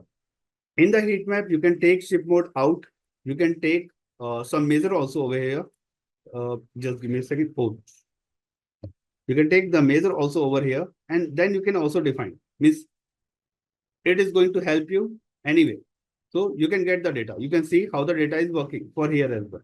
But in case of the scatter plot, both the comparison matrix should be the numbers.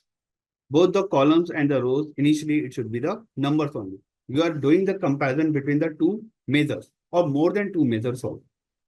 Got it? So this is the difference technically. And how it is working, because x-axis data should be number and the y-axis data should be number. And the scatter plot, it's showing you some circles altogether based on the size, based on the size of the circle. The size of the circle is also like based on the volume of the data, the size of the circle is also decrease or the increase. So this is how this is a kind of the bubble chart, but the bubble chart also you can take a dimensions. But in case of the scatter plot, both the x-axis and y-axis are the measures or the numbers you can say. Okay, so now we can go, and this is the build-up for the again, and this is very also important. Once you have the, because in your database you have a set of values, like you have the categorical data, you have the dimension data, right? Just give me a second. I can show you what exactly I mean. Just give me a second. Come on. I'm opening this file. Okay, sample superstore. So what do I mean by this? So, and machine, like we know, like machine is reading only the 0 and 1, the numerical data, right? Machine is not going to read the name, ship mode. The ship mode, they are also going to take as a, the numbers. So we have the mix of the data. We have the numbers, right? We have the ID, some profit, some sales, and we have some categorical data. These are the string data. So once we train any machine, we separate out both the things. We keep the categorical data in a separate way. We split the data in the category or the numbers. So whenever we have the numbers, we go for the scatter plot. Like in this case, we have the measures. Just give me a second, it's very slow. We have the sales, quantity, discount, profit. These are the numbers. So under this, we can prepare a scatter plot. But what about the other, the category plot? We can go for the other plot. We have bar plot, heat map, histogram, so many things we can make it up. So are we clear about this topic? So now we are going to make a scatter plot. So we have the measures. I'm going to take up sales under the rows. I'm going to take profit under the columns. So we have the profit under the columns. So you can see the data is lying over here. Okay. But this is like a summary. So what we can do one thing. We can go for the time wise, some order date. And now we can see the data, and it is going to fluctuate the value. Just take it as a click on the scatter. You can see the scatter single is there. And under the scatter, you can see what we need below.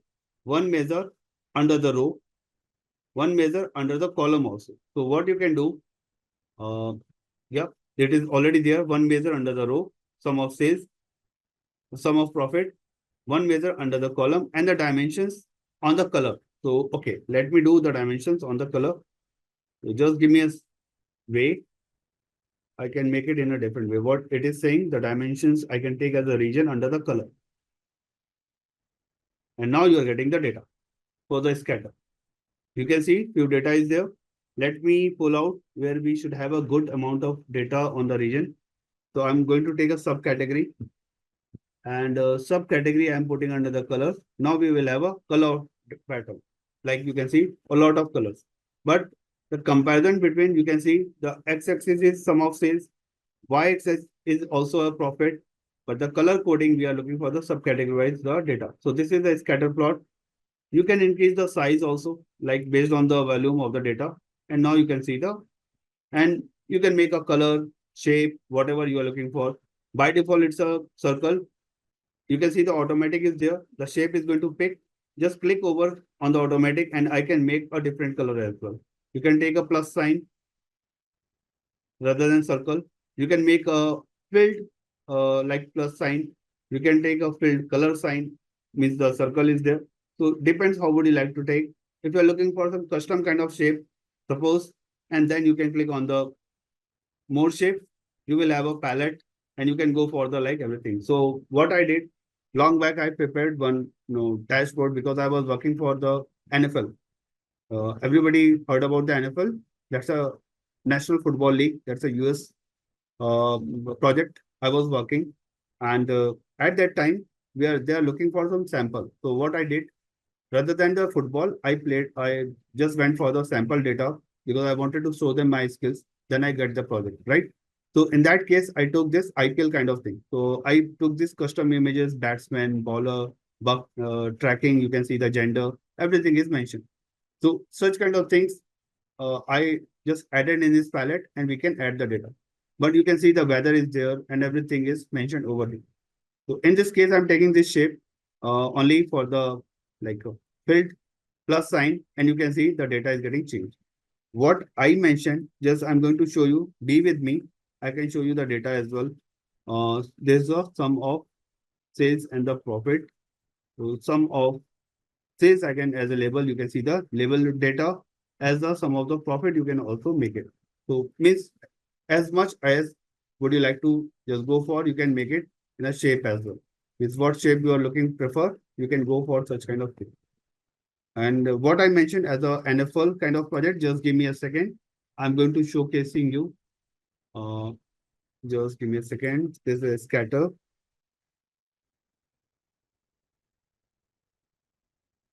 Means I just wanted to showcase how the things can be designed. Okay, this is a scatter plot. I'm going to save on the server, Tableau public. Yes, US biggest report. It's a bigger than IPL also, not the US only. It's a very big. Uh, IPL budget is very less compared to the this one soccer. We call as a football, but they consider as a soccer. So the budget is too high, and they are using very high level of AI. They are tracking the individual player performance, team performance, the auditorium, or you can say the stadium performance, everything. They're targeting for the sales, and they're like looking for anything. So I developed one model also for tracking the audience, how much audience they watched in the stadium, how much audience they are looking for they are coming to the stadium.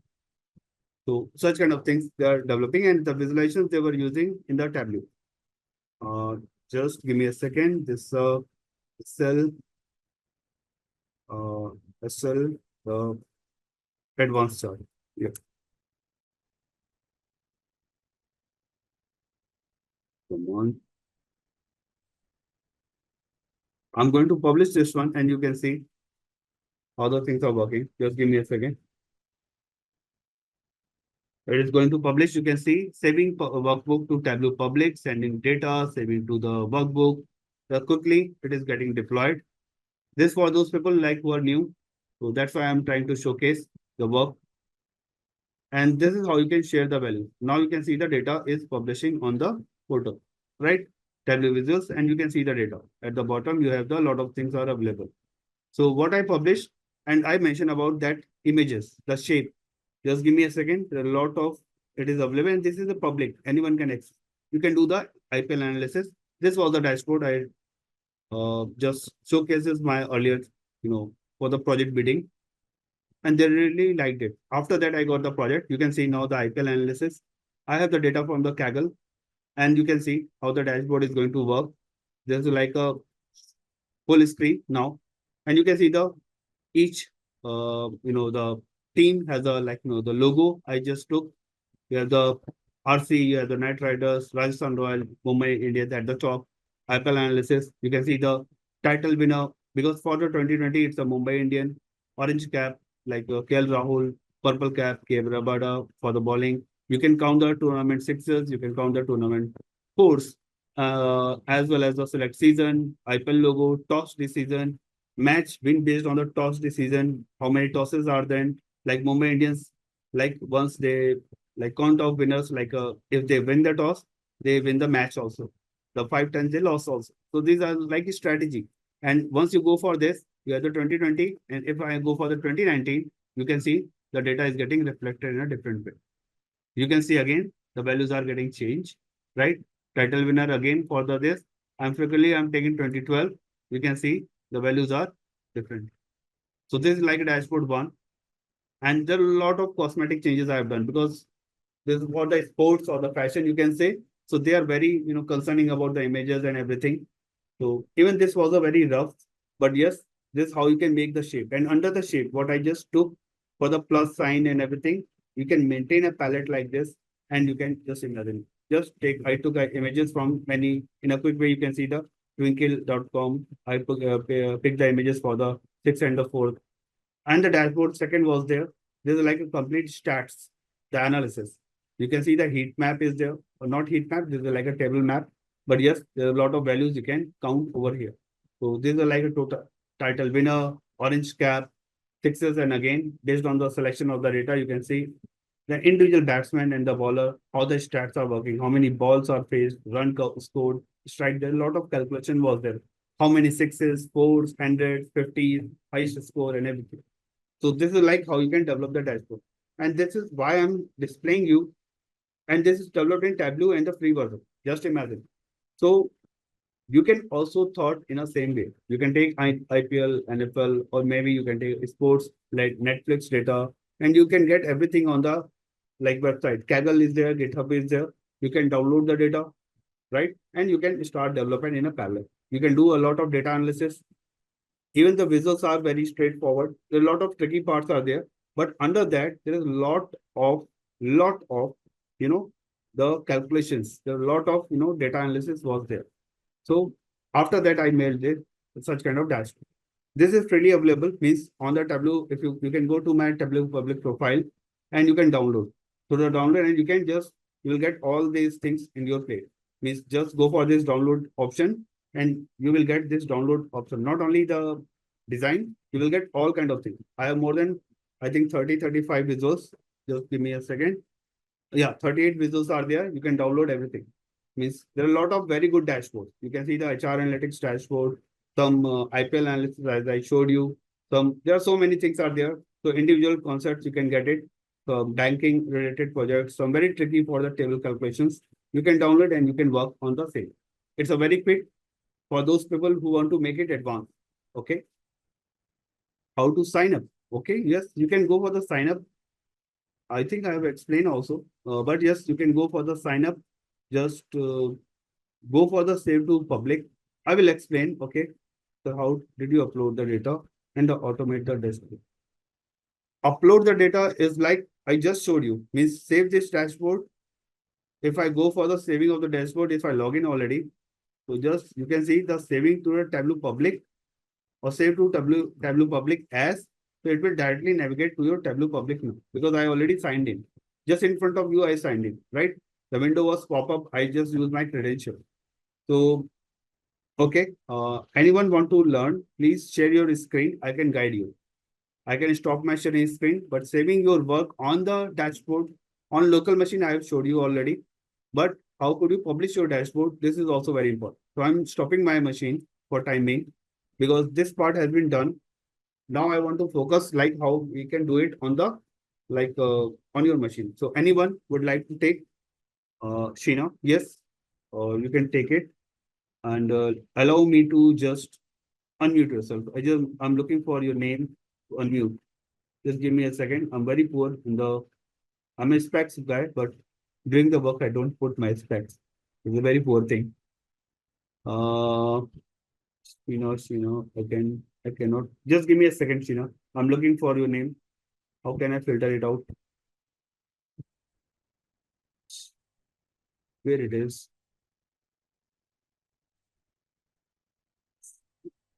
Okay, so this the one the engine of it's pretty hard. I can't see you.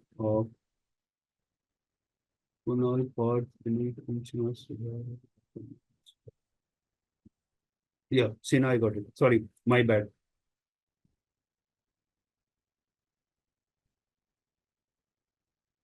I'm asking for the unmute. Yep, please. Hello? Yes, Yeah, sir.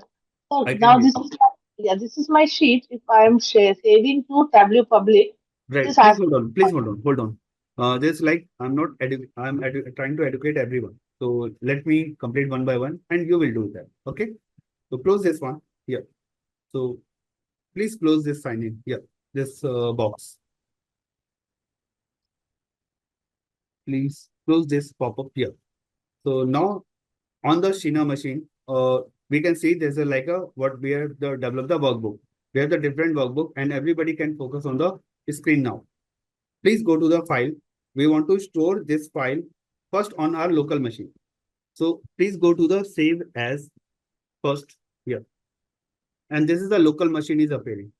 And you can save anywhere. This is like 20th of July, we can save it. And you can see there's a package and you are sharing.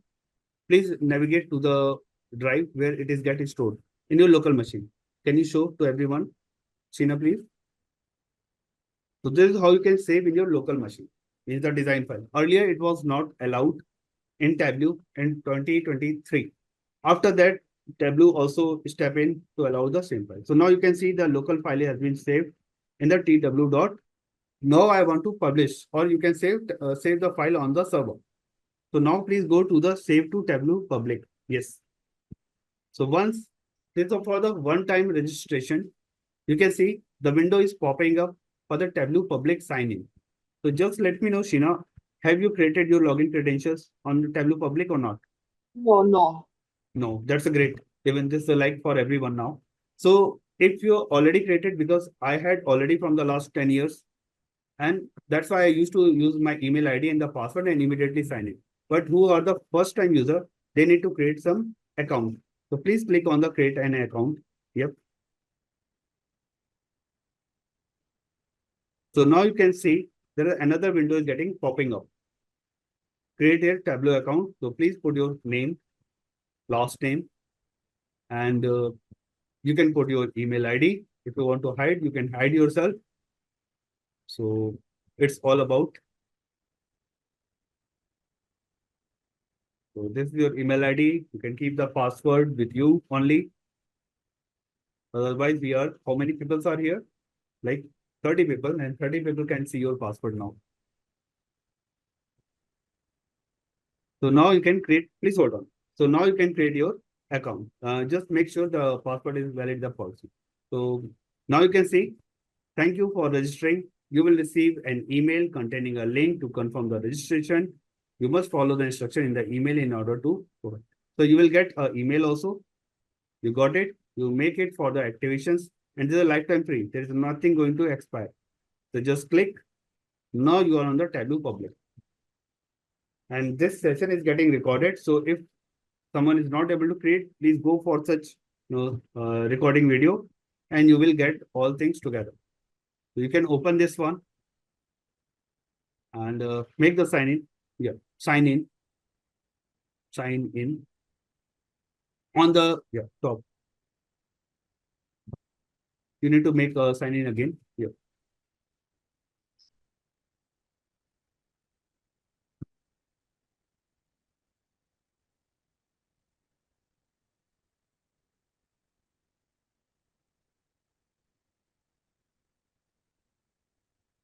Sign in. And now you can see like your credentials has been created. You can pick some country, like you are from India maybe, or you are coming from the different country. You can click. But many people are working from the abroad. So don't sign in.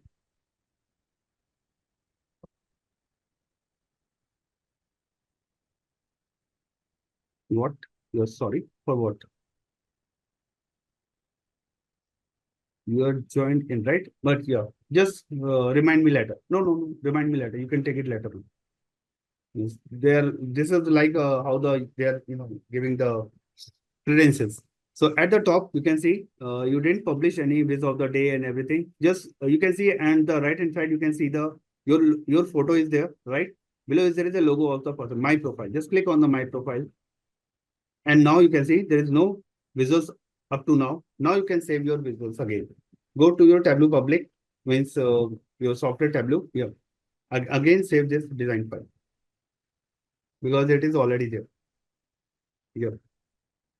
And now I think it will by default take it, or you need to sign in again. This is the first time only, not every time. Just do it here again.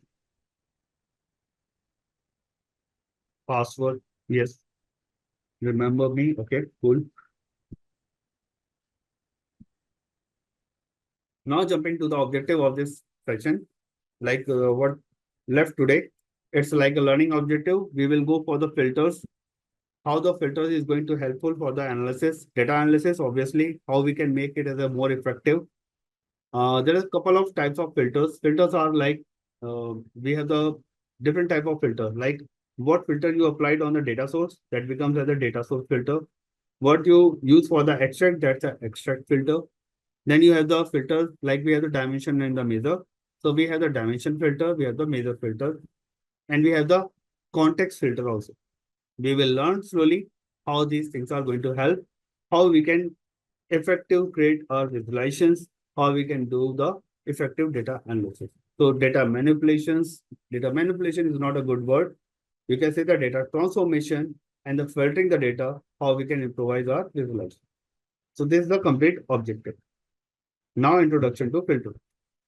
Whatever the case study I picked for the L&D department, how they pick the number of people, how do they pick the like training also, like in which training they are looking for, because you people are doing the training in advancement, right? Because this is a market booming. You're looking forward towards your career. You are not learning Pascal. You are not learning Fortran or the C, because they have the different market, but they are the very less market. You are targeting the hot cake, which are demanding the market. Based on that, that's why you are filtering the task. You are filtering your skills. You are enhancing your skills, and that's why you are using such kind of advancement of the tools or the technology. So how you are doing filtering the data based on the hundred of the tools are available, hundred of the programming skills are there. You are filtering some selected values. You are picking some particular codes, right? So this is how you filter the data. So now filter is like uh, based on your business requirement, based on your particular requirement, how would you like to enhance the skills? You go for the cut off the data. You filter the data. Suppose in a department, we have the complete database and we are targeting for the IT department, then we should not bother about the HR data. We should not bother about the finance data. So that's why we are using the filter. So filter is a way to get the cut off data, what we are looking for means, and it helps you to perform the data dashboard performance as well. If you deal with the 2 billion of rows at a time, it will slow down your dashboard performance. But your business requirement is only for the IT, then you pick only for the IT data, and maybe out of 2 billion, there is only 20,000 rows only for the IT department. Now your dashboard need to play only with the 20,000 rows. And obviously, the number of data is less, your dashboard will also perform better. So this is another way, this is another point of view to think about it, how the filter is working. So if you apply the filters on the data source or the data set, it reduces your number of rows or the unnecessary kind of filter, unnecessary kind of data is going to filter out. Are we clear about the filter role? Any doubt, any query?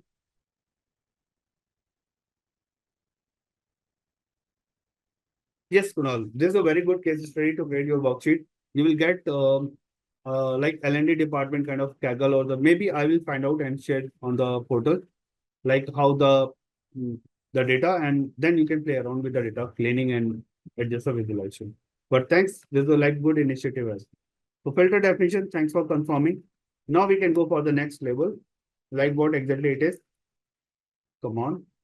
So filters, again, the definitions are in front of you, and we will learn slowly.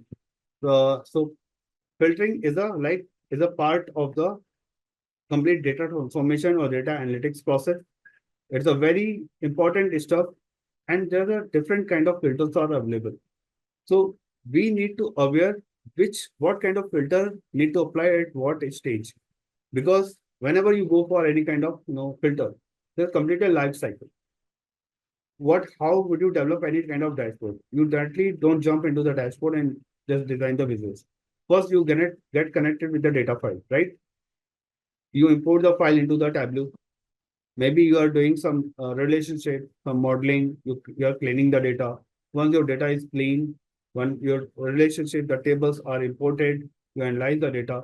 then you put under the table, and then you started some basics visualization, right? This is the life cycle. Now, how the filter is coming into the picture.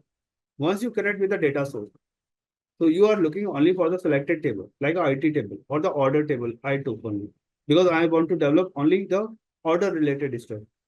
In our Tableau, we have the different kind of tables, right? In this data file, under the data source, we have the orders, people, and returns. What I took only orders. I already restricted our data, right? Under that, if I apply any filters, because this is on the data source, so this is considered as a data source filter. The name is also mentioned. Once I go for the any sheet, right? So under the sheet, we have the dimensions are in blue and the measures in a green. So if I put dimension, if I put filter on the dimensions, then it will become as a dimension filter. If I put filter on discount, profit, quantity, sales, these are the measures. If I put filter on the measures, then it becomes as a measure filter. So we have the four filters now: data source filter, dimension filter, as well as the measure filter and the extract filter. So let me explain one by one in very much detail, not quickly, but just I'm trying to introduce the terminology. And if I apply, please be with me in a very quick way, because the people are generally confused and many people are getting confused. I'm giving you a very layman kind of definition, a very quick way. So dimensions, if you apply filter, what I started again, if you apply filter over here, this is a data source tab, right? Everybody? So this is a data source filter. One filter is there. Now getting into the sheet. Just remember, rest of the filters are applied on the sheet. So if you apply, these are the under the tables, these are the dimensions: category, city, country, customer ID. All the blue stuff, logo are the dimensions. So if you use such kind of thing under the filter, these are the dimension filter. Okay. If I select measure, discount, profit, quantity, and sales, these are the numbers, these are the measures. If I use under the filter this one become as a measure filter. So these are the three filters for timing. One filter is not allowed in Tableau Public. If you are using the enterprise level, that is a extract filter. So if you click over here, right click, you will have some option, a different option, that's a extract. So maybe I will explain, just give me a second. So these are the like kind of filters are available. So it can quickly filter your data source, but which I just mentioned. And what is going to benefit it? Your obviously the data set is filtered, the data is reduced, so then you can execute your query very faster compared to the other one. So filters can be applied on the dimensions, measurement, and the dates as well. So these are a couple of ways you can apply on the filters as well. So just for the even we have seen there like if you use the filter, you can restrict your data. You can you are looking for the particular set of the data, you can bring out that one by using the filter. Even you can go for the data explore. You can explore the data. Suppose I'm using the, like we have the company established in all the locations like Bangalore, Pune, uh, Hyderabad, Delhi, maybe the Mumbai also, Pune. Yeah. So I want to see only the Bangalore data. Then I can filter out the data only for Bangalore. So that's the advantage by using the filter, right? Selecting only the Bangalore data. We are not bothering about the Pune, Chennai, Hyderabad, or the Delhi location. So such kind of things we can filter it out. We are very clear about the business requirement. We can create a visual clarity. Visual means we have seen like how the visuals are getting created. So once we apply on the visuals, we can see how the filters are working over there. Like filter the role, filter the location, filter the model, any kind of thing we can filter over there. Interactivity means you can, based on the business requirement, you can go for the filter sliders. You can use the checkbox, you can use the drop down, you can use the slider, any kind of filters are available. And customize the data also. You can base the customizer. So a lot of advantages by using the filters. But there is a, just give me a second. The advantages are mentioned, but the disadvantages is also there. There's nothing perfect in the life, right? Even that there is no tool is 100% perfect. In the Tableau is also having some issues, not in terms of the technicality, in terms of the pricey. It's very pricey tool. It's very expensive. It's like a Mercedes. or the BMW, or you can say the Audi. So people like go if the company is trying to invest the money, they are looking for the cost cutting kind of stuff, right? So Tableau is very pricey tool. So there's like one disadvantages. And apart from that, filters. I'm talking about the filters disadvantages. We should avoid so many filters on the dashboard because filters is filtering the data repeatedly. It processes the document again and again and again. That's why your dashboard is getting very fine. Your data looks like very fine. Your visual appeals are very good, but the process time is taking too much. So if the client is concerning about the dashboard performance, like it should be refresh in like 5 seconds or 3 seconds, then we should avoid the filters as much as we can. Got the thought? This is a $1 million question. People used to ask, not in terms of the visualizations, in terms of the architect point of view. So because many people from the many experience background, they should have some ask. So filters are not a good way. Like your filters are good, we can filter out the data, but we need to keep the dashboard optimization also in our mind. So if the refreshment is required in a very quick way, then we need to avoid such filters. In that case, we can go for the another solutions rather than using the BI tool filters, Tableau, Power BI, Cognos Insight filters. We can go for the React.js, AngularJS combinations. We can apply filters that is not going to impact your dashboard performance. So there's another architect level kind of questions. So filters are useful, but too much anything is like getting the performance degrade. So this is the one thing. Use cases, you can use the filters in many kind of things. Means this for the slide, you can go for the data analysis. You can go for the comparison of the data. You can filter the data for the top 10, top 15, top 10 kind of analysis. You can go for the conditional statement, segmentation analysis. You can go for the cohort analysis, like the customer churn kind of analysis. You can go for the filters. So there are a couple of ways you can develop the filters. So you can see the extract filter is applying on the extract. And whatever the file is going to generate, that's a hyper file from there. So extract means it's a snapshot of the data. Like there are the two kind of connections are there, the live connection and the extract. So live connection, it is directly connecting with the database. So whenever you connect with the data source, at the top, once you have the trial version, you will have the two filter. Next to the filter, there is a two options, live connection and the extract. So extract is going to filter a data for the particular time period. Suppose I want to see you have the data in your database for the last 10 years, but I'm looking data for the data range from the last 2 years only.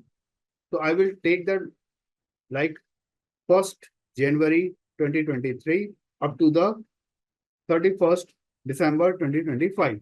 Something data I will pick it. So the last 2 years data I can pick in this way. So this is the extract. The live data is means you are directly connecting with the database. So these are the two ways. I have the PDF because there's a limitation for the like the product for the Tableau public. So I'm giving you the example through the screenshot now.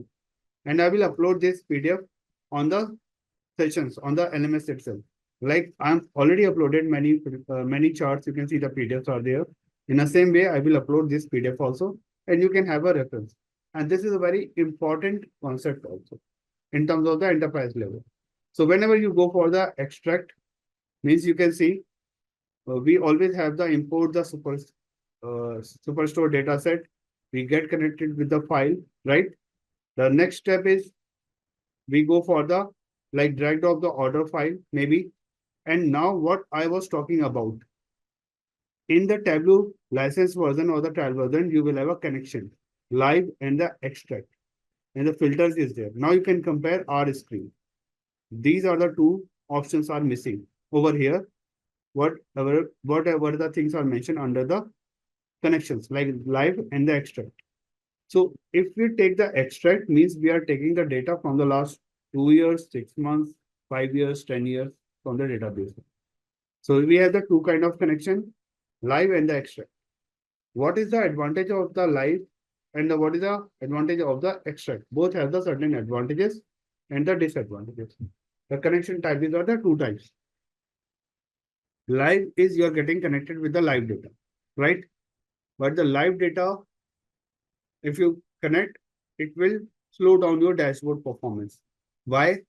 Every time depends on the network speed. It is taking a time to connect with the data. Maybe it's a cloud data, maybe on the shared drive.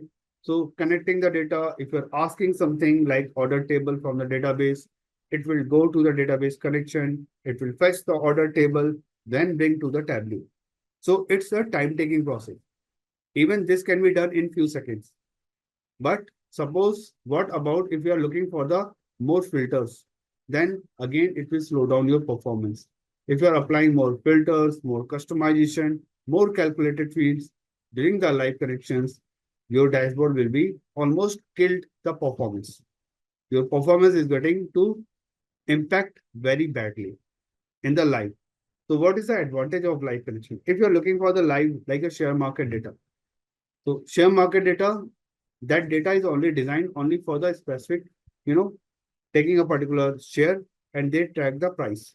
So they keep the data side minimized.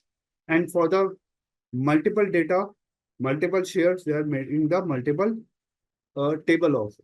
So in that way, the live connection is going to work. So for the live connection, our database should be very small, very restricted, and it will be very straightforward. No calculations, no computation. We need to pick the data as it is, and the size of the data should be small so that our dashboard can refresh very quickly. Now I'm talking about the next connection is the extract, right? I'm just moving around the cursor. Please be with me.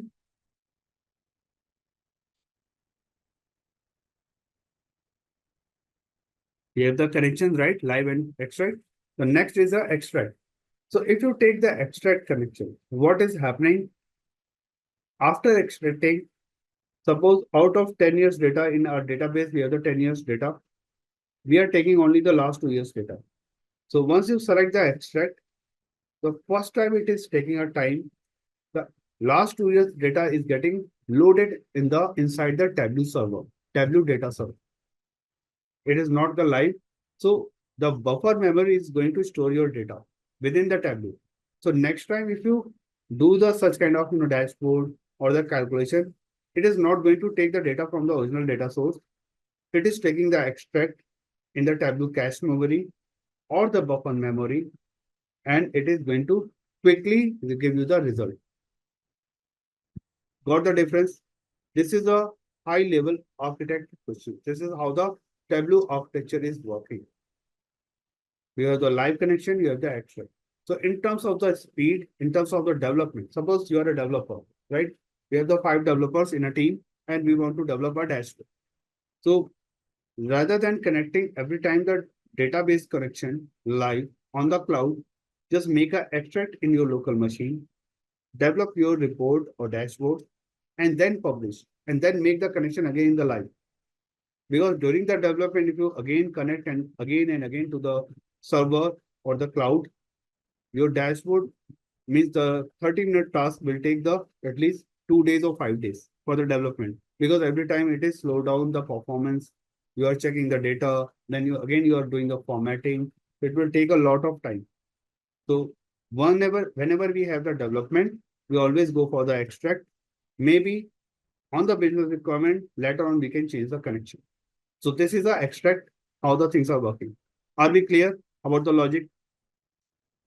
If someone has like the database, like Tableau desktop trial version, then I can show you. Means such kind of things in a very quick way. Because my trial version is over almost like 10 years back when I started my career in Tableau. Okay. So this is a limited part. So that's why I can show you. But for the concept wise and the rest of the information is the same. Nothing is going to change. And once you extract the data, how can we see the extract data is there? So in that case, to get the data, means after applying the extract, you want to see the extract data. So then the step 2, applying the extract filter. In that case, you need to go for the data and you need to select this order before the icon. If I go back to our data, like in Tableau, now under the data, you can see the order sample superstore. This is a blue side. If you right click over here, in case of the Tableau Enterprise license version as well as the trial version, you will get some option over here. Like you can see edit data source, refresh, view data, rename, duplicate. So many things are available.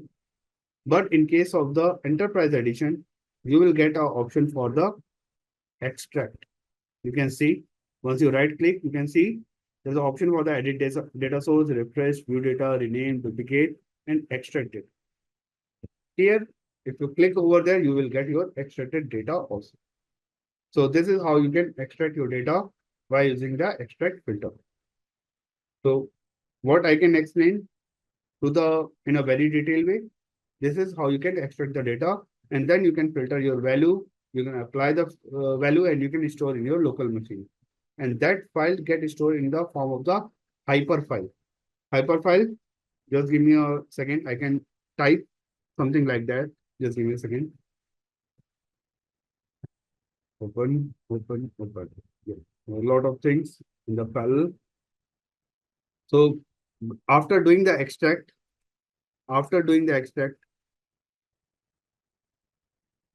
you are trying to save the file, right?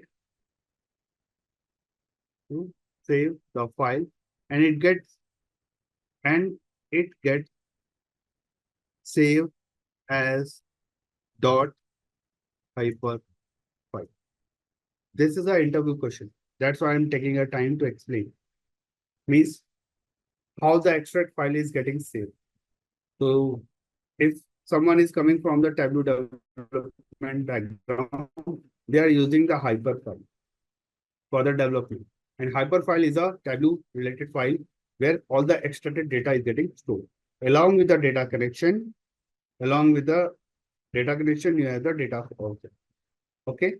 So this is the hyper file is going to save. In a summary, whatever we are developing over here, by default, everything is a extract file. Whatever we are just uploading samples to our store, this is the extracted file. This is not a live connection.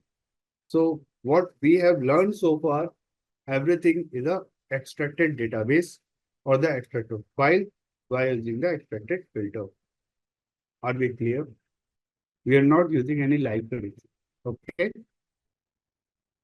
Making sense? Everybody kindly confirm. This is a great logic, and visualizations of the BI is not a part of only developing the visuals. It is more about the logical aspects. Architecture point of view, this is very important. And ultimately, you need to do such kind of operation. Okay. So we need to understand in which case we should use the live connection, in which case we should use the extract connection. Rest of the PDF I will upload for this case. A lot of things are mentioned. These are the steps only, but exercise once you have the live connections.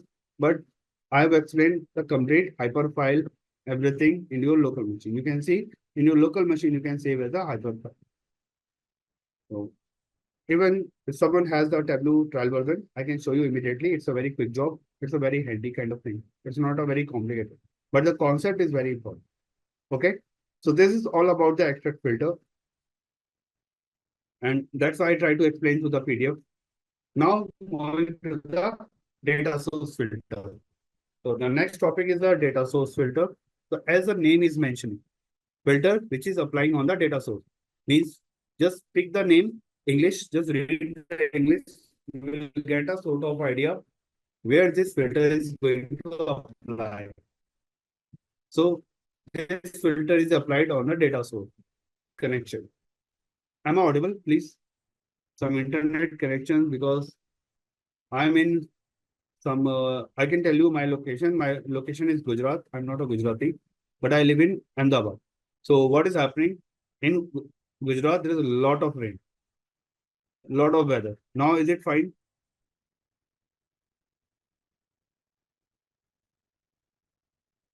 Yeah. Okay. And there's a lot of rain because next to this place, there's a lot of, flood is going on. So internet connection in the evening time is fluctuating sometimes.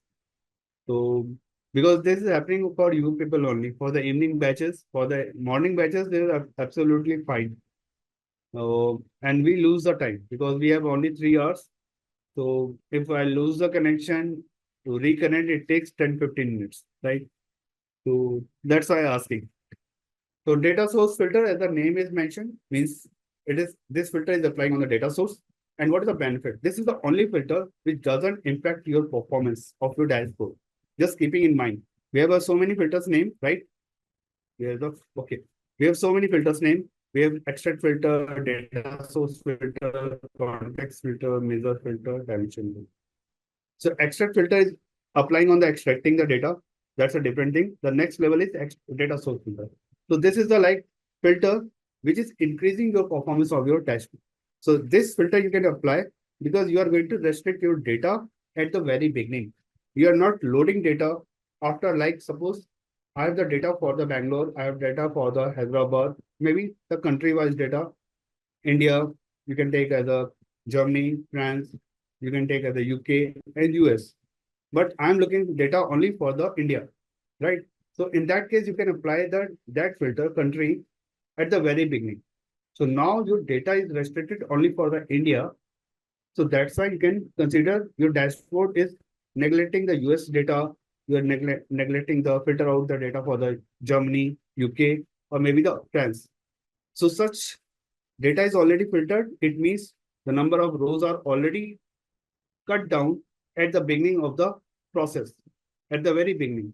So now you have a limited set of the data and your dashboard is going to perform very well. So extract filter and the data source filter is going to enhance your performance. So you can apply as much as filter you are looking for. And where it is going to apply, please be with me. I can show you the data source filter. Now we are on the data source tab. Everybody can see my screen now. Data source, kindly confirm. So please be with me. Lot of theory is going on, but not theory. This is a big logic. And this always comes through your experience. Because I worked in a different tools. I can compare the filters in each of the tool. Okay. So and developers mindset is a completely different. They are developing the things. But once you go for the like lead, once you go for the architect level, then you can think about it in a different way. Means you're not a developer, you're not going to just drag off only the things. At the beginning, you need to do because you're coming, everybody is passing through. I also started 18 years back as a junior software engineer. Then I become as a like a director. I was a director in LTI. I was a VP in HSBC. So I performed this role, but I started also step by step. So in the same way, and the process, the logical process getting changed. Initially, I was worried about the visualizations. Then think about once I become as a lead, then think about the data perspective. Then once I become as an architect, then I think about the whole, how the complete orchestration has been done. Think about all the bands should work in a sync. So this is a way how we can think about it. So now whatever the filters are available on the data source tab, at the below the data source is there. Just click on the filter. So this is going to be a data source filter. You can see the name, edit data source filter. The name is also applied. The filter which is applied on the data source. Just as much as you are looking for. Suppose I'm looking for the data for the region wise. Just click on the region, click OK. You have the region values are the central, east, south, west. There are the four options are here: general, wildcard, condition, top. I'm taking as a by default as a general, taking all values, and you can apply the data source filter. And you can see all the regions values are keeping four members. Fine. And I can apply as much as filter I'm looking for. Just let me filter out the data, not taking all. I'm not taking as a best. And now the data is going to change. Before applying the filter, the values are like the rows are 9,994. If I apply the filter for central, keeping the east and south as well, now the data, you can see the number of rows is going to impact. 6,791. Almost like 2,000 rows has been removed. So earlier it was 10,000 rows. The complete dashboard need to deal with the 10,000 rows earlier, but now it need to deal with the 6,700 rows or 6,800 rows around. So it's a good to have. Now the dashboard can play a limited set of data. Further, you can apply as much as filter you are looking for. Data source filter. Again, click on the edit. You have the add. This time I'm looking for the segment wise. Sorry, segment wise, right? Just click on the segment. You have the other value. So this time, last time we have used the region and we use the general kind of thing. This time I'm going to use the wildcard because we have a couple of options are there. So I'm trying to utilize these options as well. So wildcard we have, and I just want to take a match a value. Contains C, starts with, ends with, exact measure. It is very similar whenever we go for the wildcard, characters kind of thing. So I'm taking the starts with somewhere with the C because we have only limited value. You can see how much data consumer, corporate, home office. So under the wildcard, I'm taking the start with C. So obviously, the home office is not going to include in this case, right? Just go for the OK. And once you apply, now you can see the data more or less 5579. Okay. You can check the data because we apply the filters on the segment. So segment will be consumer and corporate. There will be no home office. And for the region wise, there will be no West data. And how you can validate? Just go here, scroll down, and now you can see the consumer is there. Only the data start from the C, right? So these are the data source filter. Again, if you are looking for the next filter, you can add more filter as well. This time I'm looking for the what we have done, region and segment. Now I'm looking for the shift mode. I'm taking randomly. You can take any data. Just click OK. Now you have the option for the general, first class, same day, second class, and standard class. We have done with the general, we have done with the wildcard. This time I'm going to take the condition. Okay. So condition I'm going to take by field. Just select the by field. By default, it's a none. Then you can take a by field. Now the category count is there. You can take anything like there's a shift mode, right? And I'm going to apply the sum sales. Or you can take the, just give me a second, which value I should take. Sales. Okay. The sales sum you can define. For the shift mode you are looking for, the sales should be like equal, or you can take any kind of value like less than or greater than equal to maybe the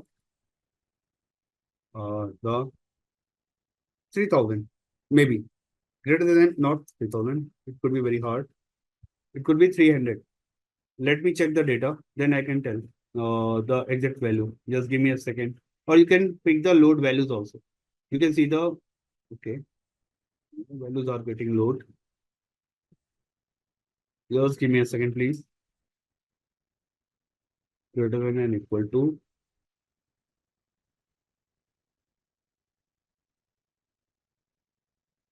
I need to check the sales data, then I can apply the filter value. Just give me a second, please. Sales, yeah. Sales is 261, something around 6613083. Okay. So now I can apply the filter on the sales data. Just go for the add. I'm searching for the sales. Oh no, sorry, shift mode, and applying the data on the sales. Shift mode. I'm going to select the shift mode. Click. You will get a data condition. On shift mode, we are applying filter on the shift mode, but by using the field as a sales. Based on the sales, it is going to restrict our shift mode. So this should be the sales. And we are taking the data greater than or equal to, maybe we are taking as a 300, anything. Okay, just apply. And now you can get the data for the sales greater than the 300. Just be with me and you can see the sales is getting filtering out. It is not taking the value. Just giving me a second. Shift mode. The sales is there. So sum, just give me a second, taking as a min and max value. Use contains no. Okay. So let me check with the data because this data is like avoiding the, because multiple filters are putting together, maybe any other filter is going to override this filter value. So we can timing we can neglect. Maybe in other data set we can apply such kind of filter. So no worries. I'm removing this part. We have the two filters still there. So we have the two filters and we can check the data all together. Okay. Asking. So you have already applied the two filters, data source filter over here. Even you can apply as many as filter. Just you need to take care about one filter is not going to override the other condition, because there's like an architecture. Once you understand the data very well, then you can apply the filter, but there is no limitation for applying the filters as well. So you can apply as many filters on the Tableau itself. Okay, so this is the one part. So now your data is restricted and this is considered as a data source filter. So once you have the data at the very beginning, this is not loaded on the Tableau. You are already reduced your data. So this filter is going to improve your performance. If you are able to recall, I mentioned there is a disadvantages of the filters. It reduces your data dashboard performance.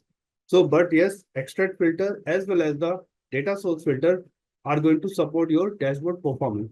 But rest of the filters are going to decrease your performance, and how it is going to change, we will check one by one. Okay. So this is under the PPT for the types of the filter for the extract and the data source. So quickly check about these two, like which type of Tableau filter is applying when creating a data extract. Quick filters, data source filters, context filter, or the extract filter. Kindly help me out to understand this one.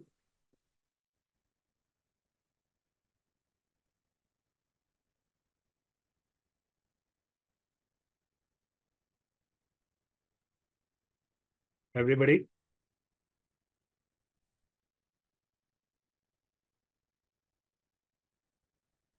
I'm not able to I'm not getting the answer. Option D. Okay. Thanks. Wow.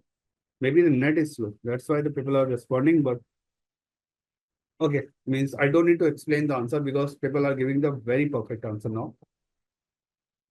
Because you are playing with a data extract, so obviously there is an extract filter. Okay, so in this case, very clear for the extracting the data, we are using the extract filter. Now moving to the context filter. Slowly we will go for one by one. So context filter is like a context. Okay, just go for the English again. Is there is a filter for the context? I'm taking a session on Tableau. What is the context of the session? Anyone can answer me in the reply in the text chat. Context is like a subject, a particular topic we are talking about, right? So if we are developing any report or any kind of particular sheet or the dashboard, and yes, thanks Vinita, we are talking about the Tableau. So Tableau is a context. Rest of the we are not talking about the Python, we are not talking about the ClickView, we're not talking about the Power BI. So that's a complete. So out of the so many BI tools or the visualization tools, the R context filter is like a Tableau. So based on your data, you are putting the filter, and that is a context. Okay, that's a just for the understanding how the context filter is working. Not in terms of the Tableau, this is true for all. If you talk about the data extract, data source filter, extract filter, and the context filter, I'm trying to deliver the definitions in which is very applicable for all the tools. Like this is the data warehousing or the BI tool kind of concept. Okay, so please be with me. So context means if you are the subject related filter, that's the context filter. So this is a filter applying on a specific subset of the data. The definition is very critical. I can explain you what exactly the context filter is. But the definition first I will read.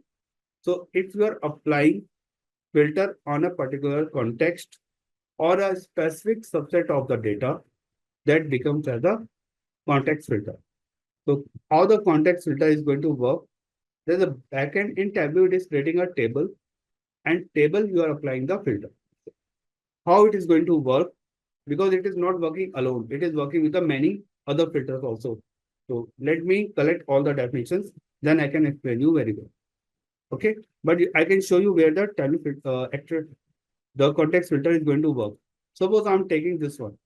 Our sheet was this trend by year, order year. So very common, the filter is like we can apply the category. Just take from the left hand side and put under the filter.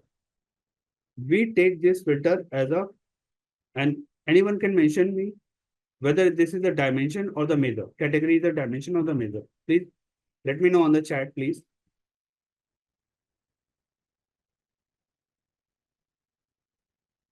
Dimension, many thanks. Right, it's coming. It is not uploading. Okay, dimensions. Many thanks. So this is a dimension. So we are dragging, dropping this dimension under the filter pane. This is the dimension filter. Got it? Just selecting all the values, apply, and okay, simple. And we can play with the data. Like we can go for category, just show filter, and you can get the data like furniture, office supplies, or just you can play with the one data, multiple data, technology, many things. So this is like a one filter. This is a dimension. Now the dimension filter is there. Okay. You can see all the data. I'm dragging dropping the category next to the subcategory also. Just making the changes over here. Now you can see all the categories and the related subcategory. If I'm going to check this one category filter, just go to the drop down and you have the options, edit filter, show filter. We have already done with the show filter. That's why it is showing on the right hand side. We have the show highlighter, we have the clear filter, and you can see the option add to context. Means this filter is going to add with the context. And what is the context? Content is this one. What the dash, whatever the sheet we have created, like you can see the category, subcategory, order year, as well as we have the sales data, right? So that is going to a context.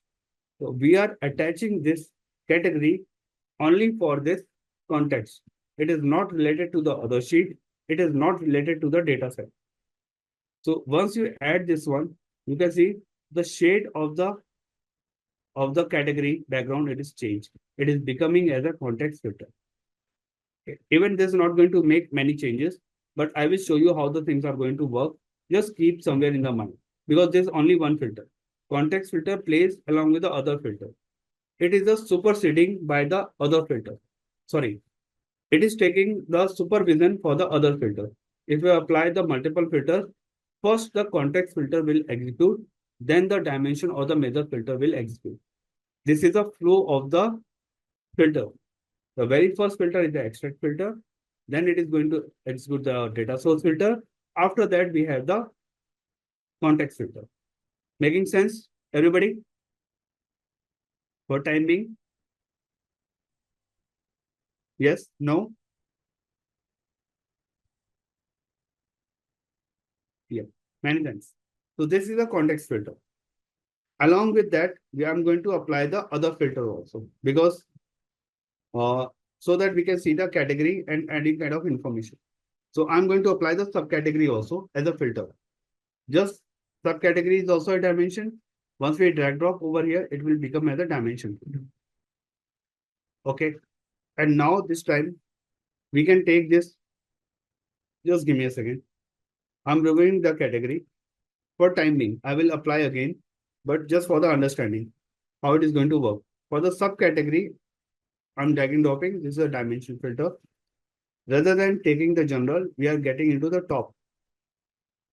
So by field, I'm taking the category, subcategory, and I'm looking for the maybe the top 10 sales by the sum. Okay. Means by default, it's a top 10. You can take 20, 100, whatever you are looking for. You can make it as a dynamic also. But I'm keeping simple for time being. Top 10 sales by subcategory. You just apply and okay. You can count the number of rows will be 10. Like 1, 2, 3, 4, 5, 6, 7, 8, 9, 10. And the grand total we cannot count because this is automatic. So we have the top 10 sales based by the subcategory. Right? The dimension filter has been applied by using the dimension. Now again, getting back to the, as I promised, for the context filter, just go for the category again. Apply this one. Initially, it will be also acting as a dimension filter. Okay, apply and you can get the data. But now we are going to add as a context. So what will happen? Adding as a context. Okay. Oh, sorry. Adding as a context. Now you can see the data is restricted. But the category, again, I'm going to show the filter now. And now you can play. How I can play? Even we have selected the subcategory top 10 sales. The category is fully selected. If I take this one as a just give me a second. Furniture on. So for the furniture, it is showing that is fine. But we also apply condition on the subcategory. It is showing the only the forces. Even it is not taking the other category information. This is like now the context filter is operating at the top. The subcategory is just behaving like a nested web. Making sense now how the context filter is working now. If you are making under the office supplies, we have the so many information. Now you can count 1, 2, 3, 4, 5, 6, 7, 8, 9. We have the 9 data. That's why it is appearing. So now you can see how the category data is going to work. Even the context filter have holding the data, even the subcategory we are maintaining as a top 5, top 10, but it is showing as a top whatever the filtered value is there. Now, if I'm going to change the subcategory value, as I mentioned, my tongue got slipped for the top 5, just make it as a top 5 now. Now it will work perfect. How? Now you can see. Now the context filter is working fine. It is taking first for office supplies, and for subcategory, it is taking the 5 rows of the data, right? And you can make the changes under technology, and you can see if the 5 values are there, it will show. It will only the 4. That's why it is showing the only 4. Let's make it as a 2 only. Then it will be more making sense because we should not play in this way. Now, category for the technology, we have the data for the subcategory 2. If I select with the office supplies, you can see only 2 data from the office supplies also. Category, even we have the more than 10 values are there. For the furniture also, we can take this one and we can get the data. Right? Are we clear about this topic? Any doubt how the things are working? If I'm selecting all, then it will show you because now you can see very clearly. Even we have selected all, the category is fine, but we are in the subcategory we mentioned as a top 2 sales. Now it is still showing the top 2 sales data. I think there's a very detailed kind of explanation I have provided. It should not be any doubt, but yes, if you have still any doubt, please don't get hesitate to ask because this is a logic. During the interview or during the architecture, you decide how the filters are going to apply. And nobody will come to you and tell you this filter should be cascaded, context, this filter should be dimension, this filter need to apply on the data source, this filter should be applied on the extract. You need to take a call which filter need to apply where. Which filter should be extract filter, which field should be extract filter, which field need to apply the data source filter, what should be the context filter. So these are the like logical things. And the developer will do the plain job. Okay, you mentioned these things as the dimension filter, these things as the measure filter, and you can apply the data, right? So this is a thing you can define. Uh, just give me a second. So the third filter I can also apply. I can take as a measure. So we have the measures also. This time in this chart, we don't have anything. Just give me a second. I can making a duplicate. And rather than using the percentage, I'm going to display the numbers because the numbers is going to showcasing you everything.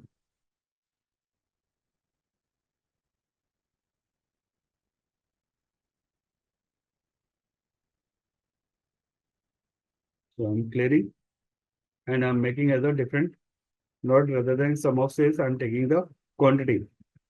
Okay, just changing because we are doing the quantity.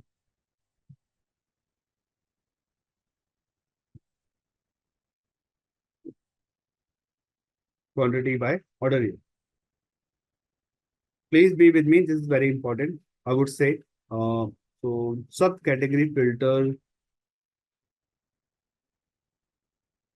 I'm going to remove. So we have a lot of data now. Okay. I'm removing one filter but because we have already saved. And the dimension filter also. This context filter I'm going also going to remove. So we have a lot of data now. Now we are going to apply the measure filter. So we have applied for the sum of the quantity. I'm going to apply this dimension measure on the filter.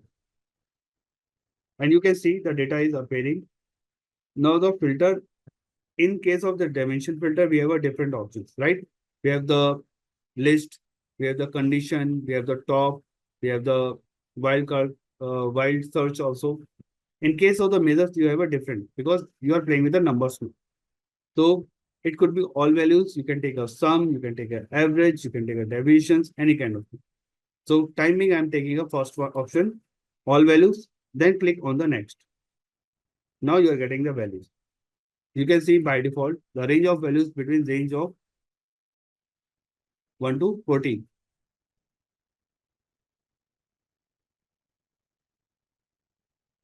Let me take not 1 to this part. Just give me a second because this is not going to work. Taking the filter again and taking the sum value because the sum in the cross tab, we have the sum of the values. Ultimately, if I take the 1 to 14, there's nothing going to work, right? So that's why I'm taking the sum.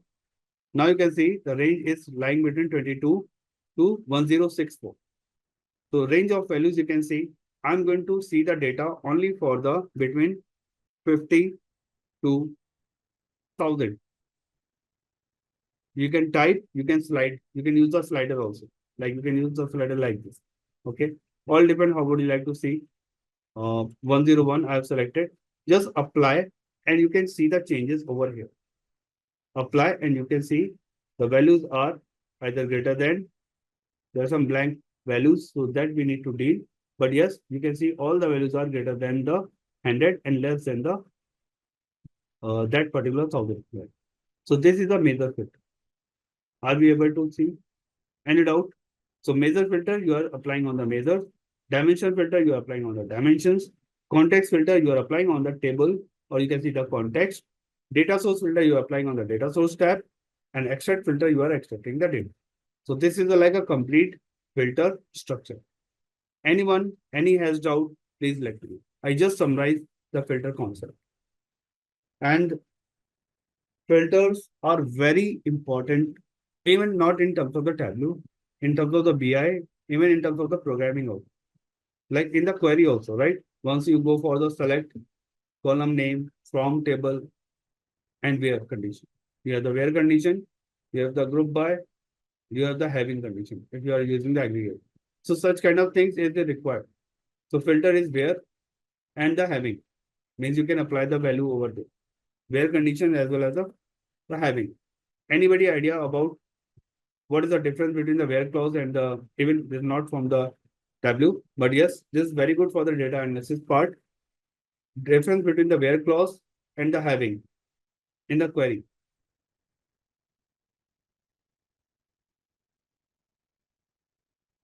To answer you very quick because I will not take much time. Where clause is generally applied on all the values. All the field values are there. And you can apply with the categorical data as well. Well, the having is already deal with the aggregations. If you have the aggregated value, then you use the having along with the group by, right? So the numbers you are playing greater than, less than, such kind of things. Having clause like having and where is a such a difference. Okay. And this is a very good question. Generally, people are getting confused because we are doing filtering at the where clause also and the having also. Just make a look, have a look on the such query. You can easily figure it out now. Having is like a generally you applied with the group by clause when the aggregations fields are there, and where is the for filtering the data. You can go for the in or the what kind of values are there. Okay. Thanks. Thanks. So this is like for the filters part. And if you see very carefully, I utilize the PPT and the demo parallel. Means now we have covered everything, whatever under the filters are there. We have covered the context filter. What exactly is the context filter? What is our dimension filter? We have already searched. We have seen how we can define the wildcard match. We can see the top or bottom also. Whatever we have applied for the top, the same thing we can apply for the bottom also. And we can like top 10 values or bottom 10 values you can define based on your condition. So definitely we will use how to develop the dimension filters. Measure filter we have also seen how we can go for the numerical data and the aggregations. You can apply the sum, you can go for the any kind of value. So measure filter we have also covered. Quick check over here. What is the primary purpose of applying a dimension filter in Tableau? Anyone please help me out for this purpose?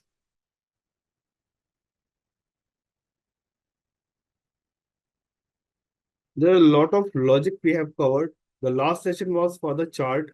So chart is exactly. Many thanks, Harsh. Many thanks, Subhakar, for very quick answer. Everyone, now we need the.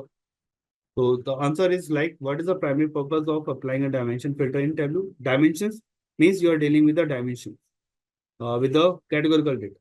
So obviously the option A is not going to fit because we are dealing to filter numerical values. The dimension filter is not going to apply on the numerical values. Option B is to filter data based on the discrete categories or labels. So it sounds good because discrete categorical data is coming under the dimensions or the labels. So that could be a good answer. Option C to filter data based on the aggregations. Aggregations are applying on the numbers, right? So this also not going to correct. Option C is also not correct.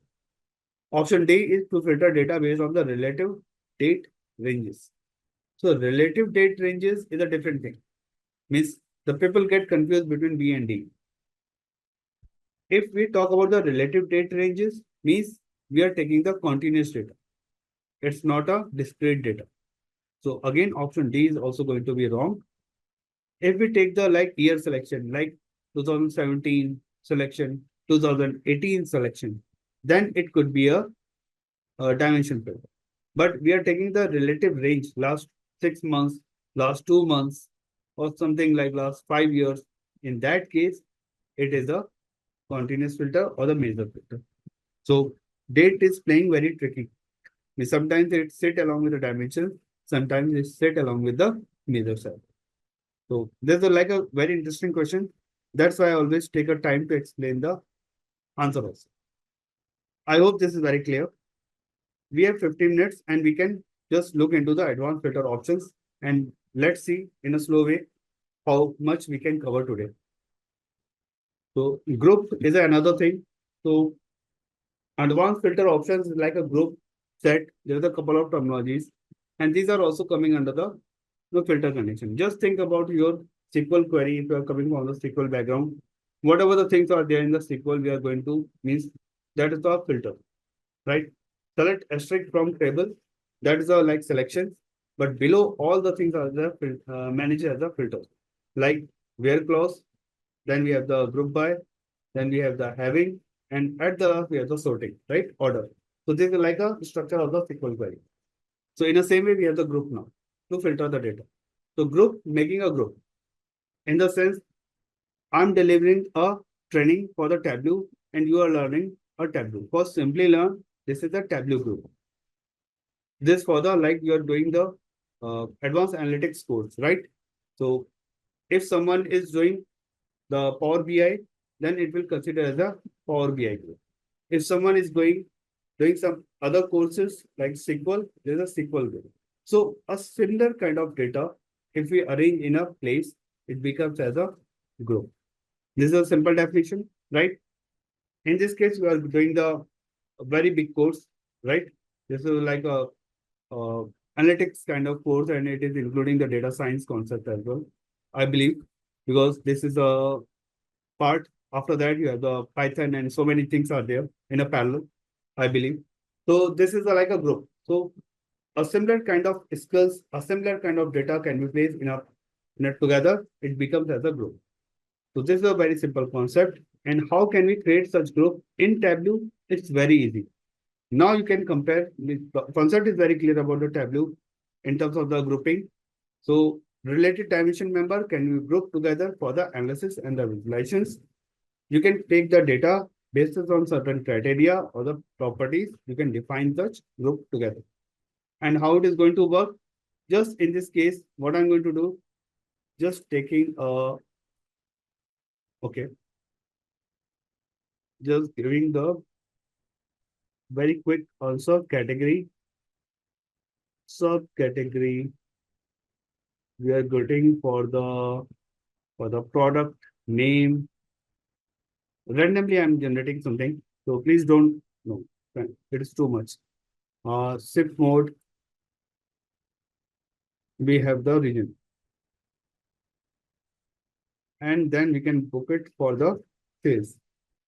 In a very quick, I've generated some report on the fly. Now we are looking for the grouping of the concept. So how can we group from the furniture or maybe the first class? I'm taking the options over here. So you can make a group on the shift mode. So shift mode on the left hand side, you can see is there, right? Just select the shift mode, select only, and just find out. You can see everybody. We can see like shift mode is here. There is a drop down arrow. And if you go, there are a lot of options are appearing. Add to sheet, show filter, duplicate, rename. Just take the cross. Sorry, I'm taking again. Go to the shift mode so that you can see all the fields. This is a required. I can filter all the value, but I put intentionally all the fields together. You can see a lot of options are appearing.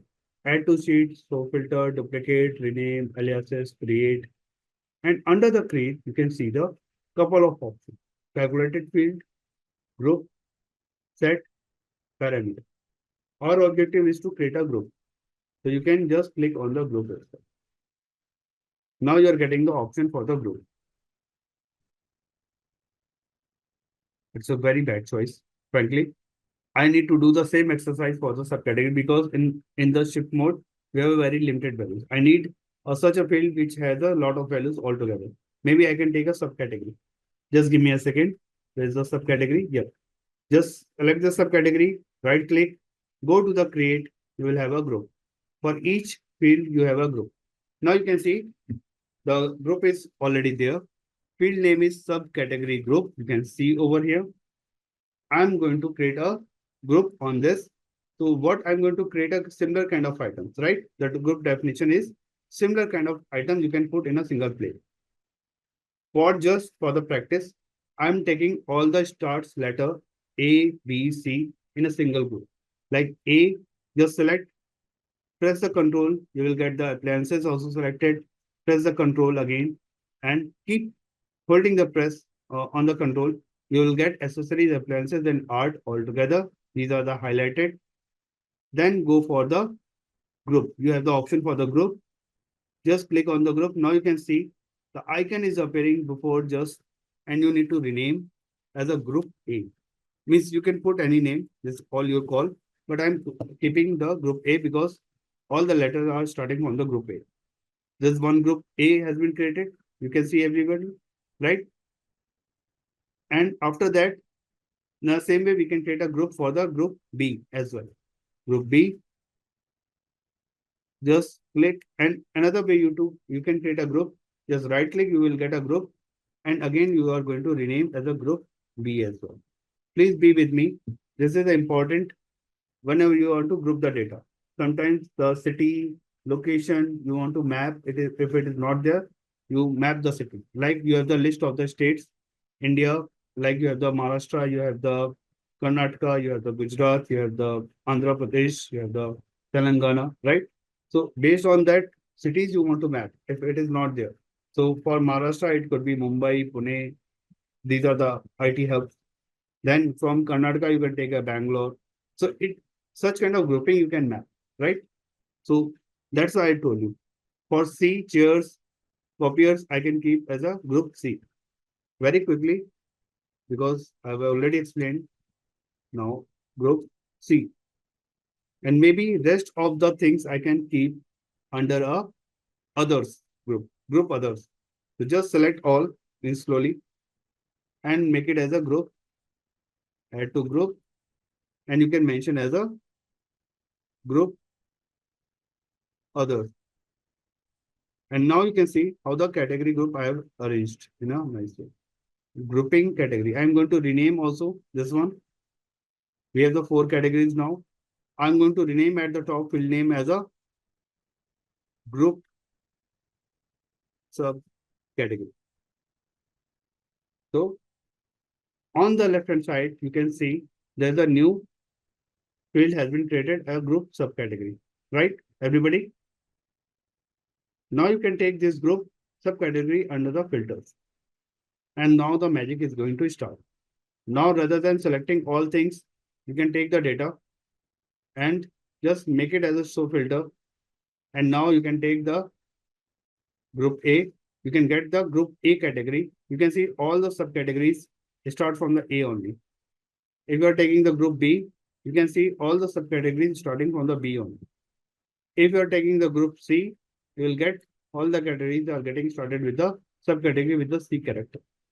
And the last one, group others, rest of the characters are going to manage from here. So this is a way to group the data as well as use the group filter. I'm going to start from very scratch so that everyone should be on the same page. We will have a brush up all the steps as well. And I'm going to explain also each and every step. So those people who miss some, the live demo, they have gone through some recordings, but still have some doubts, they can clear it out over here. So once we started with the Tableau, we can see this is a window, and I'm going to connect with the some file. So what is the agenda now? I'm following this PDF, and this is going to upload. No worries. Okay, so I'm going to perform the Superstore XLS file as a data file. Under these sections, the objective is to set up the group and sets. So the very first thing we will create, we will access the data. Then we will go for the chart. Maybe we are creating a group also. Then we are going to create a set as a filter, dynamic set, and maybe some additional exercises over there. So this is a exercise for such kind of thing. So in this case, we are going to access the sample Superstore database. So getting back to my Tableau, and we can click on the sample Superstore. So this is not a place. Just give me a second. Give me a second. We have this one data set, and I will time to time upload all the data set related to exercises what we are going to cover. So this time we are picking the sample store Excel database, and you can see the file is getting uploaded on the portal. Under the connection, you can see the sample superstore. Microsoft Excel is the data file. Under that, we have the 3 tables: orders, people, and returns. I'm going to take the orders table, drag drop under the canvas. This is called as a canvas area where you draw your data model. The terminology is going to be introduced new as a data model. So this is like where you drag drop your tables and everything. But this is a play area for the data model. The data model where you build your model, in the sense where you build your data relationship between the entity, logical table, as well as a physical table. Under the physical table, you build a relationship. No worries, we have a very detailed session on the such point, like for the data modeling, whatever it can be covered under the tablet. Below is a order table. We can see 21 fields, 9994 rows. Under that, we have the metadata information. And the right hand side, we can see the information building by the table, like what kind of information we have. So this is like what we have done couple of times, and I'm using the same. Now jumping back to the sheet 1. At the below, we can see the sheet 1 is there. So now the first step is going to start. We are looking for something to develop with the drag subcategories to the rows. Just quickly picking up, not navigating again and again, and looking for the subcategories and sales-wise information. very quick. So subcategory, I can search from my box. Under the sheet, you can see the data tab. Under the data tab, we have the order sample superstore. I'm just enhancing so that you can see all the windows, all the name. Orders you can see, there's just cylinders you can see. That is representing as a data base or the data source you can say. After that, under the search, I'm looking for the subcategory part. And maybe you can put under the column.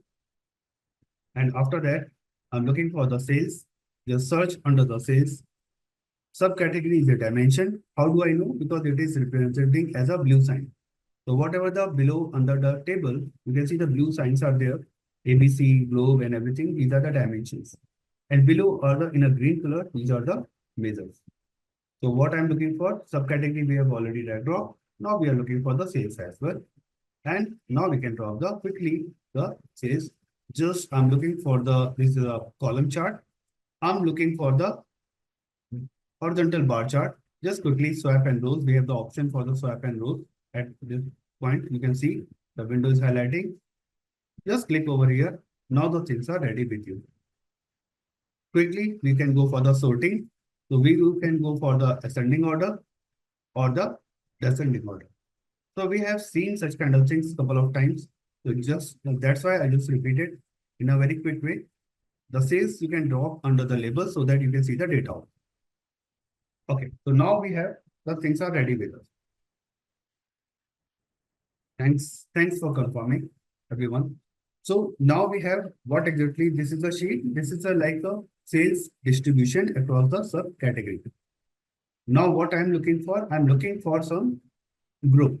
Grouping the data means collection of the similar kind of data based on certain categories. Maybe sometimes we have some city based, maybe the role wise, we can group the data. Because we don't have such kind of things over here. Even the last time I showed you how to make the group proper in a manual way. So now we are going in a different way the groupings. So if you want to refer, please go for the last recording. In the last session, I mentioned I developed the report in a very detailed way that is not referenced in the PPT. That is completely on the fly, but it was a different steps, and it was pretty good in a dynamic way. So now this time from the table, I'm taking this furnishing. Just click over here. Okay, you can see the others windows are getting other values are getting like shaded, but the furnishing is highlighting. Click on the shift. Just click the paper, supplies, art, envelope. Maybe I'm taking up to the labels. So I'm taking these things. Okay. Once you put the mouse over here, you can see the small window is getting pop up. Keep only, exclude, some informations are there, like you can download, sort subcategory. I mean, these are the way in a Tableau you can do the alternate way of grouping and everything. So in Tableau, if you want to achieve anything, there are multiple ways to achieve. Means on the right click, you can also do that. On the field table, you can also do that. Last time we picked from the field table. This is a one icon. You can see the staple sign is there, right? So this is for the grouping of the members. Just click over here and you can see your group is ready over here. It's only one click. Now you want to rename, just go for here and you can click for the edit aliases. So just go for the edit aliases. I'm picking the name as a miscellaneous. The miscellaneous group, you can means miscellaneous category, right? Subcategory, it's a big name. So just make some small, such a big name should not be there. You want to avoid. And now you have the data. So now you can see the miscellaneous subcategory is also there, but the sorting got disturbed. So again, I'm going to sort. Now you can see the data is also arranged in a subcategory, and you have the other categories also, right? So now you can see the data is a group. So in a very quick way, you can grouping over here as well. So you can see this is the data we can also organize. Or you can go for the sorting descending so that it looks pretty. Generally, we are in a practice of this. In this case, we are already showing the labels. So we don't need the axis to be displayed. Just make it as a show header, and uncheck. Now you have a very clean kind of data is ready with you. So this is like how you can do the on sorting as well as grouping of the part. Even I didn't refer this part, so just give me a quick time. Icon sorting done. This is done. Okay. Just looking if I miss any step or any other information I want to display. No, we have done with this part. Okay. Even what you can do additionally means this on the fly again. And what we can do, if I want to make it color also, then you can go for the subcategory under the color and you will get some colorful line because we are talking about some data visualization. So obviously we can make it as a color as well. So you can make it in a colors, or if you're looking for a gradient as well, monotype kind of color, just go for the edit colors. You can take this color and maybe I can take, just give me a second. I'm taking as the categorical, maybe I'm taking as a gray, and one by one you can assign all the values. You can change the color also, like accessories. You can select with a like some dark color. I can show you one by one. It will be pretty hard. So accessories, the color has been changed. So you want to, if you want to decide like a particular subcategory should have a particular color, you can make it like that. All good. Okay.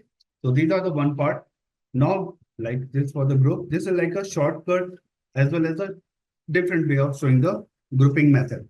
So grouping, I'm just putting as a sheet name group we have created.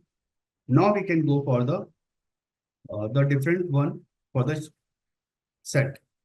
So now the set is important because what we have learned under the set, just give me a second. So set is the same what we have learned during our algebra, sorry, in our statistics as well. During our schooling, exactly the same thing. Sets are the like related values you are putting together in a group, whether it is lying in a particular range of the data.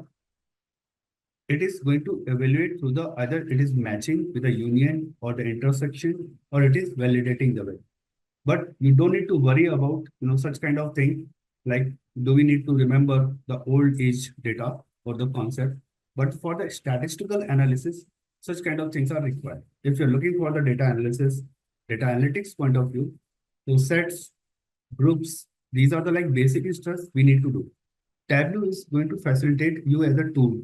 So if someone is not aware about how the set is working, obviously they can use the set in the Tableau, just a drag drop, but the concept should be very visible because once you don't know how the set is going to apply, it will be a troublemaker, right? Means how the logic is working there. So in this case, set is working as a Boolean operator, like a logical expression. Either it will be a true or false, or in or out the method.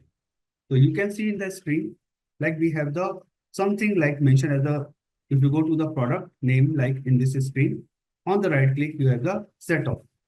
So you can create a set, means in this part, not only the product name, you can pick any. Like if I'm taking the category, just right click and under the create, you have a multiple option, calculated field and group once again.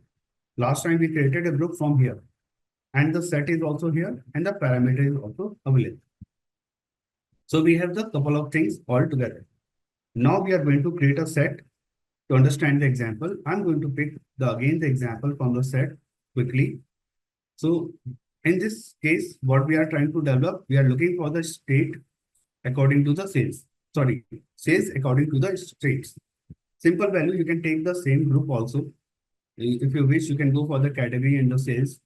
You can duplicate and you can replicate the data. But this time I'm taking the set for this. So state, just drag drop under the columns. Okay. After that, we are looking for the sales. The simple sales concept what we had under the rows, and we have the simple kind of things already ready. You can take again as a bar chart, or this is a column chart. Vertical chart you can consider as a column chart, while the horizontal way you can say as a horizontal bar chart. Whatever the name you can want to spell, it's all about your convenience. So, and you can again swap the rows, then you will get such kind of data altogether. Now, what I'm looking for, first, just sort the data so that it could look beautiful. So we have this one. Now I'm going to drag down the sales over the label. So now this is a sales distribution across the state. Just give me time. Okay, I mentioned in the group. Just give me a second. I'm just going back so that I give the title. Sales. Just miss this part. And as a BI or the data visualization person, we should not leave any kind of stone, right? This by subcategory. The name should be there. Sorry for my bad typing today. So I'm making the formatting. Last time we have done couple of times, just making the name. Sets in the same way, I'm going to sales across the states. So you can make it Tableau bold. You can make it as a font size as a 12, bold, whatever. If you're looking for the underline, you can make it. So now we have the basic stuffs are ready. So now for the sets. So again, randomly, I'm going to pick some values. Maybe you can pick to the multiple ways. So I'm selecting, just give me a second.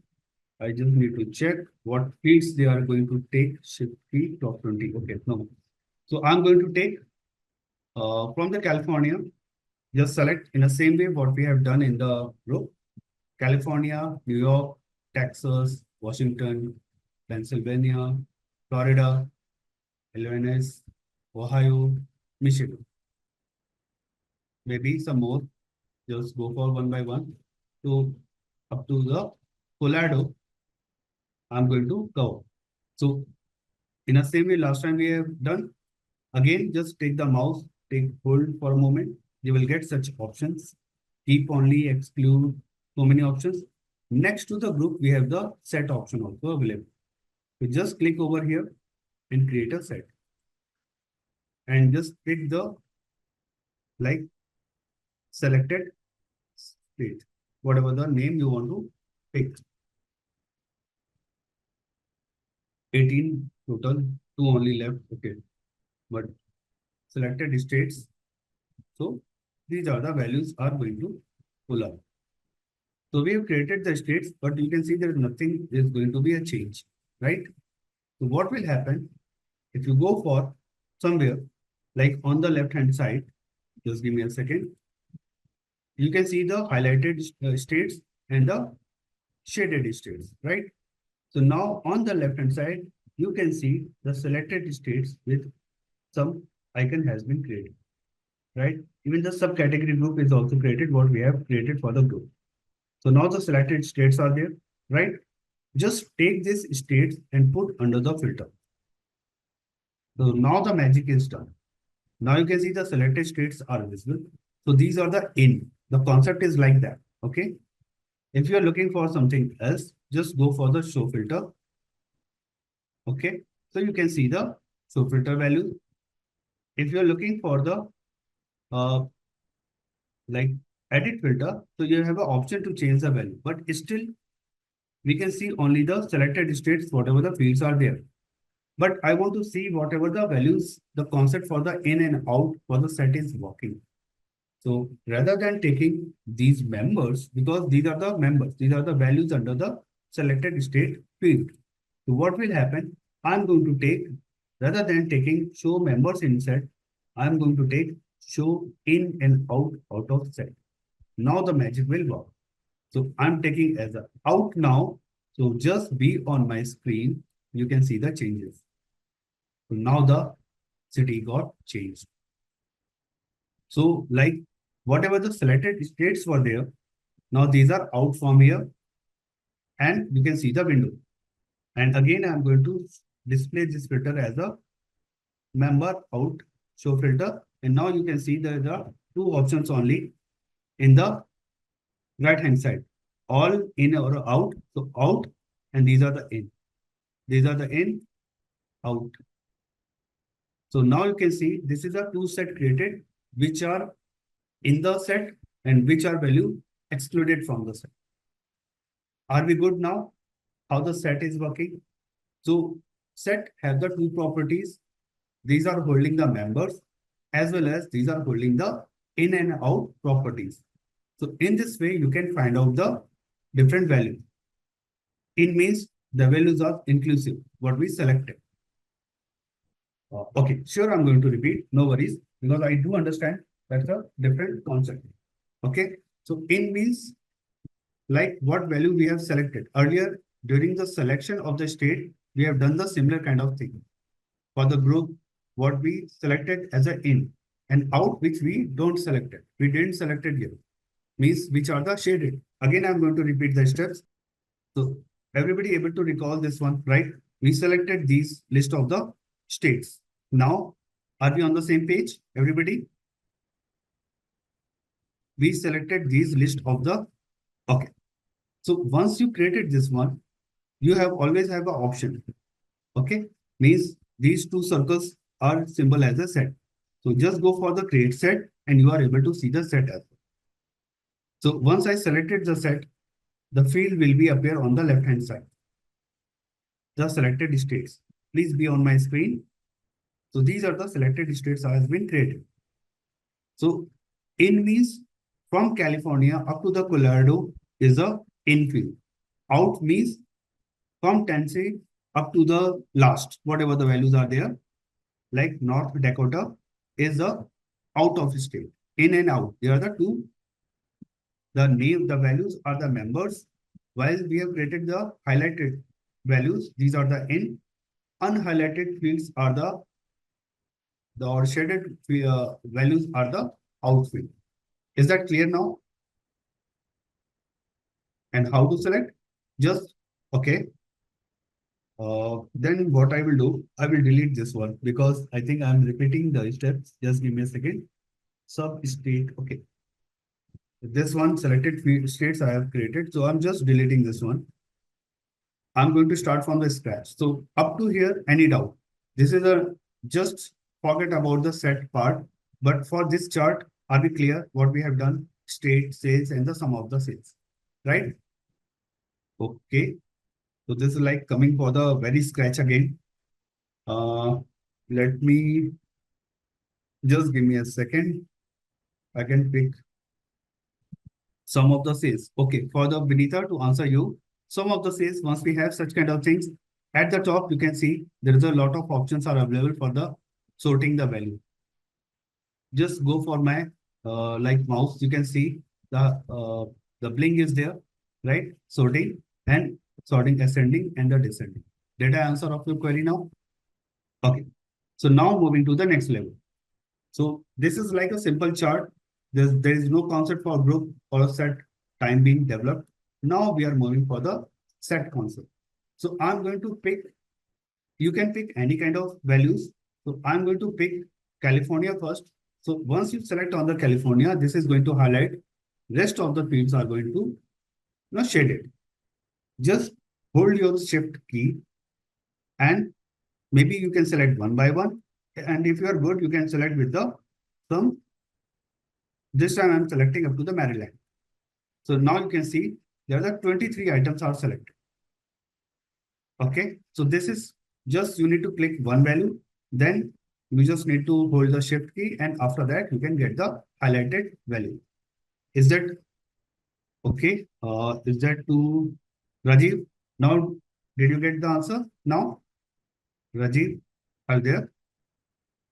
Yeah. So once you've selected this one, now the stories begin for the creating the group or the set. So group we have already seen. You can see the window is popping up, keep only, exclude. These are the value for the sorting ascending, descending order.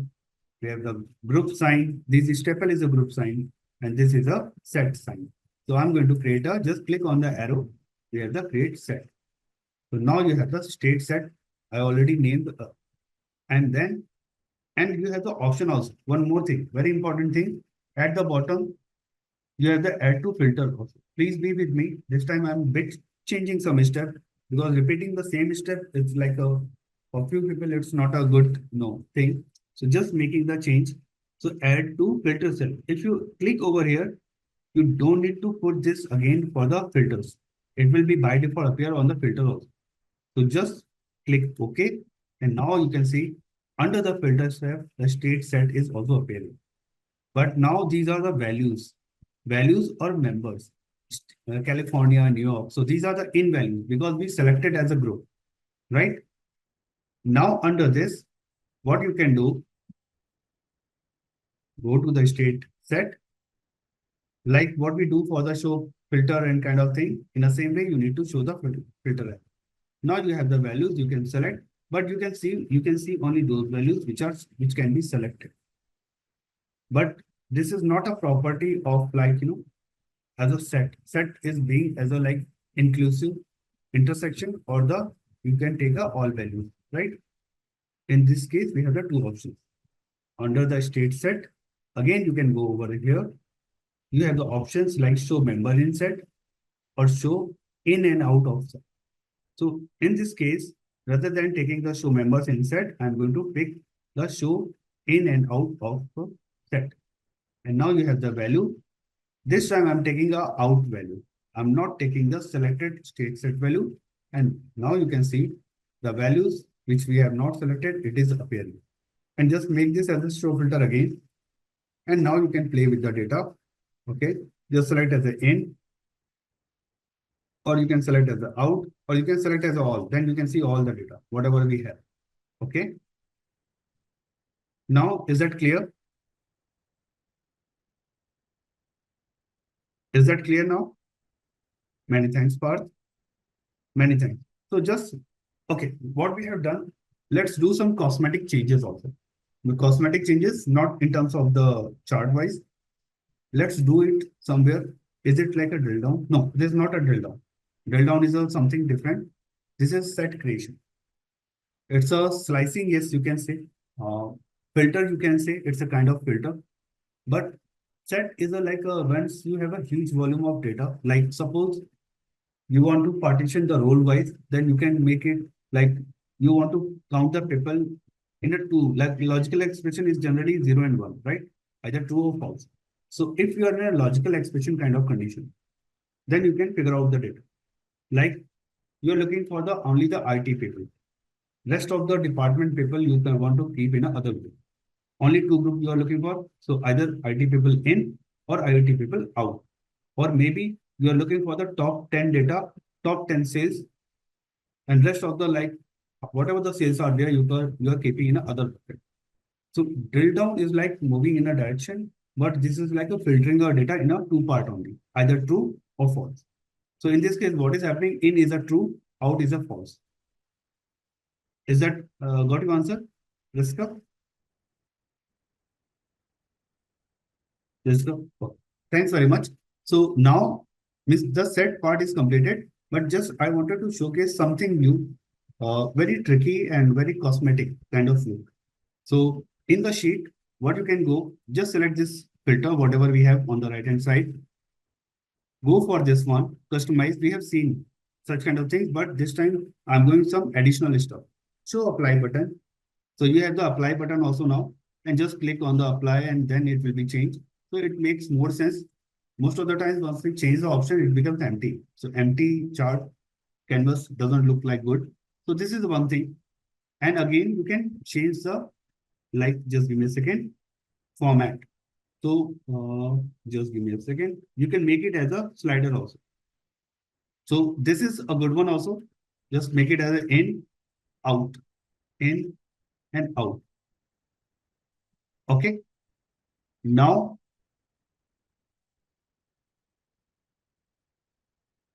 my right side filter is not showing. Why? Because you need to go for this and make it as a show filter. Now let me know. Okay, thanks. So now you can see the data. So this is like someone asked me during the Tableau, they got, their screen got disturbed. So what happened?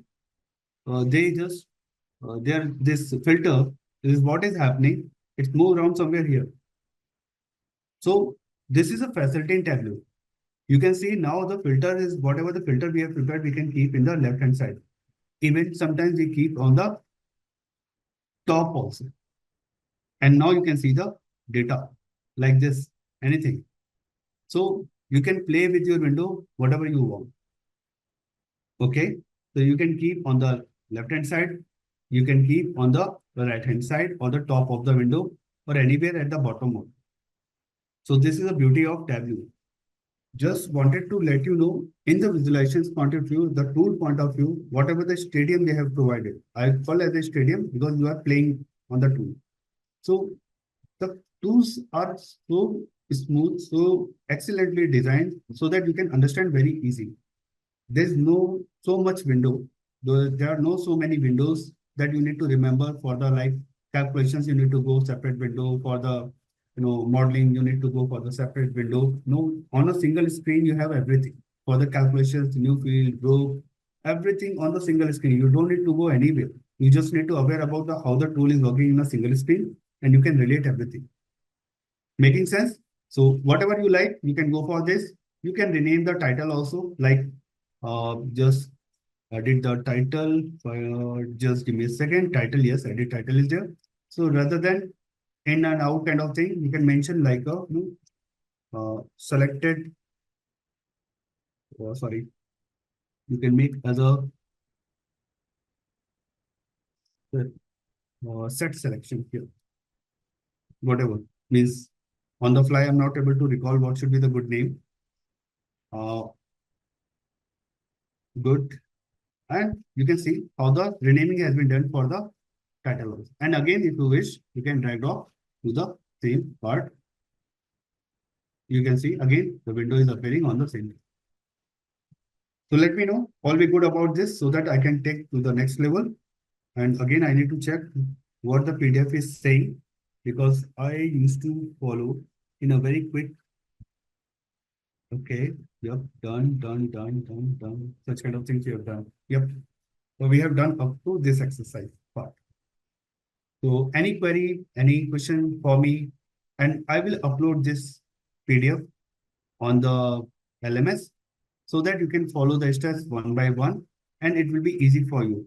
But I would say what I did in a very quick way, these are the shortcuts also. PDF is good for the beginners. Once you go for the PDF, make a practice on that, then go for this one also because I showed you a couple of ways.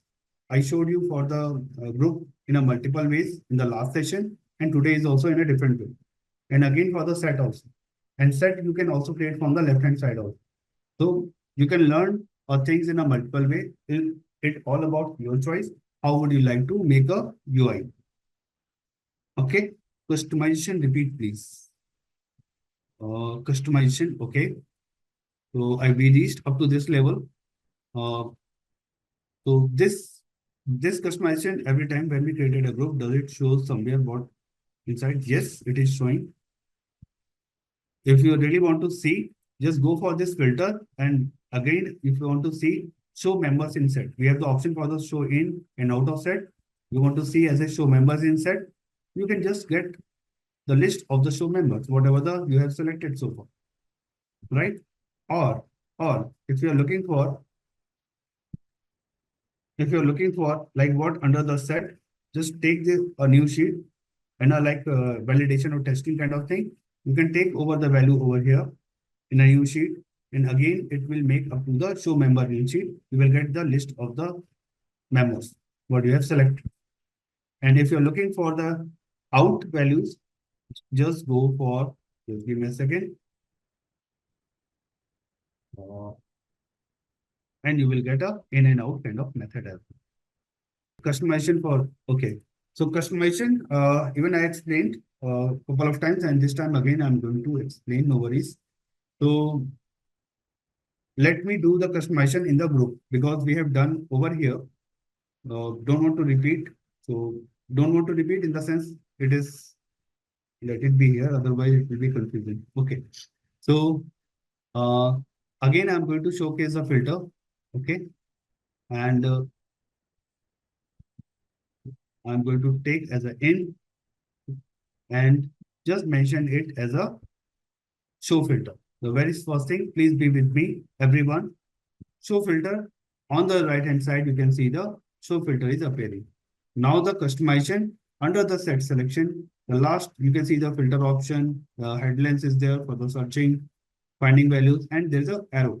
Under this arrow, you can go for the customize. We have an option, show all values, show search button, show include, exclude. So many options are there. I'm picking the show apply button last option. So now we have the button. So what happened if you uncheck outside, you can get the value. Your chart is not getting blank. Earlier, the chart is getting blank if I uncheck the value. Okay. So now you have the checking the values. Now for the formatting again select the same area. You have the so many options. Edit filter, remove filter, apply to worksheet, format. Format means you're formatting everything. Customize. So we have seen the customization. Now below you can see the edit title. You can edit your title also. Like what I put as a set selection. Now you have the multiple values, single list, single value list I'm going to take. So just you can take as a radio button, in and out, and you can see how the things are working. Quickly, you have the other option also because at a time this is a Boolean expression, 0 or 1, you can select only one value. So single value drop down you can also take. Now in and out means now I'm showing you the different options also. So this for everyone. So the in Tableau, in a single place, you can see a lot of options. Single value slider, what we have done last time. So these are single options. Because this is single value selection. If you have the multiple values, we have the different options like multiple value list, multiple values drop down, multiple values custom list. In this case, it is not required because we don't have multiple values. In this case, we are going to select only the single value. So you can make a list, drop down, slider. Whatever you wish, I think this is the answer of your query now. Okay, many thanks. So there's a couple of ways you can make it. So this is what we have for the group and the set. Oops, give me a second. I want to save this one first in my local machine. I'm going to save in my local machine. Again, it is going back to the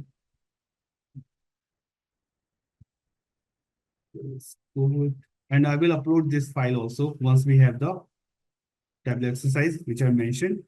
I'm sharing as a tw.txt file. You can see I'm uploading every time the file. And this is a group sets file. So I will upload once the session will be over. We are going to add many things over here. So these are the like part of the group and set. Now getting back to our PPT, what exactly the PPT is saying. So we have done with this part. Now we are getting for the measures name. This is another important aspect. So we know in Tableau, we have the, or not in Tableau, this true for all the BI tools, whether you are working for the Power BI, Cognos, Zoho, MicroStrategy, Hyperion, any kind of tool. So in this case, you have a lot of data warehousing concepts. It's like a star schema, snowflake schema. I'm just showing some jargons. So if you start working for the data analysis part, you should know how the data model is work. That is beyond this scope, but whenever you go for the designing of the data, obviously you need to understand this terminology also. So star schema is there, then the snowflake schema is there. There is a type of schema, how the structure of the data should be there. After that, we have the, like once you select the table, under that we have a different kind of analogies. We have the dimensions. These in the Tableau, like what we have, you can see these are the dimensions. Under the tables, you have category, city, country. So most of the times the dimensions are the like those values which are related to the some categorical data, some descriptive information. While measures, you can see in the green, it is a numbers. Most of the time it's a number, but you can see the customer ID is also number, but it is not a measure. So measure could be a discount, profit, quantity, sales, some metrics or the KPIs kind of things. So this you can identify the value. Even the row ID is there, but row ID is not a. So don't make it confused. Number is going to be measure. Yes, measures are number, but every number is a measure. It is not necessary. This not a vice versa. Measures are always a number, but all numbers cannot be a measure. Is that clear, right? So these are the two facts.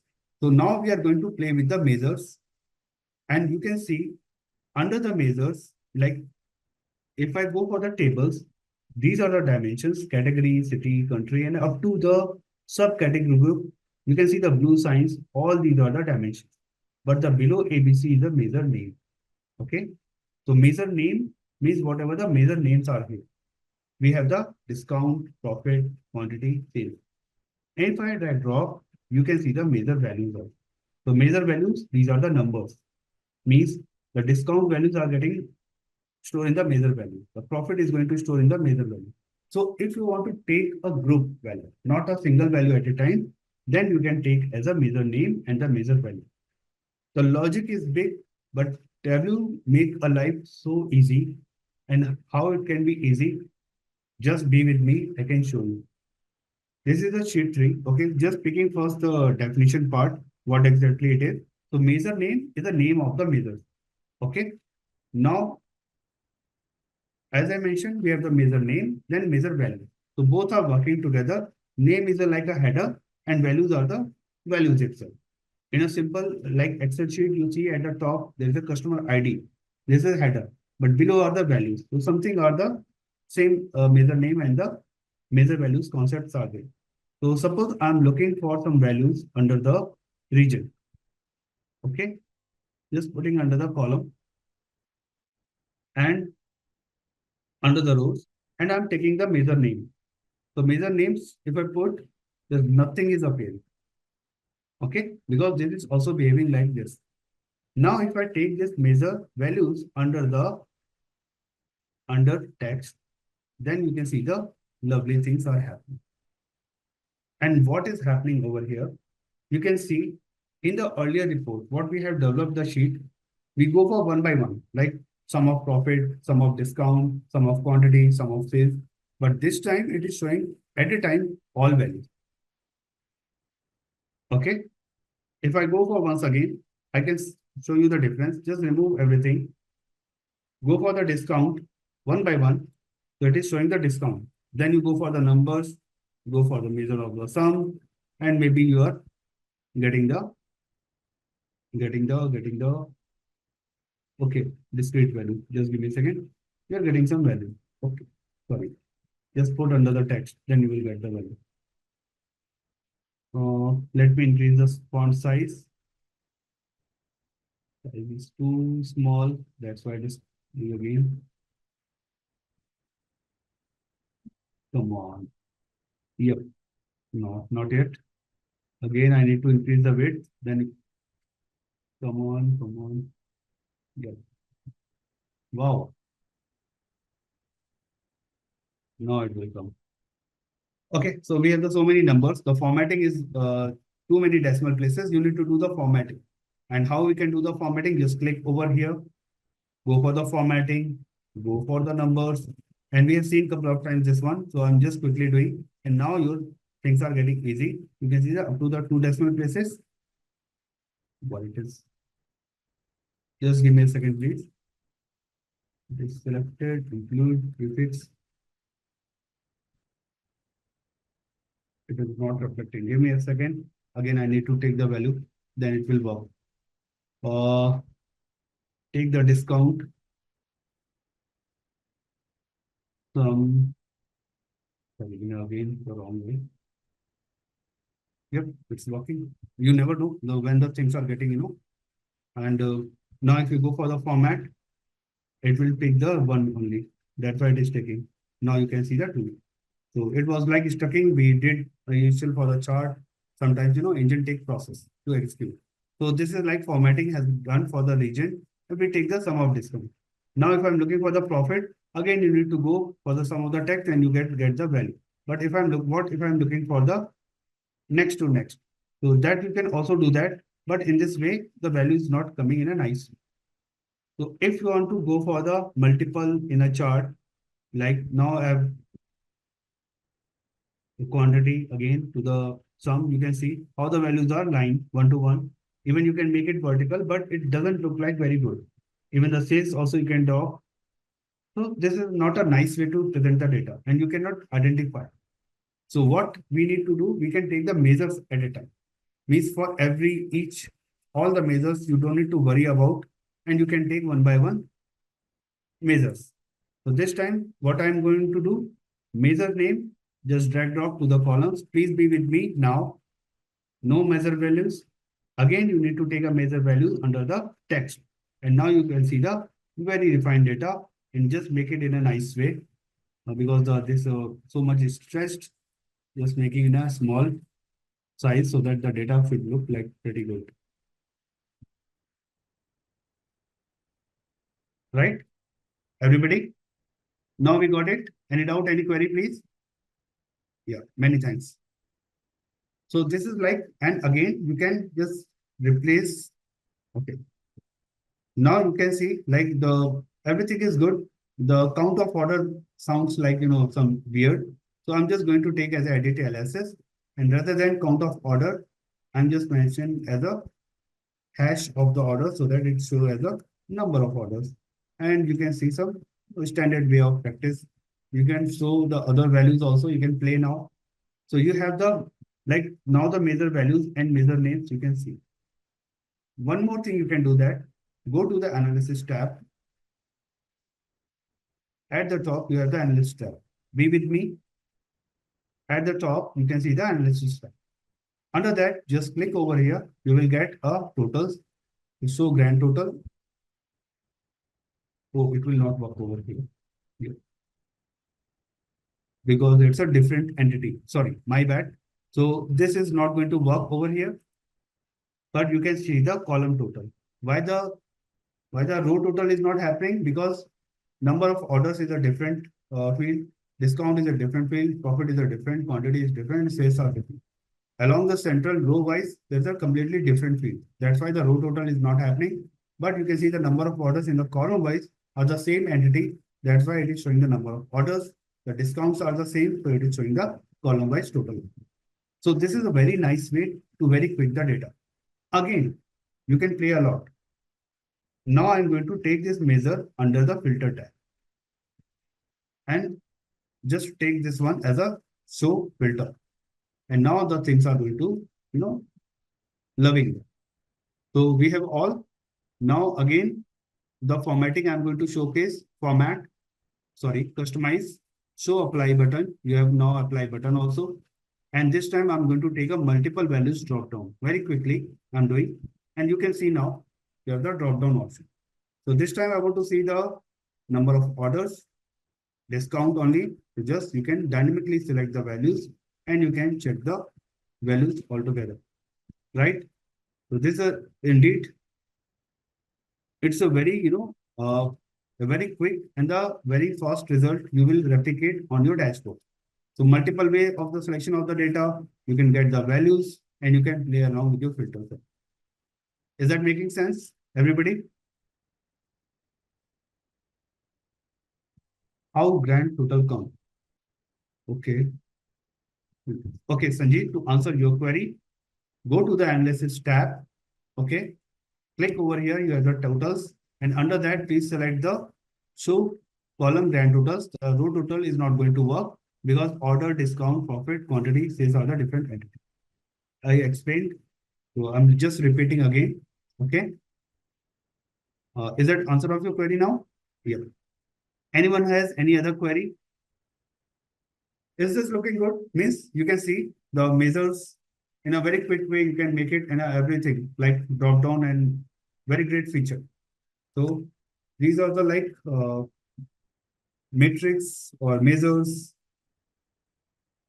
through region by region. And in the same way, you can calculate anything. Means you can go for anything in the sense you can drag drop. It's different from the cross tab, but yes, you can see how the values are getting lying over to each other. And this is like measures by region. You can make it more compact. It will look more beautiful. Just the formatting standards are required. Just give me a second. I can show you some more formatting way. Just right click on the region header. I'm going for the shading. I can make and a font is making as a 10 here, bold, and the color is white. So just give me a second. Font color bold. Yeah. But for the rest, you need to select again the measure name. Again, select as a right click format, and you need to go because both are the different entity. So I'm making as a font again. Shading is done. Tableau is making as a 10, bold, white, everything is ready. And now just expand the window. And now you can see a beautiful, even the list report, you can make it as a very nice. And just shrink down so that you can see the data in a good place. Data getting overlapped. Okay, that's an individual call, Elvina. Means that need to be come on. Means I need to come to your machine, then I can tell you. So maybe during the break we can get connected, right? Yeah. Otherwise, means what I'm doing, you can see. If overlap, then you need to increase your width for the data. If it is too far, then you need to close. What I'm doing exactly, you need to do the same thing. Means you just need to focus how I'm expanding the data. Means what you need to do, just expand like this. If the data is overlapping, if the data is too far, just close this one and you will get the data. Making sense, right? Okay. So this is how we can define the value. So everything is there. Even you can go for the formatting, currency, and everything you can mention on the chart. So this is how we can do for the measures name. Key takeaways from this session. You learned how to control the filters, how to change the filter, the look like, formatting as well. We have seen the different kind of filters, and in Tableau you can find out very easy. While if you go for any other tool, for individual thing they have the different tool. Like for radio button, they have the radio button option. For slider, they have the different slider option. For like for giving for the drop down, they have a different options. So these are the like very there's no unnecessary kind of tool they have created. So Tableau is providing everything in a very feasible way on a single screen. What we have learned for the data source filter and everything, rest of the filters are listed in front of you. We have seen the how to categorize the group data. We have defined the subsets. We have seen the name as well. So this is all about the chapter. This is like a practice project. You can take it. What I have explained just now, you can go for the sales analysis. I can give you the tagline like sales analysis if you want to do. So you are going for the sales, you are going for the discount, you are going for the profit, quantity with a different region, with different category, with different subcategory, go for the state, you can develop all kind of things and you can analyze your data in a nice. The last one, additional resources. So if you're looking for the more information, you can go for the context filter. I'm just giving you the link on the chat. Just be with me. So this is like we have learned about the context filter, but still those who are looking for the more advanced part, and definitely once we have the time at the end of the session, like because end of the session in the sense like the end of the course, then we will definitely go for this implementation. There is no limit for that, but yes, this is like for your practice. If you're looking for the more advanced next level, you can go for such kind of things. So I'm sharing the link on the chat. You can take it from here. Like this is for the context filter, as well as even I will share this sheet also to means the demo sheet, whatever the exercise sheet we are referring, and that is also going to helpful in a lot of things. Just give me a second. This is for the next value for the date relative date filter. So filters we can see for the date also. We have seen the date also, order date, filters and everything, and we will keep practicing. No worries. We will cover such kind of things on the way. Like today we have covered also filter the formatting and the different kind of filters what we can display, like multi-value, single value, slider, radio button kind of thing. And we will cover such kind of things time to time. Means at a time, if I go for a one shot, it will be like, overwhelming kind of thing. So it will be like one by one and we can make a play. And you can also have you can also play around the tool. You will learn a lot. So now the learning objective. So we will check about how the advanced analytics techniques like a reference line, distribution analysis, box plot, and such things are going to develop in Tableau. And this is an excellent thing. Be with me. We are going to learn a lot because these are the analytics part. There is a difference between the analysis and the analytics. Analysis is like a developing, you are dealing with the historical data, whatever the database is there, you're developing a chart based on that. Analytics means you are predicting the future. You're going for the forecasting. You're going for the trend line. You're going for the prediction model as well. You're setting some analytical techniques. You're picking some models. That is like a last step. Sorry, that's a beginning step for the machine learning. Once you do that analytics. So Tableau is capable enough to pick the analytics property. And they have a very good engine. In the same way, this makes your life so easy in terms of the analytics. You will think like how the data analytics is so easy. Even the concept is so strong. If you go for such foundation, the logical part, it is a very deep information, but the Tableau make it as a drag drop kind of thing. It make it so easy. So we will learn about how the advanced analytics techniques like a reference line, distribution analysis, and box plot are going to develop. Even we have seen the box plot earlier. In the analytics tab, also we can go for the, and why it is, as I told you, if you are able to remember, like scatter plot, box plot, and the like a heat map. These are the the charts which are very useful for the machine learning. It's a beginning for the machine learning. It's the end of the EDA process. So this is a very good area we can develop through the Tableau. And this makes Tableau different from the other tool. The next property, like as I mentioned, along with the reference line distribution, such kind of things, we have like adding the totals in a smart way, trend lines, forecasting, prediction modeling is there, forecasting is there, and we will learn how to do the thing. And the very last, the agenda of this chapter will be like utilizing the parameters, how we can utilize the parameters. So parameters with a dimension, parameters with a filters, parameters with a measures, and last it will be like parameters with a measures value. Okay, maybe we are going to create some histogram on a series. So this is the agenda of this chapter. Now just getting into the analytics pane. So analytics pane, quickly, we don't need to go like this is a screenshot. This is pretty good. This will really help you. Like what we have the is in the Tableau. We have learned so far about so many things in the, just give me a second. Now we can go for the, at the top, you can see the data is there, right? Next to data, which I'm highlighting, we have the analytics tab. And now we can click on the analytics tab. So there are so many informations are available, but everything is blurred. That's like a shaded blur. We have the summarize, we have the model, we have the cluster. So what exactly I was trying to deliver in this chapter, it will be how to draw a trend line, how to go for the forecasting, how to go for the reference line, reference band, distribution band, box plot, and the two more values. You can see the box plot are coming under the summarize also, as well as the custom. So these are the things we are going to cover. We can develop the constant line, average line, everything. For the summarizing, like if you go for the data analytics, so these are the like terms, these are the category which are defined. Under the summarize, you can use the constant line, average line, means you can see. And if you put the mouse over there, it will help you.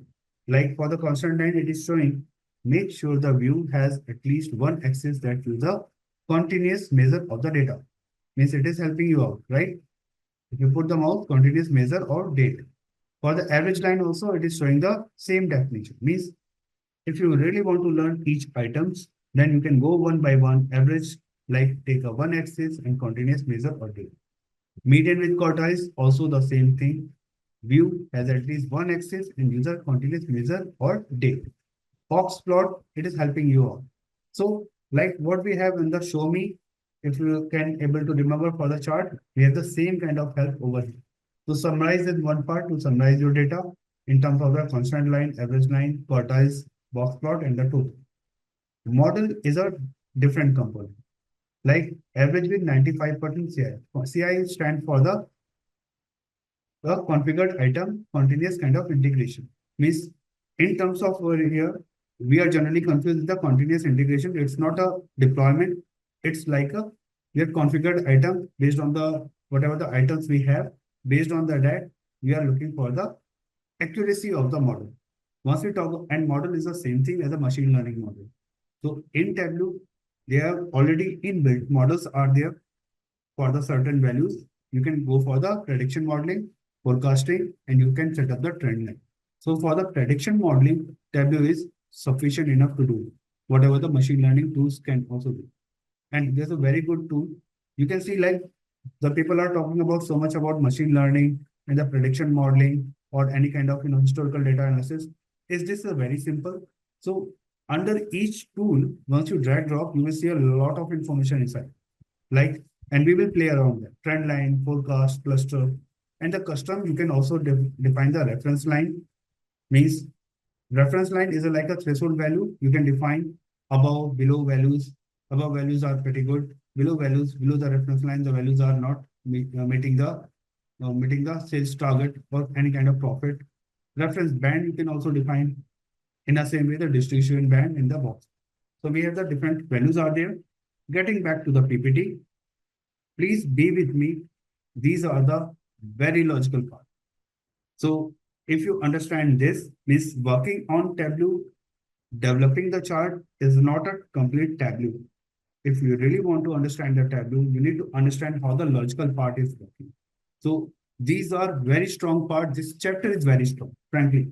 Means whatever the now the things are going to come, like this chapter, along with the tomorrow's chapter is like a for the data relationship. That is also going to play a lot of logic over it. So this is not a theory. Theory is something different. These are the logics. And these must be in our blood to work as a data analytics or maybe some data architect kind of role. Okay. Any doubt till now what we are trying to explain? That's why I'm moving in a very slow. Okay. Thanks very much. So now we can go for the some hands-on kind of thing. We can parallelly do and we can develop the things. So reference line we are going to pick. Where is the reference line? It's the under the custom. So we are going to start with the custom.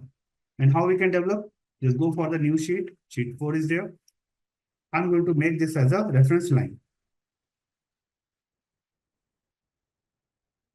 So please be understand means the chart is not a very big deal. It's a very simple. Okay. Drag drop what we have done so far, the similar kind of actions. Only the one step is going to be add more. But rest of the logic is going to be changed a lot now. So please be with me. So what we have, like we are going to develop a reference line. So reference line is a line which through which we can decide our sales, our product is working fine or not. Is this meeting a target or not? Above the target or below the target? So something as a like a threshold value. Below that, it is underperforming. Above that, it's a good performing. So such kind of things we can decide. So now in this first, we will develop a simple chart. So region and segment and column.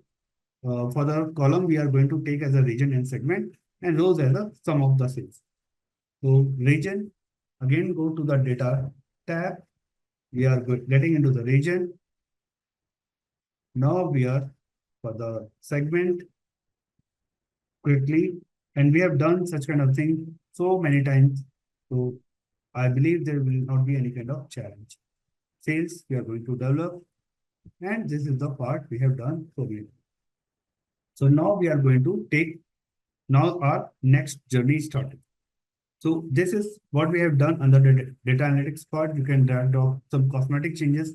I'm leaving for you. You can make it any. Now we are concerning about the analytics. And now you can see the few options are visible.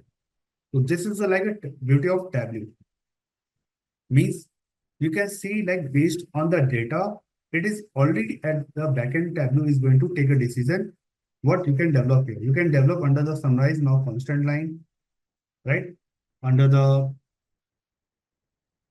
constant line. Earlier it was completely all the tools, all the palettes were the invisible. But now you can define the constant line, average line, median, totals, model, few parts. Cluster you can also define, but still you are not able to define the trend line and forecast. Why?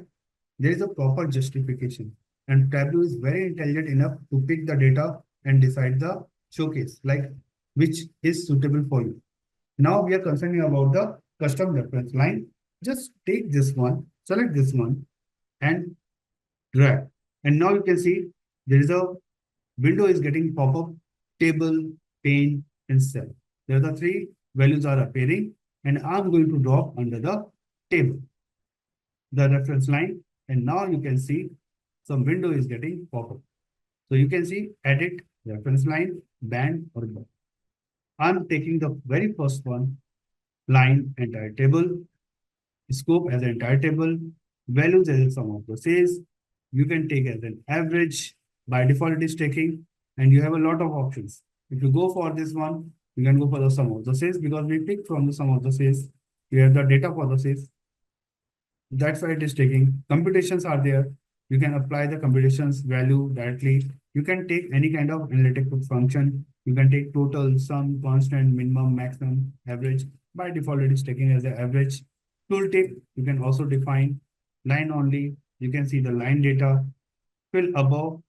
So just keep for timing as it is, and we can show the value. So now we can see some values has been drawn over here. As the average, you can see some reference line has been drawn. So it is showing what the values are as a reference line. So above that is performing good. Below that, it's not performing so much good. Let's expand this one so that we can see the data. So we can see the data, how the values are getting reflected. Any doubt, any query for the reference line till now? We can, so that we can play further. Okay. Thanks, Rajiv. What about the others? Are we good? Okay. Thanks. Thanks very much. So now we have the average line. So the very first thing, what we can do, we can go over the formatting. Blue over the blue doesn't seem anything. So let me do some color over for the blue line, and you can make it as a blue line as a amber, and then you can see the, but still it's not looking good. Let me pick the some dark color. And the color was good, but still it was not displaying. Yeah, maybe this one good. And we can go for the thickness of the value, or you can go for the some dotted. No. Okay, let it be, whatever. And you can display the value for the formatting. And now you see, wow, again rubbish. Just give me a second, please. Until unless you don't get the right format, it's always a challenge. More colors, opacity, just yeah. Now we can see the data. Okay. So we have some reference line. But okay, the above line average is somewhere like you can see if you put the mouse, you can see the average data and everything. Now you want to edit the data. This is applied on the complete table itself. Just make it as a right click and go for the edit. Again, you have the window for the pop-up. So suppose I want to take this as a fill above. So I'm going to take fill above as a green color. Okay, somewhere in the green, so that it should look some light shaded should be. Yeah. So sorry guys, I'm very bad in the color. So apologies if you don't like. And colors for the more, you can go for the very light shade we can take. No, this is not going to be good because the average line is also in the same color. So I'm going to take a different color as a what? Gray.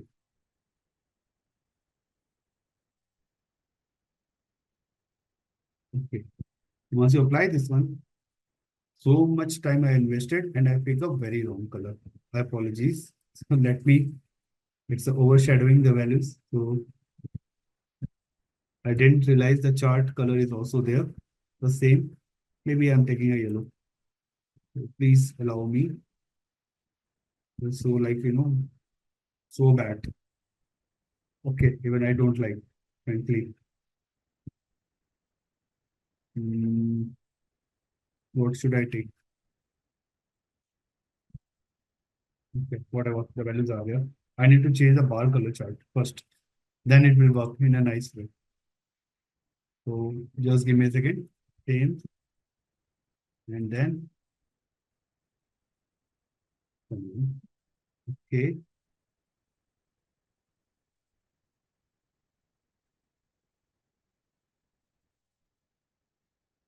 Very. Now I've changed the colors so that I can identify. So whatever the colors are there, just please avoid. I'm really bad. So now you can see through the average line, you can see the data above is a green.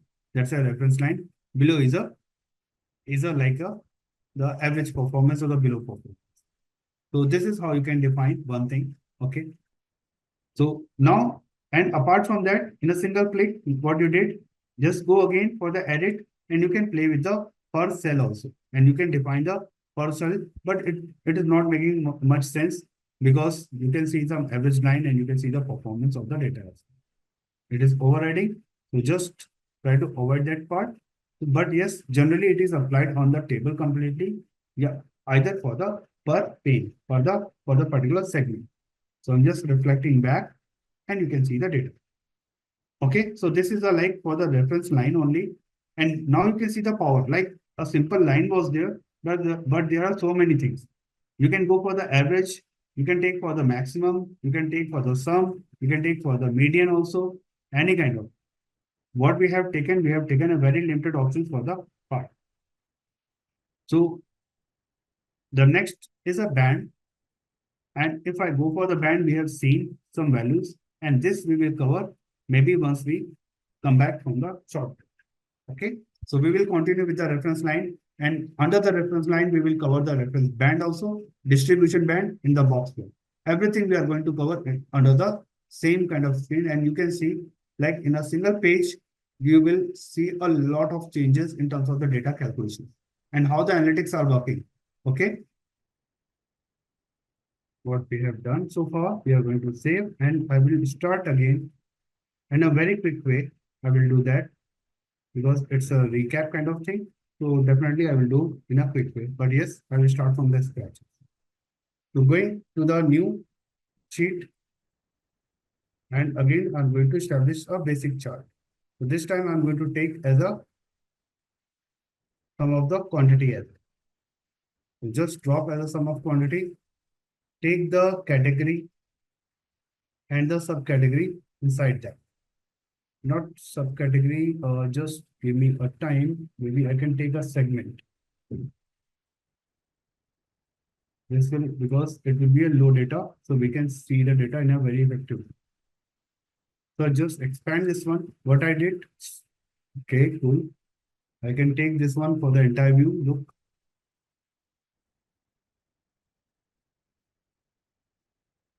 up to here, it is very clear, right? Okay, jumping again and again.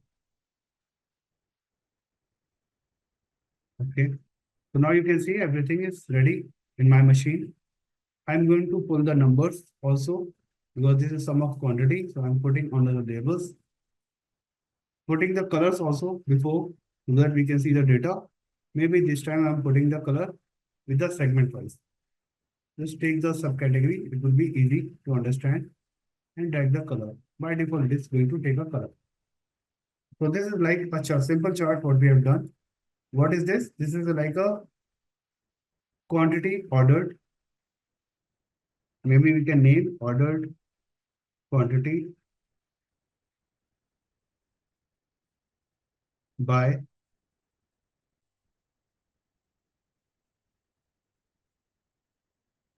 one category and segment.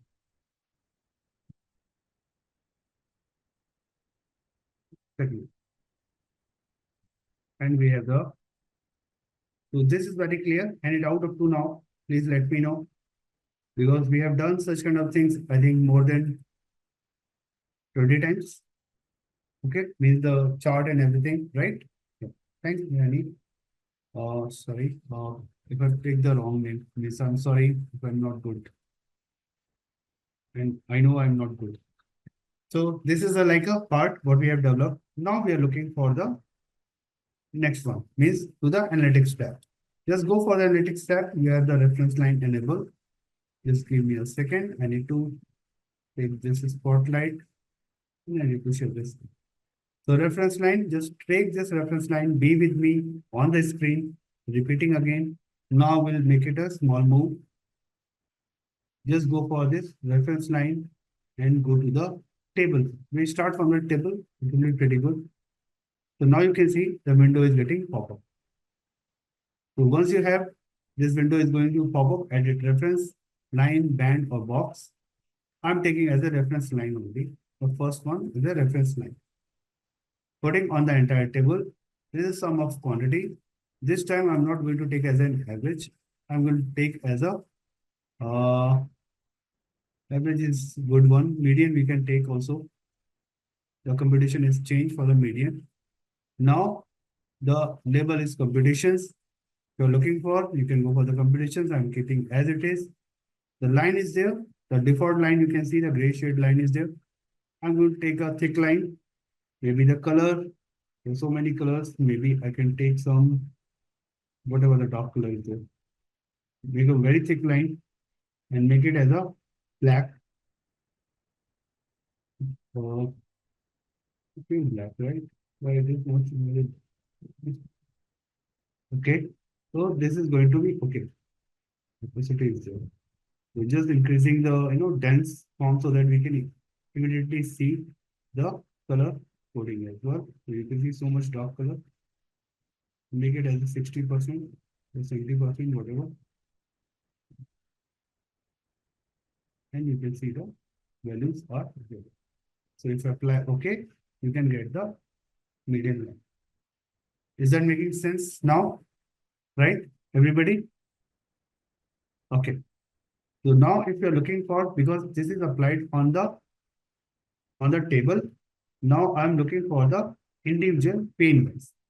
So under the scope, everybody can see we have this is the scope. We have the entire table per pane, per cell. So we can go for the pane wise as well and apply. Okay. So now you can see the window. Like for the per pane, there is a median line has been directed. Now if I'm looking for the fill above color, so that make it distinct, go for the edit color. For the fill above, obviously the positive things are going as a green. I'm taking very green is also sometimes very weird. Okay. Again, I'm stucking on the color choice. So again, apologies. I'm taking the very bad color. Oh, what is this? The light is making so pure. Okay, make it yellow. This will be pretty good. The light shaded as well. Okay. And you can see the yellow at the top. And below we can make it as a contrast or anything. Make it as a gray shaded, means again on the same window you can make it, but just give me a second. It should be select the same line, edit, and below is also I'm going to take a very light gray color and the things are good. If you click over here, you can see the colors. So this is how we can draw a reference. Many thanks. Someone asked for the repeating. Just wanted to do. Okay, thanks. So this is like what we can define as a, and you can rename. You can do some formatting stuff. Hide this label so that you can see the values. You can just hide this one also because these are the quantity. We don't need the shoulder on the y-axis. So there's a very neat and clean kind of data we can display. So this is like a line you can see per page. Now what if I looking for the next level? Okay. So just go for the next level. We can see under the custom, we have the different options like reference line, reference band, and distribution line. So you can take directly from here as well as you can edit from here as well. So I'm going to take edit from here. Go for the edit. You have the band. So once you select the band, the entire option is getting changed. Means you can see values are getting changed over here. Under the spotlight, you can see Like scope is the entire table. So I will start from the entire table. So you can see the entire table is getting selected. There are certain values are going to take. Values band from, like values sum of quantity, minimum quantity. The range is going to define. The reference line is a line draw at a particular average, maximum, minimum, or one line is going to draw. While the reference band is taking us some minimum value and some maximum value, and so which you can identify which product is performing well between the minimum quantity and the maximum quantity. The range of the values we can identify. So that label computation is fine as it is. The sum of quantity, you can take it as a maximum, and line you can define. In this case, I'm going to define again a line, this one, and no, this two, and I can define as a dotted. So you can see in a nice shape. And I can define as a color as a maybe the anything, whatever you are looking for. Red, I don't want to pick because that's a sign as a negative way. So just keep the things positive. So that's why I take. And you can fill the band area also. Means if you are looking for a band area, you can fill the band area with the gray item I am picking up. And now you can see the values are just be with me. And now you can see this is a reference band. Means you can see the minimum value is there, right? And the maximum value. So you can easily identify, like rather than picking up the reference line, you can identify which are the products or which are the sales quantity are lying in a particular range. Means in this case, it's a 1367. Maybe this is the maximum is a 11758. So this is how you can define a reference band. This is how the reference band is done. Making sense, everybody? Any doubt, any query for timing, please let me know.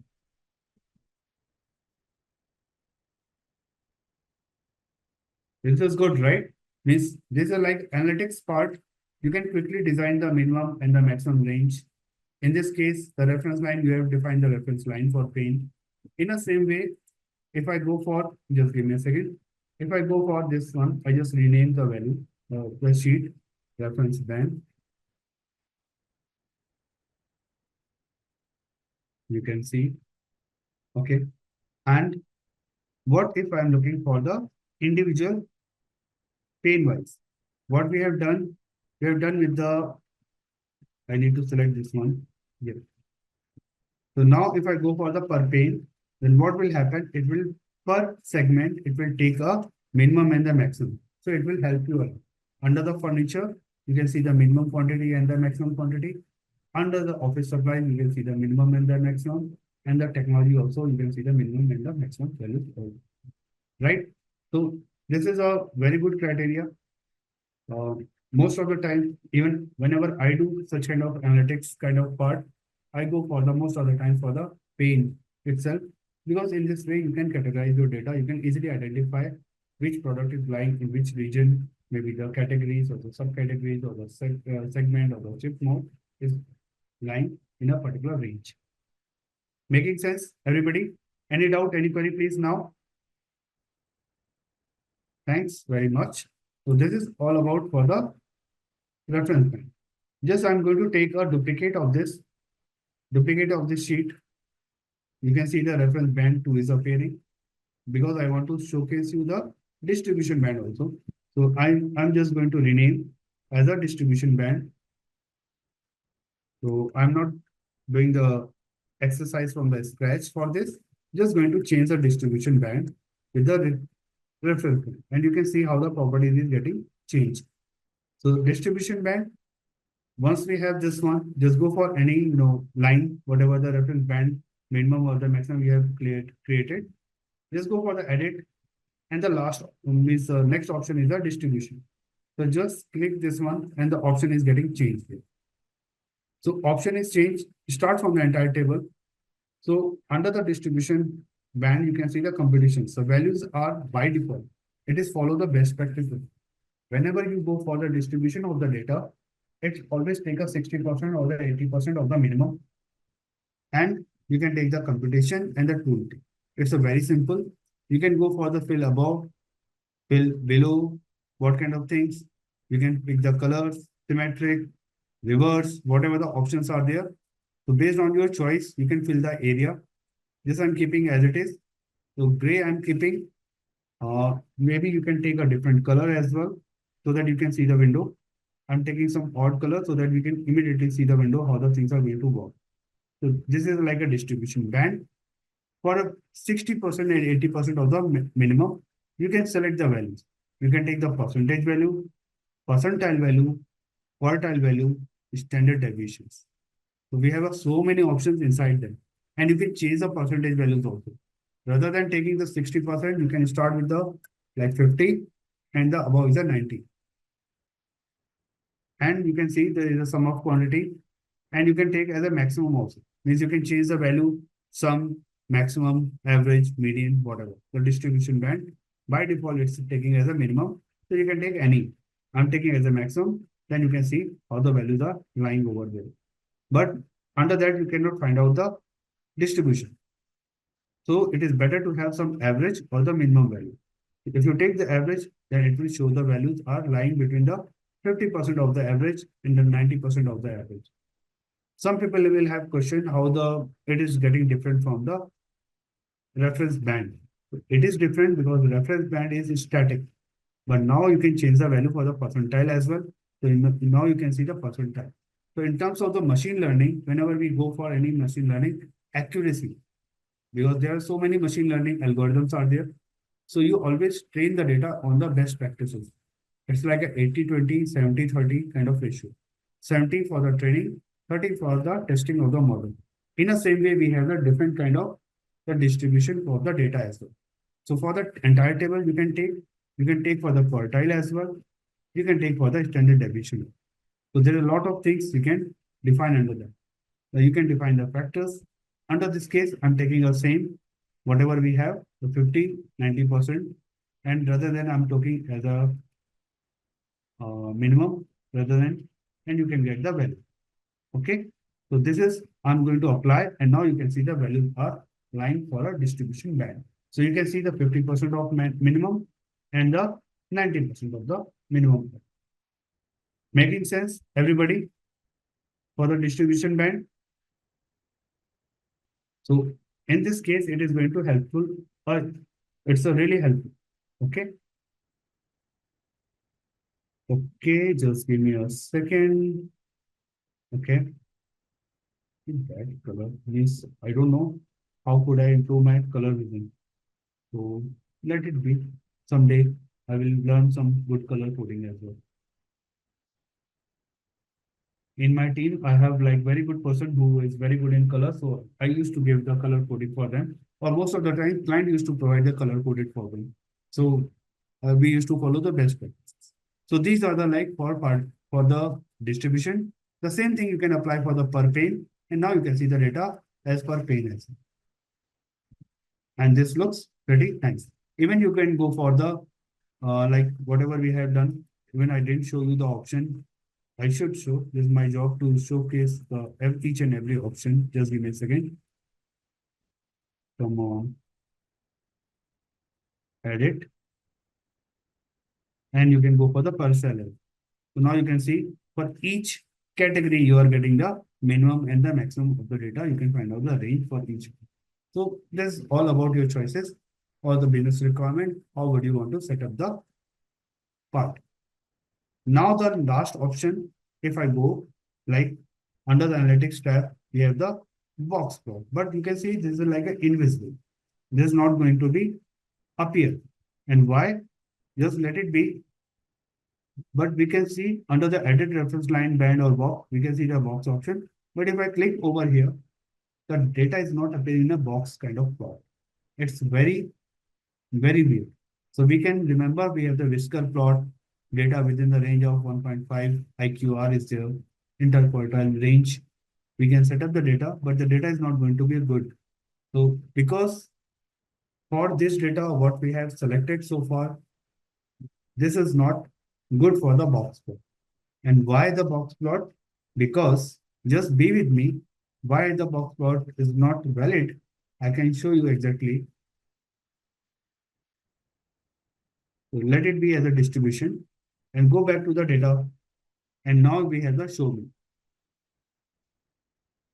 Why this is gone always when it is required. We have the box plot over here. If I put the mouse, you can see for the box whisker plot, we need the measure and the dimension, right? So we need the measure and the dimension. And what we have here, we have measure and the dimension, but in a different format. We have so many dimensions are there under the column, under the segment, and that's why it is not appearing as a box. So we need to do the something else for the box plot, what we have done in the last. So yes, we can develop the box plot, but the data should be correct. So time being, the data is not correct. I will show you, even we have learned the box plot in a very detailed way. That's the same replica in a very quick way we can develop. But yes, how the box plot is going to make, you need one measure, one dimension for this. Okay. Then you can make it as a, so if you really want to do, then we can do it maybe in a later. But yes, because this is a re exercise for the box plot. So now we have done with the reference line, reference band, and the distribution band. Anybody has any questions, please feel free to ask any kind of. Many thanks for confirming, Venkat, Rajiv. So now we are getting back to our PPT. Let's see where we are because we covered all of the things, means the reference line and band in our code. So let's see how the PPT is saying. So we have the reference band. We have checked how the reference band is working. So the difference reference line, it's a benchmark. It's a line only, and where you can find out the above and the below values, how the values are performed. While the reference band give you a range of the values, below and the above you can get the number of the products, whether the sales is good or not. We take a quantity. In this case, they are taking as the sum of the sales. The distribution band, also we have learned how the distribution band is going to work. So this is all about for the, and we have done with the demo part. So let it be. So how we can create the box plot. So this is a very quick example. We can take it.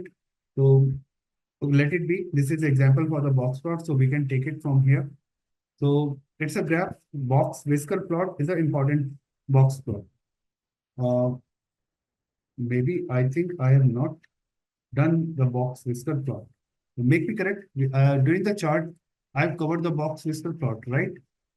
Anyone can recall? No, I have covered not in that much detail. It is not possible because if it is there, I have covered, but there is a different way to create the box plotters.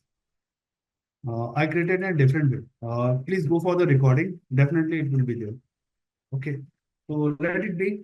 So we are going to cover, or maybe, so box plot is a plot means under the box. So you have a range of the values, and range of the values, you define the minimum and the maximum value. So the same as a distribution band, what we have done, or the reference band. But what is the difference between the distribution band or the reference band? We can see there is a 50% minimum and the 90% minimum in the distribution band. We have the some reference value is the minimum and the maximum. The box plot is also going to perform the minimum and maximum value, but it is taking the range of the values internally under the box. That is called as a IQR, interquartile range. The full form is interquartile range. And at a best practices, it is taking as a 1.5 times of the maximum value at the maximum level and the 1.5 times below at the minimum level. So IQR range is 1.5 times above the maximum and 1.5 times below the minimum. So this is how the IQR concept is working. No worries, I'm going to develop. If many people are attending the first time, then they will understand how the box plot is working. So you can see some dots are there, some box are there, some stretches for the line. So this is like a box whisker plot. So box is exactly our bar, and whisker, what is the 1.5 times IQR value is going to navigate. So the more concept over here, whatever I have covered, this is the example. Even once we plot the chart, it's a vertical, but it is explained in the horizontal way so that we can understand. So you can see we have the box, right?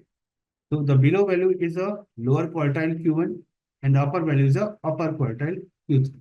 And this is a range of the value interquartile IQR. There is a minimum value, there is a maximum value. So minimum 1.5 times minimum is a lower quartile Q1. Maximum 1.5 times it's a upper quartile Q3. And in the range, it's a IQR value. At the middle, it's a median value it is going to take. So box plot is an excellent plot to get the data in a very systematic way. You can easily identify whether your data quality is good or not. Under the statistical modeling, it is coming into the picture. So you are doing like through the reference line, through the reference band, through the distribution band, and the box plot, you are going to deal with the statistical modeling as well. So now you can just think about it, how the Tableau is working and how sweetly it is performed. If someone is coming from the Python background, the Python courses, just think about it, how you build up such kind of things during the EDA. It's a too much values you need to process, too much uh, coding is required. And in this case, you just need to drag drop the value and you are getting the fantastic result on your screen. Repeating again for the box plot, for the statistical modeling, for the data distribution point of view, we are going to cover different measures. We have the median, we have the range of the values, we have the quartiles. Quartiles are divided into the two parts, lower quartile, upper quartile, and in median, we have some value which is in the range of the interquartile range. Please be here. Why I'm asking, because most of the times what is happening during the chart, once we develop, then people ask what is whisker, what is IQR, what is median.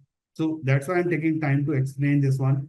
And this chart is the most logical chart whenever we use in the machine learning. And the whisker is the difference between the minimum and the lower quartile Q1. You can see this is a whisker. This is a difference.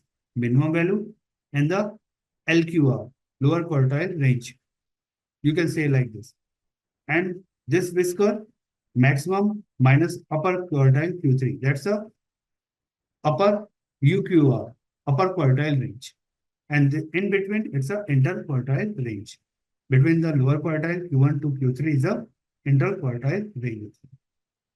Are we clear about such topic? Any doubt? And the logic point of view, this is the most important, I would say.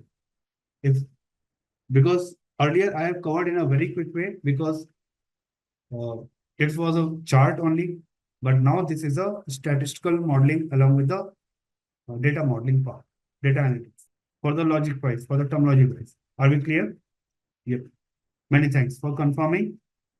So we have some other slides. So let me check what exactly it is. Repeat. Repeat what? Okay. I got repeat. Okay. So, okay, I'm going to repeat once again in a very quick way. Then I will repeat in the like during the development of the chart. So box plot is a box. Just take the name. So box we have some limit, minimum value, maximum value, and in between we set up some range of the value. So this is for the box plot. What are the terminologies are used? Box plot is used for the statistical modeling, or you can say as a data analytics part. That's the part. For the statistical modeling, we have a different words. Like we calculate the average, minimum, maximum. We calculate the skewness. We calculate the kurtosis. We calculate the quartiles. We calculate the range of the data. So many statistical measures are there. So through the box plot, we consider the median, quartiles, and the range. So these are the terminologies. Now focus on the screen. We have the Q1 is a lower value, Q3 is a maximum, is a upper value. In between, we have a IQR. That's called as an interquartile range. In between, we have a median value, median of the data. So these are the like for the about the box. In a particular range, we have some minimum value and the maximum value, right? For any data view will have a particular minimum value and the maximum value. So the difference between the LQR, like this one, Q1 and the minimum is a whisker. And this is a 1.5 times. 1.5, it is not written, but this is a best practice across the industry. Whenever you plot the box plot, the minimum and the LQR means the minimum value Q1 is a 1.5 times difference. Okay. The same thing is going for the maximum also. Upper value whisker, upper quartile Q3 value, and from the maximum is also a 1.5 times difference. So we have so many terminologies under this chart.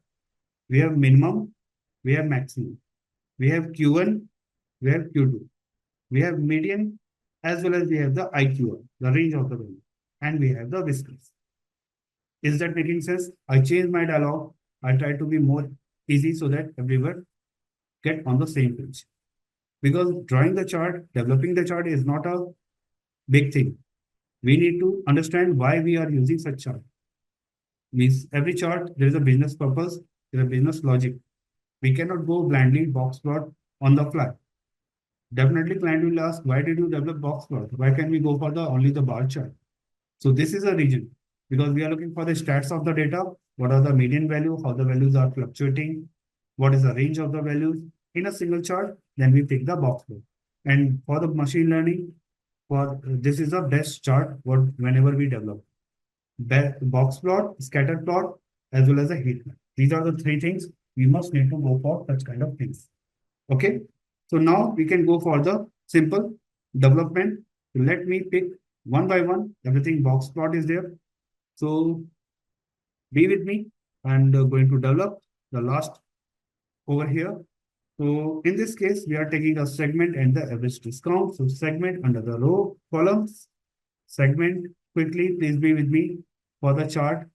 And we are taking a what? Discount. So we are taking the discount.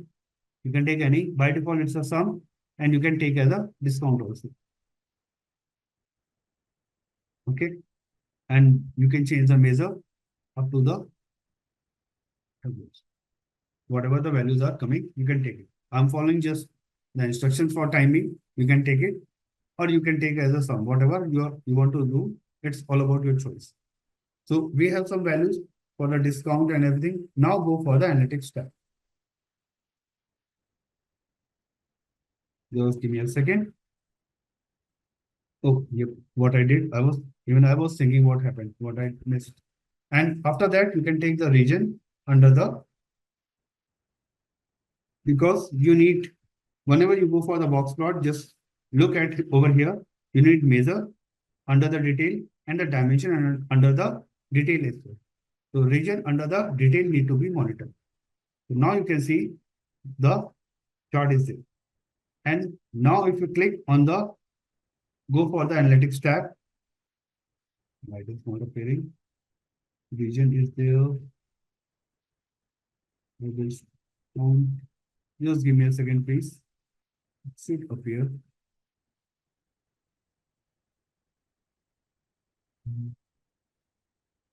Okay, quick.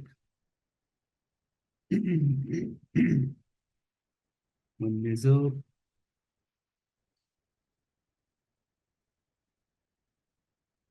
Yep. Okay. So what exactly I did, just give me a second. I can explain you. So now you can see the box plot has been created for the average discount as well as for the region. I just remove the segment. You can take the segment and take this value under the columns loop. Come on. You know what is happening? Sometimes Tableau not able to understand, not Tableau, this for any tool. What exactly? Even I did the same thing. You can remember, but what I did, first I created a chart, and after that, I'm trying to replicate to the box chart, box Excel plot. So now you can get the value over here. The same kind of chart we have developed, but you can see how the values are getting reflected. Are we able to see any doubt, any query? Please let me know. And you can make it as a percentile or the quick table. You can make it as a percentage of total as well. Percentage of total is very wrong. Just give me a quick second. percentile values are getting good. Okay, you can see the data. Means all about your choice. How would you like to showcase the data? So you can take a percentile value, you can take a average only. It's all about. So now under the analytics tab, if you don't have, but still you are able to manage the box whisker plot. You want to display some values, then you can go for the average discount, again discount and drag drop under the label. And you can get the value for each of the things. So now if you put the value, you can see the region is West, segment is consumer, average discount, and see the discount value there.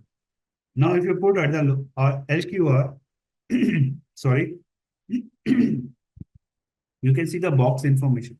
Upper whisker, upper hinge, median, lower hinge, lower whisker. All those terminologies, what we have seen under the slide, means you can compare with this one. What we have, minimum. Now you go and go for the minimum value, right? Then you have the whisker. Whisker, this is the line in the vertical. You can see the whisker value also. Upper whisker, lower whisker. Upper hinge, lower hinge. And some values are in between. Median is also displaying as a 0.11448. In the same way for the other box plot. Able to create upper hinge clear. Upper hinge is a upper quartile. Means the terminologies are sometimes are different, but the concept is the same. Upper quartile or UQR, upper quartile range. Sometimes we call as the upper quartile range. Sometimes we call as a this one like Q1. We have the Q1, right? So lower quartile Q1. Sometimes it is called as a LQR, lower quartile range, or the rest of the value. In the same way for the upper quartile range or upper quartile Q3. We have the whisker, we have the minimum and the maximum and the interquartile range and the median values also. Is that making sense now, right? If you are looking for the same kind of, the horizontal kind of chart, just swap the values and you will get the same kind of look as well. You just need to arrange the values in a nice format, like in this way. Now you can get the value in a same kind of, means it's all about how would you like to see the data. Standard, I'm just going to create height. And now you get the data in this way. Means if you really want to showcase the same way, what we have the box plot, and you can see the clear value, everything with the PPT, what is mentioned. Now you can compare everything. You don't need to turn your head, right? It's all about the look and feel. Generally, we go for the vertical only. Just for the understanding of the terminology, we did like this. Otherwise, it's a good option. Okay? Just make it in this way so that we can look in a nice job. So this is a value. I'm going to save this sheet as a discount, average discount.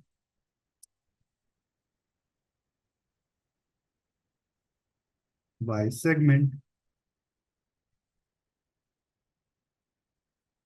And we can consider as the statistical. And one more thing, we can compute multiple measures of, and we will check how to put the multiple measures maybe in the next sessions, because we have a very advanced part at that time.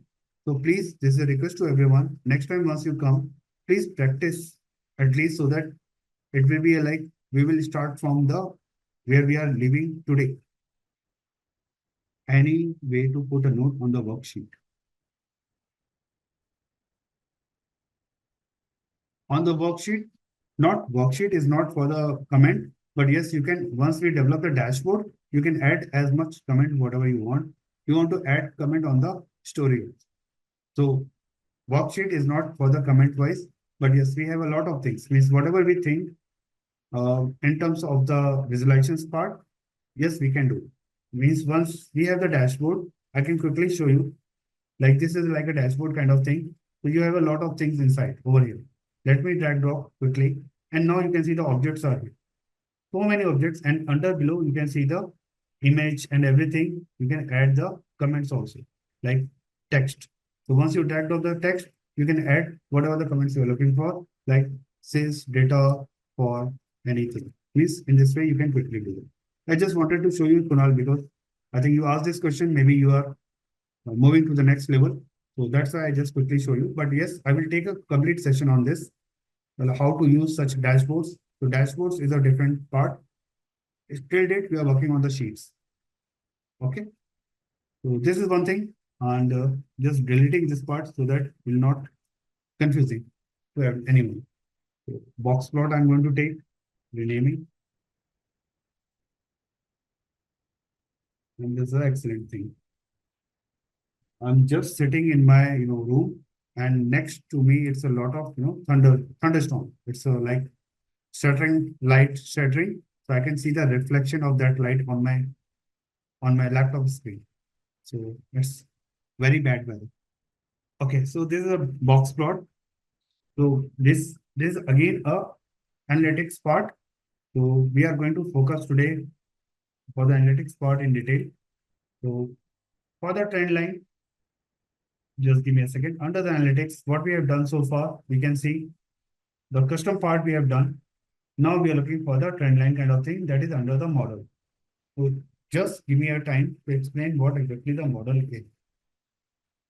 So model is the next level after the data analysis and the data analytics. So data analysis, the visualizations form, data analytics, you analyze your data at the statistical point of view. You are building up the predictions. You are going for the forecasting. So such kind of things based on your historical data, you predict your data. Means how the sales is going for the next 6 months, maybe next 1 year, 5 years, 10 years, so that you can take a decision. So machine learning is not a very big thing in the sense the model, the algo has been prepared to help you to get the business on a track. So trend line, it's settled down the trend for the upcoming. Means based on your historical data, you have a data for the last 5 years, 10 years, and based on that for a particular product, it shows the trend, whether it is in a demand or not. Like I can take a landline phone. So initially, like in 1950s, I don't remember when the Mr. Graham Bell invented the telephone. I really apologize, but I, I had memory, but I forget completely.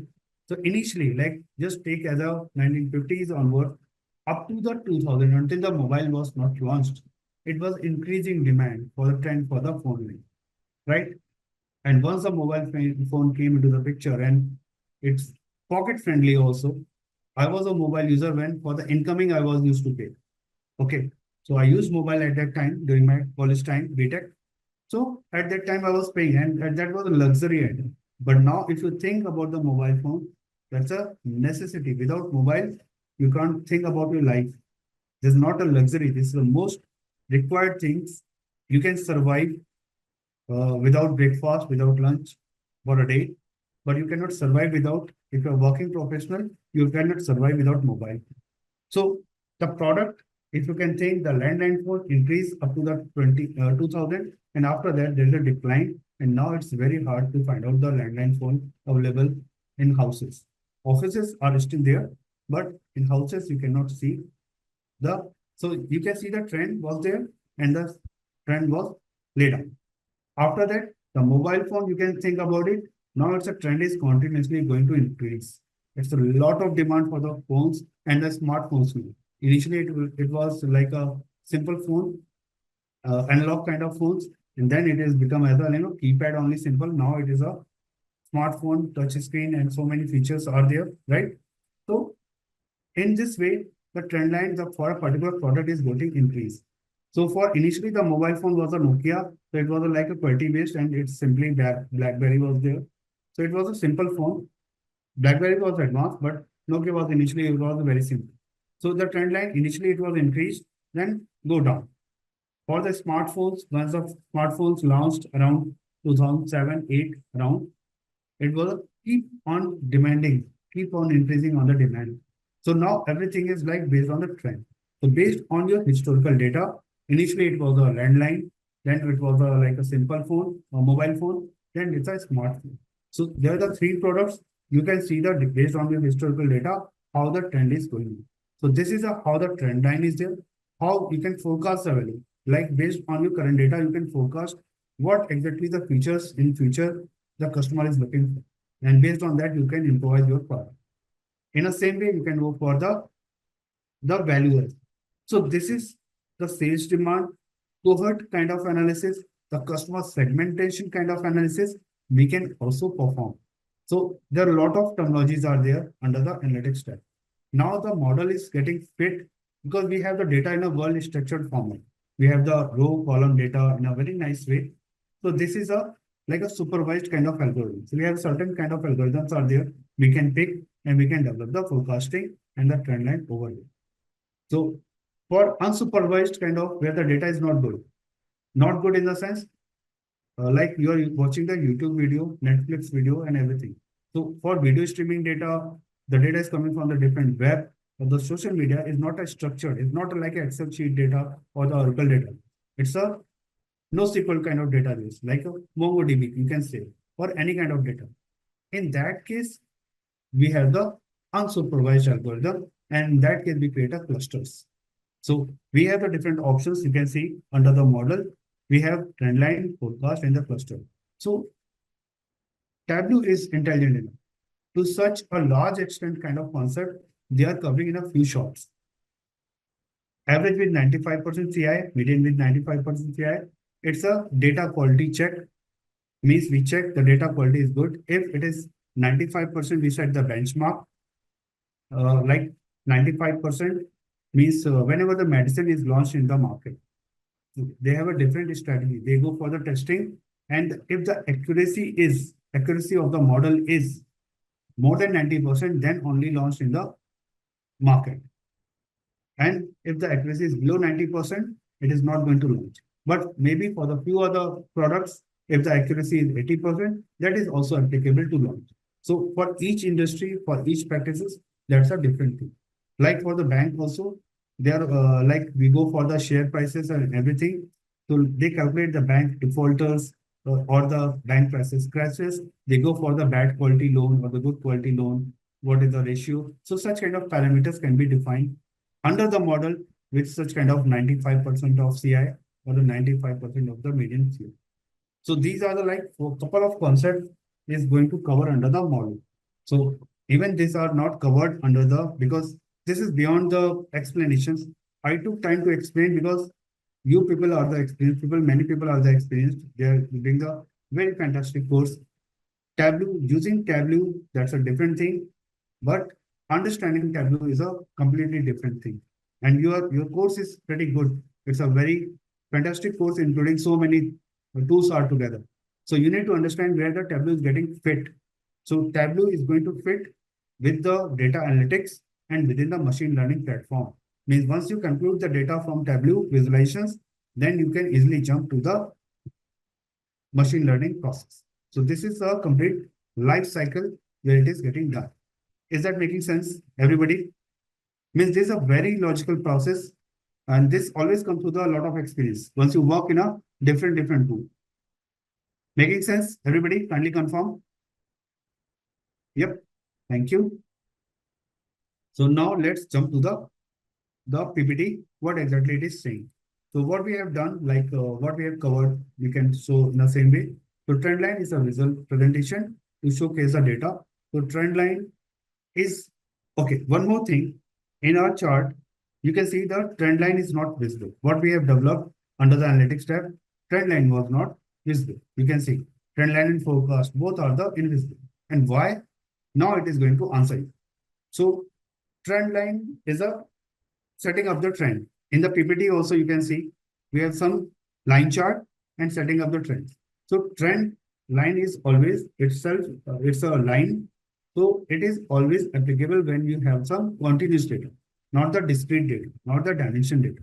So whatever the chart we have till now, reference brand, we have the consumer, corporate, home office, or maybe the furniture, office supplies, technology. These are the dimensions. These are the categorical data. But for the line chart, we need the continuous data itself. So in this case, once we are trying to develop the line chart, first, then we will draw a trend line. The same steps what we have done for the reference band, distribution band, First, we are creating a plain chart. Then we go to the analytics tab and pull the reference line or the reference line. In this case, we are going to develop first line chart. Then we will go to the analytics tab. Then we will go for the plotting the trend. All good. So these are the like step. Now we are going to take this value. So in this case, we are taking a month, order date, and sum of sales. So let me quickly take order date on the columns. So as I said, developing a chart is not a very big time-taking process. First, we need to understand the logic. And by default, it is taking as a very quick, the sum of sales and a very quick way. Now, in a very quick way, just click on the years. We have such kind of values. I want to see as a, just give me a second. Okay. Just make this as a double click and make it year as a month. You can take from here month as it is, and you can get the data for the month. But it's a for all the month. It's all about how would you like to see. Now I want to see the month along with the year. So just go to the drop down. I just one. You can see this is a where it is going. Yep, month. Everybody, yep.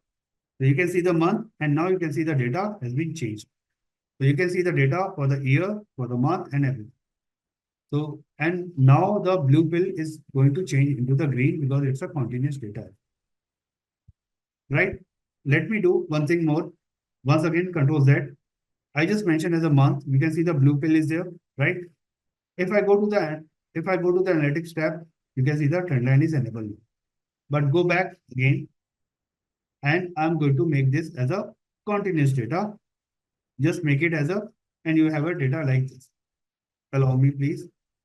I want to see the data in terms of the month date, month year. So now you can see the data like this, month of the order. I'm dragging dropping the sales number over the labels. We have the sales number in a very fantastic way. We are getting the, so we are going to set up the trend analysis.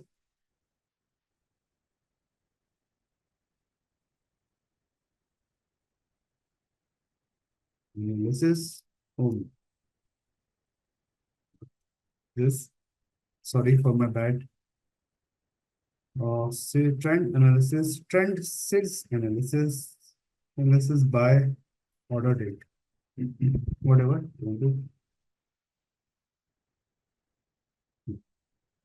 Order date or order month, because we took as a order month. You can keep fixed as order month as well. We're just going to take, because we are till now, anybody has any issue on this part, we have not drawn the trend line, but asking the next step is going to develop the trend line itself. Quickly, please. No, many thanks. So now we have this part. So, okay, it's a very simple chart, what we have developed. And now we can go, even they have not developed in such a way. Just give me a second. So now we can go for the analytics tab. Now the trend line is also available and the forecasting is also available. Last time forecasting was not available when it was a blue. So now we can go for the trend line. Just take this trend line, select the same way. We have so many options for the trend line. You have a linear, logarithmic, exponential, polynomial, and power. So I can take quickly as a linear, and now you can see the linear trend line has been drawn. You can see the data is appearing. And again, what we did in the analytics tab, in the same way, you can format everything. So just be here. For first, I'm going to format, pick the color coding. Color coding, yeah, this one. And again, I need to select the color. And you can take as a marker, as a different way. Oops, I selected the line chart. Okay, my bad. I was selecting the trend line. Just give me a second. But still it is going to work. Sorry. So format, you can see, and you can take this one. And it is already there, so I can take this as a black. What is this? Sorry, this is a rubbish formatting.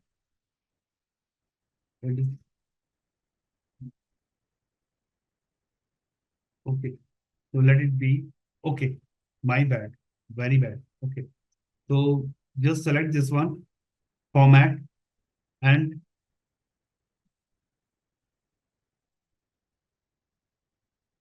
yeah, now it is appearing. The trend line is there, and you can take this one and color as a dark black. It was little bit grayish. So now you can take this color in a different shape. So now you can see the trend line has been drawn. Now you want to edit the trend line. What exactly it means? So if you put the mouse, you will get the value. But if you go for the describe trend line, you will get a lot of info is going to pop up and you will be surprised. Means we have the probability value, we have the equations for the sales, how it is getting calculated. You can see the month order date is there, some multiplications values are there, some terms are there, coefficients, term, value, standard error, t value, and the p values are there. So there are some intrinsic values, statistical values are there. It is going to calculate by default. You don't need to bother how it is getting calculated because Tableau is doing at the backend for you. And you can copy this value based on that. You can judge how the trend line is going to happen. How much standard deviations are there? How many the p value and the t value is going to change. As well as you can see the month of the order date. It's a line of the data. So this describe your trend line as well as if you're looking for the edit the trend line or describe the trend model. So you can describe your trend model also. Means just give me a second. Exactly. No, this is not forecasting. This is a trend line. Forecasting is that's a part of the forecasting. Kunal. Okay. Yeah, this is trend line is for the based on the historical data. You are judging how the product is performing, what you have achieved so far, and what you are asking. That's a like forecasting prediction in the future. So now you can see the trend line model. This is a complete machine learning model implemented at the backend. It's a full information. This is request to everyone. Please go for this thing. You can see a lot of statistical information, lot of information are provided over here. Okay. So you can see the model formula, how it is getting calculated, month of order date plus intercept, number of model or observation 48, filtered observation none, model degree of freedom, residual, SSE, MSE. These are the two values. If you are from the statistical background or maybe the machine learning background, this is how to calculate the confidence data. These are the accuracy for the machine learning algorithm. R squared, standard error, p value. So these are the very important aspects. And if you are going to learn in future, just keep these things noted somewhere in your mind, and you will find out once you go for this thing, programming, it will take at least 50 lines of 100 lines of code, and you are doing in Tableau with a drag run. Simple. Okay. So such kind of analysis is excellent in terms of the trend analysis. Okay. What? Anything left? No, nothing is left over here. And now I'm going to show you one more magic over here. So how can we do that? The next option, what the Kunal asked, forecasting means the trend analysis that is like history based. Whatever you have done, we have data up to the November 2013 up to the November 2017, and it is calculated. What will happen for the next couple of months? In that case, just take this forecast and go to the add a forecast also. And now you have the excellent data for the forecasting. Now this is answer of your query, Kunal. Now we can see the data was earlier, it was a 2017 November. Now you can see the 1 year data is by default added, right? It's a 13 months prediction. You can see the color coding is there, the forecasting is there, and you can define the different values. By default, forecasting is for the 13 months, but in the same way, if you right click, you will get a lot of information on the forecasting as well. Just go for the forecasting, go for the describe forecast first. You will get again the model information. That's a simply great. How the life they make it easy in terms of analytics. Just look at the summary, models, everything is in a very nice format they have provided. And if you're looking for the more, you have a link also. You can learn a lot. So for the forecasting, predictions, statistical, everything is there. So these are the like options are available. And if you want to make it customized, because this is like a 1 year, I want to see only for the next 3 months. Maybe I want to see for the next 10 years data. Just right click on the forecasting area what is the like forecasted shaded area, go for the forecast. Forecast option is there. Again, you can play a lot. You have a like automatic next 13 months. You can go for the exactly for 1 year data. You can see now. You can drop down and you can make it as to the like months, and you can go for the next 3 months, the quarter, how the quarter is going to perform. You can go for the year-wise performance. Generally, it is taking as a 6 months data. So we have the 6 months data. We can get the source data aggregated, ignore last. Forecast model is automatic. You can take season. Means I can take a very quick example. What is meaning by automatic means it including all the parameters. Seasons means what exactly? During the festive time, the gold price, the gold demand get increased, right? Or the marriage time, the gold demand is get increased in India. We Indians, we love gold, right? So in that case, what is happening? So during the festive time, at the season based or the marriage time, this gold company like Tanish or maybe the others are coming with the so many offers, right? So based on the demand, they give the offer also.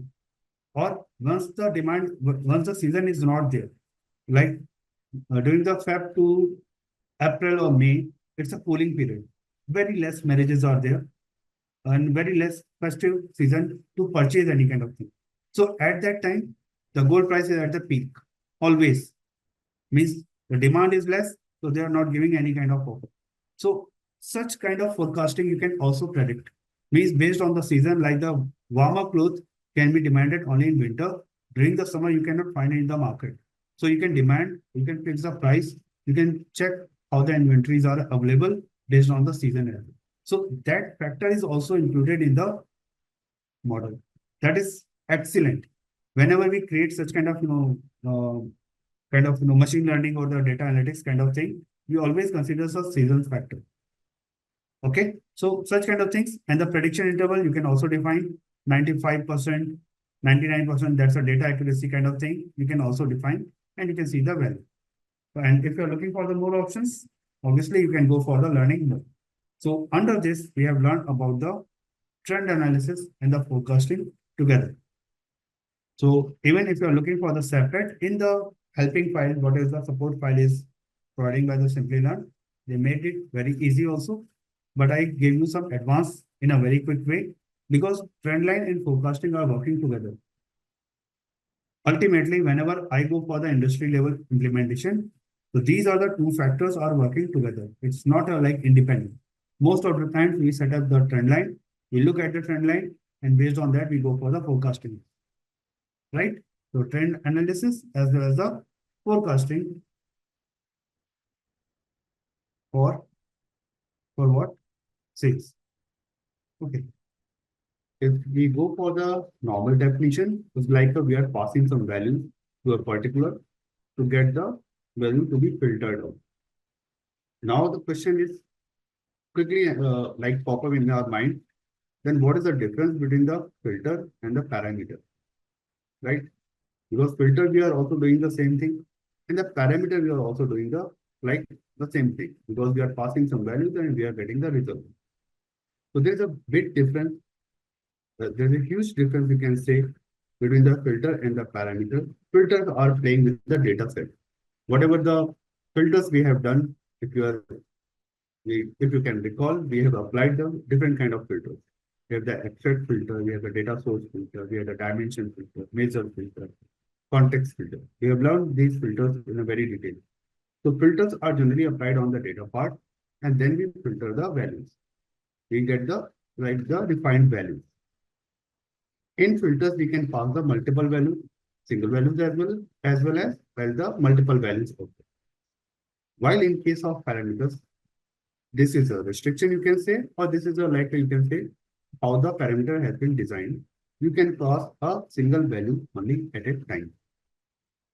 So filters with the multiple values, but single value and the multiple value, but the parameters are with a single value. Filters are designed for the static data. Whatever the database is there, you can play only on that. While parameters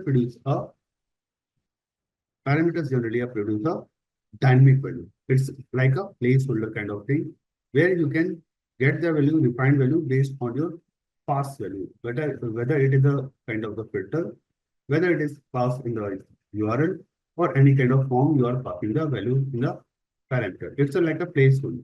Whenever you go for the simple query and under the where clause, you are passing some values also. And for the dynamic value, we have the dynamic placeholder. It's the same acting as a dynamic value as a parameter. So one value you can pass under the parameter. Another difference, once we talk about the parameter, is a like a lightweight component compared to the filter. Filter is a heavyweight component. If you add so many filters in your data set, maybe your report or the dashboard performance get decreased. While the parameters are the lightweight component, it is not applying on the data set, it is passing on the dashboard or the report. So that's why it is not harming as much as the filter is downgraded your dashboard performance. Now, these are the like in terms of the optimization, dashboard optimization kind of system. Those people who are thinking as the architect or the lead point of view, they can think like filters are like avoid the performance, like decrease the performance for the dashboard, while the parameters are not impacting that much. So these are the key difference between the filters and the parameters. And parameters can be applied on the many ways. Like, and those things we are going to learn today, like parameters with filter, parameters with dimensions, parameter with measures, or maybe the parameters in other ways. All good. This is the agenda for the day. First, now getting to the PPT for the form, like what exactly the parameters are saying. So in the PPT, you can see the, as I mentioned, parameters are the placeholders which acts like a dynamic value, where you can pass the value, it can replace with the static value. What we pass in the filter, that's a static value, while the parameters are the dynamic value. And it is can be nested with the calculations along with the calculated field. We will check how to do that along with the filters and the reference line. So calculations during the calculated field, you can build up filters. As I mentioned, you can apply on the filters as well, and we will check today.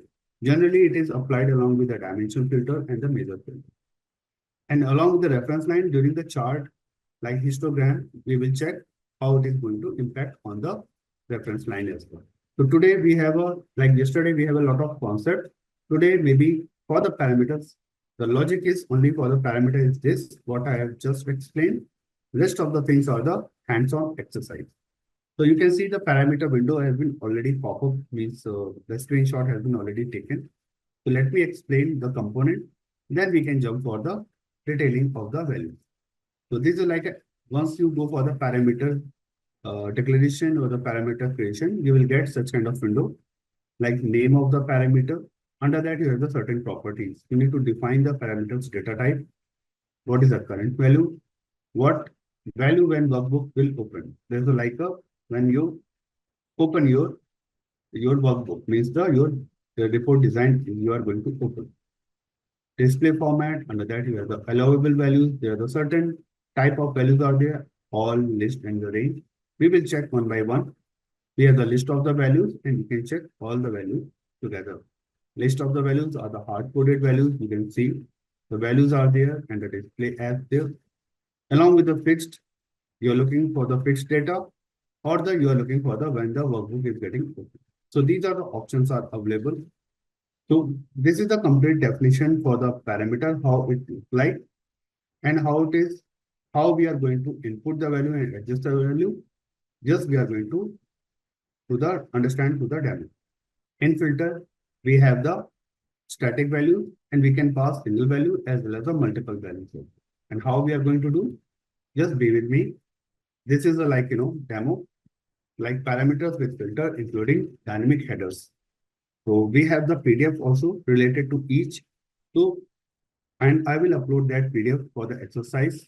This step-by-step guide is there. I can show you exactly what it is. So these are the like parameter filters, and you can develop the values as well. And the agenda is now we are going to create a first top 10 customer chart Then we will go for the top end parameter. First, we will develop a static chart. Then we will go for the top end parameter. And after that, we will make a lot of play in between that. So let's jump to our Tableau. This is for you. This PDF I will definitely share once the session will be over on the LMS. You will get it on the folder. Like where I am sharing all the data. You can go for this. Like I've already shared such kind of things. Like this is all the data I'm sharing one by one. You can see the under the session material. Everything is loaded. Like yesterday, I have also loaded everything. In the same way, you will get rest of the information. All good. So let me quickly open my Tableau. And these things you can do along with me also, because there's not so much logical things. The steps are there. Uh, there are like logical things, but steps are there with a very limited space. So maybe I can ask you, you can do it with me, or maybe you can do it like poster section also. So all about your choice. So in this case, I'm going to take my sample superstore database. The very first thing, whenever we have any Tableau open, I'm going to repeat some steps. Maybe someone have any doubt, so it can be clear very quickly. So the connections we have, list of the files are available, the kind of file we can pull up, Excel, text file, JSON file, Access, PDF, special and statistical file. I'm going to pick the Excel file. So I already clicked. Now you can see the sample superstore data. I'm going to pick this one. Sample superstore 2017. Just give me a second. Just give me a second. It's not a right place. See, okay, just give me a second, please. Let me land to the place because there are many places are there. So we have the sample superstore. We can take it from here and we are getting the data. So we have the order table. You can see under the connection, we have the sample superstore. Underlying, there's a Microsoft Excel data file. We have the tables under that, order, people, and returns. We have seen a couple of times these things. Just I'm dragging, dropping the order table under the data modeling tab area. This is the data modeling area. You can see why I'm saying like drag tables here to create a data model. So this canvas, the empty space is the data model. Just be aware about the terminology.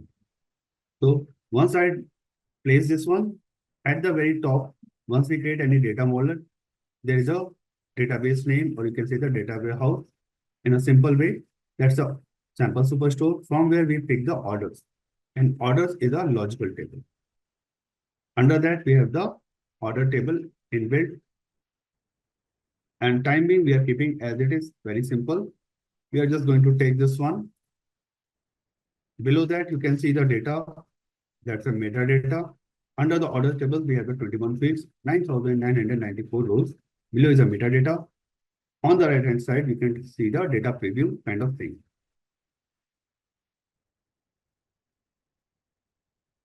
Which lesson number?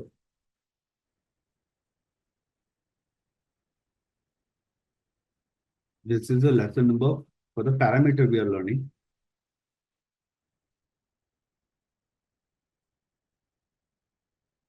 We are learning the parameter. Number you are asking, that's a 4, like harnessing Tableau for the dynamic data decisions. So data set is fine. You can use this data set anywhere. It does not mention like it can be used only in data set 1. So whenever the new data set is required, I will always ready to share you. So right now, even in the lesson number 1, I mentioned the sample superstore. So once the new data set is there, we will go for the new data set. So I will share with you, no worries. You can use the same sample superstore data set. All good? Any question now?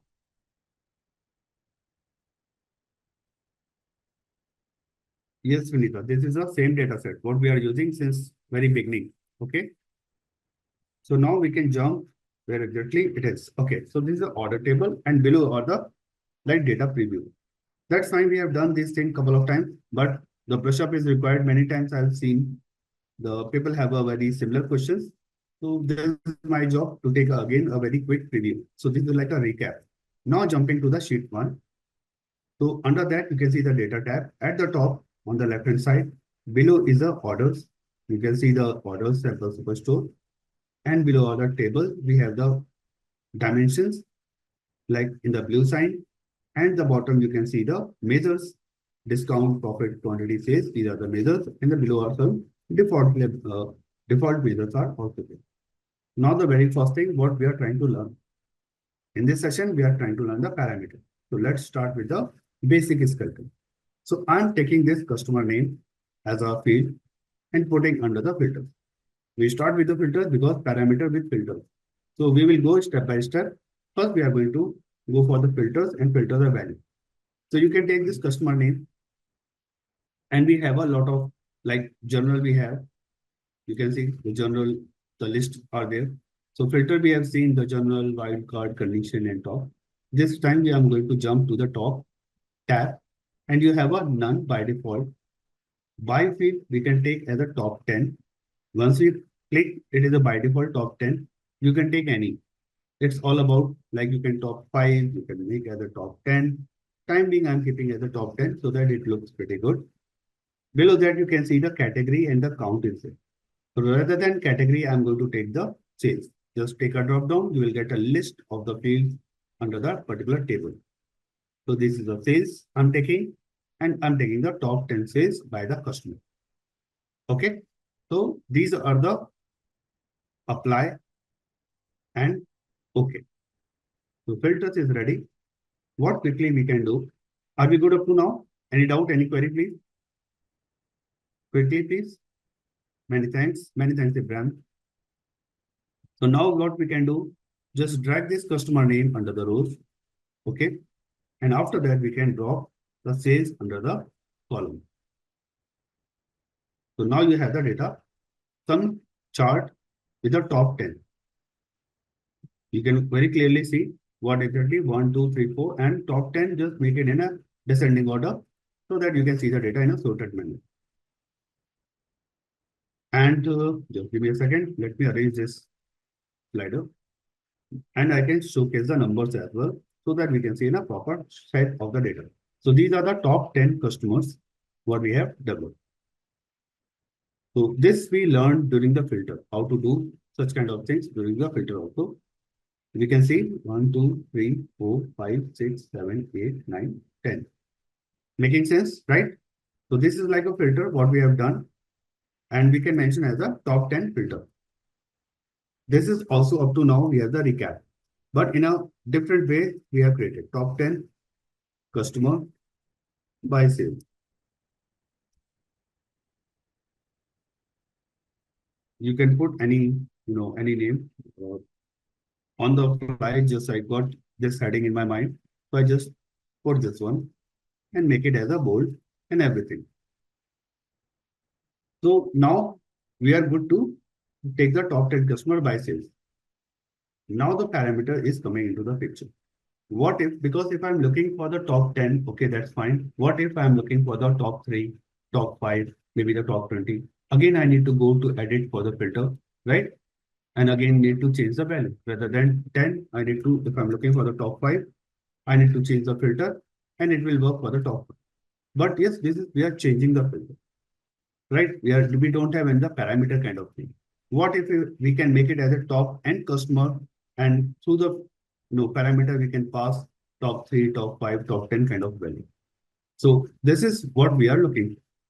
So now what we can create? We can create a filter now. So for creating the filter,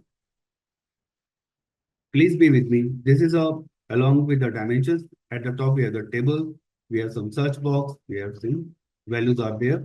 You can see the filter. You can see the view data. And next to that, there is an arrow.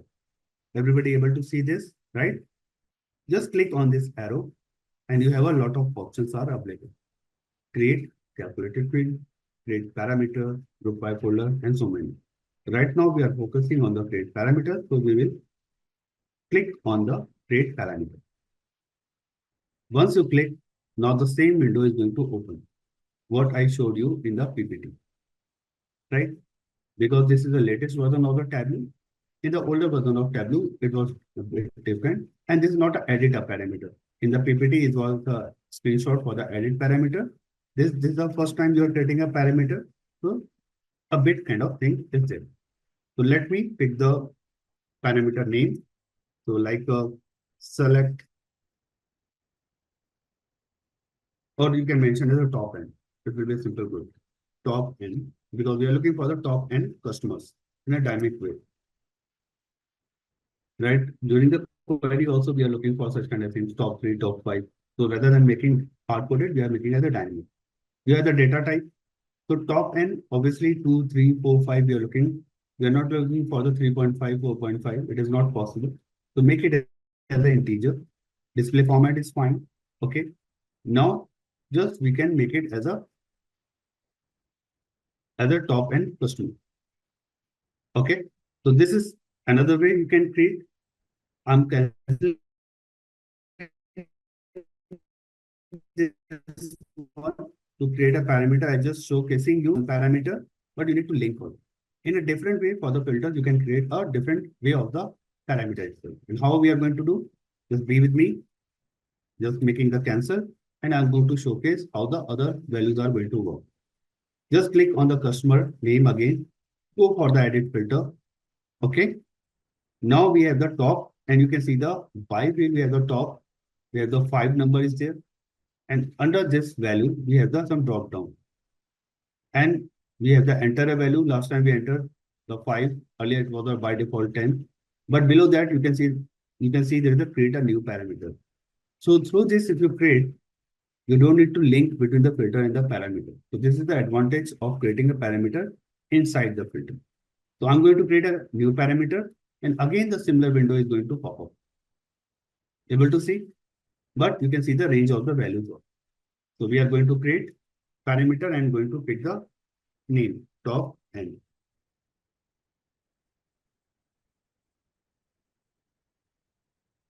By default, it's a property as an integer because it is mentioning over there. Current value is display format because we already took the numbers. So it is a display format 5. So current value is 5. Taking range, you can define the minimum value. I'm looking for the 3. And the maximum value, we are looking for the top 25. Means you're defining, maybe you can check the value from minimum 3, like top 3 to up to top 25 values you can set. Here the step size is how the increment is going to done. It's a 1. Just apply OK, and the things are good to have. Just apply and OK. So on the left hand side at the bottom, now you can see there's a window is going to pop up as a parameter. You can see the top end is there. Just click over here and you can take as a show parameter, and it will appear on the right hand side. Everybody able to see? Yes or no, please?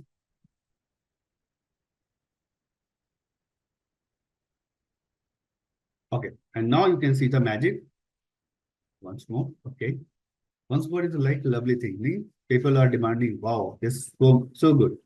Once more. So definitely I will do that. Not getting the parameter section, you will get it. So just give me a second and I can, because I have finished this part. So let me repeat, but let me just overview, summarize the things. Then I will get back to the repeat of the actions. So now you can see we have the top end and we can see the values. Just go for the reflections. Now top 6, 7, 8, 9, 10, 11, 12, whatever you are looking for, you are just passing the value. You can check. Even this is like a slider. You can mention as a any kind of other thing like type in. So if you mention as a type in, immediately you can say as a 3, it will filter to the 3. If you're looking type as a top 10, then you can simply as a top 10. You don't need to go any kind of customization. So this is the difference between the filter and the parameter. Got it? Everybody? Okay. So this is like a cycle. But the weird thing is what? I'm repeating, no worries. I will repeat again. And this is my job to, convey the thought in a nice way. So we have the top end, but the weird thing is what? This title is still saying the top 10 customers. Even we are taking as a top 5 or maybe the top 20 also, but the title is static. And this can also be a dynamic. Just double click on the title and top 10, just remove this hard-coded value, top 10, and replace if you are able to remember the dynamic title we have done, so we have this parameters top and just replace this one. And the beauty of the things you can see now in a very easy way. And just I'm going to take another color like blue. And now you can see the value in a very nice way, top 10 to 20. And now you can see, I'm just going to make as a slider again because it's easy to navigate. And now you can see the data is getting changed. Top 18, top 15, top 14, 12, 10, and you can see the data is quickly changing. On the slider, you can play around. So this is like a parameter with filter. Top N is a parameter and customer name is a our filter. So this is how it is bounded. So I'm going to rename this one. Uh, Top N customers.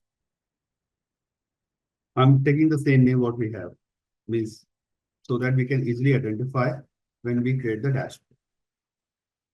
This is the one part, you can make it as a colorful also. This is the complete exercise for the parameter with the filter. Now the question is like the people are not getting the parameter window. So just quickly again repeating, you can take product name. I'm taking this time the changing the field value. Just take on the filters. Please be with me who asked the question. So this time I'm not taking the customer name, but you can take any value. Just wanted to create a different value. That's why I'm giving. So customer name, rather than taking customer name, this time I'm taking a product name. Means I'm going to calculate for the dynamic top and products by the sales or maybe the profit also. I can change some value. So you can take this product name under the filters. So you have the list of all the filters together. Then go for the top. Under the top, you have the by default, so top 10, right? And below that, just give me a second, the spotlight is gone. So, okay. Now you can see the category is by default, it is taking, and 10 is also by default. I'm taking category, rather than category, I'm taking as a this time, maybe the, not sales, this time I'm taking as a profit, not profit quantity, maybe the numbers. I'm making only the terminology getting changed, but the concept I'm keeping as it is. Just go for the apply and the okay. So what we did, product name and the quantity. This time I'm going to apply on the product under the rows and quantity under the column. So this is what we have done a couple of times. Now sort the window. We can sort. We can quickly just remove this header and we have the numbers also quantity in a sorting order. This is done. So this is for the hard coded top N. Okay. Top N products by quantity. Top N products sold. Top 10 products, sold products, right? No. This is the most challenging part to create a title because it should be relevant. And so I apologize if someone is from the sales team, they will not like such title. So just go for the apply and okay. So these are the top 10. Now the parameter. So to answer your question, please be again on the screen. So you can see the product name. Just go back again to the product name. You have the edit filter, right? Once you have the edit filter, under the top, you have the by field top and the 10 values is there. So just look at this drop down 10 where it is written. Go for this drop down. You have an option for the enter a value and create a new parameter. Okay. So top N is already showing because we created one parameter as a top N. This time we need to change the value. So maybe this time I will pick as a top M. Maybe I'm going to pick as a top M because top N is already there. So maybe the top hash or whatever you are looking for, top M. I'm taking as a different name to just uniquely identify. Because the top N is related to the customers by sales and top M is going to relate to the top P. Sorry, it will be good. Top P is the product wise. Data type is integer, display format is integer, and the values are there. Now you are able to see the create parameter. Who asked the question? Your top Q is also good here. What I did? Top Q. Yep. Who asked the question? Yeah, fair enough. So because I repeat the exercise for the like dedicated, so top, because it is the on demand top queue. So I'm mentioning as a top queue. So the range of the values are there. Minimum is you can take any. You can take again. I start from the one itself and then taking up to the 50 means you can range the value or maybe the 100 also because the product list is too big.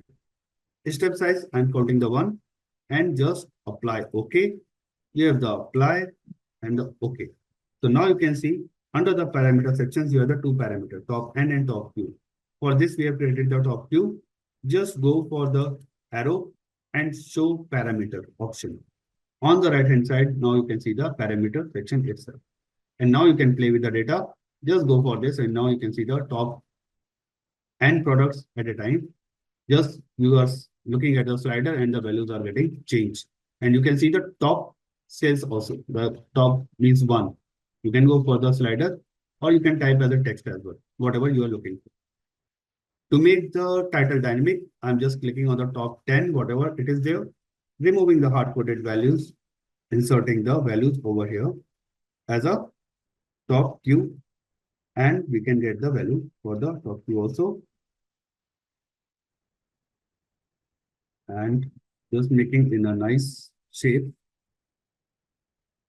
There should be some space also, otherwise it's a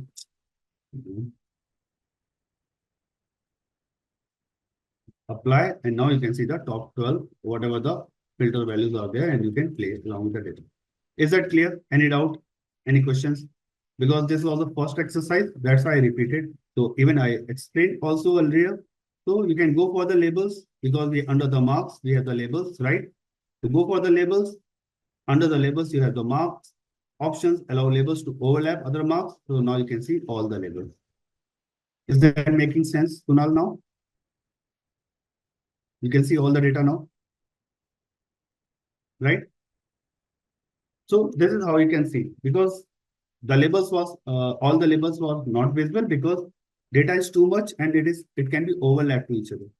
So generally the Tableau adjusts everything, but still if you are looking for the label to get all the data, just click under the options. You have the allow labels to overlap other marks. It is already mentioning. So this is a way you can create a parameters with the applied with the filter. And the PDF is also saying the same thing, but maybe the steps could be a different. So you can follow the same kind of steps and you will get a same kind of result as well. Okay. So you can take by default. So this is, I will upload by the end of the sessions. So this is for the one part, what we have done. Now we can take to the next level, like parameter with dimensions. Okay. I'm going to save this file for today. Like, just give me a second. Today, what happened? I have the morning session and I was explaining the data modeling. It was a big one. And at the last, the means doing the data modeling, it was a huge data. So Tableau got stuck because too much data and the file was crashed. So we lost the file. So again, once I start doing anything, even in my practice. So please make sure you are saving the files always so that you can get the data. Where it is gone. Okay, just give me a second. Table exercise. And I have already uploaded such kind of files in your LMS portal, all these four. And this will also upload. Just give me a second. And we are going for the parameter. So these are the two files we have created. Now we are jumping for the means.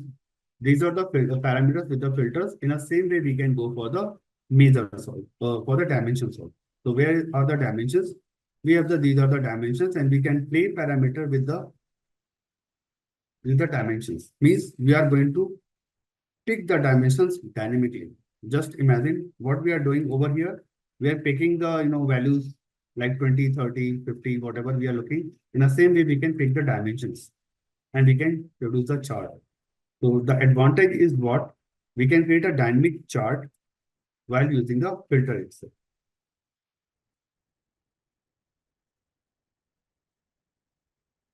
Okay. So give me a second. So I'm going to take this file. You can, and again, I will upload after the session.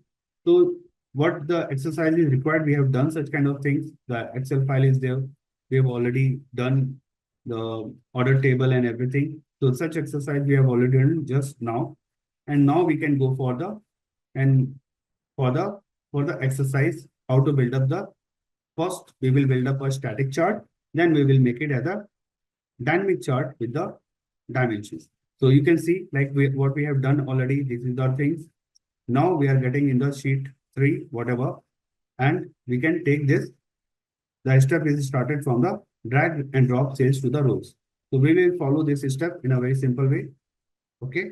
We will go for the cells under the rows. So now you can see the sales data in a very nice.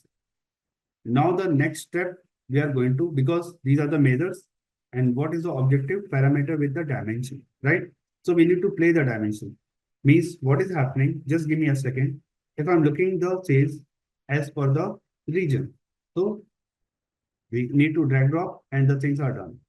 What if I'm looking for the new like state wise maybe, then need to drag out and we need to create a state wise. So at a time, we can see only one chart. What if possible, we can make as a filter of parameter and we can see a multiple, on a single screen, we can see the multiple chart option. It can be dynamically changed. We can select the region, we can select the state, we can select the city or any kind of thing. So this is the objective to achieve the with the dimensions. The dynamic dimensions we can change. So the very first thing what we did as a drag of the sales. Are we good up to now? Any doubt, any query, please? Thanks. So now getting back and let's check how the PPT is saying. So now we can go for the, even the steps are defined. I'm following these steps. Please be with me. And you can also follow once you have this PDF. And parallelly, you can also do with me, but maybe the new screens are there. People are not able to see how the windows are getting pop-up. But in Tableau, you can see the same thing, means the same options you can get with a different style. Like what we have done, we have created a parameter inside a filter itself. And you can create another way. I already showed you, but yes, again, I'm going to show how we are going to pick the filter. This time I'm going to pick the filter from here and we are going to create some filter name as well. So just be with me. This is a like area which I started from the very beginning, right? On the left hand side, just above the table name, we have this one search box. Next to that, there is a drop down arrow and you have the create calculated field. And just click on the create parameter. So now you have the by default options for the parameter 3. I'm going to pick the same name what in the PDF is mentioned as a create parameter. You can take any name. Why I'm taking the same, you will come to know. Means there is a proper step. That's why I'm following. And you also need to follow why, because you need to build up one expression also after this creating a parameter. So I'm taking the same value as it is. You can also follow what exactly it is. So just give me a second. It is not there. No, it is not. So let me create and explain you as well. So we can take this one, create parameter, and we can take the name as a pick dimension. Okay. This parameter name, I can pick the dimension because we are going to pick dimensions. The dimensions are, you can see the labels are the city, country ID. These are the names. So the data type is not a number, should not be a number. This should be string, right? And apart from that, you can see the current value is showing. Now you need to change the value. Earlier we took a range. By default, it was coming. The allowable values are the all. So rather than taking all, we are going to take the list. Okay. Now under the list, you need to hardcode value. Means what the dimensions you want to pick. Suppose I want to pick the region. So just press enter. Just press as a state, press enter. The next I'm looking for the category. Press enter. Then you can take as a subcategory and press enter. Make sure your name should be matched with the exactly with the data flow. If anything, the small letter, caps letter any kind of thing will be happen, your parameter is not going to work. So make sure the spell should be the exactly same. So we have region, state, anything else we want to take. Just let me check what in the PDF also. Just give me a second. Reference in the PDF, what we have taken, segment categories the same. Okay, we have taken the same, and you can take as much as you are looking for. You can take the city, you can take the customers, whatever you are looking for. So I've taken these. Just press OK, and you can see the values over here. So under the parameter sections, you can see the new parameter is appearing, because maybe the people are not able to pick the values over there. So that's why I'm asking. Okay. So once you do this, now after that, just go for the show parameter. And now on the right hand side, you can see the pick dimensions. And now you can go for the state, you can go for the category, you can go for the subcategory. We are getting the options, but there is nothing changed on the chart. Just look at me, please look at the screen. Region I have selected the state, we have selected the category, I have selected the subcategory. So now the logic, what is happening? We have done with the chart, we have done with the parameters, but still it is not working. And why it is not working? Because we have not put anything link between the parameter and the chart. So we need to establish a relationship between the chart and the parameter. Then it will work. There is no link over there, right? So now we are going to create a new field, a calculated field. Okay, please be with me. And how to create a new calculated field? With the filters, inside the filter, we can create a parameter.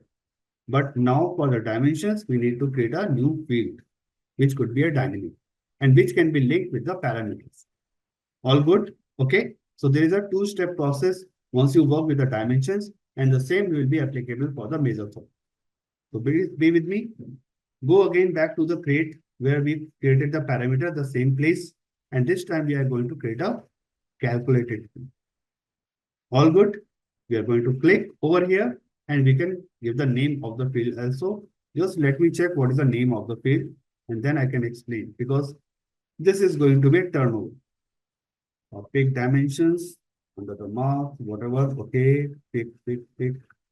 Just give me a second. Calculations here. We have done with the so many steps. Create calculated field. What exactly it is? It is a calculation one. Wow.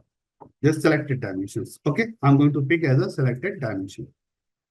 Pick dimension. You can take any name, but it should not be any confusion. Once you follow this one, that's why I pick the same name. This is the only concern I was looking for. And now the selected dimension is there. So now we are going to write down some expression. Expression means at the dynamic time, if I select the region, then it will be it should display the region column. If I select as a state, then it should select the state chart. If I select the subcategory, it should display the subcategory chart. And how it is going to return? This is a calculated field where you write down the expression. So in this case, we are going to pick the conditions like if or else you can take. I'm taking the case. So case is there. After that, you are going to pick the parameter, like because the parameter is going to work. Pick case, pick dimensions, and below you can see there's a calculation here, contains error, right? Means the expression is not completed. Expected when to match case at character 0.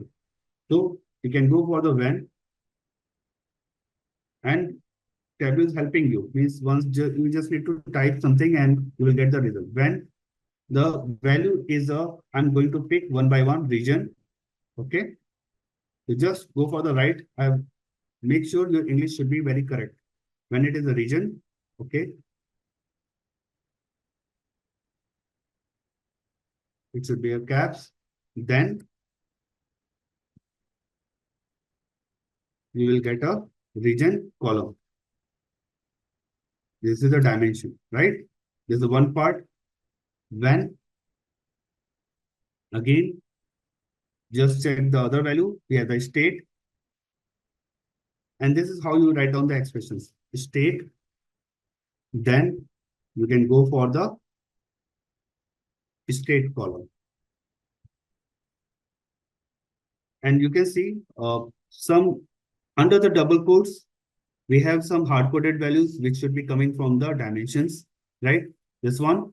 And these are the like orange color, the under the brackets, the values should come from the dimensions over here. Some values are coming from the parameters and some values are coming from the dimensions. So these region, and this is the difference between the like region under the double quotes and under the brackets. So when again the third condition, what exactly the third one is? Category and the subcategory. Quickly, I'm going to take now category. Any doubt, any questions? Because I'm writing down the expressions, so you can think like it is a time taking. But yes, we can quickly write down now when subcategory, and we can go for the expressions. Quotes should be the same, and you can see there's a like a interpreter at the below. You can see it is giving you the statement. The calculation contains errors. Means at the bottom you can see, right? So once we finish this one, we will get all the answers. So this is done. I'm making the end statement at the last. And now you can see the calculation is valid. Everybody able to understand? This is going to be most of the showstopper kind of thing. You will love this. You will love this once it is getting completed. Okay. So this is the expression. Just apply and okay. Now on the left hand side, the new field has been created. You can see the select dimensions. Follow my cursor. So you can see the select dimensions. ABC has been written, and before that there is a equal sign. Means equal sign means states this is a calculated field.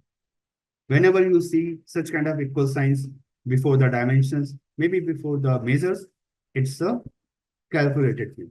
Means this field is not present in the database, in the file. You have calculated. And we have a very detailed chapter, maybe in the session, after maybe the 2 sessions for the calculations. We have a very detailed chapter for this area. But yes, we can bring the terminology and we can understand how the statement has been written. And this is a very similar kind of expression. This is a very simple statement. We can write it down. So now the story has been begun. Just pull this one to the dimension. And now you can see the chart for the state. You can see the chart because under the dimension, it is a like under the parameter, it's a state. Now you can see the chart for the region. Now you can see the chart for the category. Now you can see the chart for the subcategory. Is this making good? Right? Just make it as an entire view so that you can see the result. What you can do, you can put this one under the label and, oh, sorry, my bad. This should not be here. It's a sales. So I can take this sales value and under the label, you will get a result. And now you can play with all the data. For the region, you are getting the value. For the state, you are getting the value, right? For the category, you are going to value, as well as you are getting the subcategory also. This is making a lot of sense now. It's a dynamic, right? Gentlemen, please allow me a second. There's a noise, so let me fix that part. Okay. Multiple, screen, but on a single sheet, you can get a multiple charts at a time. Is this making sense? Yep. And now you can make it as a dynamic title also, and you will love that. Just make it as a, this is a like sales across. We have done the stack. Now you can see the parameter, power of the parameter. Means there's not too many logic, but yes, how using the parameter you can make it so the flexible things. So this is like a one thing says across by this time parameter pick dimensions, and now you can see the values are going to be changed in a drastically way. Tableau bold. Just give me a second. Making it as a 12. And this time I'm going to make as a parameter with dimensions, with the blue sign, title, and you can see the, and now you will love that how the values are getting selected. So now you can see, just go for the region. You can see sales across region, sales by state, sales by category, sales by subcategory. And you can make the chart beautiful, means the color wise as well. If you're looking for the color, just go for the, select dimension under the color and you will have so many colors are available. Means again, region, you can see the colors are getting, and you can set the color size. Now you can see how the chart is making so beautiful. Is this making sense? Yep. Not working. Right and in last. Okay.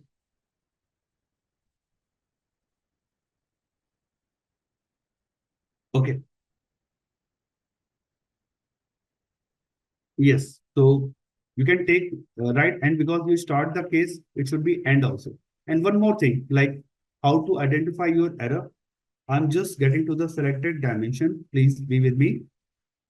Uh, okay.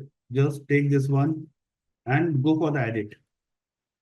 And you can check like at the below, because during the writing down this expression, I was trying to explain.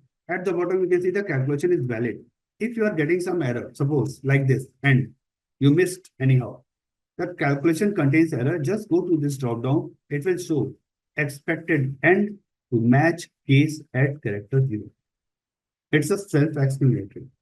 If you're missing somewhere, tables also get missed if the very missing content, missing kind of syntax is there. So tableau is going to help you. Means what exactly you are missing. And then you can type down the expression as well. Just go for the end. And you don't need to type completely. Even if I start from the small letter E, but still Tableau is giving the lot of options which are available. Else, else if, and with, and so many options. So just I'm selecting the end and things are going to work. Is this making a lot of sense now? Everybody?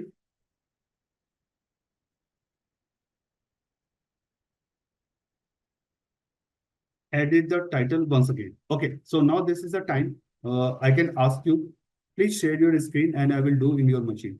Who is asking? Vinita. Yes, Vinita, could you please share your screen? I can fix on your screen because I have done on my place. So if I do undo and repeat the thing, it is better to fix on your screen. So it's like a producting. It's not like a repeating. So just give me a second. I'm giving you the multiple access is already there. So please raise your like hand so that I can see you on the chat itself. Just give me a second. There's a chat window. It is not showing always. Options are different. Okay, yep. Just give me a second. So what exactly? You title, right? Just double click on the sales across all. Yep. Double click. You are getting sales across by selected dimension. No, something you missed.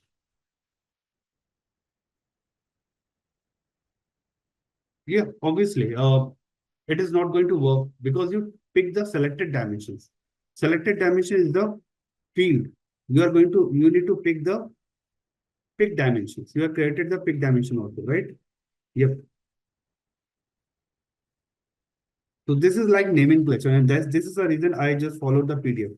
Only for the naming convention, I used to follow the PDF. Rest of the things means I can explain how the things are going to work. Is this working now? Yeah. So everybody, this is like a difference. Uh, what Vinita was trying to achieve, like in the dynamic title, because you want to change, you are changing the parameter. So parameter should be on the title, not the dimensions, what we have created, like selected dimension. Got it? All good? So please stop sharing now and we can come back. Anybody else having the same issue, please let me know. Otherwise, we can jump to the next process, next level. All good?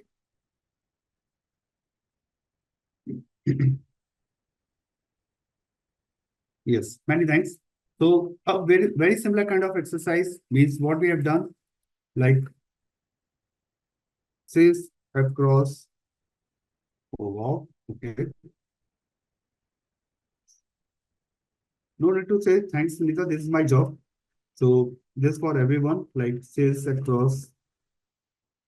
But yes, because these are the basic steps. So I mentioned this name sales across dimensions. The similar thing we are going to make like parameter with measures. We have done with the dimensions. Now the similar exercise we will continue with the measures also. So again, this PDF I'm going to share with you. This will help you again if you miss some steps.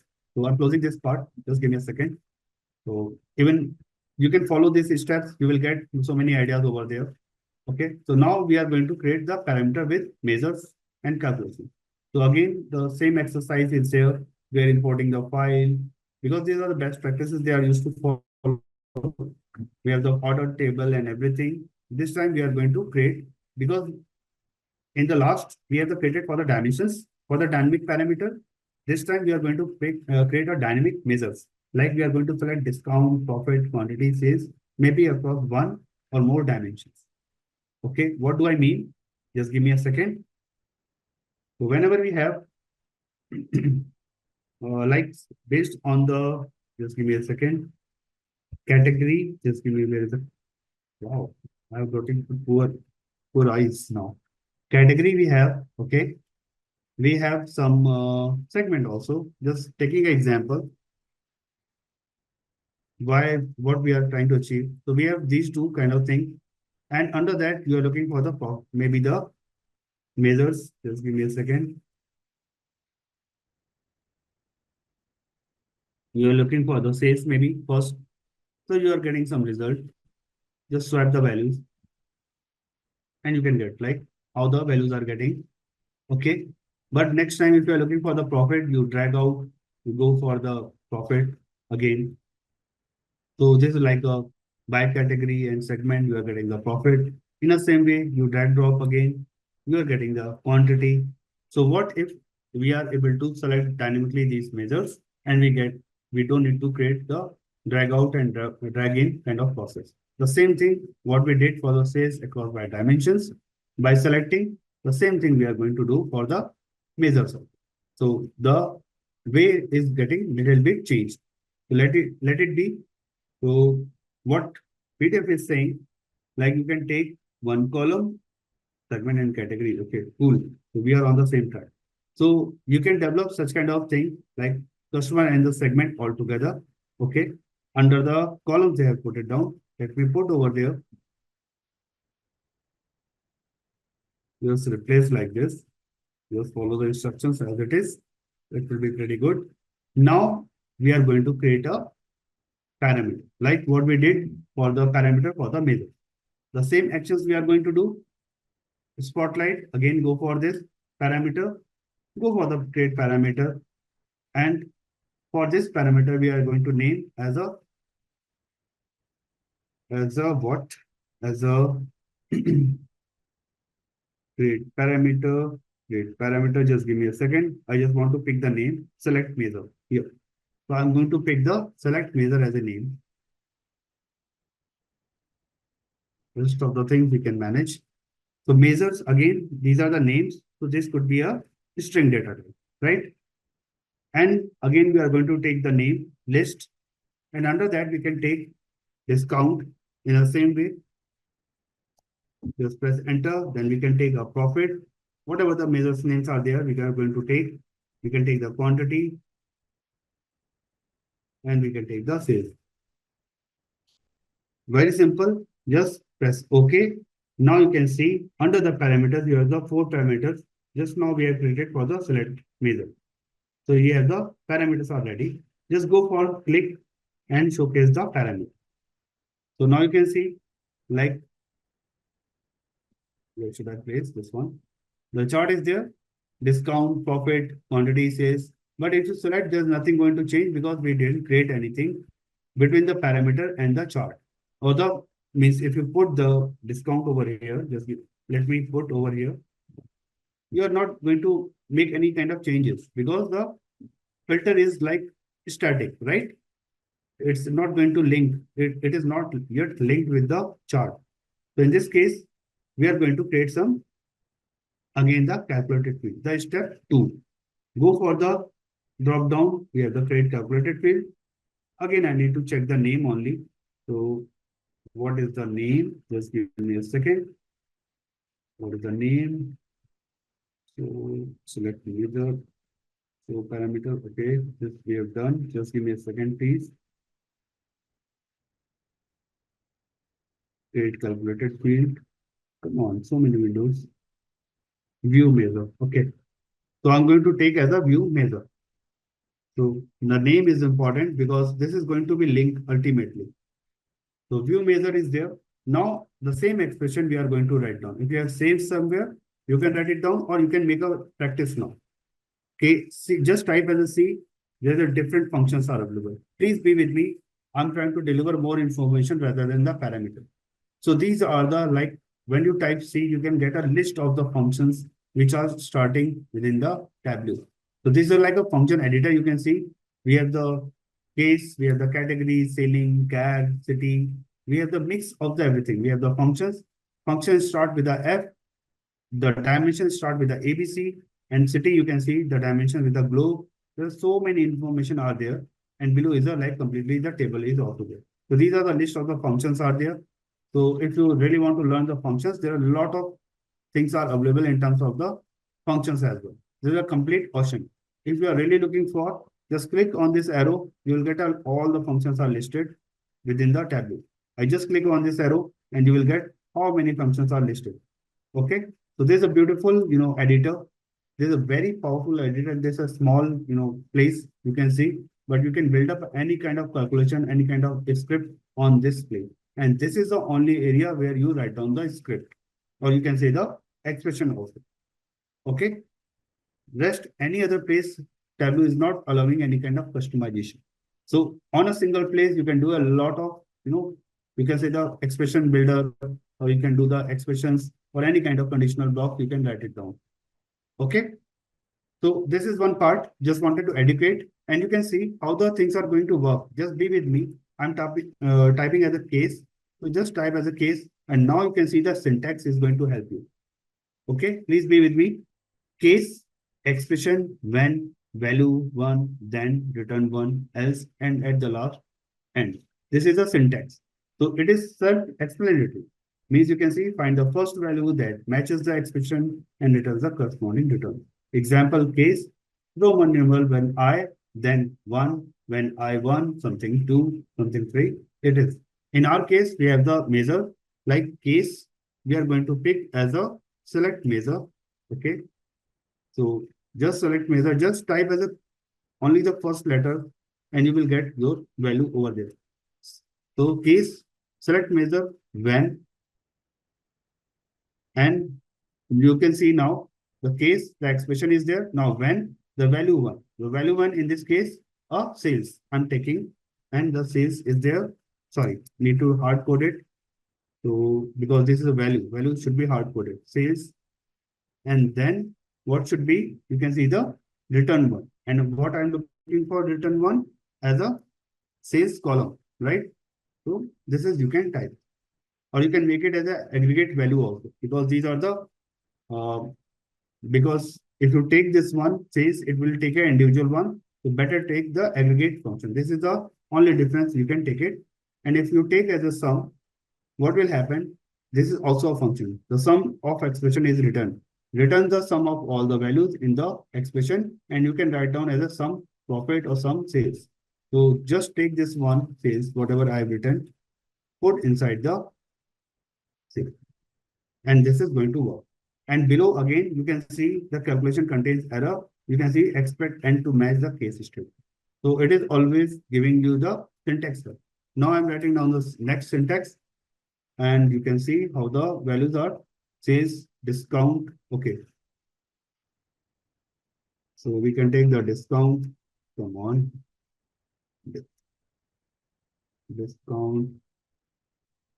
Then we are looking for the You can take the average also, like average of the, or any kind of thing. I'm taking as a everything default as a sum, but you can take anything. Means any analytical functions, you can take it. Discount. You can see the date column is also appearing. So when make the syntax in a nice shape, discount, you can go for the next one is a quantity I can take, right? And then always like this, okay? Sum, and you are getting the quantity itself also a sum. You can take when again, the last one is a profit, sales, profit not done. Okay, profit. How could I, how could we forget the profit, right? Ultimately, this is ultimate objective. So then we can take as a sum of the profit also. Means all depends how would you like to take profit, and we can get the value at the last. It's an end statement. So, and you can see the calculation is also valid. And you can see how the expression is working on the right hand side. Apply. Okay. So now you can see on the left hand side, the view measures has been created. You can see this is a calculated field. That's why it is appearing the prefix as a equal sign. Just take this one under the rows and the magic started. So this is for the sales again, and you can see the data for the discount. Just let me take as an entire view. And now you can see the data for the discount. You can see the for the profit. You can see for the quantity. You can see the quantity is like some data is we need to calculate. I think we missed somewhere. And the sales is also working. So that quantity we need to check. We can take the quantity, maybe the category and the segment wise. So that this aggregations can be done. Is this fine, right? And now we can take this dimensions under the, sorry, the measures under the color. So we will get a colored options for the, because these are measures. Okay.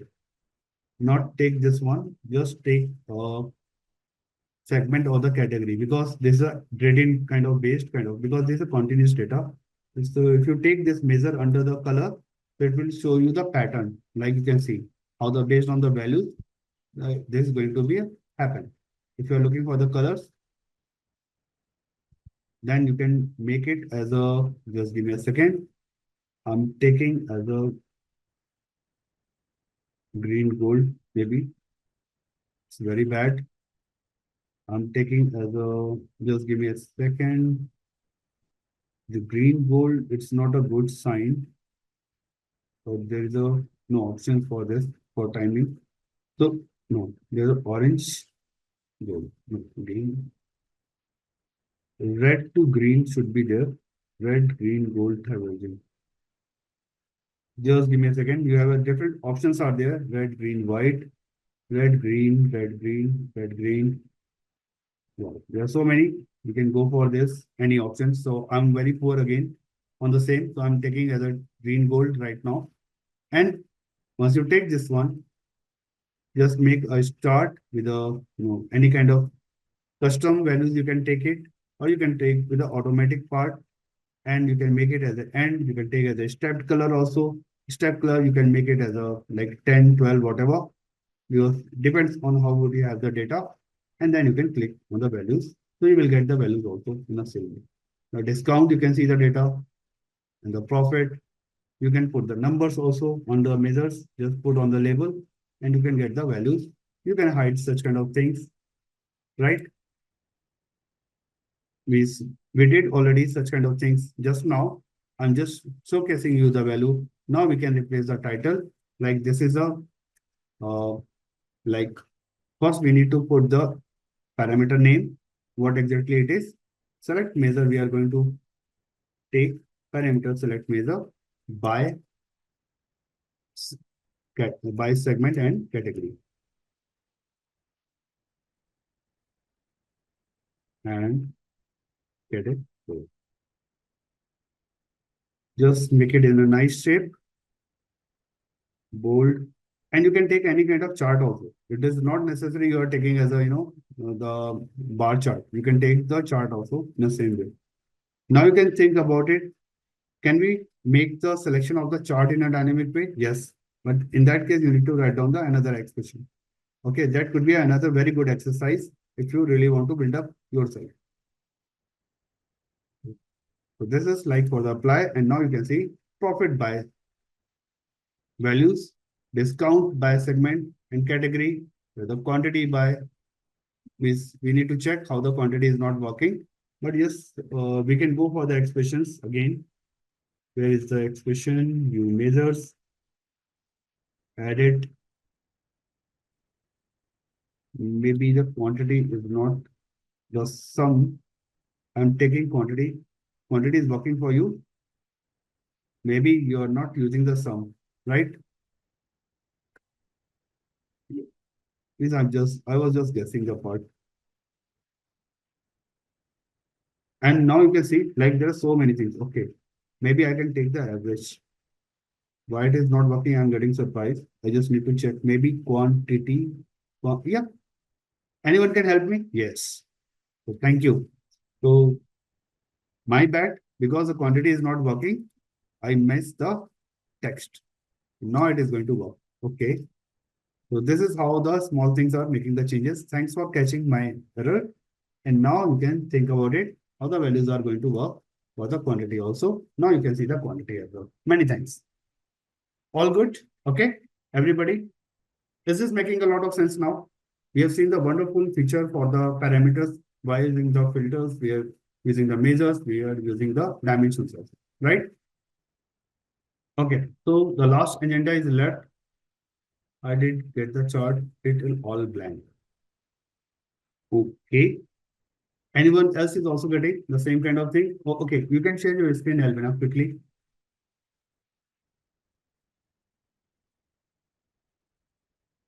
You can share your screen, just I'm jumping back. Okay. And could you please raise your hand so that I can. Okay, just minimize this one. I can see your text window, not the tableau. Okay. Just make the big size. Okay, what is this? This is a home office average measure. Okay, average measure view segment category. Okay. So just remove aggregate view measure from here under the rows. Under the rows. Yeah, and pick your dimensions. Where is the dimension is there? No, pick the measure because there's a measure, right? So pick the measure what we have created just now. The new measure what we have created. View measure, view. Select measure is a parameter. We are looking under the rows measure. What new measure you have created? Calculated field just now. Where's the name? View measure below the sales. Below the sales. Just drag drop under the rows. Why it is? Then the expression is wrong maybe. Click on the view expressions, edit quickly. Yes, this is wrong. Sales, you just need to update as a capital, I think. Discount is fine, quantity is fine. Profit, you need to type as a cap. Look, apply. Now you are getting the data. Is that fine? Yeah, thank you. Any other question? So please stop your screen and then I can go back to my page. Thank you. Thanks, Albina. So this is like what we have done. Now the next step is to create a means with a chart, the reference line, how we can create. Uh,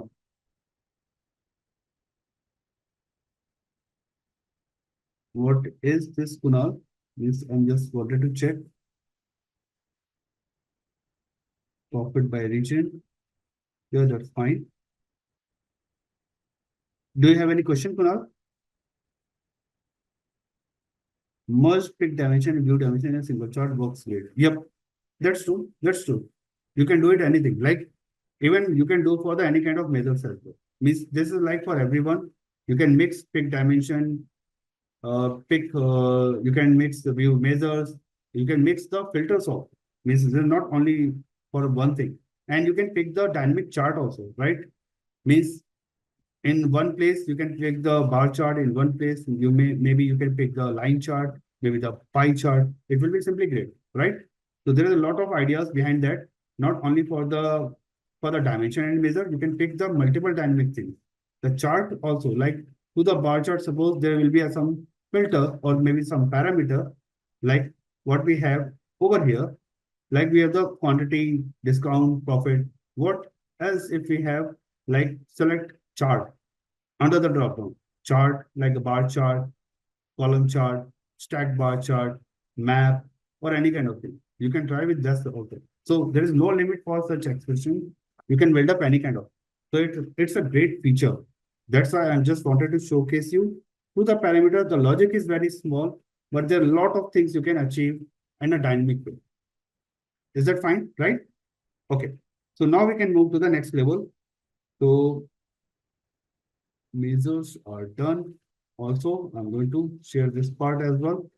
Now the last one is a histogram they are taking. So I can explain how the histogram is working. Just take this one sheet and we have the values. So you can see the histogram is labeled over here. The histogram can be created in a multiple way. The very first thing you can see under the histogram, how the histogram is working is a measure and create a bin. So measure, we can take any measure. What kind of measure we have? We have discount, we have profit, we have quantity, we have sales. So I'm going to take as a quantity for time being. Just double click, you will get a measure. Okay. So one thing we achieved for the measure. Now how to create a bin. So there are multiple ways. Just click on the double click on the histogram, you will get a histogram immediately. By default, it is going to create. For any measure, it is going to create a histogram for you. So now the challenge is how it is getting converted, how the values are there. So in this case, you can go for the quantity of the bin. So bin is the concept for the histogram. So histogram is generally we develop whenever we need the frequency of the data. Means we can create a slot, we can create a particular hierarchy, a category, and based on that we can check the value. Bin, like we have some data like for the grading of the mark. So you can see the performance. Like the people who are below the 40%, they are the below performer. 40 to 60 is an average performer. 60 to 80 is a good performer, and 80 to 100 is an excellent performer. So these are the segments we are going to create. The grades we are going to create. So these are the bins. Whatever we have created, like a below performer, average performer, good performer, and excellent performer. These are the grades. And under that, we are counting the how many people are lying under this category. So the bins are the like categorization of the data. Bin are the like particular block. Under that, you are counting the value. So bin histogram is really helpful when you go for the data quality check. It's an excellent chart whenever you go for the data quality check in the machine learning for the data analysis or the EDA process. EDA means exploratory data analysis part. So this is excellent one. Tableau is already giving you the possibility for how you can build up, but you can take a different way as well. Just go for the like filtering or editing the value. You can build up the quantity bin, or you can count the value. You can go for the any kind of values as well. And how it is going to work, just be with me. It's a continuous, then we can make it as a discrete. And now you can see the good quality of the data at a place, right? So you can see the quantity is differentiated. You can see the difference 0 to 2, 2 to 4, 4 to 5. So it is some values are there. Based on that, the bin has been created. So this is how you can change the value. So this is by default, it is going to create. Now, how can we create a manual? This could be a question. So for this, we are going to follow the steps. Let it be. So this is like for the bin. You can create, you can understand how the values are going to. And the same thing you can reflect for the profit. You can go for the sales. You can go for the discount. All good. So like this is a default.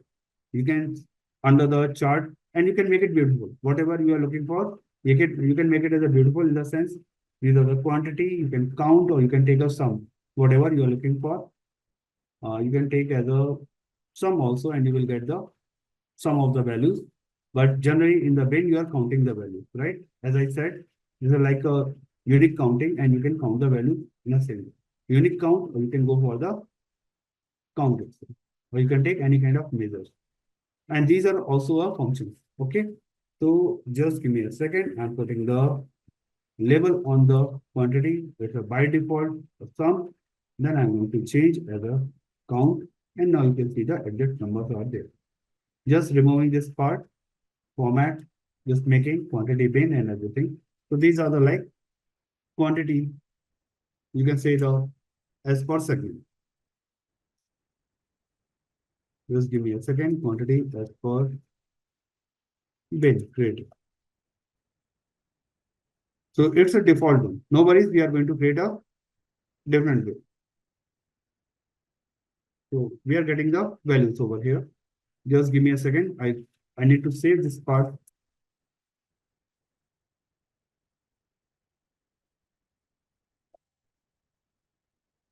Without using any parameter. These are the statics, right? What if I'm looking for the dynamic?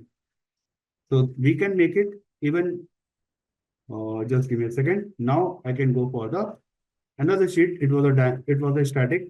Then we can go for the PDF, what exactly it is showing. Like what we have done with the histogram, we can create a histogram. You can take a profit this time and create a bin. Very quickly, we can go for this and we are going to create a bin also.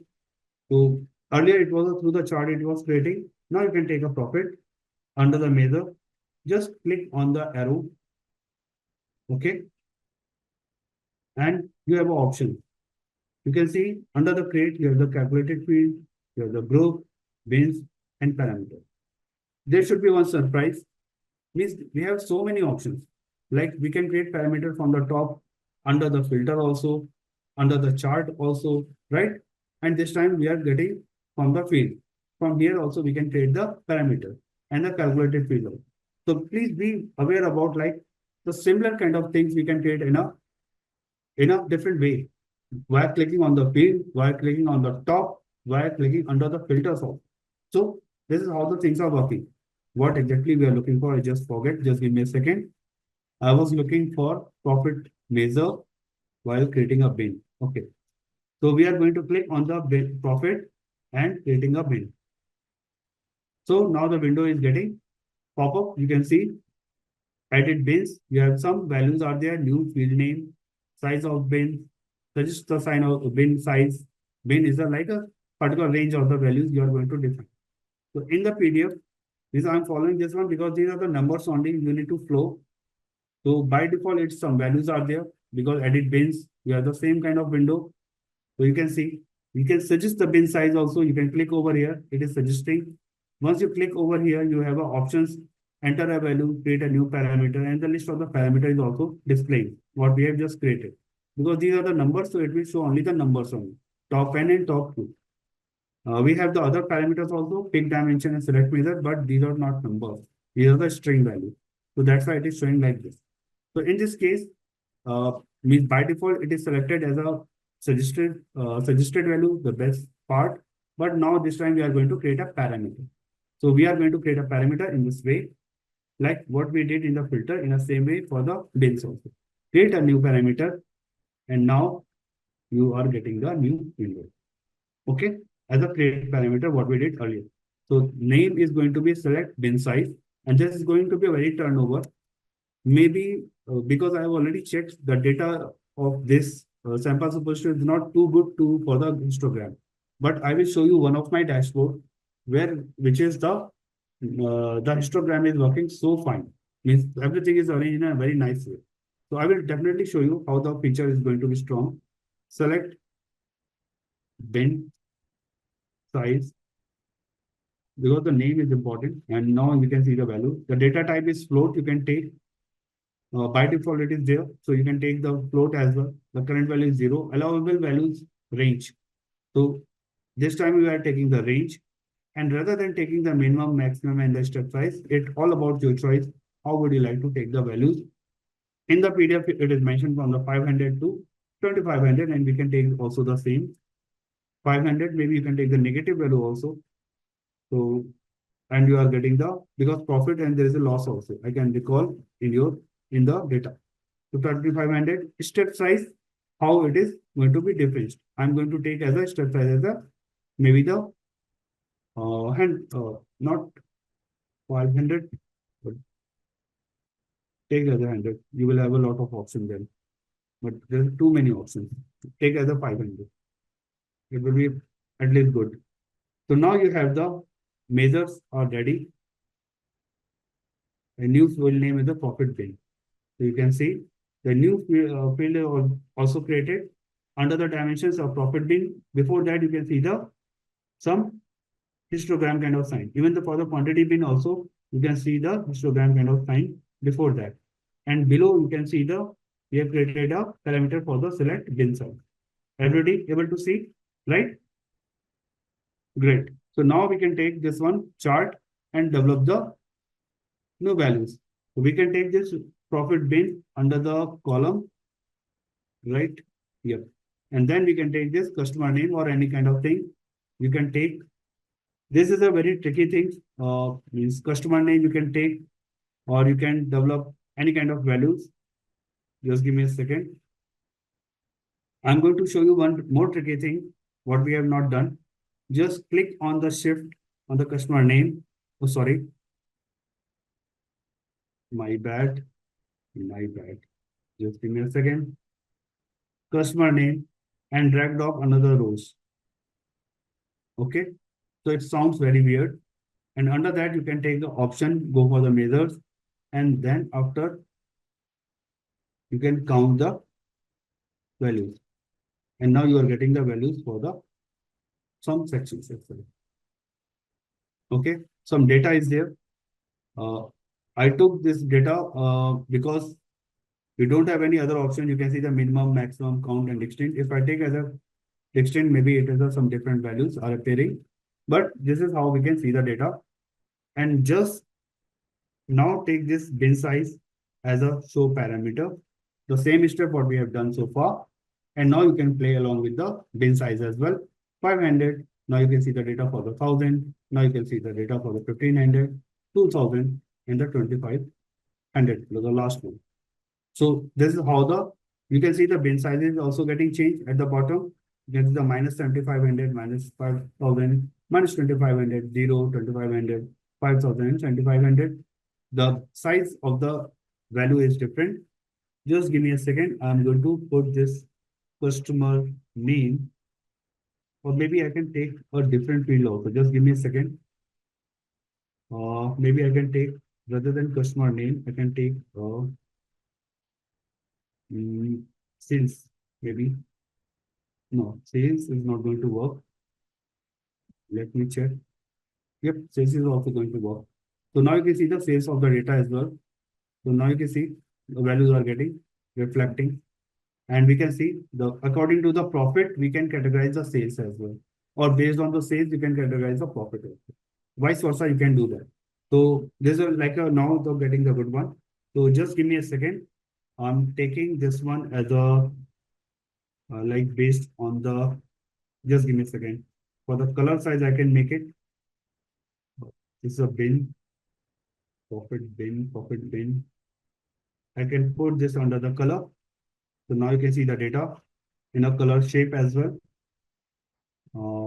Make the color in a nice way.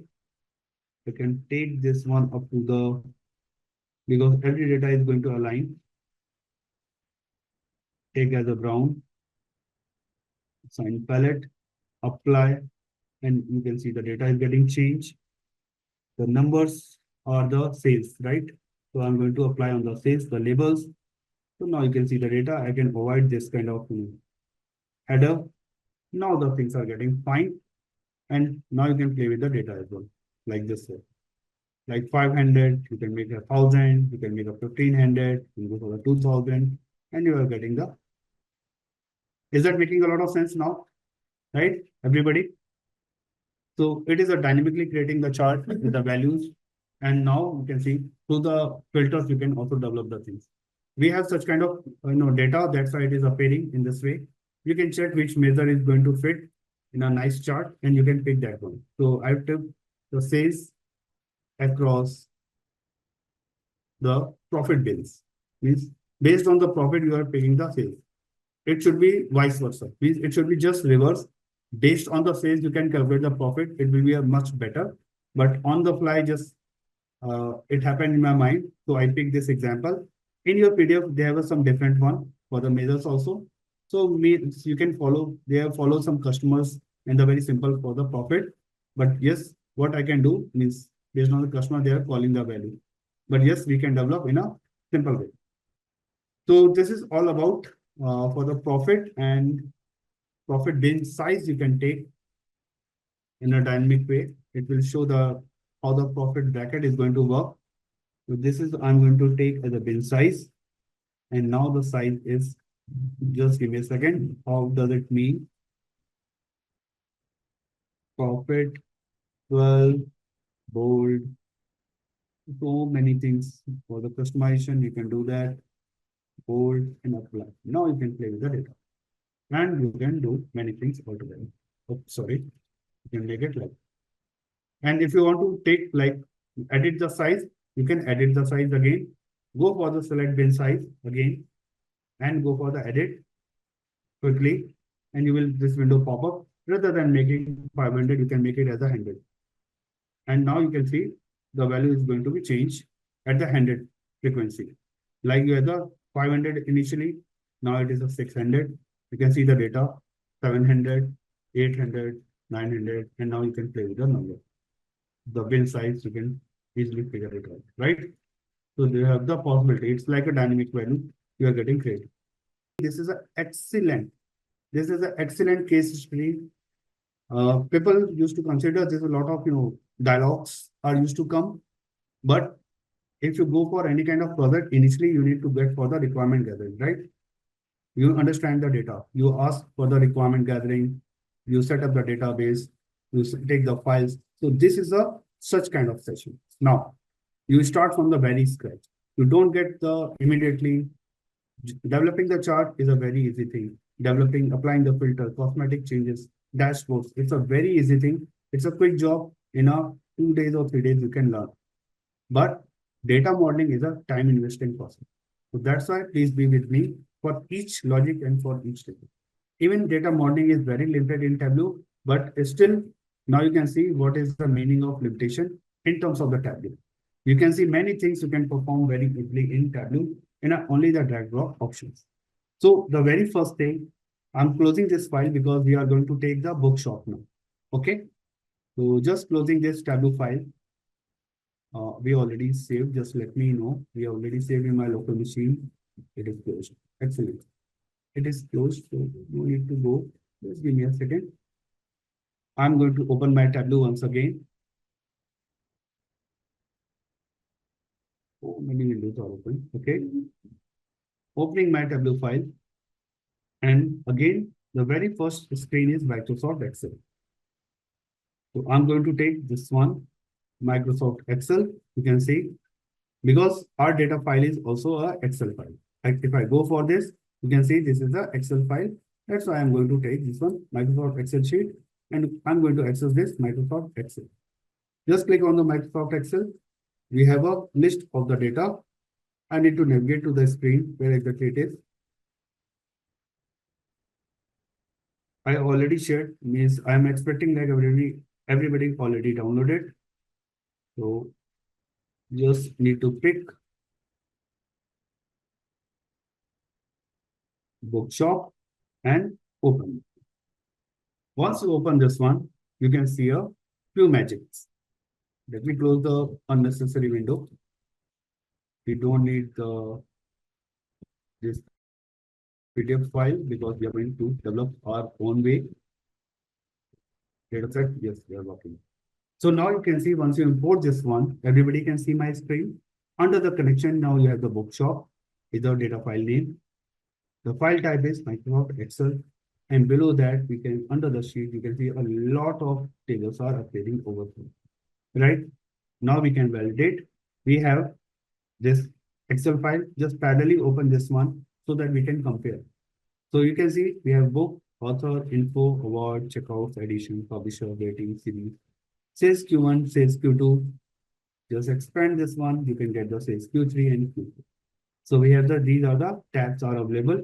Now you can check, you can validate all things are available or not. It is sorted by a alphabetical order by default.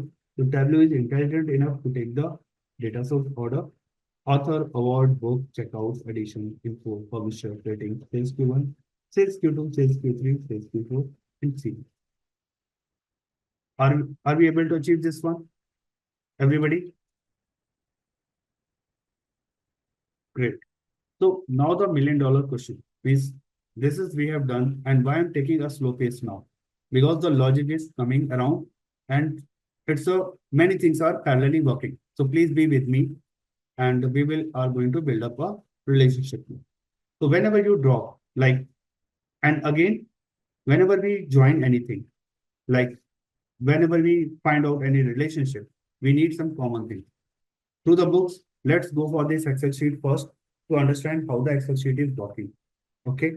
So we have the book. Under the book, we have the book ID, title, author ID. Okay. So if I tap to the author, you can see the author ID first, with the first name, last name, birthday, country of residence, and some hours writing per day. So from book and the author, anybody can see what is the common attribute, or you can say the common header or the common label is there. Excellent. Many thanks. So this is like, obviously we are going to build a relationship. The very first thing we need in each table or in each tab, there could be a common attribute so that we can build a relationship, not the join. Okay. Repeating again, to build a relationship, not a join. So book, under book, we have the author ID. You can see this column C. Under author, we have the column as a author ID as a column A.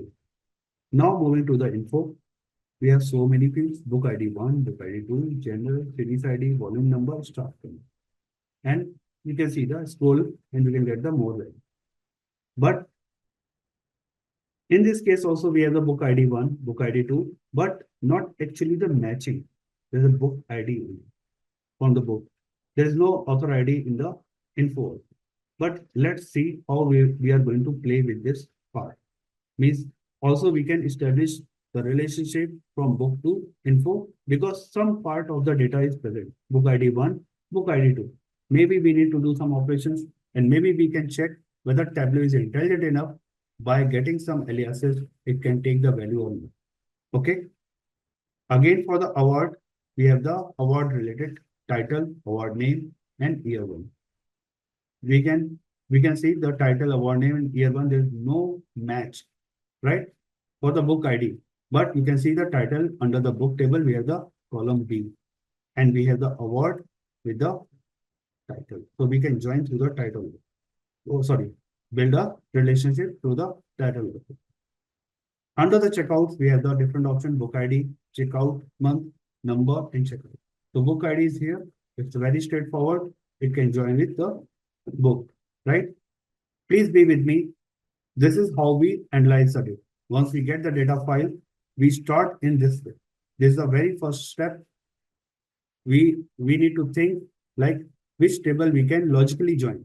Then we can think about it how we are going to physically join the table. Means we are going to merge the data, what kind of data we are looking for which year, for which month, such kind of things we are going to fix under the physical table.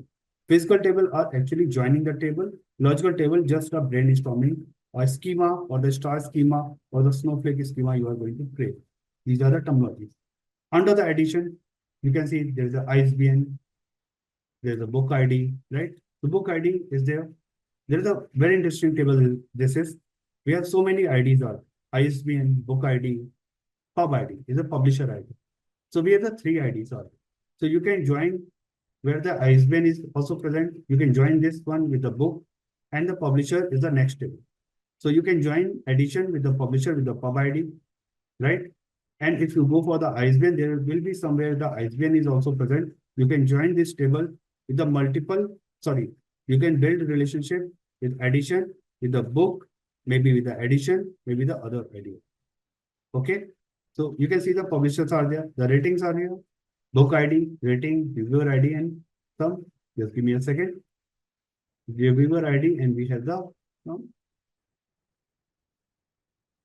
oh sorry, reviewer ID and the reviewer. So through the we have also again the three IDs are here, book ID, reviewer ID, and the review ID. So book, this can be connect very easily. Maybe we can check, is there any reviewer table? Is there any reviewer? Then we can connect with the reviewer. Under the series, now you have the series ID, series name, planned volume, and book to review. So we need to check whether the series is existing somewhere. So we need to check under the publisher, I think no. Under the edition, someone is helping me out. Info, many thanks. Thanks, Ali. This is a really helpful. Means such attention if you're paying means this makes me very good. And this is really helpful for me as well. Because I'm not able to recall everything, right? So series ID is there. So through the series, you can connect with the series ID. So info is also going to be multi-connect. You can connect with the book, you can connect with the series also. Now the next one is a sales query. So you have the sales date, ISBN, discount, item ID, order. So I couldn't see anywhere the item ID and order ID, but ISBN was there and under the addition, right? Column A we have. So sales Q1, sales Q2, sales Q3 has the same template. The difference is like Q1 data, Q2 data, Q3 data, and the Q4 data. So now we got some logical thought how we can build up the relationship between each table. And this is a logical table part. And this is a relationship we are going to build up. Now the question, is that clear what we are trying to achieve now? In a very slow manner, but we are building a very, thought process, how the data should be structured. Yeah. So this is very good exercise. This is for the lead, the brainstorming sessions. Whenever we deal with the client, we have such kind of data, what is missing, what is not missing, how can we take this structure, what is the business requirement, we design such data model. So this is a great exercise. And that's why I'm explaining in this way. I never explained sample superstore in this way because we have only 3 tables. So that's why I took this example, and this is a very good, demo file through which we can understand how the logical table and the physical table are going to work. So this is one part we have done. Now let's jump to the Tableau, and now we can think about it, how we can build a relationship. So just getting over here, we have all the data. So just taking the book as the first one. And now you can see we have done this task many times. If you are able to recall, under the sample superstore, we have the 3 tables, order, what exactly? I just forget. I'm sorry. Order we have, review we have, and one more. So we can drag drop such kind of thing. So we have this book, and under that, if you put the mouse over there, there's a logical table. The book, and logical table means this area is a data model completely. The book, bookshop, if I'm just moving out. So whatever the white spaces you can see, it is spelling out drag tables to create a data model. So this is a data model area where you build up your data architecture. So again, I'm going to take this book inside the data model area. Now you have the book. Below you can see the book. It has the 3 fields, 58 rows. You can see the metadata information. You get the data preview, but it is a logical table. Now I'm going to take another table to build a relationship. So I'm taking one by one all the tables author. I'm going to take. So between the book and between the author, we have the author ID is a common column C and column A. So I'm going to take the author, just simply a drag down. And now you can see the magic of Tableau. Come on. Yep. So this is like by default, Tableau is able to identify which field is going to map. So this is a relationship. You can see the noodle sign. There's the one line. And you can see if you put the mouse on the line, you can see the relationship asterisk dash asterisk. Relationship field is auth ID So A is equal to author ID, author, so that you can identify author ID belong to which one. By default, it's a book, and the next ID is from the author. It is taken. Okay. At the below, you can see the information is like book to author, and it's a book from author ID. You can see operator is there. You can build a operator kind of thing. You're matching the value. You're not matching the value. Such kind of things you can also define. I'm taking the exactly matching the value so that we can build a relationship.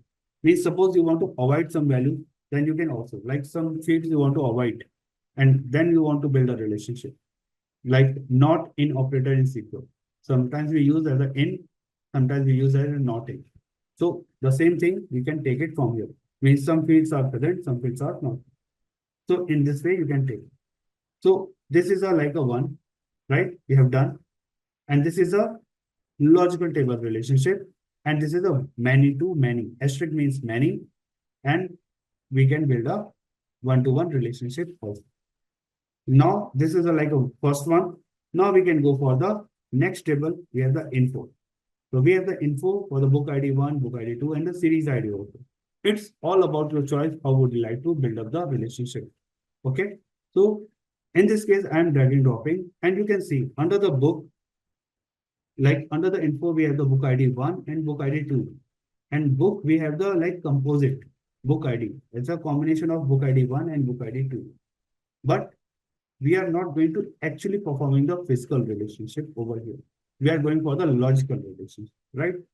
In this case, we can take, and you can see the magic from Tableau, how it is going to work. So we are going to take the info table and just drag. You can see the appearance is there, and it is showing some info over here. Come on. So you can see there is a dotted line to the info because info is one alert is giving. What kind of error is a validation failure? Means actually it is not joining at all. Means why it is not joining? Because under the book, you have the book ID. Under the author, you have, under the info, you have the book ID 1 and book ID 2. So now this is a manual change. Means if it is the column is matching exactly, then it will take by default. But in case of it is not matching exactly, it will give you the alert. So this is the one alert. You can see the dotted sign, and we are going to fix. And you can see there is no data preview available because there is no relationship till now from book to info. Everybody with me? There's a very interesting one. Okay. And this is a really like a very strongest feature whenever we work.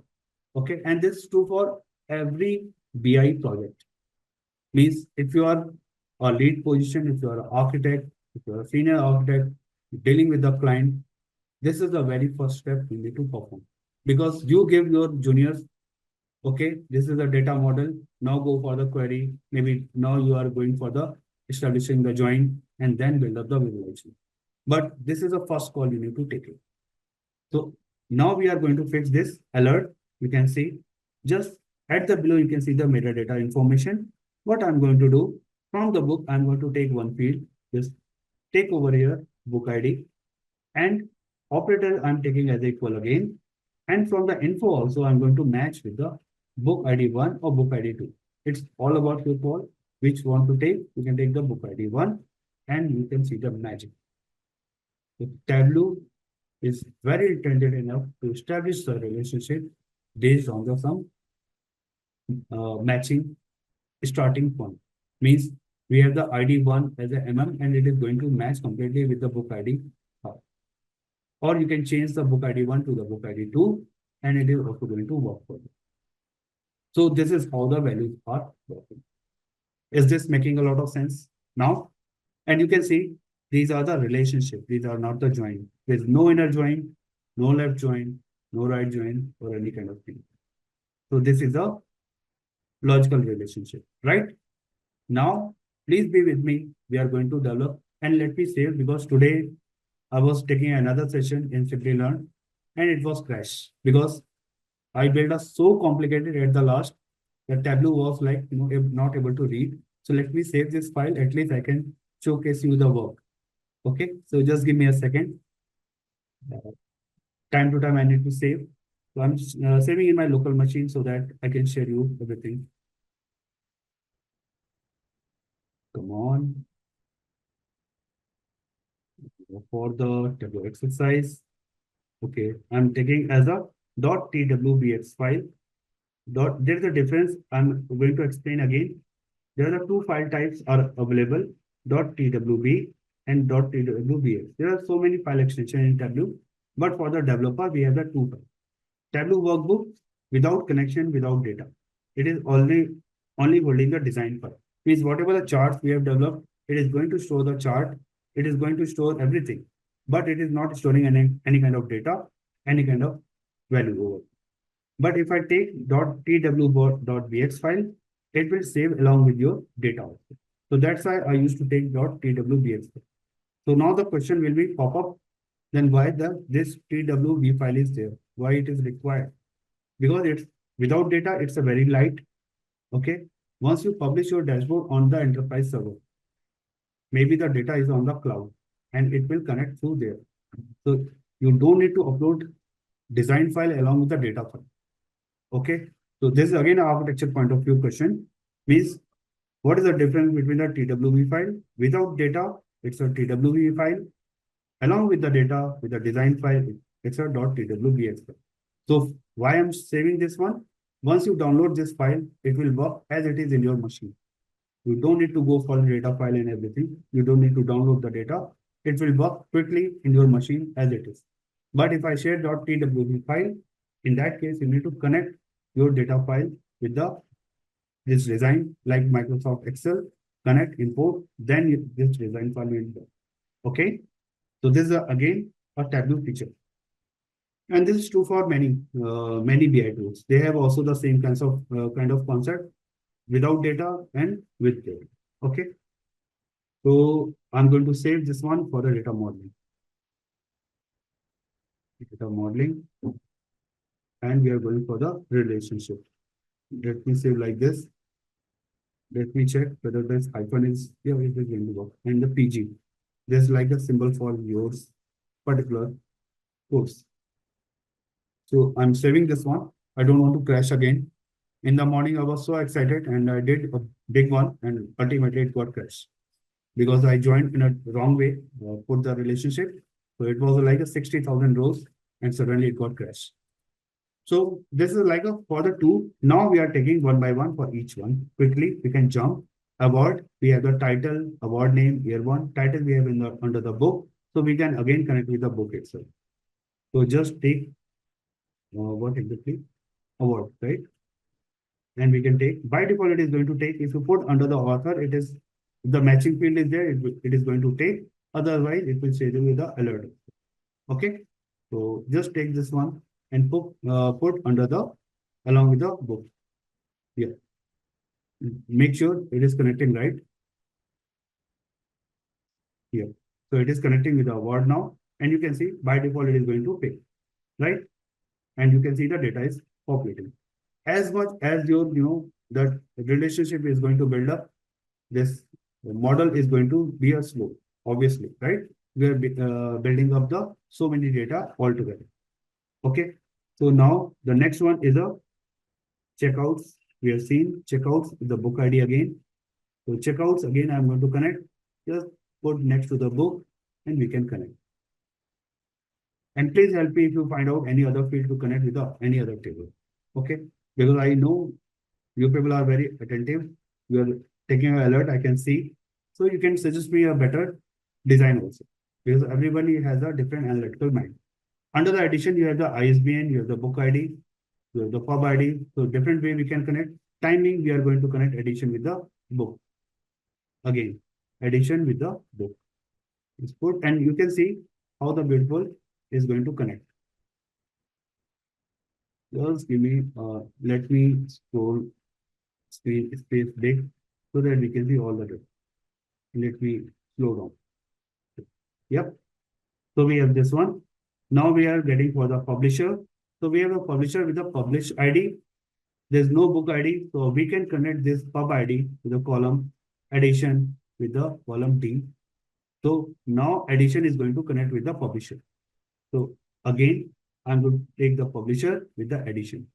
Next to the edition, you're going to pick, and you can get the data. Everybody with me, right? Now you're getting the multi-relationship kind of thing.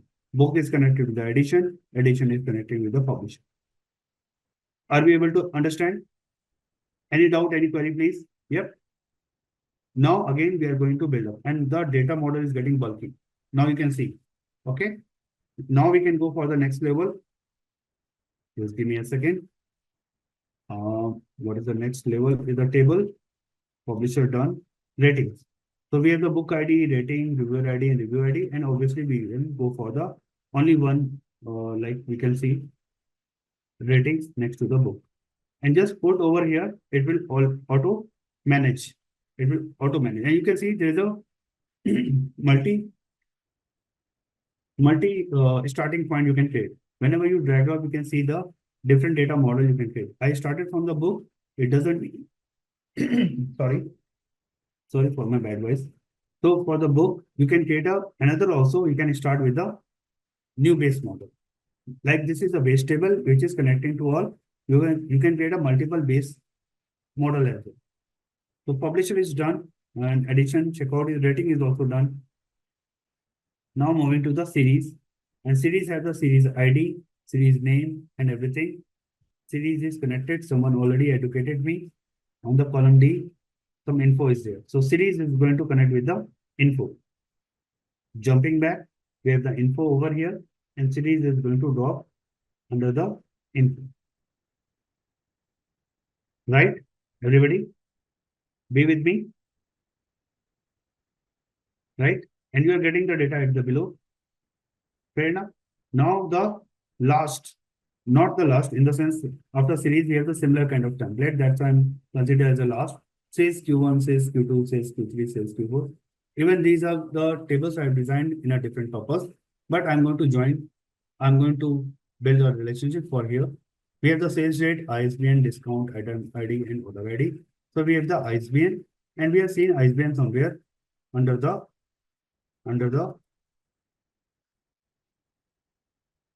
checkout. No, edition, right? Edition. Thanks. Lovely. Thanks, Nal. This is really helpful. Sometimes you forget where the columns is there, and in this way, the team is working this way. So says under the sorry, again I forgot. My bad. Addition. I'm taking the Kunal command. So taking says Q1, and now you can see under the, I'm taking under the addition. Just take care about this noodle sign. Otherwise, it will connect with the other. So says Q1 is going to connect, and now the data is getting slow. Because it crashed over here. I can recall. So says Q1 is there. Says Q2 in the same way you can drop. Right? So now you can see how the data model is going to build up. And is this a way the ETL tool is also working, right? Coming. It is taking a time. So you can see how the machine is getting slow. I'm going to save this one first because I can recall since Q3 was taking so much time.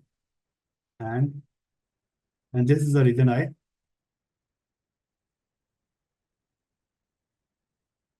to save the workbook, just to give me a second. I don't want to create, save as. I'm just going to save as a where exactly it is save. PG data modeling. Yep. So create an extract. Now it is asking for the creating an extract. It is beyond the limit for the saving of the data, and that's why it was created earlier. So you can create an extract from here, right? So you have a different option, means you are creating your own data model, you are creating your own data file. So just be here, it will be populated very soon, creating an extract because the engine is working, because the data is now too much bulky. Okay, please be with me. It is taking our time to create an extract. I cannot save now. Okay. But in this way, you can create the data. Means this is ultimately objective. So just wanted to check. This a limit has been crossed for the public, Tableau public for the data point of view. It's more than 50,000 data now. Okay. So but you can create in the same way for the says Q3. Okay. Because again, it is not going to save because it is saying now. Morning it was crashed. Now it is saying at least the alert. Now you can see the data is getting populated. And the last one, I'm going to pick the says Q4 as well. So in this way, you are getting so much values in a single place. So is this interesting point, right? What we have done? Now the process got stopped here. Please hold on for a moment. Now it is added. Luckily, the data model is complete, but we are not going to save because we cannot save. This is a limitation, right? For the Tableau public, it is more than 60,000 data. Now it's more than because today morning when I was working, it was like giving the error because we crossed the limit. So now you can see what kind of relationship, what kind of build up we have done. We have done with the book, author, award, and you can see the nested relationship. With the addition, we have multiple relationship, and under the book also info, we have the multiple relationship. So is this making a sense how you build up our relationship altogether? Getting the same error? Yes. Means this is like the limit of the Tableau public. You cannot go for that limit. More than that, yep. So you can save up to the limited portions of the, if you control Z, you remove some tables up to certain level, you are going to save. Yes. This is not an error. This is like a extract creation. So extract creation is going for the backend. It will take time to develop the extract. Means it is creating a new file for you, maybe in the hyper format or maybe the Excel format. And you will get the data. But it is not going to save as it is this way. Because the data model is getting saved into the hyper format or maybe the Excel format, whatever the things are. Making sense, right? So please try with this such things. So, and I can show you how exactly it is going to replicate. If I go for the quick removal of this Q1, and it will work, I believe. We can save because initially we saved this file, right? So just give me a second. I'm going to remove.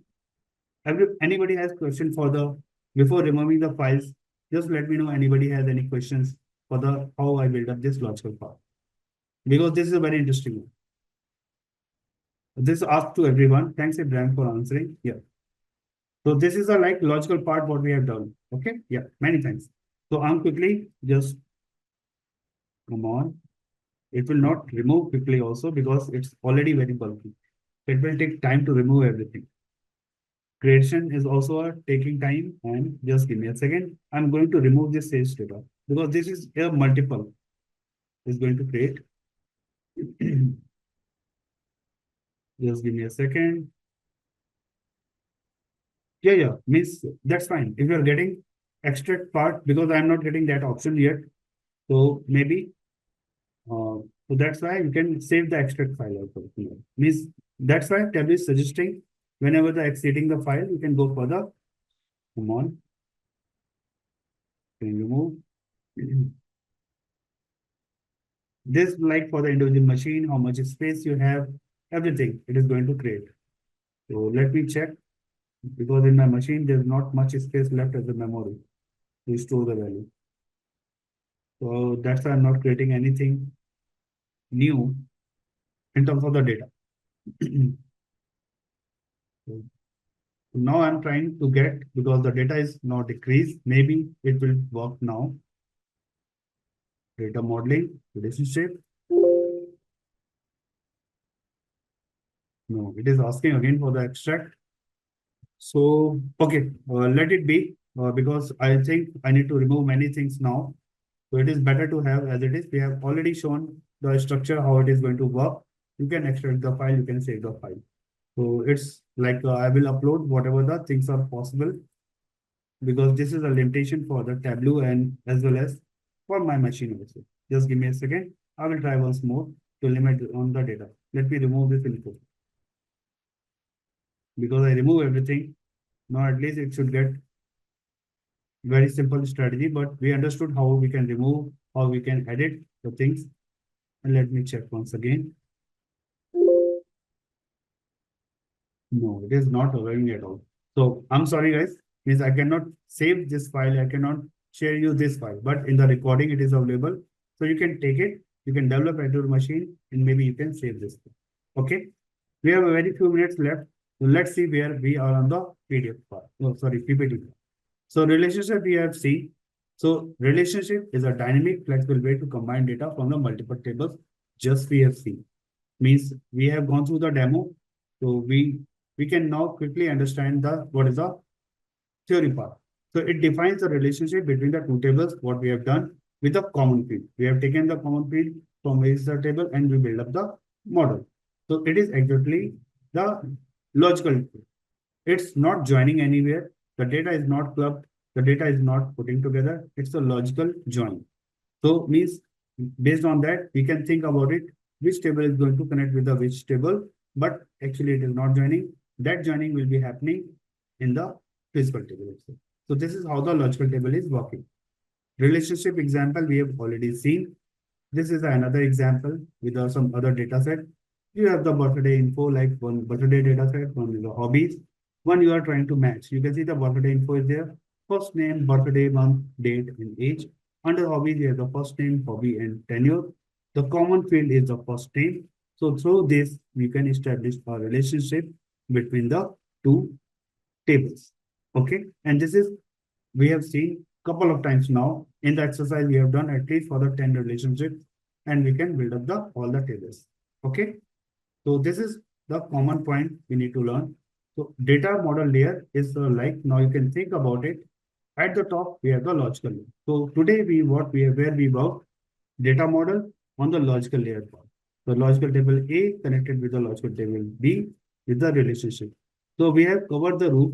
Now we need to build the base for this part because under the each logical table we have the physical layer. We can build a multiple relationship for each individual. So each like book is a individual container. It can have a multiple table inside. Once you double click, you can build up multiple relationship inside. If you click on the author, you can build up individual relationship or individual joining under the author also. Means now you can see the nested logical table book. You can book another relationship inside them. Double clicking. Author is another logical table you can build up. Another joining inside the author. Award is another logical table you can build up. Another relationship inside that. Means another joining inside that. So this is how the layers are working. So this is the architecture. Once you establish the data model, you go for the logical layer, build a logical relationship, then you go for the physical layer, then you build the joins. And with that, we have come to the end of this course. If you have any doubts or questions, ask them in the comment section below. A team of experts will reply to you as soon as possible. Thank you and keep learning with Simplilearn.